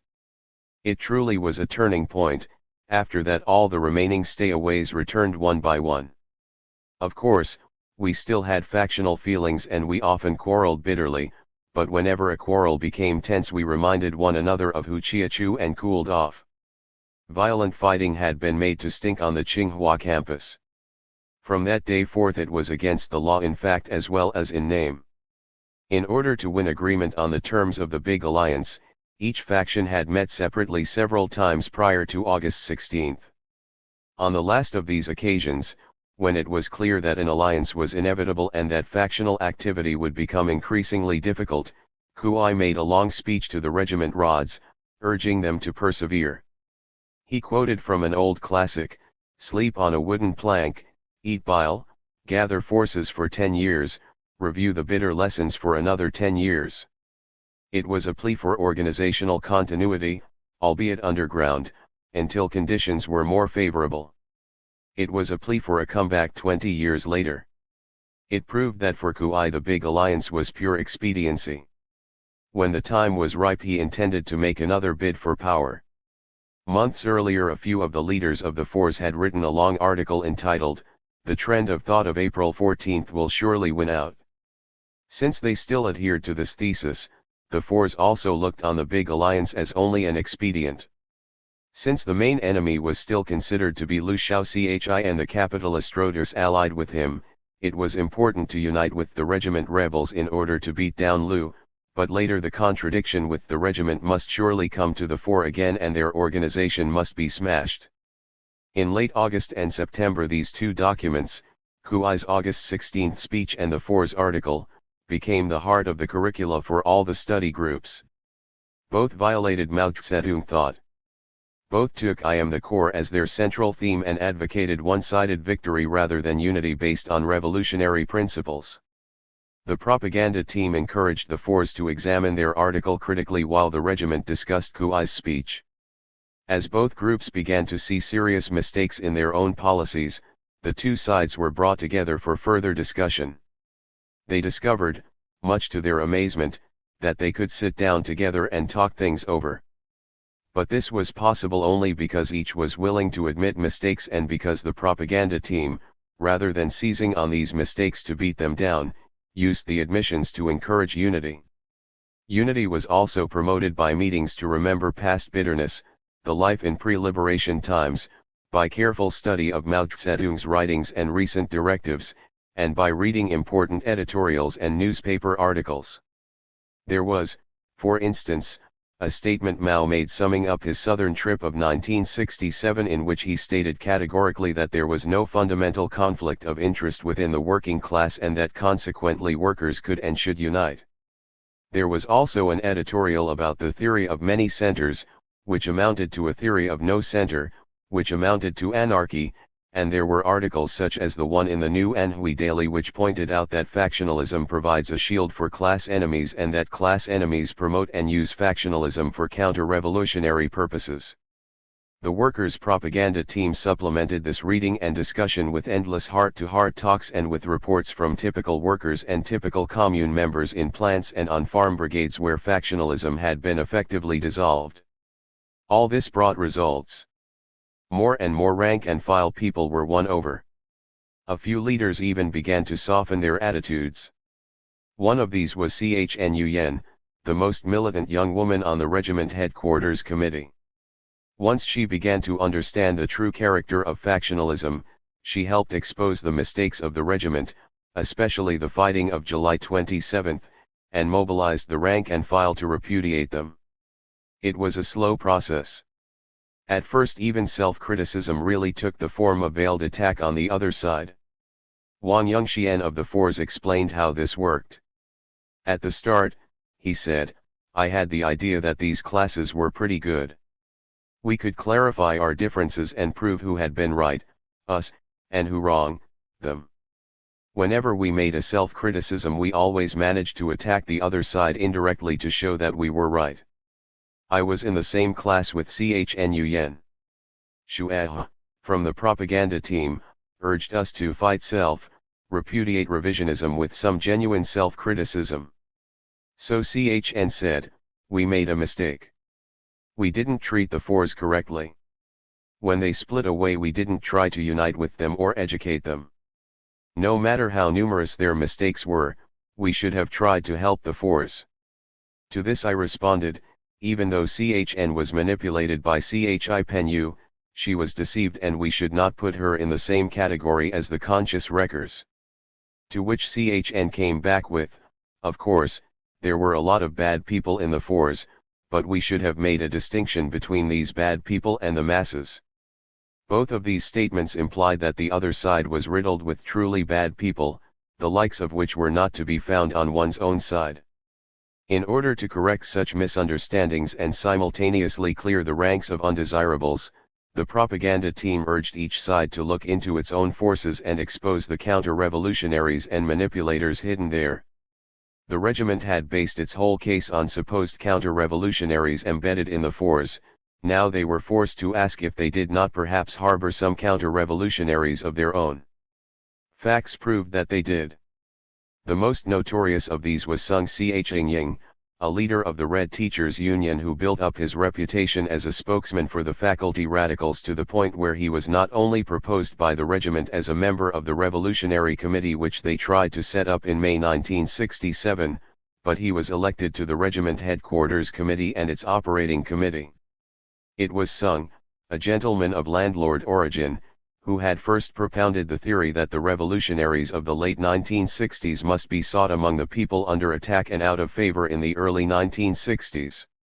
Sung had also publicized the idea that he, a professor of engineering with a salary of 200 yuan a month, was more revolutionary than a Communist Party cadre with a salary of 40 yuan a month because his political status was lower, he wielded no political power, he was, in his own view, oppressed. Therefore he was a revolutionary.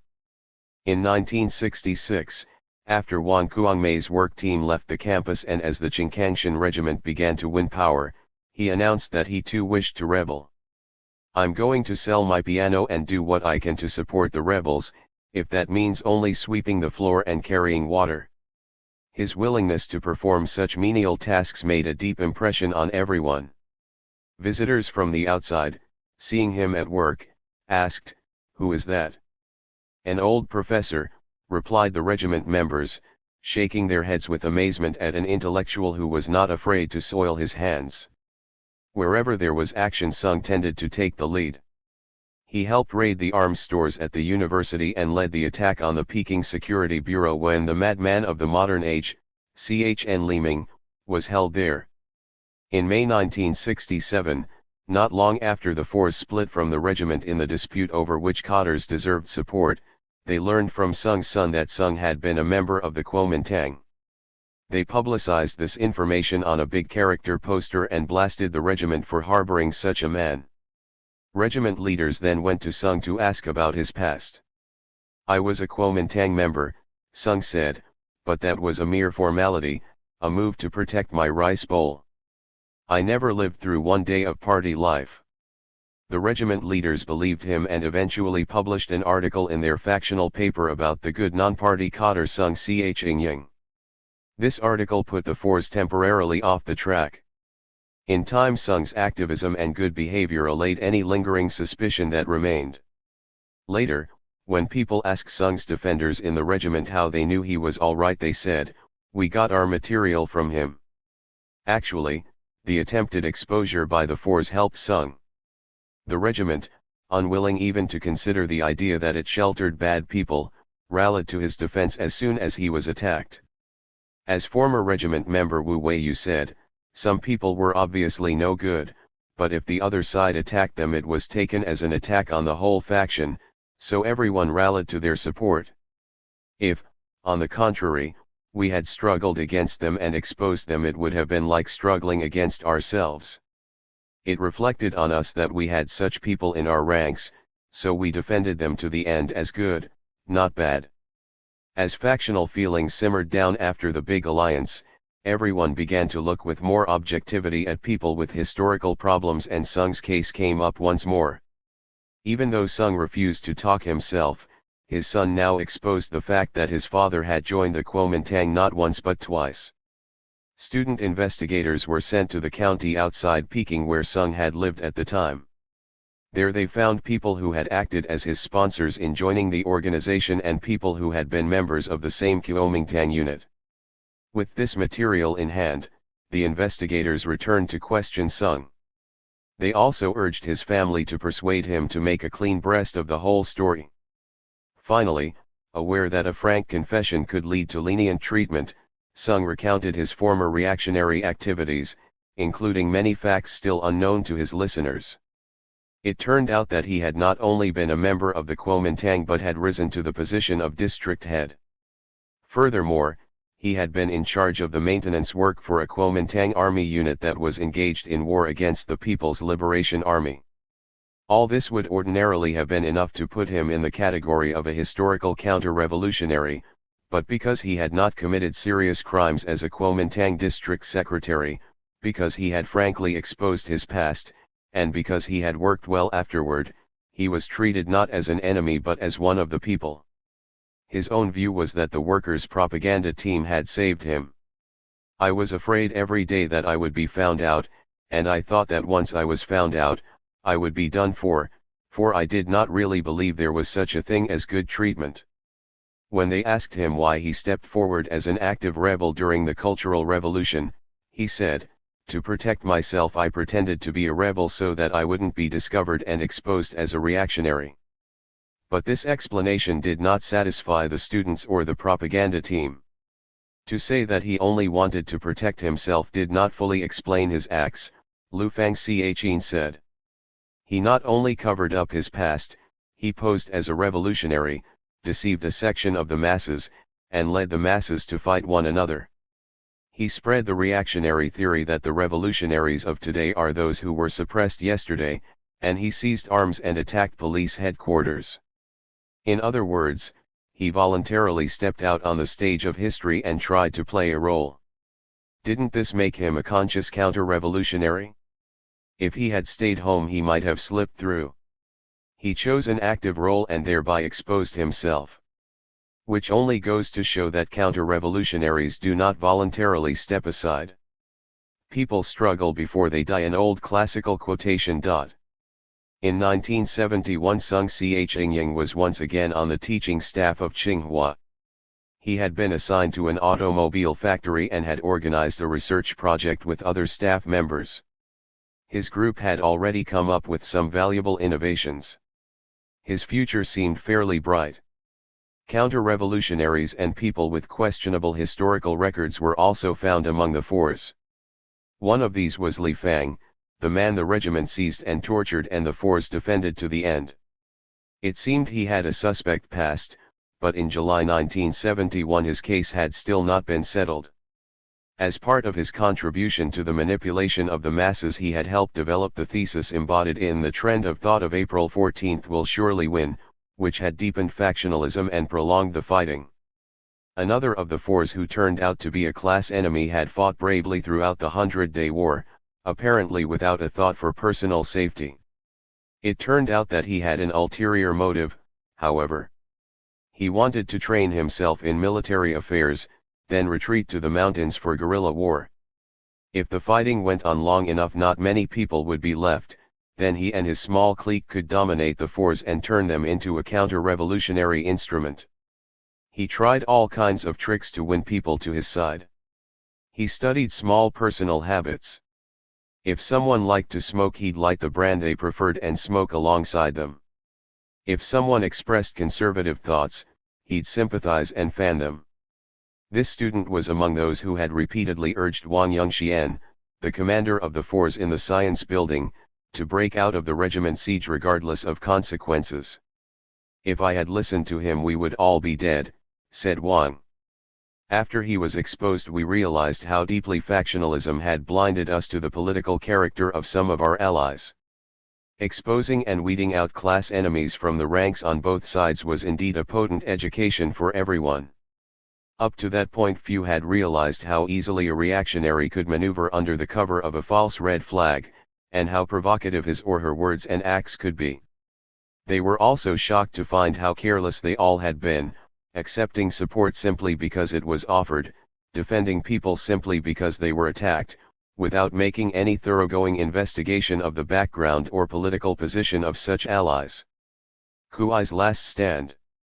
The intensive study in September widened the support given the propaganda team, led many people to re-examine their factional commitments, and mobilized them to expose rather than to defend past mistakes. But the hardcore leaders remained untouched. On Friday evenings word went around among the rods of each side about where to meet that Saturday or Sunday, the Western Hills, the Summer Palace, or Tiananmen Square. Then those who were still loyal would gather to complain about the shambles their organization had fallen into and discuss what to do in order to recoup their losses. If the meeting place was the Summer Palace, the regiment diehards would rent a rowboat, go way out on the lake, sing factional songs, and recall the glorious deeds of the past when Kuai Tafu held power on the campus and distant masses waited breathless for his telegrams. "We felt," said Wu Weiyu, "that it wouldn't do to go on as we were. If we continued in this direction we were finished. People were dropping away every day. We had to do something to recoup our prestige. We thought that we still had some prestige. We thought that we still had some capital with the masses, so we ought to make use of it before it was too late. We thought we could still attack the low, when, Jo clique, expose and crush the leading corps of the fours, and create a situation where only the regiment held power. Prior to October 1st everyone was too busy studying to act. But the celebrations commemorating National Day brought a hiatus in the program of the propaganda team. Key factional leaders like Shen Zhuhuai were released from class to help organize Tsinghua's National Day program, and Kuai found time one Saturday night to call together a meeting of the rods. "I have brought you together to discuss how we can take the initiative at Tsinghua," said Kuai. "Once we bring the problem of Jo into the open, the propaganda team can hardly answer us. The people will be mobilized and the team will lose control of the movement." Kuai was too smart, however, to begin with his full program. Instead he drafted a letter to the Central Committee reviewing the merits of the Qingkangshan Regiment and complaining about the fact that all its power had now been taken away by a propaganda team that was riding roughshod over the campus. At the same time, he found 4 people in his headquarters committee who had not taken part in the violent fighting of July 27 and therefore still had some grounds to make complaints. They wrote a poster which made a small point of order critical of the team. The issue they chose was Shen Zhuhuai's absence from classes. This had been thoroughly debated in the Big Alliance Committee and voted on by all. Now Kuai's lieutenants protested that the workers' propaganda team was not fair. They allowed the leader of one faction to miss study.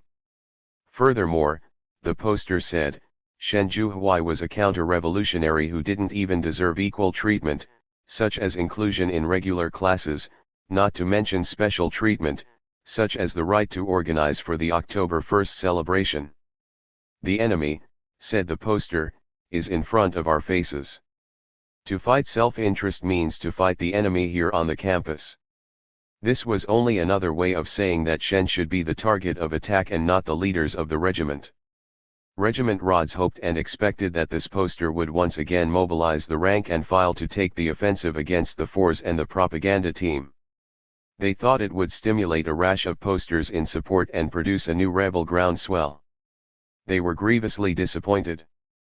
By evening plenty of posters had gone up on the campus, but instead of supporting the initial thrust, they were opposed to it, taking it apart sentence by sentence and attacking those who wrote it. The opposition posters were signed so and so, a proletarian revolutionary from the United Masses. Regiment Rods watched closely to see if most of these posters came from former fours. If so, they would have an issue.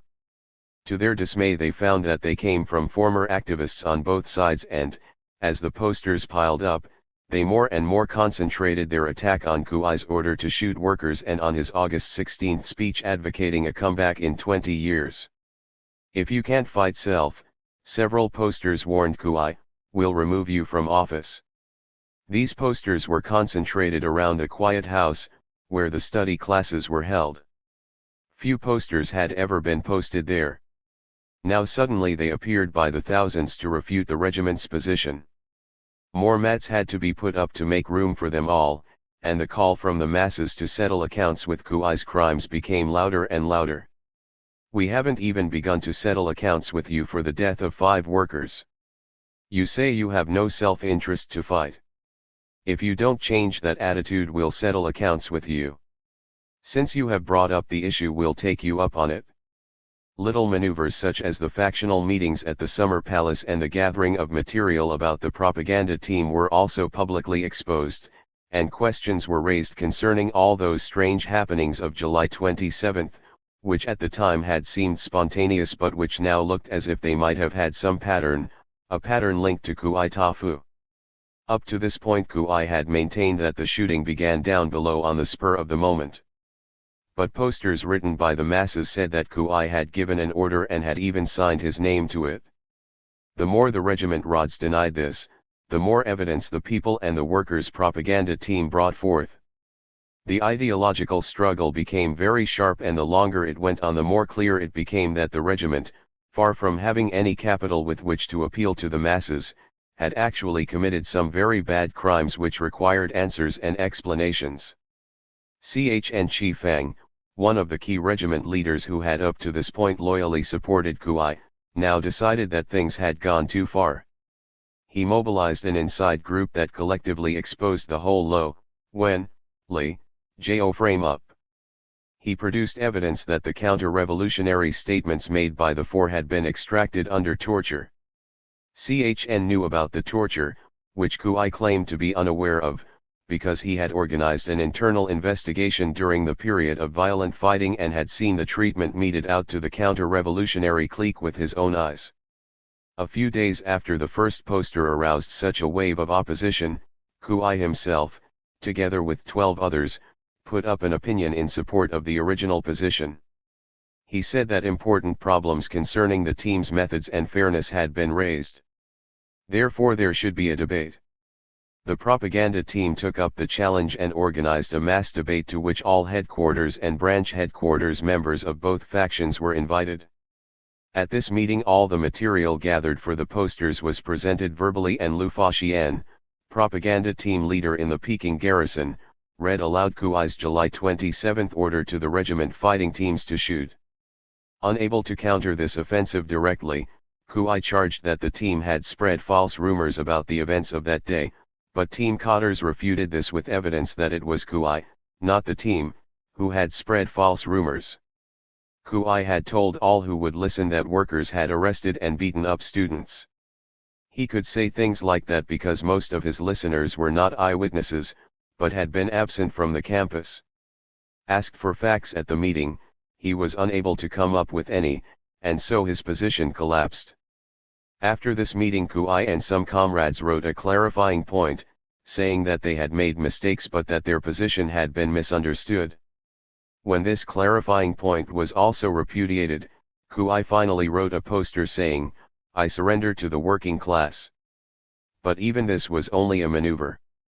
Privately he still worked hard to hold the regiment together.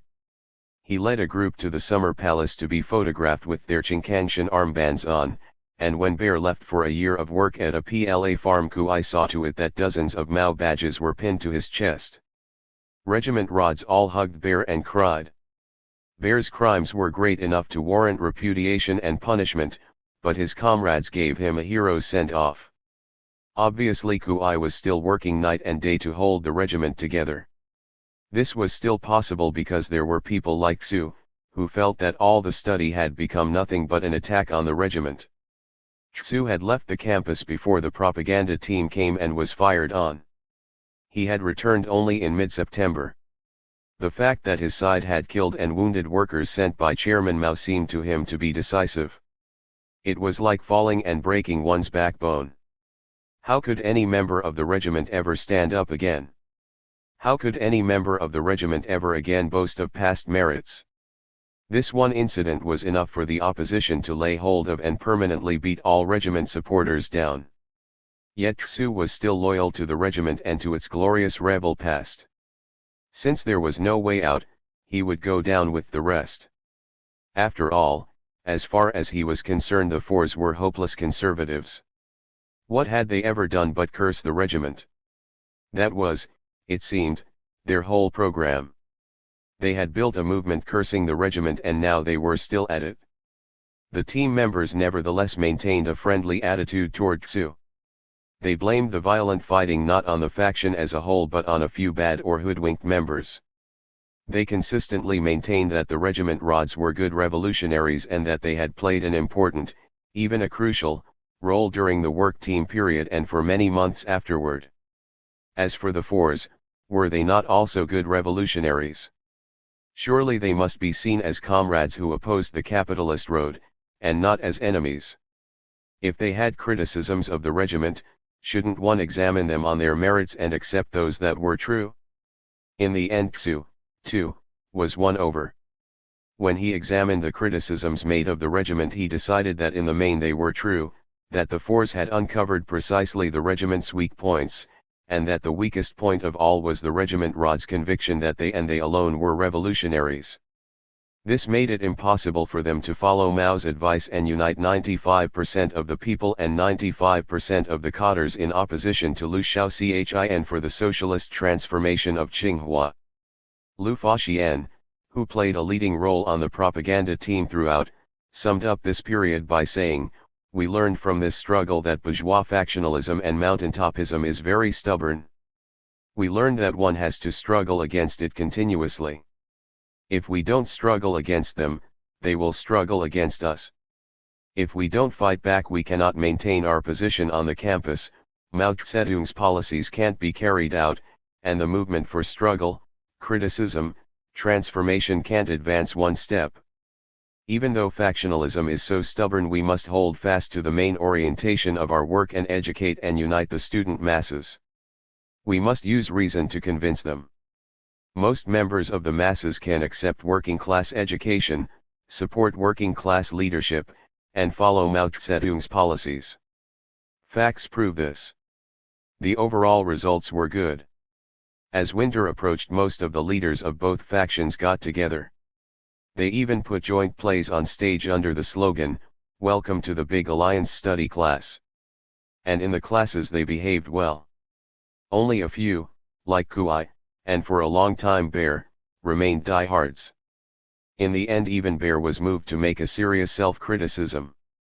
The Big Alliance, the study classes, the patience and the protracted work of the members of the propaganda team so changed the climate of opinion on the Tsinghua campus that in January 1969 it was possible to form a revolutionary committee along the lines originally proposed by Mao Zedong, that is, a committee of mass representatives, cadres, and People's Liberation Army personnel.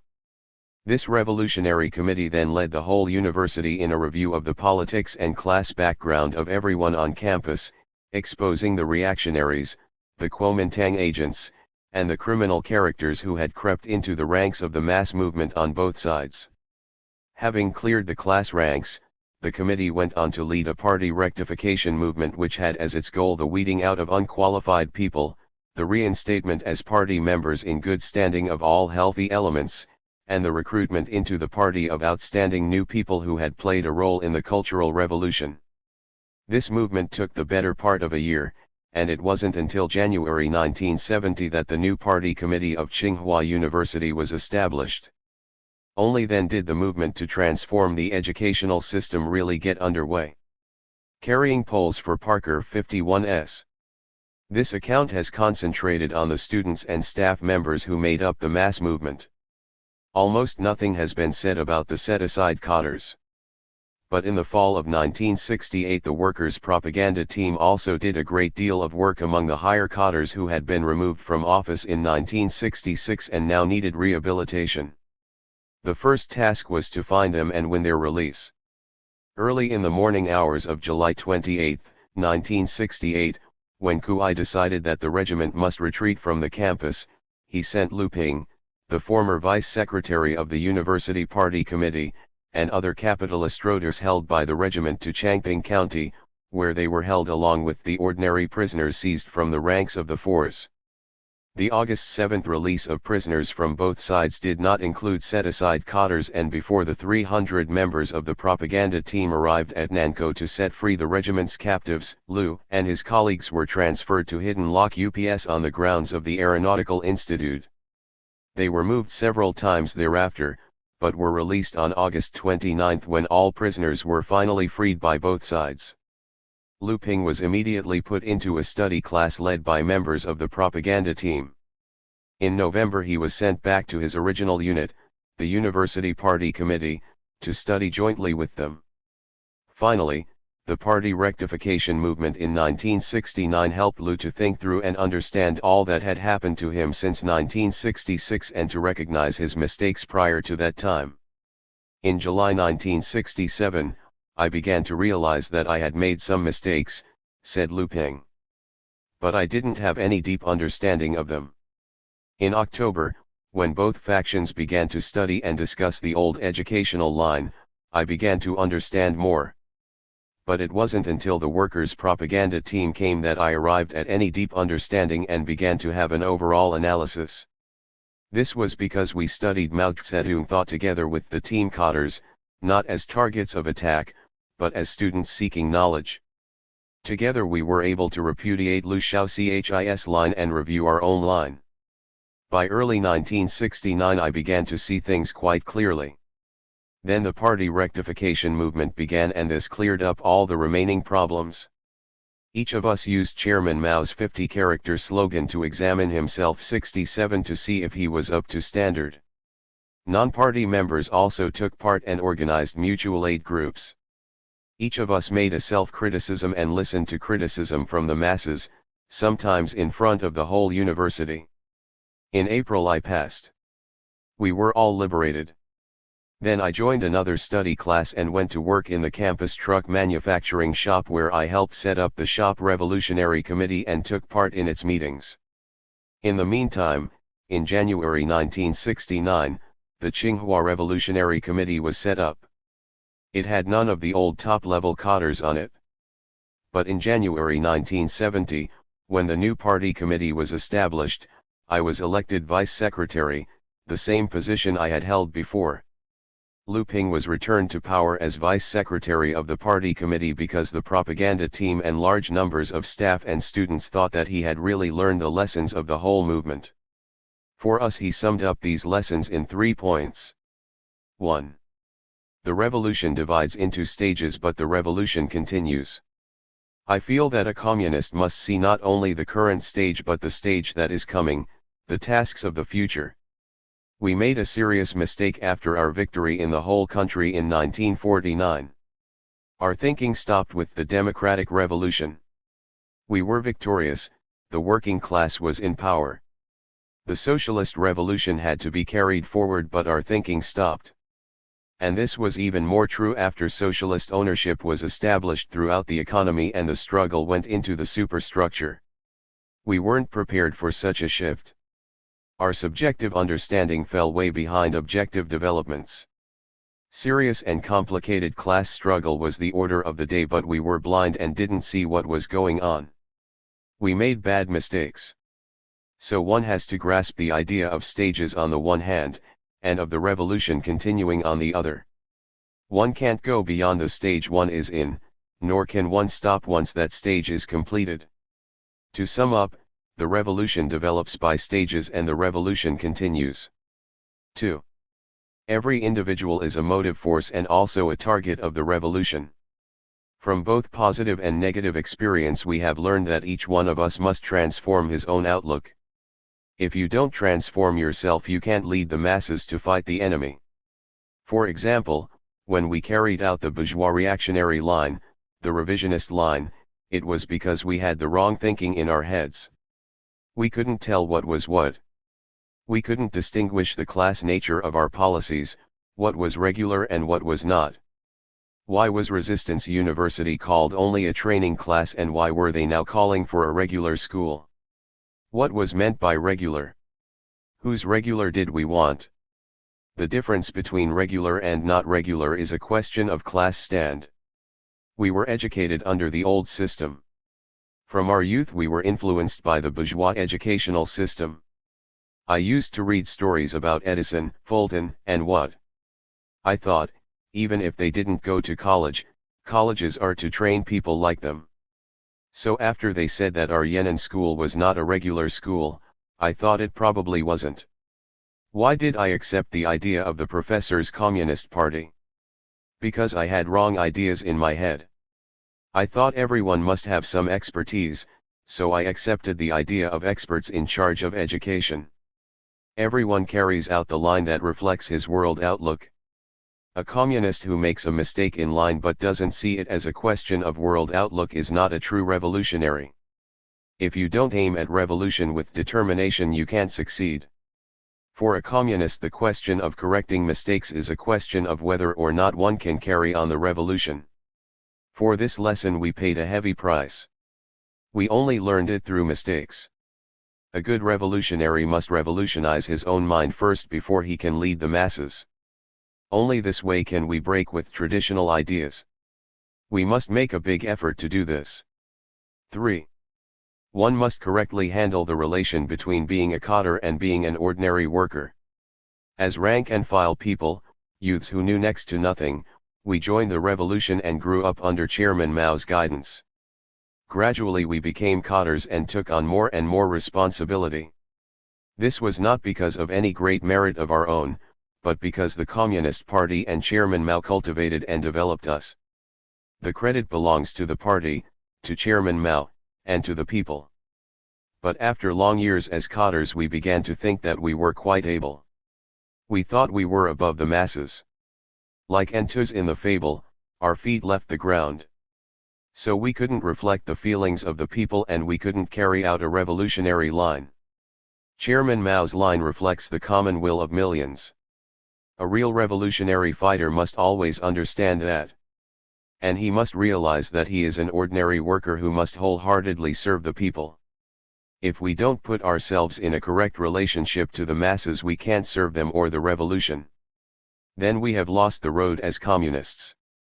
To make these points more vividly, Lu Ping told us about the 3 gifts which his colleague Hu Jian had received on being elected to the Revolutionary Committee of the May 7th Cadre School which Tsinghua University set up on wasteland in Jiangxi. These 3 gifts were: 1. A book of Mao Zedong's quotations. 2. A notebook inscribed with, "Let everyone speak," a book, that is, for recording the criticisms and ideas of others. 3. A carrying pole with 4 sentences burned into it. Put this pole on your shoulder. Remember Mao Zedong's teachings in your heart. Never forget the lessons of history. Continue making revolution and go forward always. Lu Ping contrasted these gifts to the 3 gifts that Liu Shaoxi and Po Yipio had arranged to give to every cadre at the provincial level or above after victory in 1949. Each of them received a woolen suit, an American-made Parker 51 pen, and a Swiss watch. These gifts pleased the cadres enormously. As they put on their woolen suits, strapped on their Swiss watches, and clipped their fountain pens into their pockets, they threw away their old Liberation Army fighting style and took up the life and outlook of officials. They became regular in dress and manner and they made the desired impression on the urban bourgeoisie. Looking back with post-cultural revolution consciousness, it was easy to see that the suits, pens, and watches were not revolutionary gifts at all but sugar-coated bullets, small bribes with big implications. Mao's quotations, a book for criticism, and a carrying pole said to the cadres, study Mao Zedong thought, stay close to the people, and work hard. A woolen suit, a wristwatch, and a fountain pen said to the cadres, now you are somebody special. Here in the realm of cadre policy was the 2-line struggle, to line up with the laboring people or to line up with the bourgeoisie, that was the question. In 1971 Lu Ping saw it clearly. There was 2-line struggle in everything, that was the big lesson that 3 years in the wilderness had taught him. It seemed unlikely that he would soon forget it. Intellectuals remolded. Before, when I was not yet 60, I used to want to be 60 as soon as possible so that the masses wouldn't be after me so much, so they would excuse me on account of my age. But now, since we have begun the transformation of education here and have recognized our past mistakes, I consider myself a young person and I compete with youth on the road of revolution. These words were spoken by Chien Wei Chiang, the professor of mechanics, and reflected great change in an erstwhile avowed rightist. They could be attributed in part to the hard work of those cadres of the workers' propaganda team who made the remolding and rehabilitation of the reactionary professors and the bourgeois academic authorities their main task. While a majority of the team had concentrated on the student movement and a special group had worked with the set-aside cadres, this group had made the old professors their primary concern and they had done a remarkable job with them. Among other things, to transform the education at Tsinghua meant to transform these older professors whose knowledge was vital to the socialist transformation of China. This was a crucial test for Mao Zedong's policies.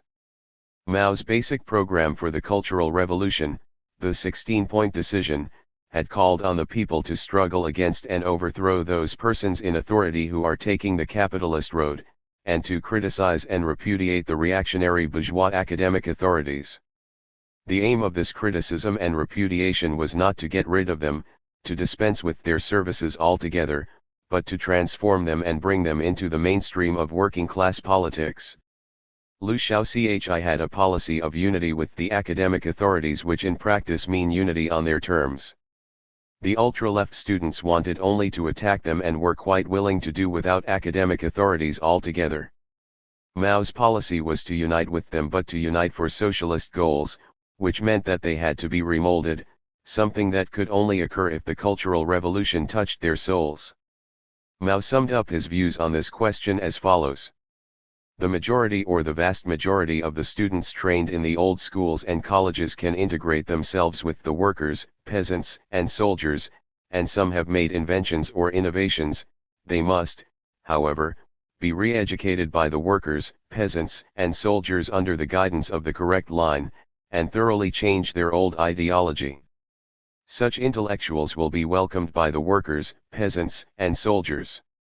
As soon as the workers' propaganda team brought the fighting to an end, that is, on July 28, 1968, study classes were set up for the old professors. They had me read Mao Zedong's works, said Hinton, especially his speech at the conference on propaganda work. After each paragraph they asked me where I stood in the struggle. I recalled my whole history and examined each stage of it. This took 2 months. I didn't know how to study, so they held long individual talks with me. In September 1968, we had 17 long talks, each of 3 hours duration or more. Once we began at 7 p.m. and ended at 5 a.m. because of a problem that I didn't understand. All this study made me realize that my past road was wrong. I was encouraged to do what I had never done before, even in the anti-rightist movement of 1957, to make a self-criticism. Intense study convinced Ching Wei Chang, Tiong Shipai, and many others that there was something basically wrong about their attitude and work in the past, but it took more than study and discussion to inspire them with a new set of ideals and goals. The next step was to involve them in productive work where they could get to know and share the life of ordinary people. 2 forms of work experience were organized by the team. The first was to go into a Peking factory for an extended period, the second was to go down to the Tsinghua University May 7th Cotter School established on the shores of Poyang Lake in Jiangxi Province. Their intellectuals joined in reclaiming lake bottom land and planting it to crops. Tiong and Ching were among those who went into factories. Both thought that since they were targets of the Cultural Revolution, their main function would be to serve as negative examples. They would labor hard, take part in study classes, and listen to criticism from others. They were surprised when they were asked to set up technical courses for the plant workers and lecture in their special fields. Both learned as much from direct attempts to teach workers as they did from taking part in productive labor. My first class went pretty well, said Tiong. Everyone sat still and listened. But my second class fell apart. The workers, all of whom had a lot of practical experience with electricity, said, "Your lecture is too empty. We can't take it. You set up too many rules and too many complicated formulas. When we listen to you we lose all confidence in our ability to control electric power." This shook me. I always thought I had a useful ability as a teacher. I never expected failure in this field. I had not only lost face but perhaps even my rice bowl as well. But the propaganda team members worked with me and we met in groups to discuss the class character of education, what people were trying to cultivate, and what a teacher should do to ensure revolutionary successors with working class consciousness. Gradually we found the way. Ching Wei Chang, for his part, went to the capital steel mill to work and teach. A series of incidents forced him to rethink his personal, elitist philosophy. He laughed heartily as he told us about watching the furnace workers mark the ingots they had produced. His first thought was that they were writing their names on the steel. As the writer of a whole series of technical books, he took for granted that attaching one's name to one's product was most important. In fact, there was nothing in life that had given him more pleasure than affixing his name to a completed work. If he had not been able to look forward to this, he doubted that he would have had the stamina to finish some of his more difficult books. The name, fame, and income that came with authorship made up for all the anguish of creation. Consequently, he assumed that producers just naturally required personal recognition. When he looked more closely at the steel ingots, he found that the workers were simply marking batch numbers for purposes of quality control and to keep the output from consecutive and perhaps very unlike heats apart. He was embarrassed by his original thought. When he told the workers about it later, they all had a good laugh together. On another day he went to fetch a piece of high-carbon steel. In the laboratory at Tsinghua, where he had modern testing equipment, he had lectured on the differences between high-carbon and ordinary steel and had demonstrated again and again how to tell them apart through hardness tests, tests of tensile strength, etc. But he had never had to pick out the original samples. An assistant had always done this work.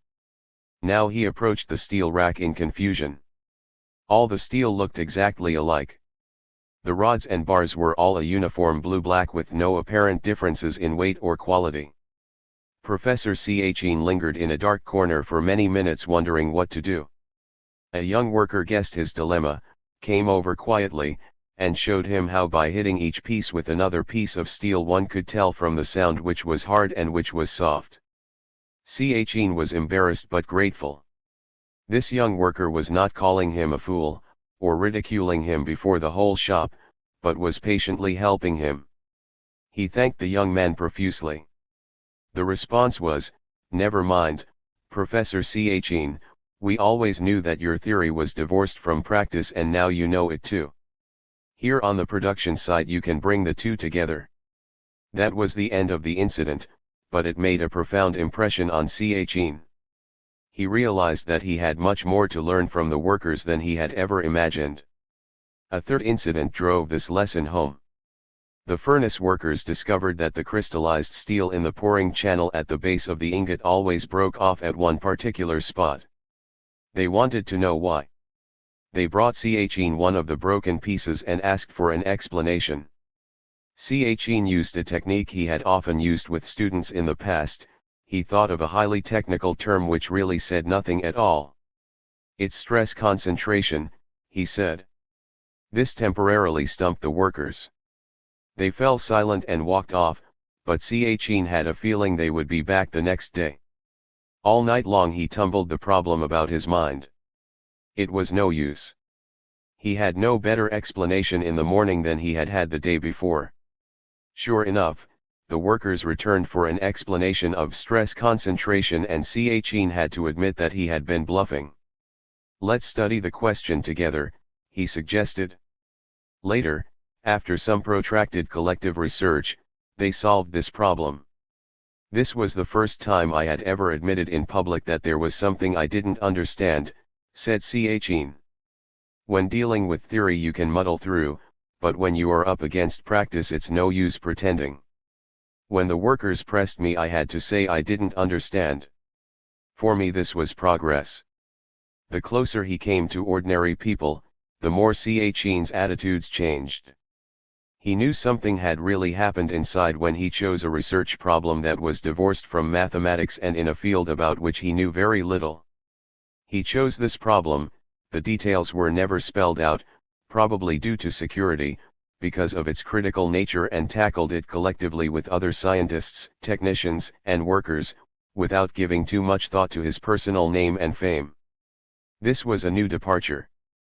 Formerly, when choosing a topic for study, he had always picked something at which he could personally shine, checked in the library to make sure no one else had ever solved it, and then proceeded with the idea of enhancing his reputation.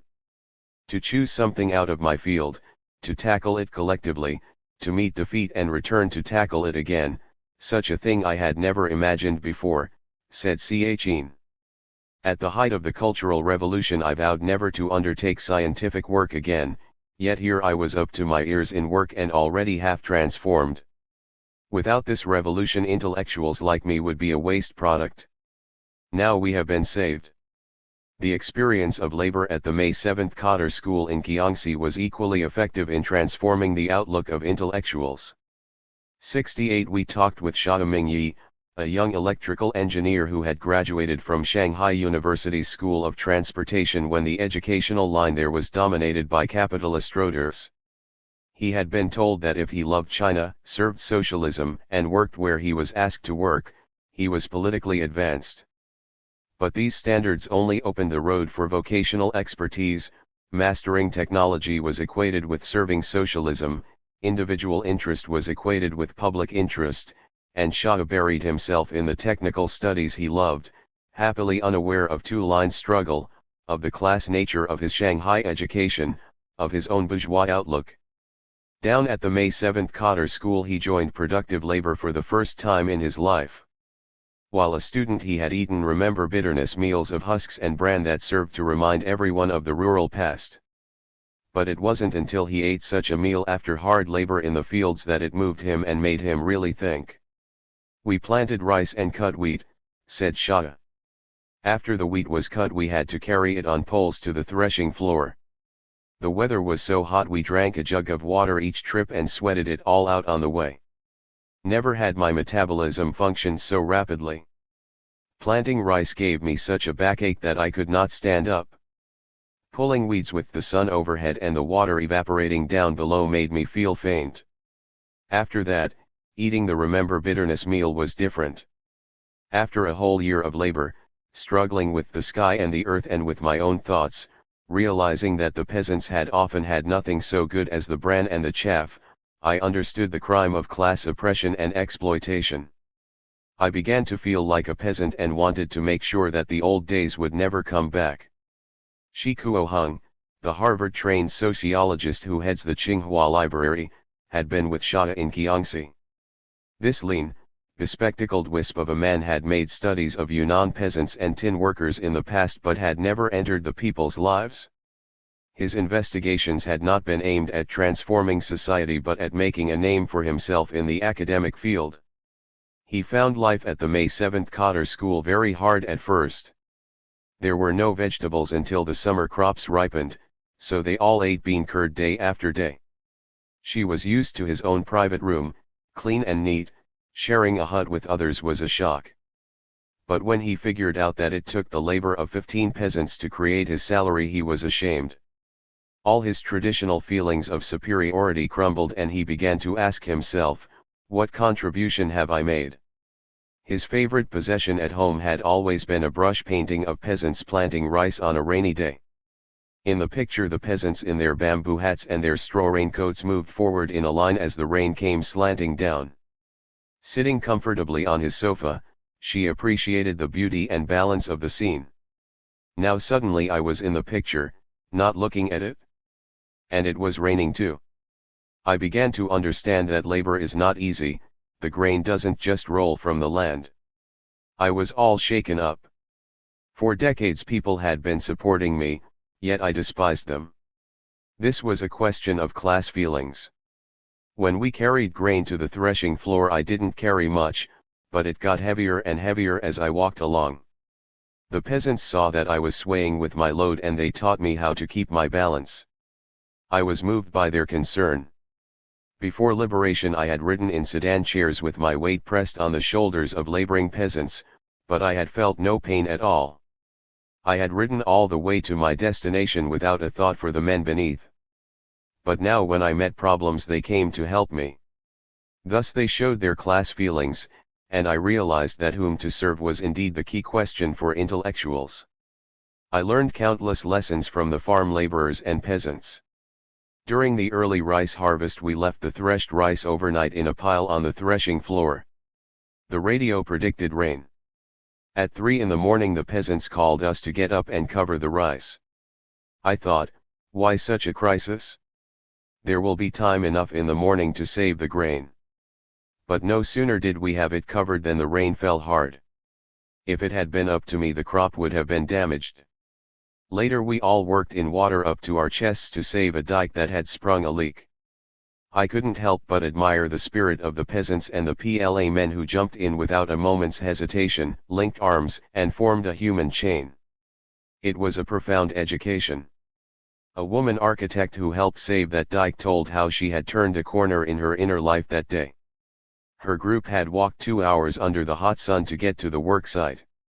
When she got there, she found she could not carry baskets of soil without getting dizzy. Since she could not work, her comrades urged her to go back to her lodgings on a motorcycle owned by the farm. I climbed on behind a young driver. The faster the motorcycle went, the sharper my mental struggle became. As long as my comrades remained, the dike would hold, but here I was running away.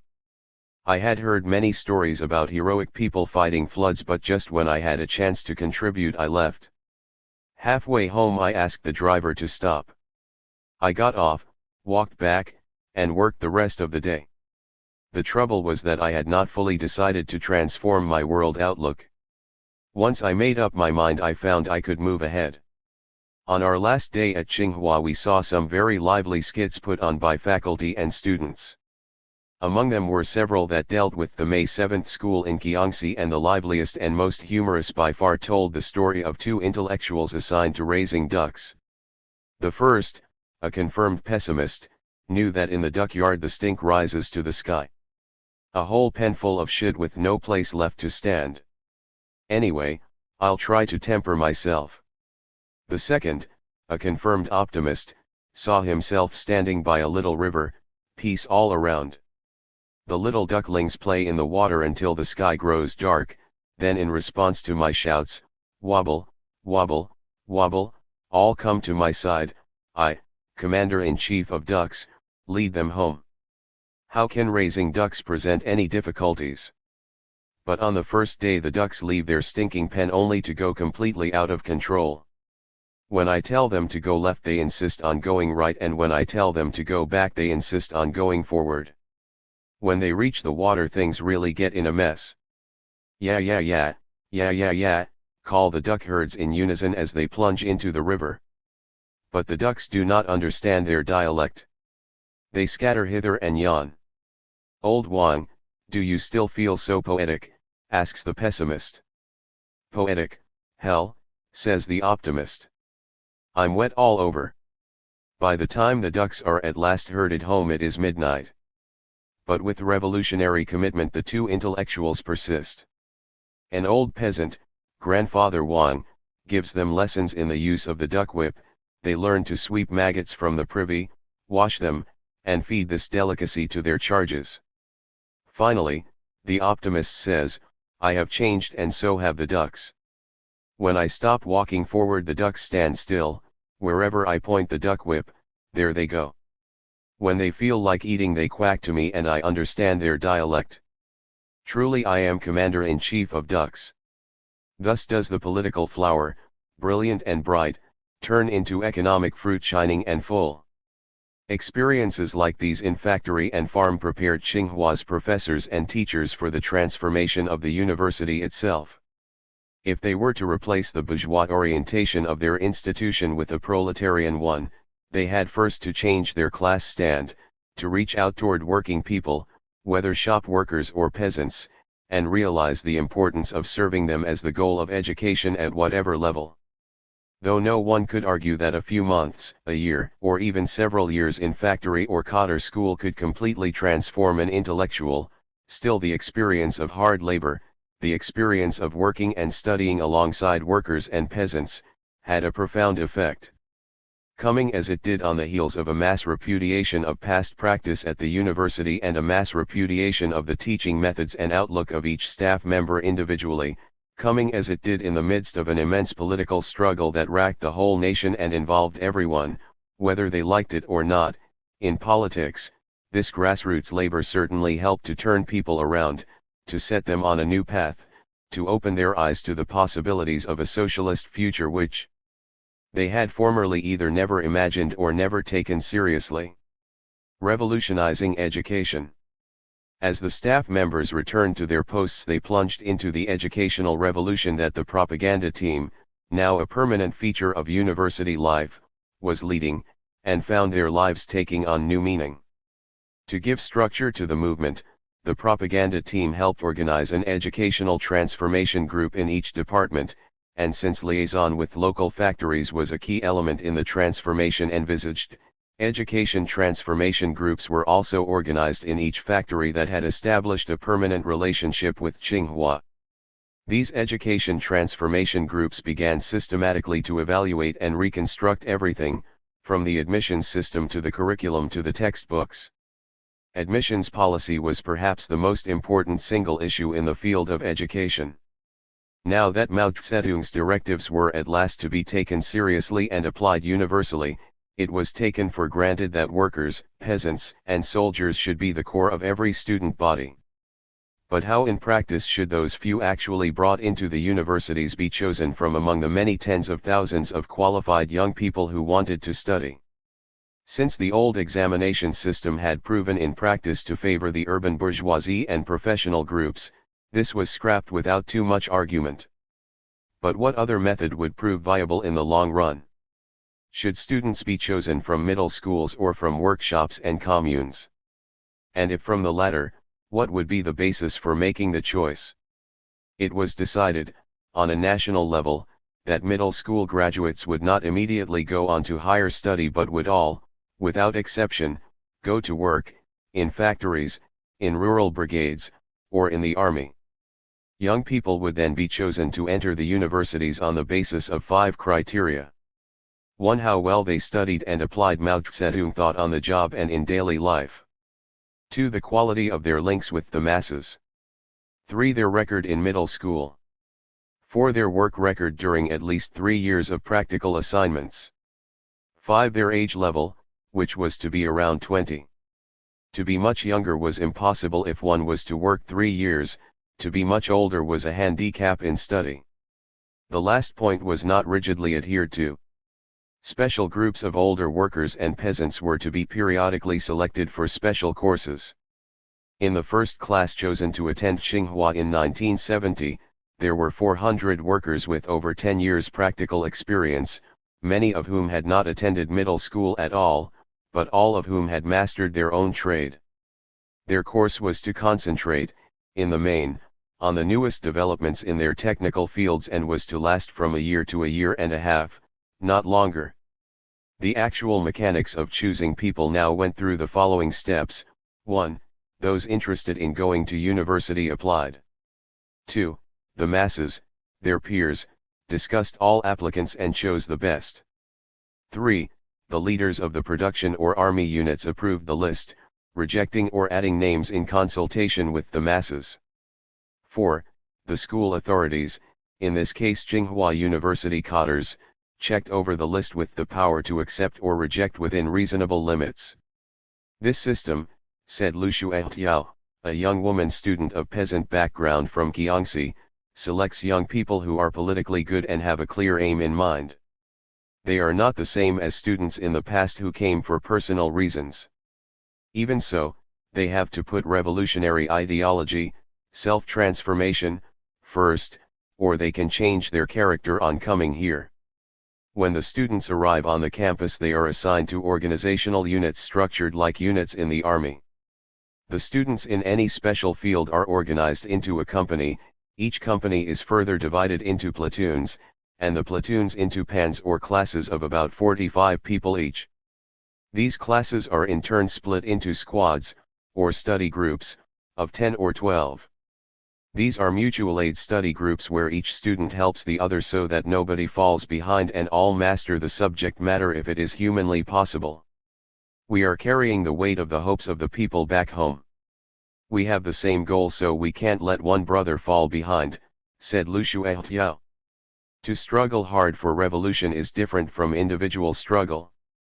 The entering companies, platoons, and classes do not begin with classroom work but instead go for several months to the factory most related to their field of study.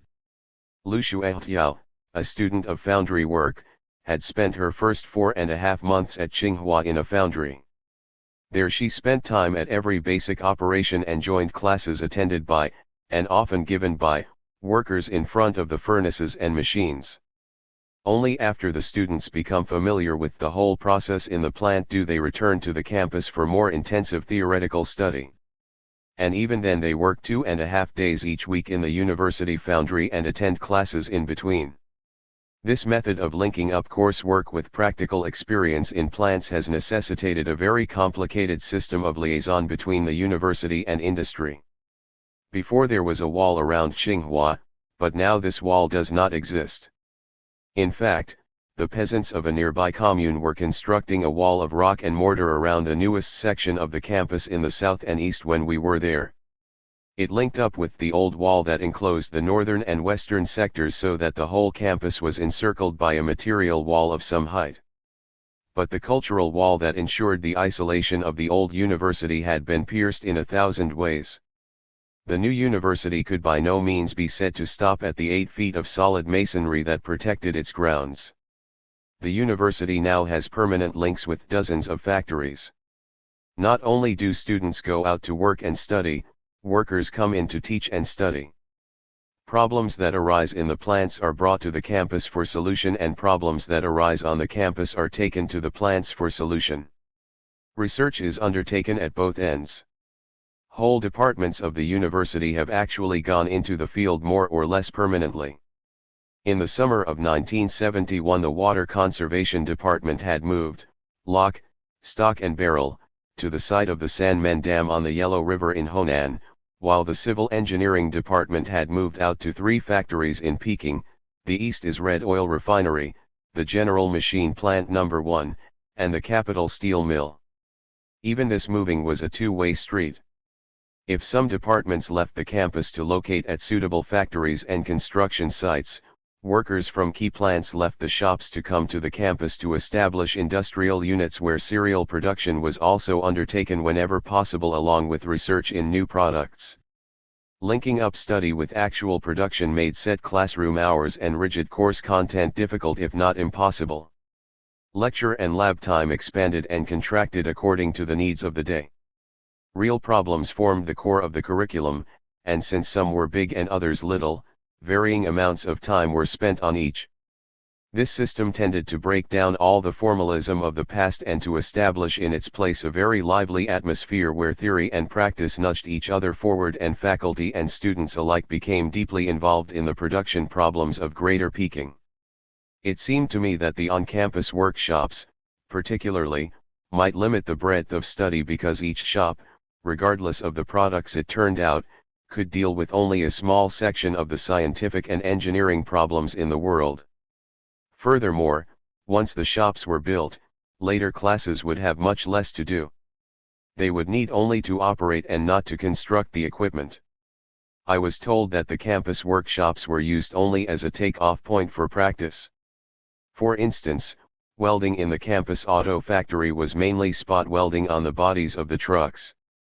Having mastered this, students went far afield to find, practice, and understand all the other major kinds of welding.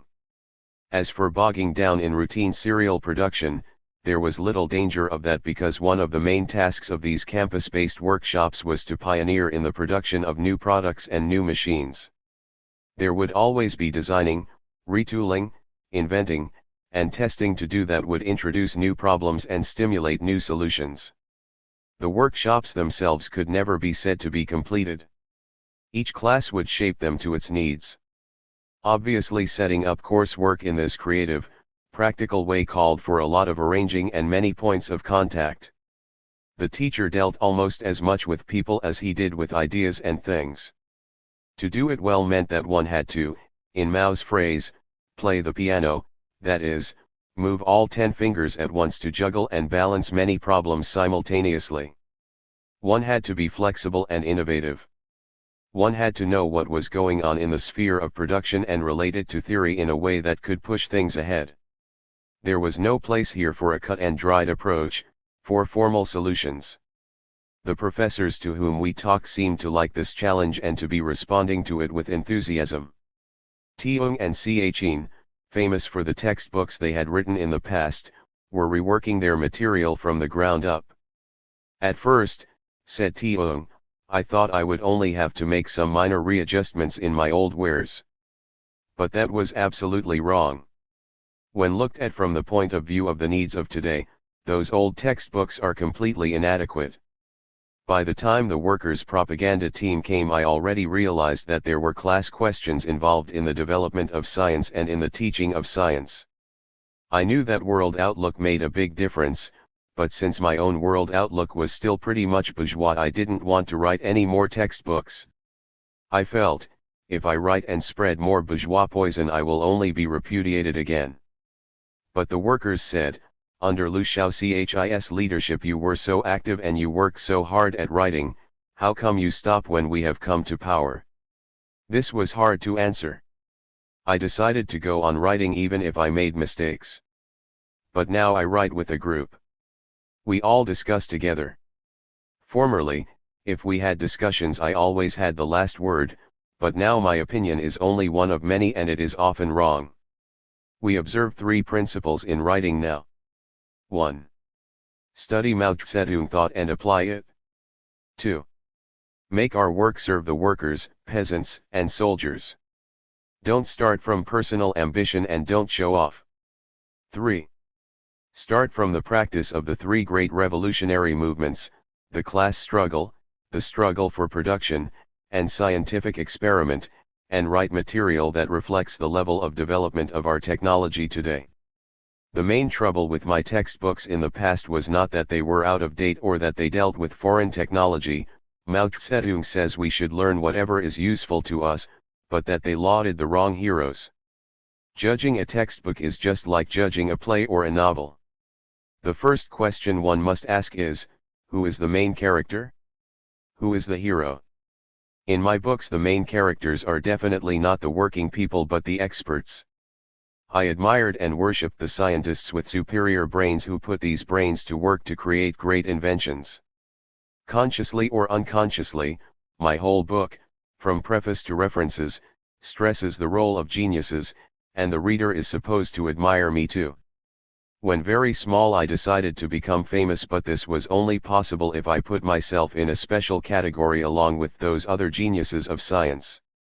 So that is one aspect of my works which poisons young people. There is no hint anywhere that working people create the world.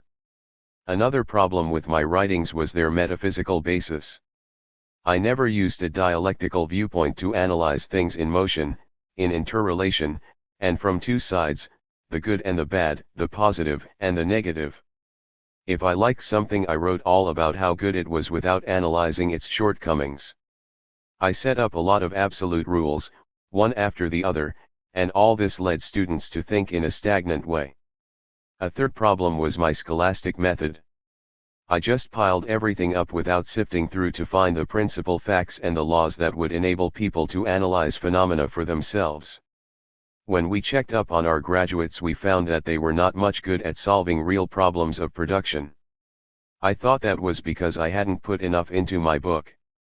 They were running into problems that I hadn't included in my text, so I wanted to make my books longer rather than shorter. But the real problem was we didn't teach our students how to think. Take transistors, for example. There are thousands of different circuits. If you take them up one after another you can spend 2 years going through them and pile up a huge mass of information. That road is hopeless. We have to abstract the key laws of these circuits so that our students can master whatever circuits they come across. If the teacher doesn't approach things dialectically but only uses scissors and paste to cut and patch and pile up information, he can't solve the problem at all. At this point in our discussion Lu Mingyi, the steel worker on the standing committee of the Tsinghua University Revolutionary Committee, broke in saying, "It makes a lot of difference what examples you use to explain things, too." I was struck by Liu's attitude toward the distinguished professors with whom we were talking. Though he had come to the university right off the shop floor, he showed not the slightest trace of deference to age or prestige. He clearly felt himself to be the equal of these men technically and their teacher politically.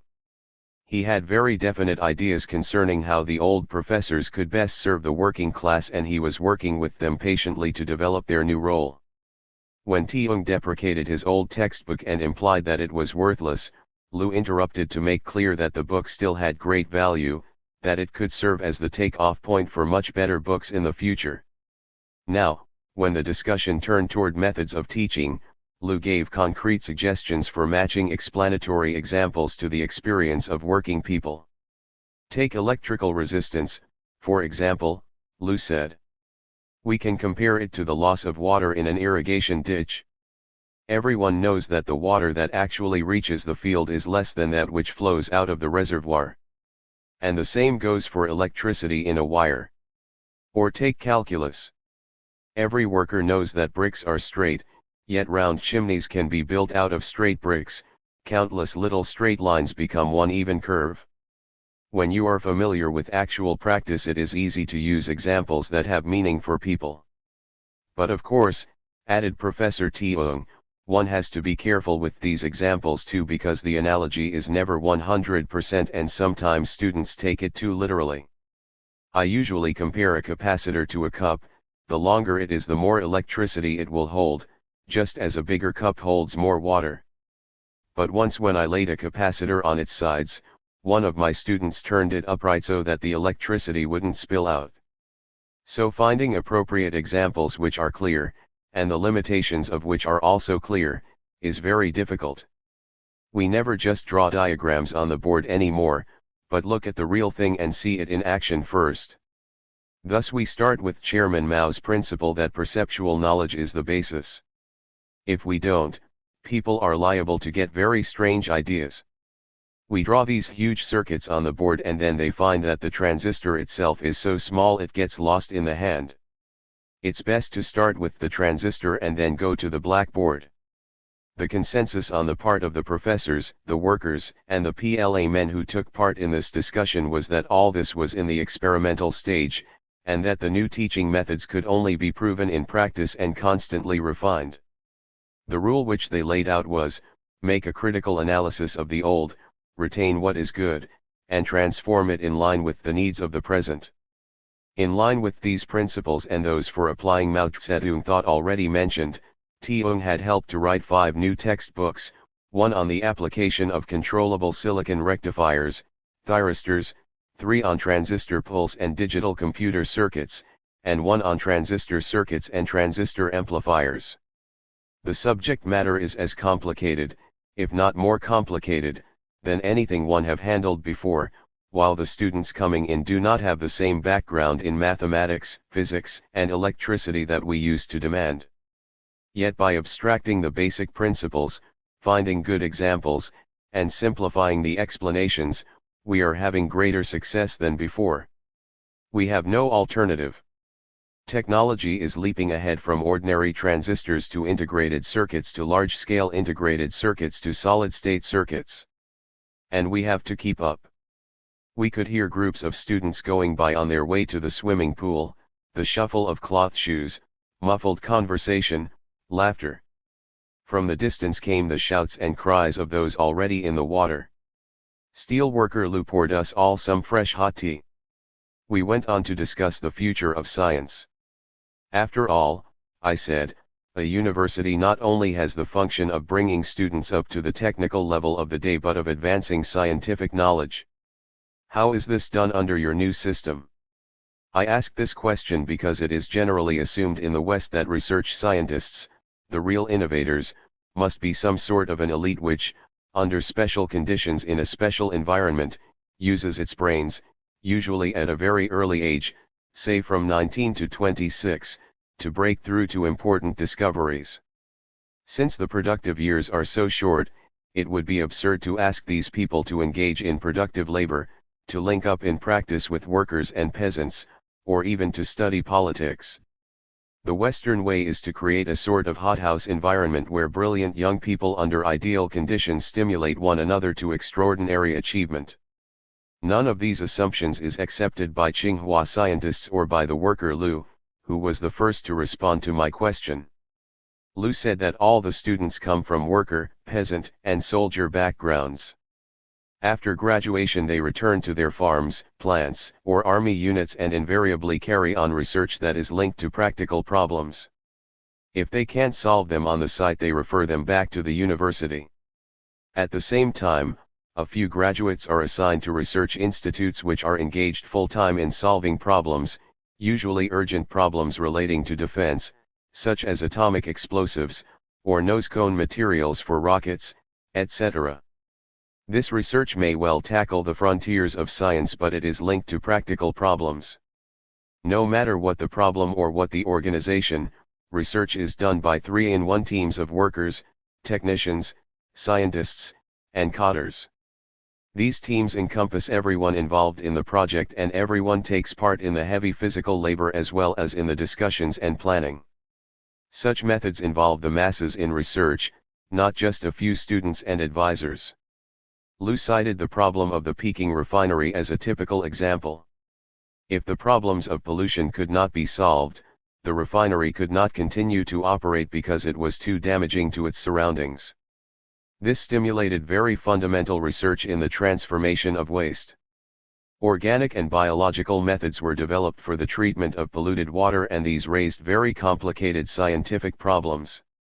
They also involved extensive use of night soil as a breeding source for the necessary bacteria. Since everyone recognized the great significance of the research, everyone, including the top scientists, joined in handling the night soil, digging it from the privies and transporting it to the experimental sites. What Liu stressed over and over again was the importance of involving masses of people in research and not leaving it to just a few. Tiong, the electrical engineer, stressed the fact that research is very closely linked to the state of industrial development. In building apparatus, one cannot depart too sharply from the materials and methods available in society. Thus, a knowledge of the general state of industry, practical experience in shops and plants, is important in making research decisions. Furthermore, without the work of many hundreds of shop workers and ordinary technicians, no complex equipment can be created or experiments carried out. A few brilliant scientists cannot do everything by themselves.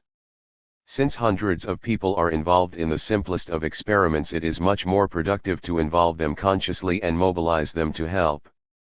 Hinton was the first to admit that research scientists, even in China, do live and work under special conditions, but he was not at all convinced that this in itself made them an elite or corrupted their ideology.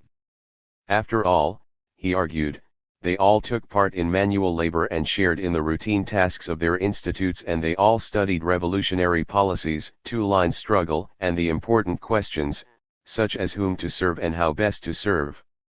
You can't say that whoever deals with cash will eventually steal some, that whoever writes books will eventually hold non-writers in contempt, or that whoever masters technique will eventually use it to further his own advancement. Not only does everyone work physically part of the time, but there is the question of the road they are taking and of the directing thought. If the ideological struggle is carried on continuously, people do not automatically deteriorate. If they do, we'll just have to have another cultural revolution, said Hinton cheerfully. I used to think as the Americans do, Hinton continued, that the productive years in research are from ages 19 to 26. But now I think that young or old, if you are armed with Mao Zedong thought and use dialectical materialism, you can do just as well. The main thing is the basic thinking you use. Maybe it's just because I am old and I don't want to set myself aside. But look at Chairman Mao. He's old, but he's still a brilliant scientist. He led us through all the twists and turns of the Cultural Revolution. Who else would dare launch such a movement? Who else could direct it? Young people dare to think and act, but they don't have experience. So Chairman Mao's 3-in-1 combination not only unites workers, technicians, and codders, but also young, middle-aged, and old. That's a powerful combination. Hinton went on to discuss concretely the frontiers of science, which he catalogued as 1. The uses of atomic energy, 2. Space science, 3. The theory of fundamental particles, 4. The life sciences, proteins, and 5. Pure mathematics. With regard to atomic energy, he maintained there could not be much of an argument. China was obviously carrying on such research and development, and it was not just a few scientists either, but large numbers of workers and technicians all working together in 3-in-1 combinations. In the other 4 fields, he said that theoretical research was not the main emphasis, but nevertheless in the 10-year plan approved by the Central Committee for the Development of Science, such research was not neglected. Already it had borne fruit on at least two fronts, with published material to prove it. One front dealt with geology on a grand scale and had produced a geological survey of Tibet and the Himalayan mountains. This was not simply an investigation of national resources, etc., but basic research concerning the past, present, and future of the Himalayan range, why and how it continues to rise out of the sea, and what that means for Tibet and Asia. The other front dealt with proteins and had produced the synthesis of insulin. This project had tapped and coordinated all branches of science. It had involved over 600 high-level scientists and thousands of less advanced personnel. Starting with a rather backward base, China now led the world in this field. Research in the field of fundamental particles and in higher mathematics was also going forward. Everywhere 3-in-1 combinations were formed for such work, with more rather than fewer people involved than ever before. Summing up, Hinton said, "I believe that science will develop faster when it is not left to a few experts, but instead millions of people are mobilized." It was already lunchtime. People were passing House A by the score on the way to the dining hall. It even seemed to me that I could smell a faint odor of frying pork wafting to us on the warm July breeze. Hinton, choosing his final words carefully, returned to the question of his own teaching. "There's just no way to compare what we are doing now with what we did before," he said, raising his hand in a gesture of helplessness. "In the past when I lectured no one dared ask any questions. In the first place I didn't welcome questions, for that implied I hadn't explained things clearly, so I lost face. In the second place to ask a question meant that the student had not understood the lecture, hence he or she lost face. Since the aim of the course was not to understand but to get a good grade, no student dared risk this double loss of face. It was better to sit silent. Furthermore, since no one had any practical experience, the subject matter was very abstract and few could grasp enough of its significance to ask an intelligent question anyway. Today all that has changed. Now our students, even if they only come from junior middle school, all have 3 years production experience under their belts. When they get here they work in local factories. If what I tell them doesn't fit their own life experiences, they immediately object and raise no end of questions. Sometimes everyone talks at once. Of course this puts much greater demands on me. No bluffing will do. If I can't answer we go into research together. Our education has been transformed and so have I. Once again, pull out Kui. Li Wenyuan's 16-year-old daughter stood in the center of the stage facing an audience of thousands. She showed not the slightest trace of fear or self-consciousness. "It was you, Kui Tafu, who grabbed away my father's life as he stood guard at the edge of the cornfield. It was you and the evil May 16th group. This blood debt must be repaid. When I look at my father's photograph it is as if he stood before me still, telling me the bitter history of our family before liberation. It is as if he were sitting there at midnight studying Mao Zedong's writings after a long day's work. It is as if he were standing in Tiananmen Square on National Day waiting for Mao Zedong's inspection. In my ears I hear my father's voice. Before my eyes I see his face and the tears roll down my cheeks." From the back of the meeting hall came the shrill voice of a girl student, "Kui, you owe a blood debt to the working class." Then from every throat in the audience came the thunderous response, "Kui, you owe a blood debt to the working class." But when I remember that my father fought for the revolution and died for the people, I dry my tears and grow strong, continued Little Li in a voice that strained the ears with its intensity. "The more I think the more I hate the May 16th group that took my father's life."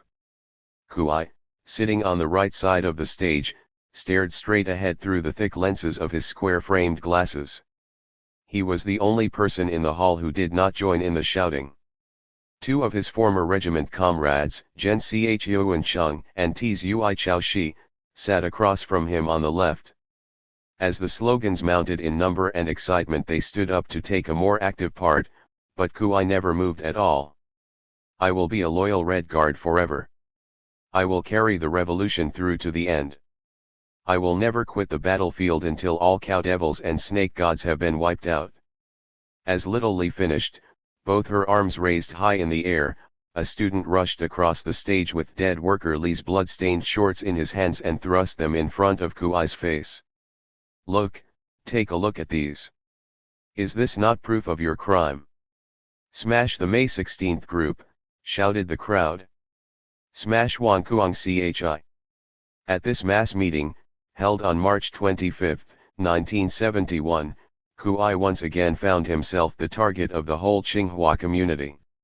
It was part of the national drive launched by the Communist Party to expose and repudiate the May 16th group, which by that time was alleged to include not only Wang Li, Kuang Feng, and Chi Penyu of the Central Cultural Revolution Group, and Yang Cheng Wu, Yu Li Hsin, Fu Chung Pi, and Xiao Hua of the People's Liberation Army, but also Chn Po Ta of the Standing Committee of the Political Bureau of the Central Committee.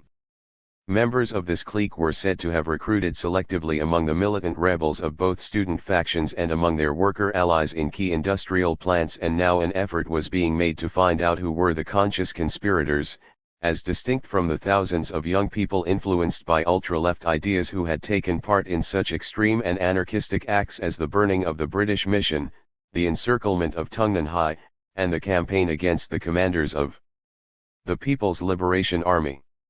Under sharp questioning, 30 Tsinghua people, including several members of the regiment headquarters committee, admitted that they had actually been members of the May 16th group and that Kuai was one of its leaders. Together they named some 230 others who had been recruited over the years. All of these people were under investigation to determine their ideological commitment and their role in the organization. Since most rank-and-file members had been unaware of any goals beyond militant defense of Chairman Mao, and had accepted the covert nature of the organization as a necessity because of the reactionaries in powerful positions encircling Mao, it was not considered a serious mistake to have become a member. To have been a leader, conscious of the organization's seize power aim, conscious of its efforts to disrupt and frustrate programs coming directly from Mao Zedong and his proletarian headquarters, was something else again. Here the evidence implicating Kuai Tafu was extensive. He had over and over again consulted Chi Penyu, Wang Li, and Kuang Feng, and had consistently followed their advice when it was in flat contradiction to that of Vice Premier Hsi Fuqi, Premier Zhou Enlai, and Mao Zedong himself. He had led the regiment in extreme and provocative acts on many occasions. He had insisted on a violent solution to the Tsinghua problem at a time when all fighting was clearly proscribed, and he had never abandoned efforts to hold his faction together, even after the disaster of July 27 and the exposure of the regiment's serious crimes. The meeting of March 25, the complete tape of which was played back to us during our visit, concentrated on the events of July 1968 and on Kuai's role in resisting the workers' propaganda team. A few weeks earlier Kuai had denied that he ever issued an order to combat the workers with arms, saying, "I never thought of and never did, in fact, give an order to anyone to shoot at workers. No one can accuse me of ordering anyone to shoot because I never issued any such order." In the intervening period, regiment rods like Sui Takuang, Ts Ui Chao Shi, Lu Yao Chi, Fu Lin Chi and Zhen Chuan Chung had all made public depositions contradicting Kuai's denial. After exposure and repudiation by some of his closest comrades in arms, Kuai could hardly maintain this innocent stance when the masses gathered once more in the meeting hall. "Kuai, speak out, was it you who ordered the shooting?" demanded Hui Xianchun, of the People's Liberation Army, a member of the Standing Committee of the Tsinghua University Revolutionary Committee, and chairman of this mass meeting, to confront Kuai. "Yes," said Kuai in an almost inaudible voice. "Will you take this statement back later?" "No," said Kuai. "Now you say it was you. Only a few weeks ago you insisted that it wasn't you. Which statement counts?" Hui then turned to the audience and spoke very loudly, shouted, "In fact, it is obvious that right up until today Kuai is using two-faced tactics to resist the people. but we intend to marshal facts that will expose who was behind the ugly slaughter on July 27, 1968. Thereupon Sui Takuang, who had been in the quiet house with Kui when the decision to resist was made, stepped forward to describe what happened. On the one hand, Kui drafted an appeal to the Central Committee, on the other he drafted an order to all units to resist. Sui backed up his own testimony by reading a deposition from Lu Yao Chi, a regiment activist who was out of town because he had been assigned to work in Shanxi. "I was in the meeting hall talking to Kui on the phone," wrote Lu. "I told him the situation and he said don't let them in. I said what if they insist? Then fight them," Kui said. Fu Lingqi, who had stood beside Lu in the meeting hall that day, then took the stage. He confirmed this order.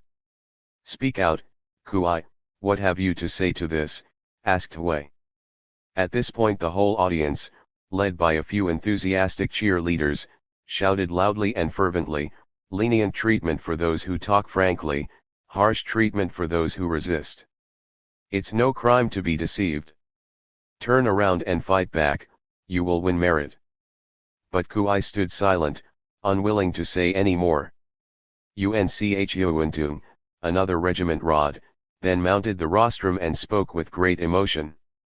"I am evidence that Kui gave the order to fire on the working class.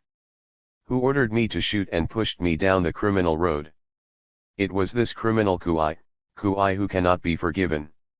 Now I clearly see your true nature, Kui, black general of May 16, ambitious bourgeois politician. I will never believe you again." At noon on July 27 he called a few of us into room 202 of the quiet house. At this black meeting he faced us. "We are done for whether we fight or not. But we will go down fighting and maybe it will be better that way." I asked Kui if we should use weapons. "If it is necessary to shoot," he said, "use hot weapons." Then after giving this order he asked me, the fastest writer in the group, to write out the order with his pen.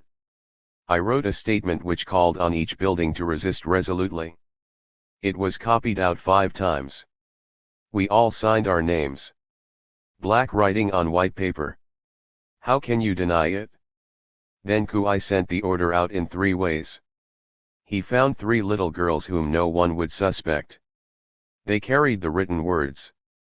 I personally called the Bright House on the telephone and asked them to broadcast the order in code. We also called each group directly on the phone.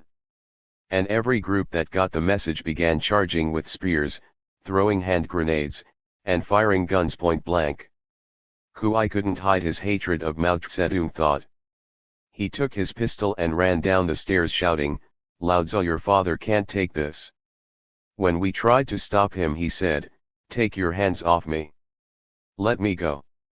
He meant to run out and lead the fight, but I stood in front of that May 16th black General Kui and protected him, saying, "Don't go. Too many people will recognize you."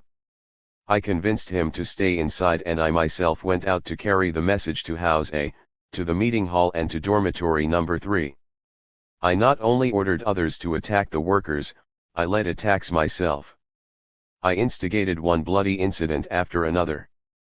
I stabbed workers with spears and threw 3 hand grenades. I carried out May 16th Black General Kui's orders and committed unforgivable crimes against the workers' propaganda team, the People's Liberation Army, and Mao Zedong. Kui, you not only signed the order, you ordered me to direct the violent fight all over the campus.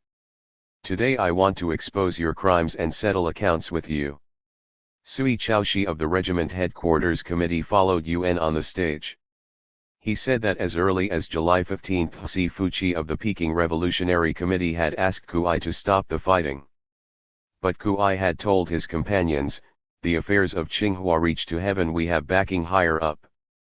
Si can't do anything about us. We'll fight on." Tsui then told how, on July 27, he received Kui's order in the Bright House and organized the charge at the meeting hall that wounded 100 workers. Later he seized a PLA member, beat him up, stripped him, and took him back to the Bright House for questioning. With great emotion he concluded his speech, I am a fascist slaughterer with the blood of the working class on my hands. I bow my head. I owe blood to the people. I wish the Communist Party would punish me harshly. I did not remold my world outlook, so the devils Wan Kuang Chi, Yang Yufu, and Kui Tafu dragged me down into the ditch. I hate those counter-revolutionary schemers, those ambitious politicians. I resolutely cut myself off from Kui and vow to expose all I know about his vicious schemes. I want to change completely and be a new man. As soon as Tsui finished, other regiment members who had received Kui's order described the bloody attacks they had taken part in. Then a letter from the wife of Han Chengxian, who bled to death from a spear wound in building number 9003, was read aloud. Finally Li Wenyuan's daughter spoke from the center of the stage. She broke into uncontrolled weeping as her father's bloody shorts were thrust before Kui's face. Smash May 16th. Smash Wan Kuang Chi, intoned the crowd. Can we fail to exercise proletarian dictatorship over Kui? Hui asked of the aroused audience. No, no, no, they shouted back with one voice. No, no, no. Through it all, from beginning to end, with the exception of a few questions which he answered with monosyllables, Kui stood mute. He did not admit to counter-revolutionary thoughts or counter-revolutionary actions, and he did not admit to any connection with the May 16th group. This meeting nailed down the fact that it was Kui who ordered the violent dispersal of the workers' propaganda team in conscious defiance of orders from the very top. Other evidence that Kui had consistently defied Chairman Mao's instructions in favor of advice and exhortation from Wang Li, Kuang Feng, and Chi Penyu was marshaled by the leaders of the team and summed up for our benefit under a score of headings. I record only a few here. In August 1966, when Zhou Enlai failed to clearly designate Kui as a member of the True Left, Kui consulted with Wang Li, then personally instigated a campaign of slander against the premier, which culminated in a poster by Lu Chuan of the regiment entitled "The Dog-Sheep Person." 69 When this provoked a wave of protest, Kui used his prestige to calm the campus and gave full support to Lu Chuan and his Grab Devils group as bold militants who dared to think and dared to act. In January 1967, when Tao Chu was exposed, Kui consulted Wang Li once more and launched a campaign aimed at suspecting and overthrowing all cadres in power. He sent out teams to investigate all the Central Committee leaders. The slogan was, "Only Mao Zedong and Lin Piao can be considered spokesmen for the proletarian headquarters, everyone else is subject to overthrow." What this amounted to, as steel worker Lu of the propaganda team pointed out, was putting Mao Zedong and Lin Piao in an empty frame. If all of Mao Zedong's real support could be pulled out, the chairman would be isolated and the Cultural Revolution wrecked. In July 1967, after overseas Chinese had been attacked and killed in Burma, Zhou Enlai issued a protest statement. Chi Penyu attacked the statement as too mild, too conservative. He said it represented a foreign policy of 3 surrenders and 1 betrayal. 70 Immediately Kui Tafu, Han Aiching of the Aeronautical Institute, and Nye Yuanzi of Peking University, the 3 key leaders of the Heaven faction, mounted a huge demonstration in front of the Imperial Palace to denounce the Burmese government and then paraded in front of the Foreign Ministry denouncing China's response. On September 5, 1967, when Chiang Kai-shek, speaking on Mao's behalf, openly attacked the May 16th group and warned all militant students against ultra-left thinking and ultra-left policies, such as attacks on the army, Kui Tafu asked, "What ultra-left policies?" He wrote an editorial for the regiment newspaper questioning the whole idea that there could be an ultra-left. In December 1967, after the Peking Revolutionary Committee was set up, Kui helped instigate a left opposition inside it. Not quite a year earlier, revisionists in several provinces had responded to the workers' power seizure in Shanghai by arranging false power seizures, a musical chair-type reshuffling of officers which they conveniently labeled revolutionary committees. Nanking provided an outstanding example. Wang Li, Kuang Feng, and Chi Penyu, seizing on this, took the position that all the revolutionary committees established since were nothing but capitalist restorations and repeatedly urged young people to overthrow them. Hence, when the Central Committee proposed Vice Premier Hsi Fuqi as chairman of the Peking Revolutionary Committee in December 1967, Kui Tafu, Han Aiching, and Lu Changxing, head of the rebels at the Athletic Institute, all of whom were named members of this same committee, set up an opposition group that supported Chi Penyu for the post. Behind the scenes they had the backing of Zhou Qingfang, secretary of the committee, and Fu Chengpi, commander of the Peking garrison. Together these activists mounted a large-scale campaign against Hsi Fuqi which involved both Tsinghua factions at the grassroots level. The campaign, including demonstrations on the streets, lasted from December 1967 through March 1968, when the Yang Yufu clique was exposed. The mass demonstrations against the Revolutionary Committee of the Normal College, which have already been described, served as prelude to this anti-Hsi campaign and were inspired by the same sources.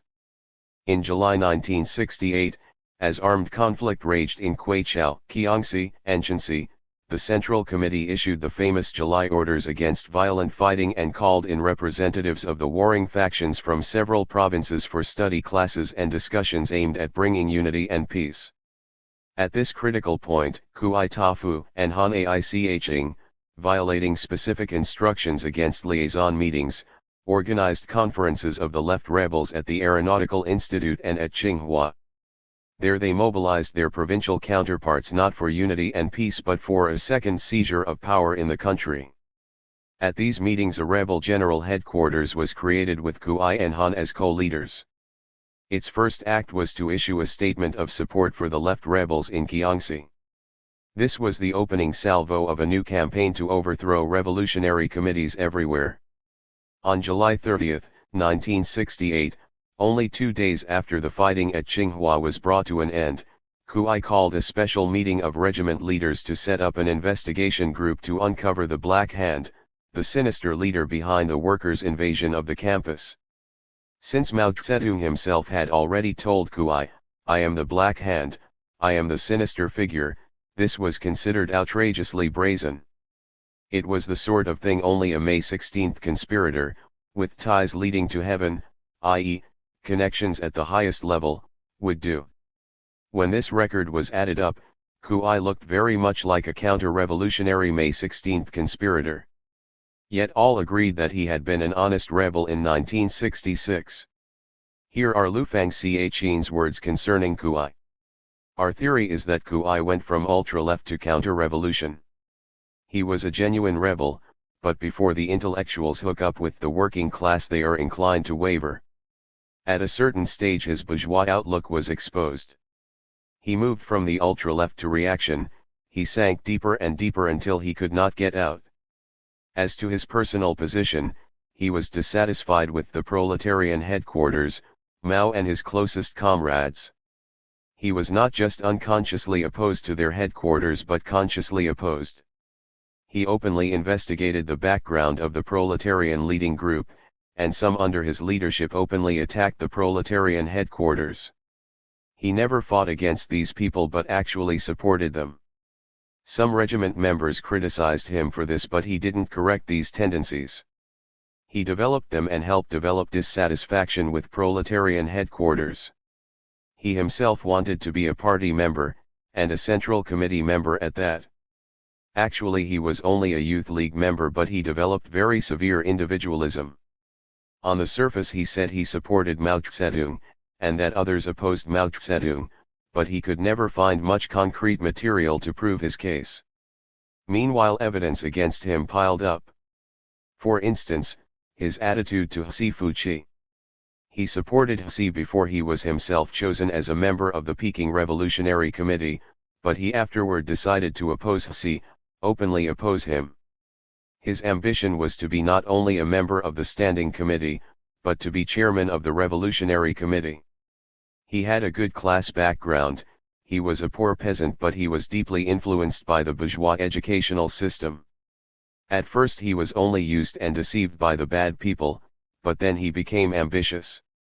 People with good backgrounds must constantly change. There is no such thing as automatic red, but only transformed red.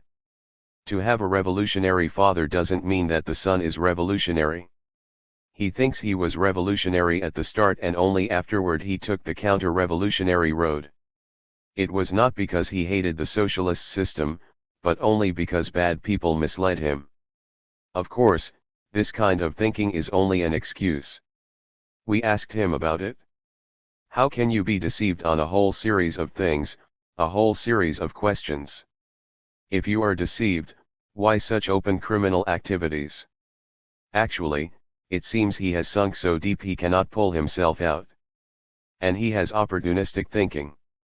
He knows he is one of the 5 big Red Guard leaders. Maybe the authorities can't do too much about it. Perhaps criminals down below will be treated harshly, but famous Red Guards like Kui will get lenient treatment anyway. We feel that for a criminal to really admit error and change his stand is a slow process. We must patiently explain policy, explain the situation, give him class education and show him a way out. If he can really talk frankly and expose the whole conspiracy according to the facts, the masses will welcome him back to the Mao Zedong revolutionary line. We still have the policy to save him and we want him to wage revolution after this, in the future. In the face of all this evidence and in spite of long hours of patient private discussions that filled the time between mass meetings, Kui still refused to bow his head. Though admitting mistakes and even crimes, he steadfastly denied counter-revolutionary goals or complicity in the May 16 group. Kui's defiance raises a number of questions. If he had indeed degenerated into a bourgeois opportunist, as all affirmed, why would he not try to salvage something from the debacle by cooperating? Why would he guarantee a harsh settlement of his case by defying the new Tsinghua Revolutionary Committee to the end? Either, it seems to me, he was innocent of the main charge, that of being a counter-revolutionary conspirator, or he had backing in high places which led him to believe that the tables might once again be reversed. After all, he had defied the concentrated fire of a work team before when convinced that he was right and confident that his support led to heaven. Perhaps he would succeed in doing so again. Lu Fangxian had a different explanation for Kui's stubbornness. He said Kui realized how serious his crimes were and did not believe that anything he could now say or do would win lenient treatment. It was better, therefore, to stand mute. Let punishment be imposed without his cooperation. This explanation was not entirely convincing because the lenient policy of the Communist Party had been so clearly demonstrated in so many similar cases. The fall of Lin Piao, in September 1971, put this whole problem in a new framework. One had to assume that the ultra-left line, up to that point blamed on Chen Po Ta, must link through to Lin Piao himself. If that was indeed the case, then, if Kui had a mentor in heaven, it must have been none other than Lin Piao, and Kui's stubbornness could be interpreted as unwillingness to bow his head as long as Lin Piao stood firm. If, on the other hand, Kui was not part of any conspiracy, the drive against him could be seen as something entirely different, an attempt by Lin Piao and his fellow plotters to create a diversion, to keep the arrow of attack off the real target, themselves. In other words, Lin Piao and his clique were guilty of launching a new bourgeois reactionary line, once again hitting hard at the many to protect the few. And Kui was once again the target of a frame-up not in the sense that this time he was being charged with crimes he had not committed, but in the sense that his very real crimes, his ultra-left acts and ultra-left statements, were being taken as evidence of a conspiratorial May 16 role that may have in fact not existed. With the information available at this time, there is no valid way to make a choice between these alternatives. There is just too much that is not known about the May 16 group, about Lin Piao's role on the left, about the circumstances of Lin Piao's political collapse. One fact stands out from my own experience: the campaign against the May 16 group, which was the center of political activity throughout much of China in the summer of 1971, did not continue with any force through the fall, if it continued at all. Almost everywhere we went prior to National Day, October 1, we were told about the May 16th group and its influence on the local struggle, particularly in Shanxi. After October 1st we heard much less about it. Other groups traveling in the fall of 1971 heard little if any mention of it. This leads me to think that, to a certain extent, the big campaign against the May 16th group in the summer of 1971 was a smokescreen to divert attention from Lin Piao and his clique. This does not mean that this ultra-left conspiracy did not exist, but it does indicate that it was perhaps not so important or so extensive as the earlier campaign against it might lead one to believe. With that in mind, it would hardly make sense to take at face value the estimate of Kui Tafu and the May 16th group we heard at Tsinghua during our visit. Right at that time the biggest problem of left politics, Lin Piao himself, was still riding high, and as a result a large part of the struggle then going on was concealed. Many key questions could not even be raised, not to mention answered, and contradictions in what we heard abounded. In a sense, then, we traveled to China too early to unravel the full story of the Cultural Revolution. Like the Agrarian Revolution and the socialist transformation that preceded it, it swung from right to left. Since we arrived in China just as the left formalist phase was cracking under pressure from Mao Zedong and Zhou Enlai, we found it hard to get a true picture of the woods for the trees. For me, the historical equivalent of this situation would have been to have left Longbao village between the first and second county conferences in Luqing in 1948. 71 Had I done so, I would never have known that the land reform work team was following a left line, that middle peasant status for all was a left slogan, and that commandism, extreme equalitarian, and extreme democracy were all excesses that flowered in the hothouse of ultra-left politics. I would have departed with the notion that the land question was insoluble and that most cadres were either too self-centered or too inept to carry the revolution through. And I would have been greatly mistaken. Today's parallel is close. In 1971 we found the Chinese Communist Party and the Chinese people struggling to free themselves from a left dogmatic line which tended to distort every facet of life, raise impossible goals, and reject countless good cadres as inept and venal. Everywhere large numbers of set-aside civilians still remained in May 7th cadre schools or on detached service in the countryside, while army personnel, some of it poorly qualified, held down a disproportionate number of positions on the revolutionary committees and in the administrative apparatus of the provinces, the regions, the counties, and the municipalities. Judged by the left standards propagated by Lin Piao, there was no sound way to evaluate the set-aside cadre. It is only now, since the defense minister has fallen, that a wholesale review of unsettled cases has been undertaken, leading to a large-scale movement for rehabilitation. Key spots such as Tsinghua University, where questions of rehabilitation were solved relatively early, seem to be the exception rather than the rule. Tsinghua's advanced position was due to the fact that it had been chosen as a breakthrough point by Mao Zedong, and that it had been personally led by the best, most politically developed officers of the 8,341 Army. 72 Under this kind of leadership, Tsinghua became one of the models, one of the beacon lights, for the whole country, showing the way toward uniting all forces that can be united, for the great task of struggle, criticism, transformation which alone could replace the bourgeois superstructure of the past with the socialist superstructure of the future.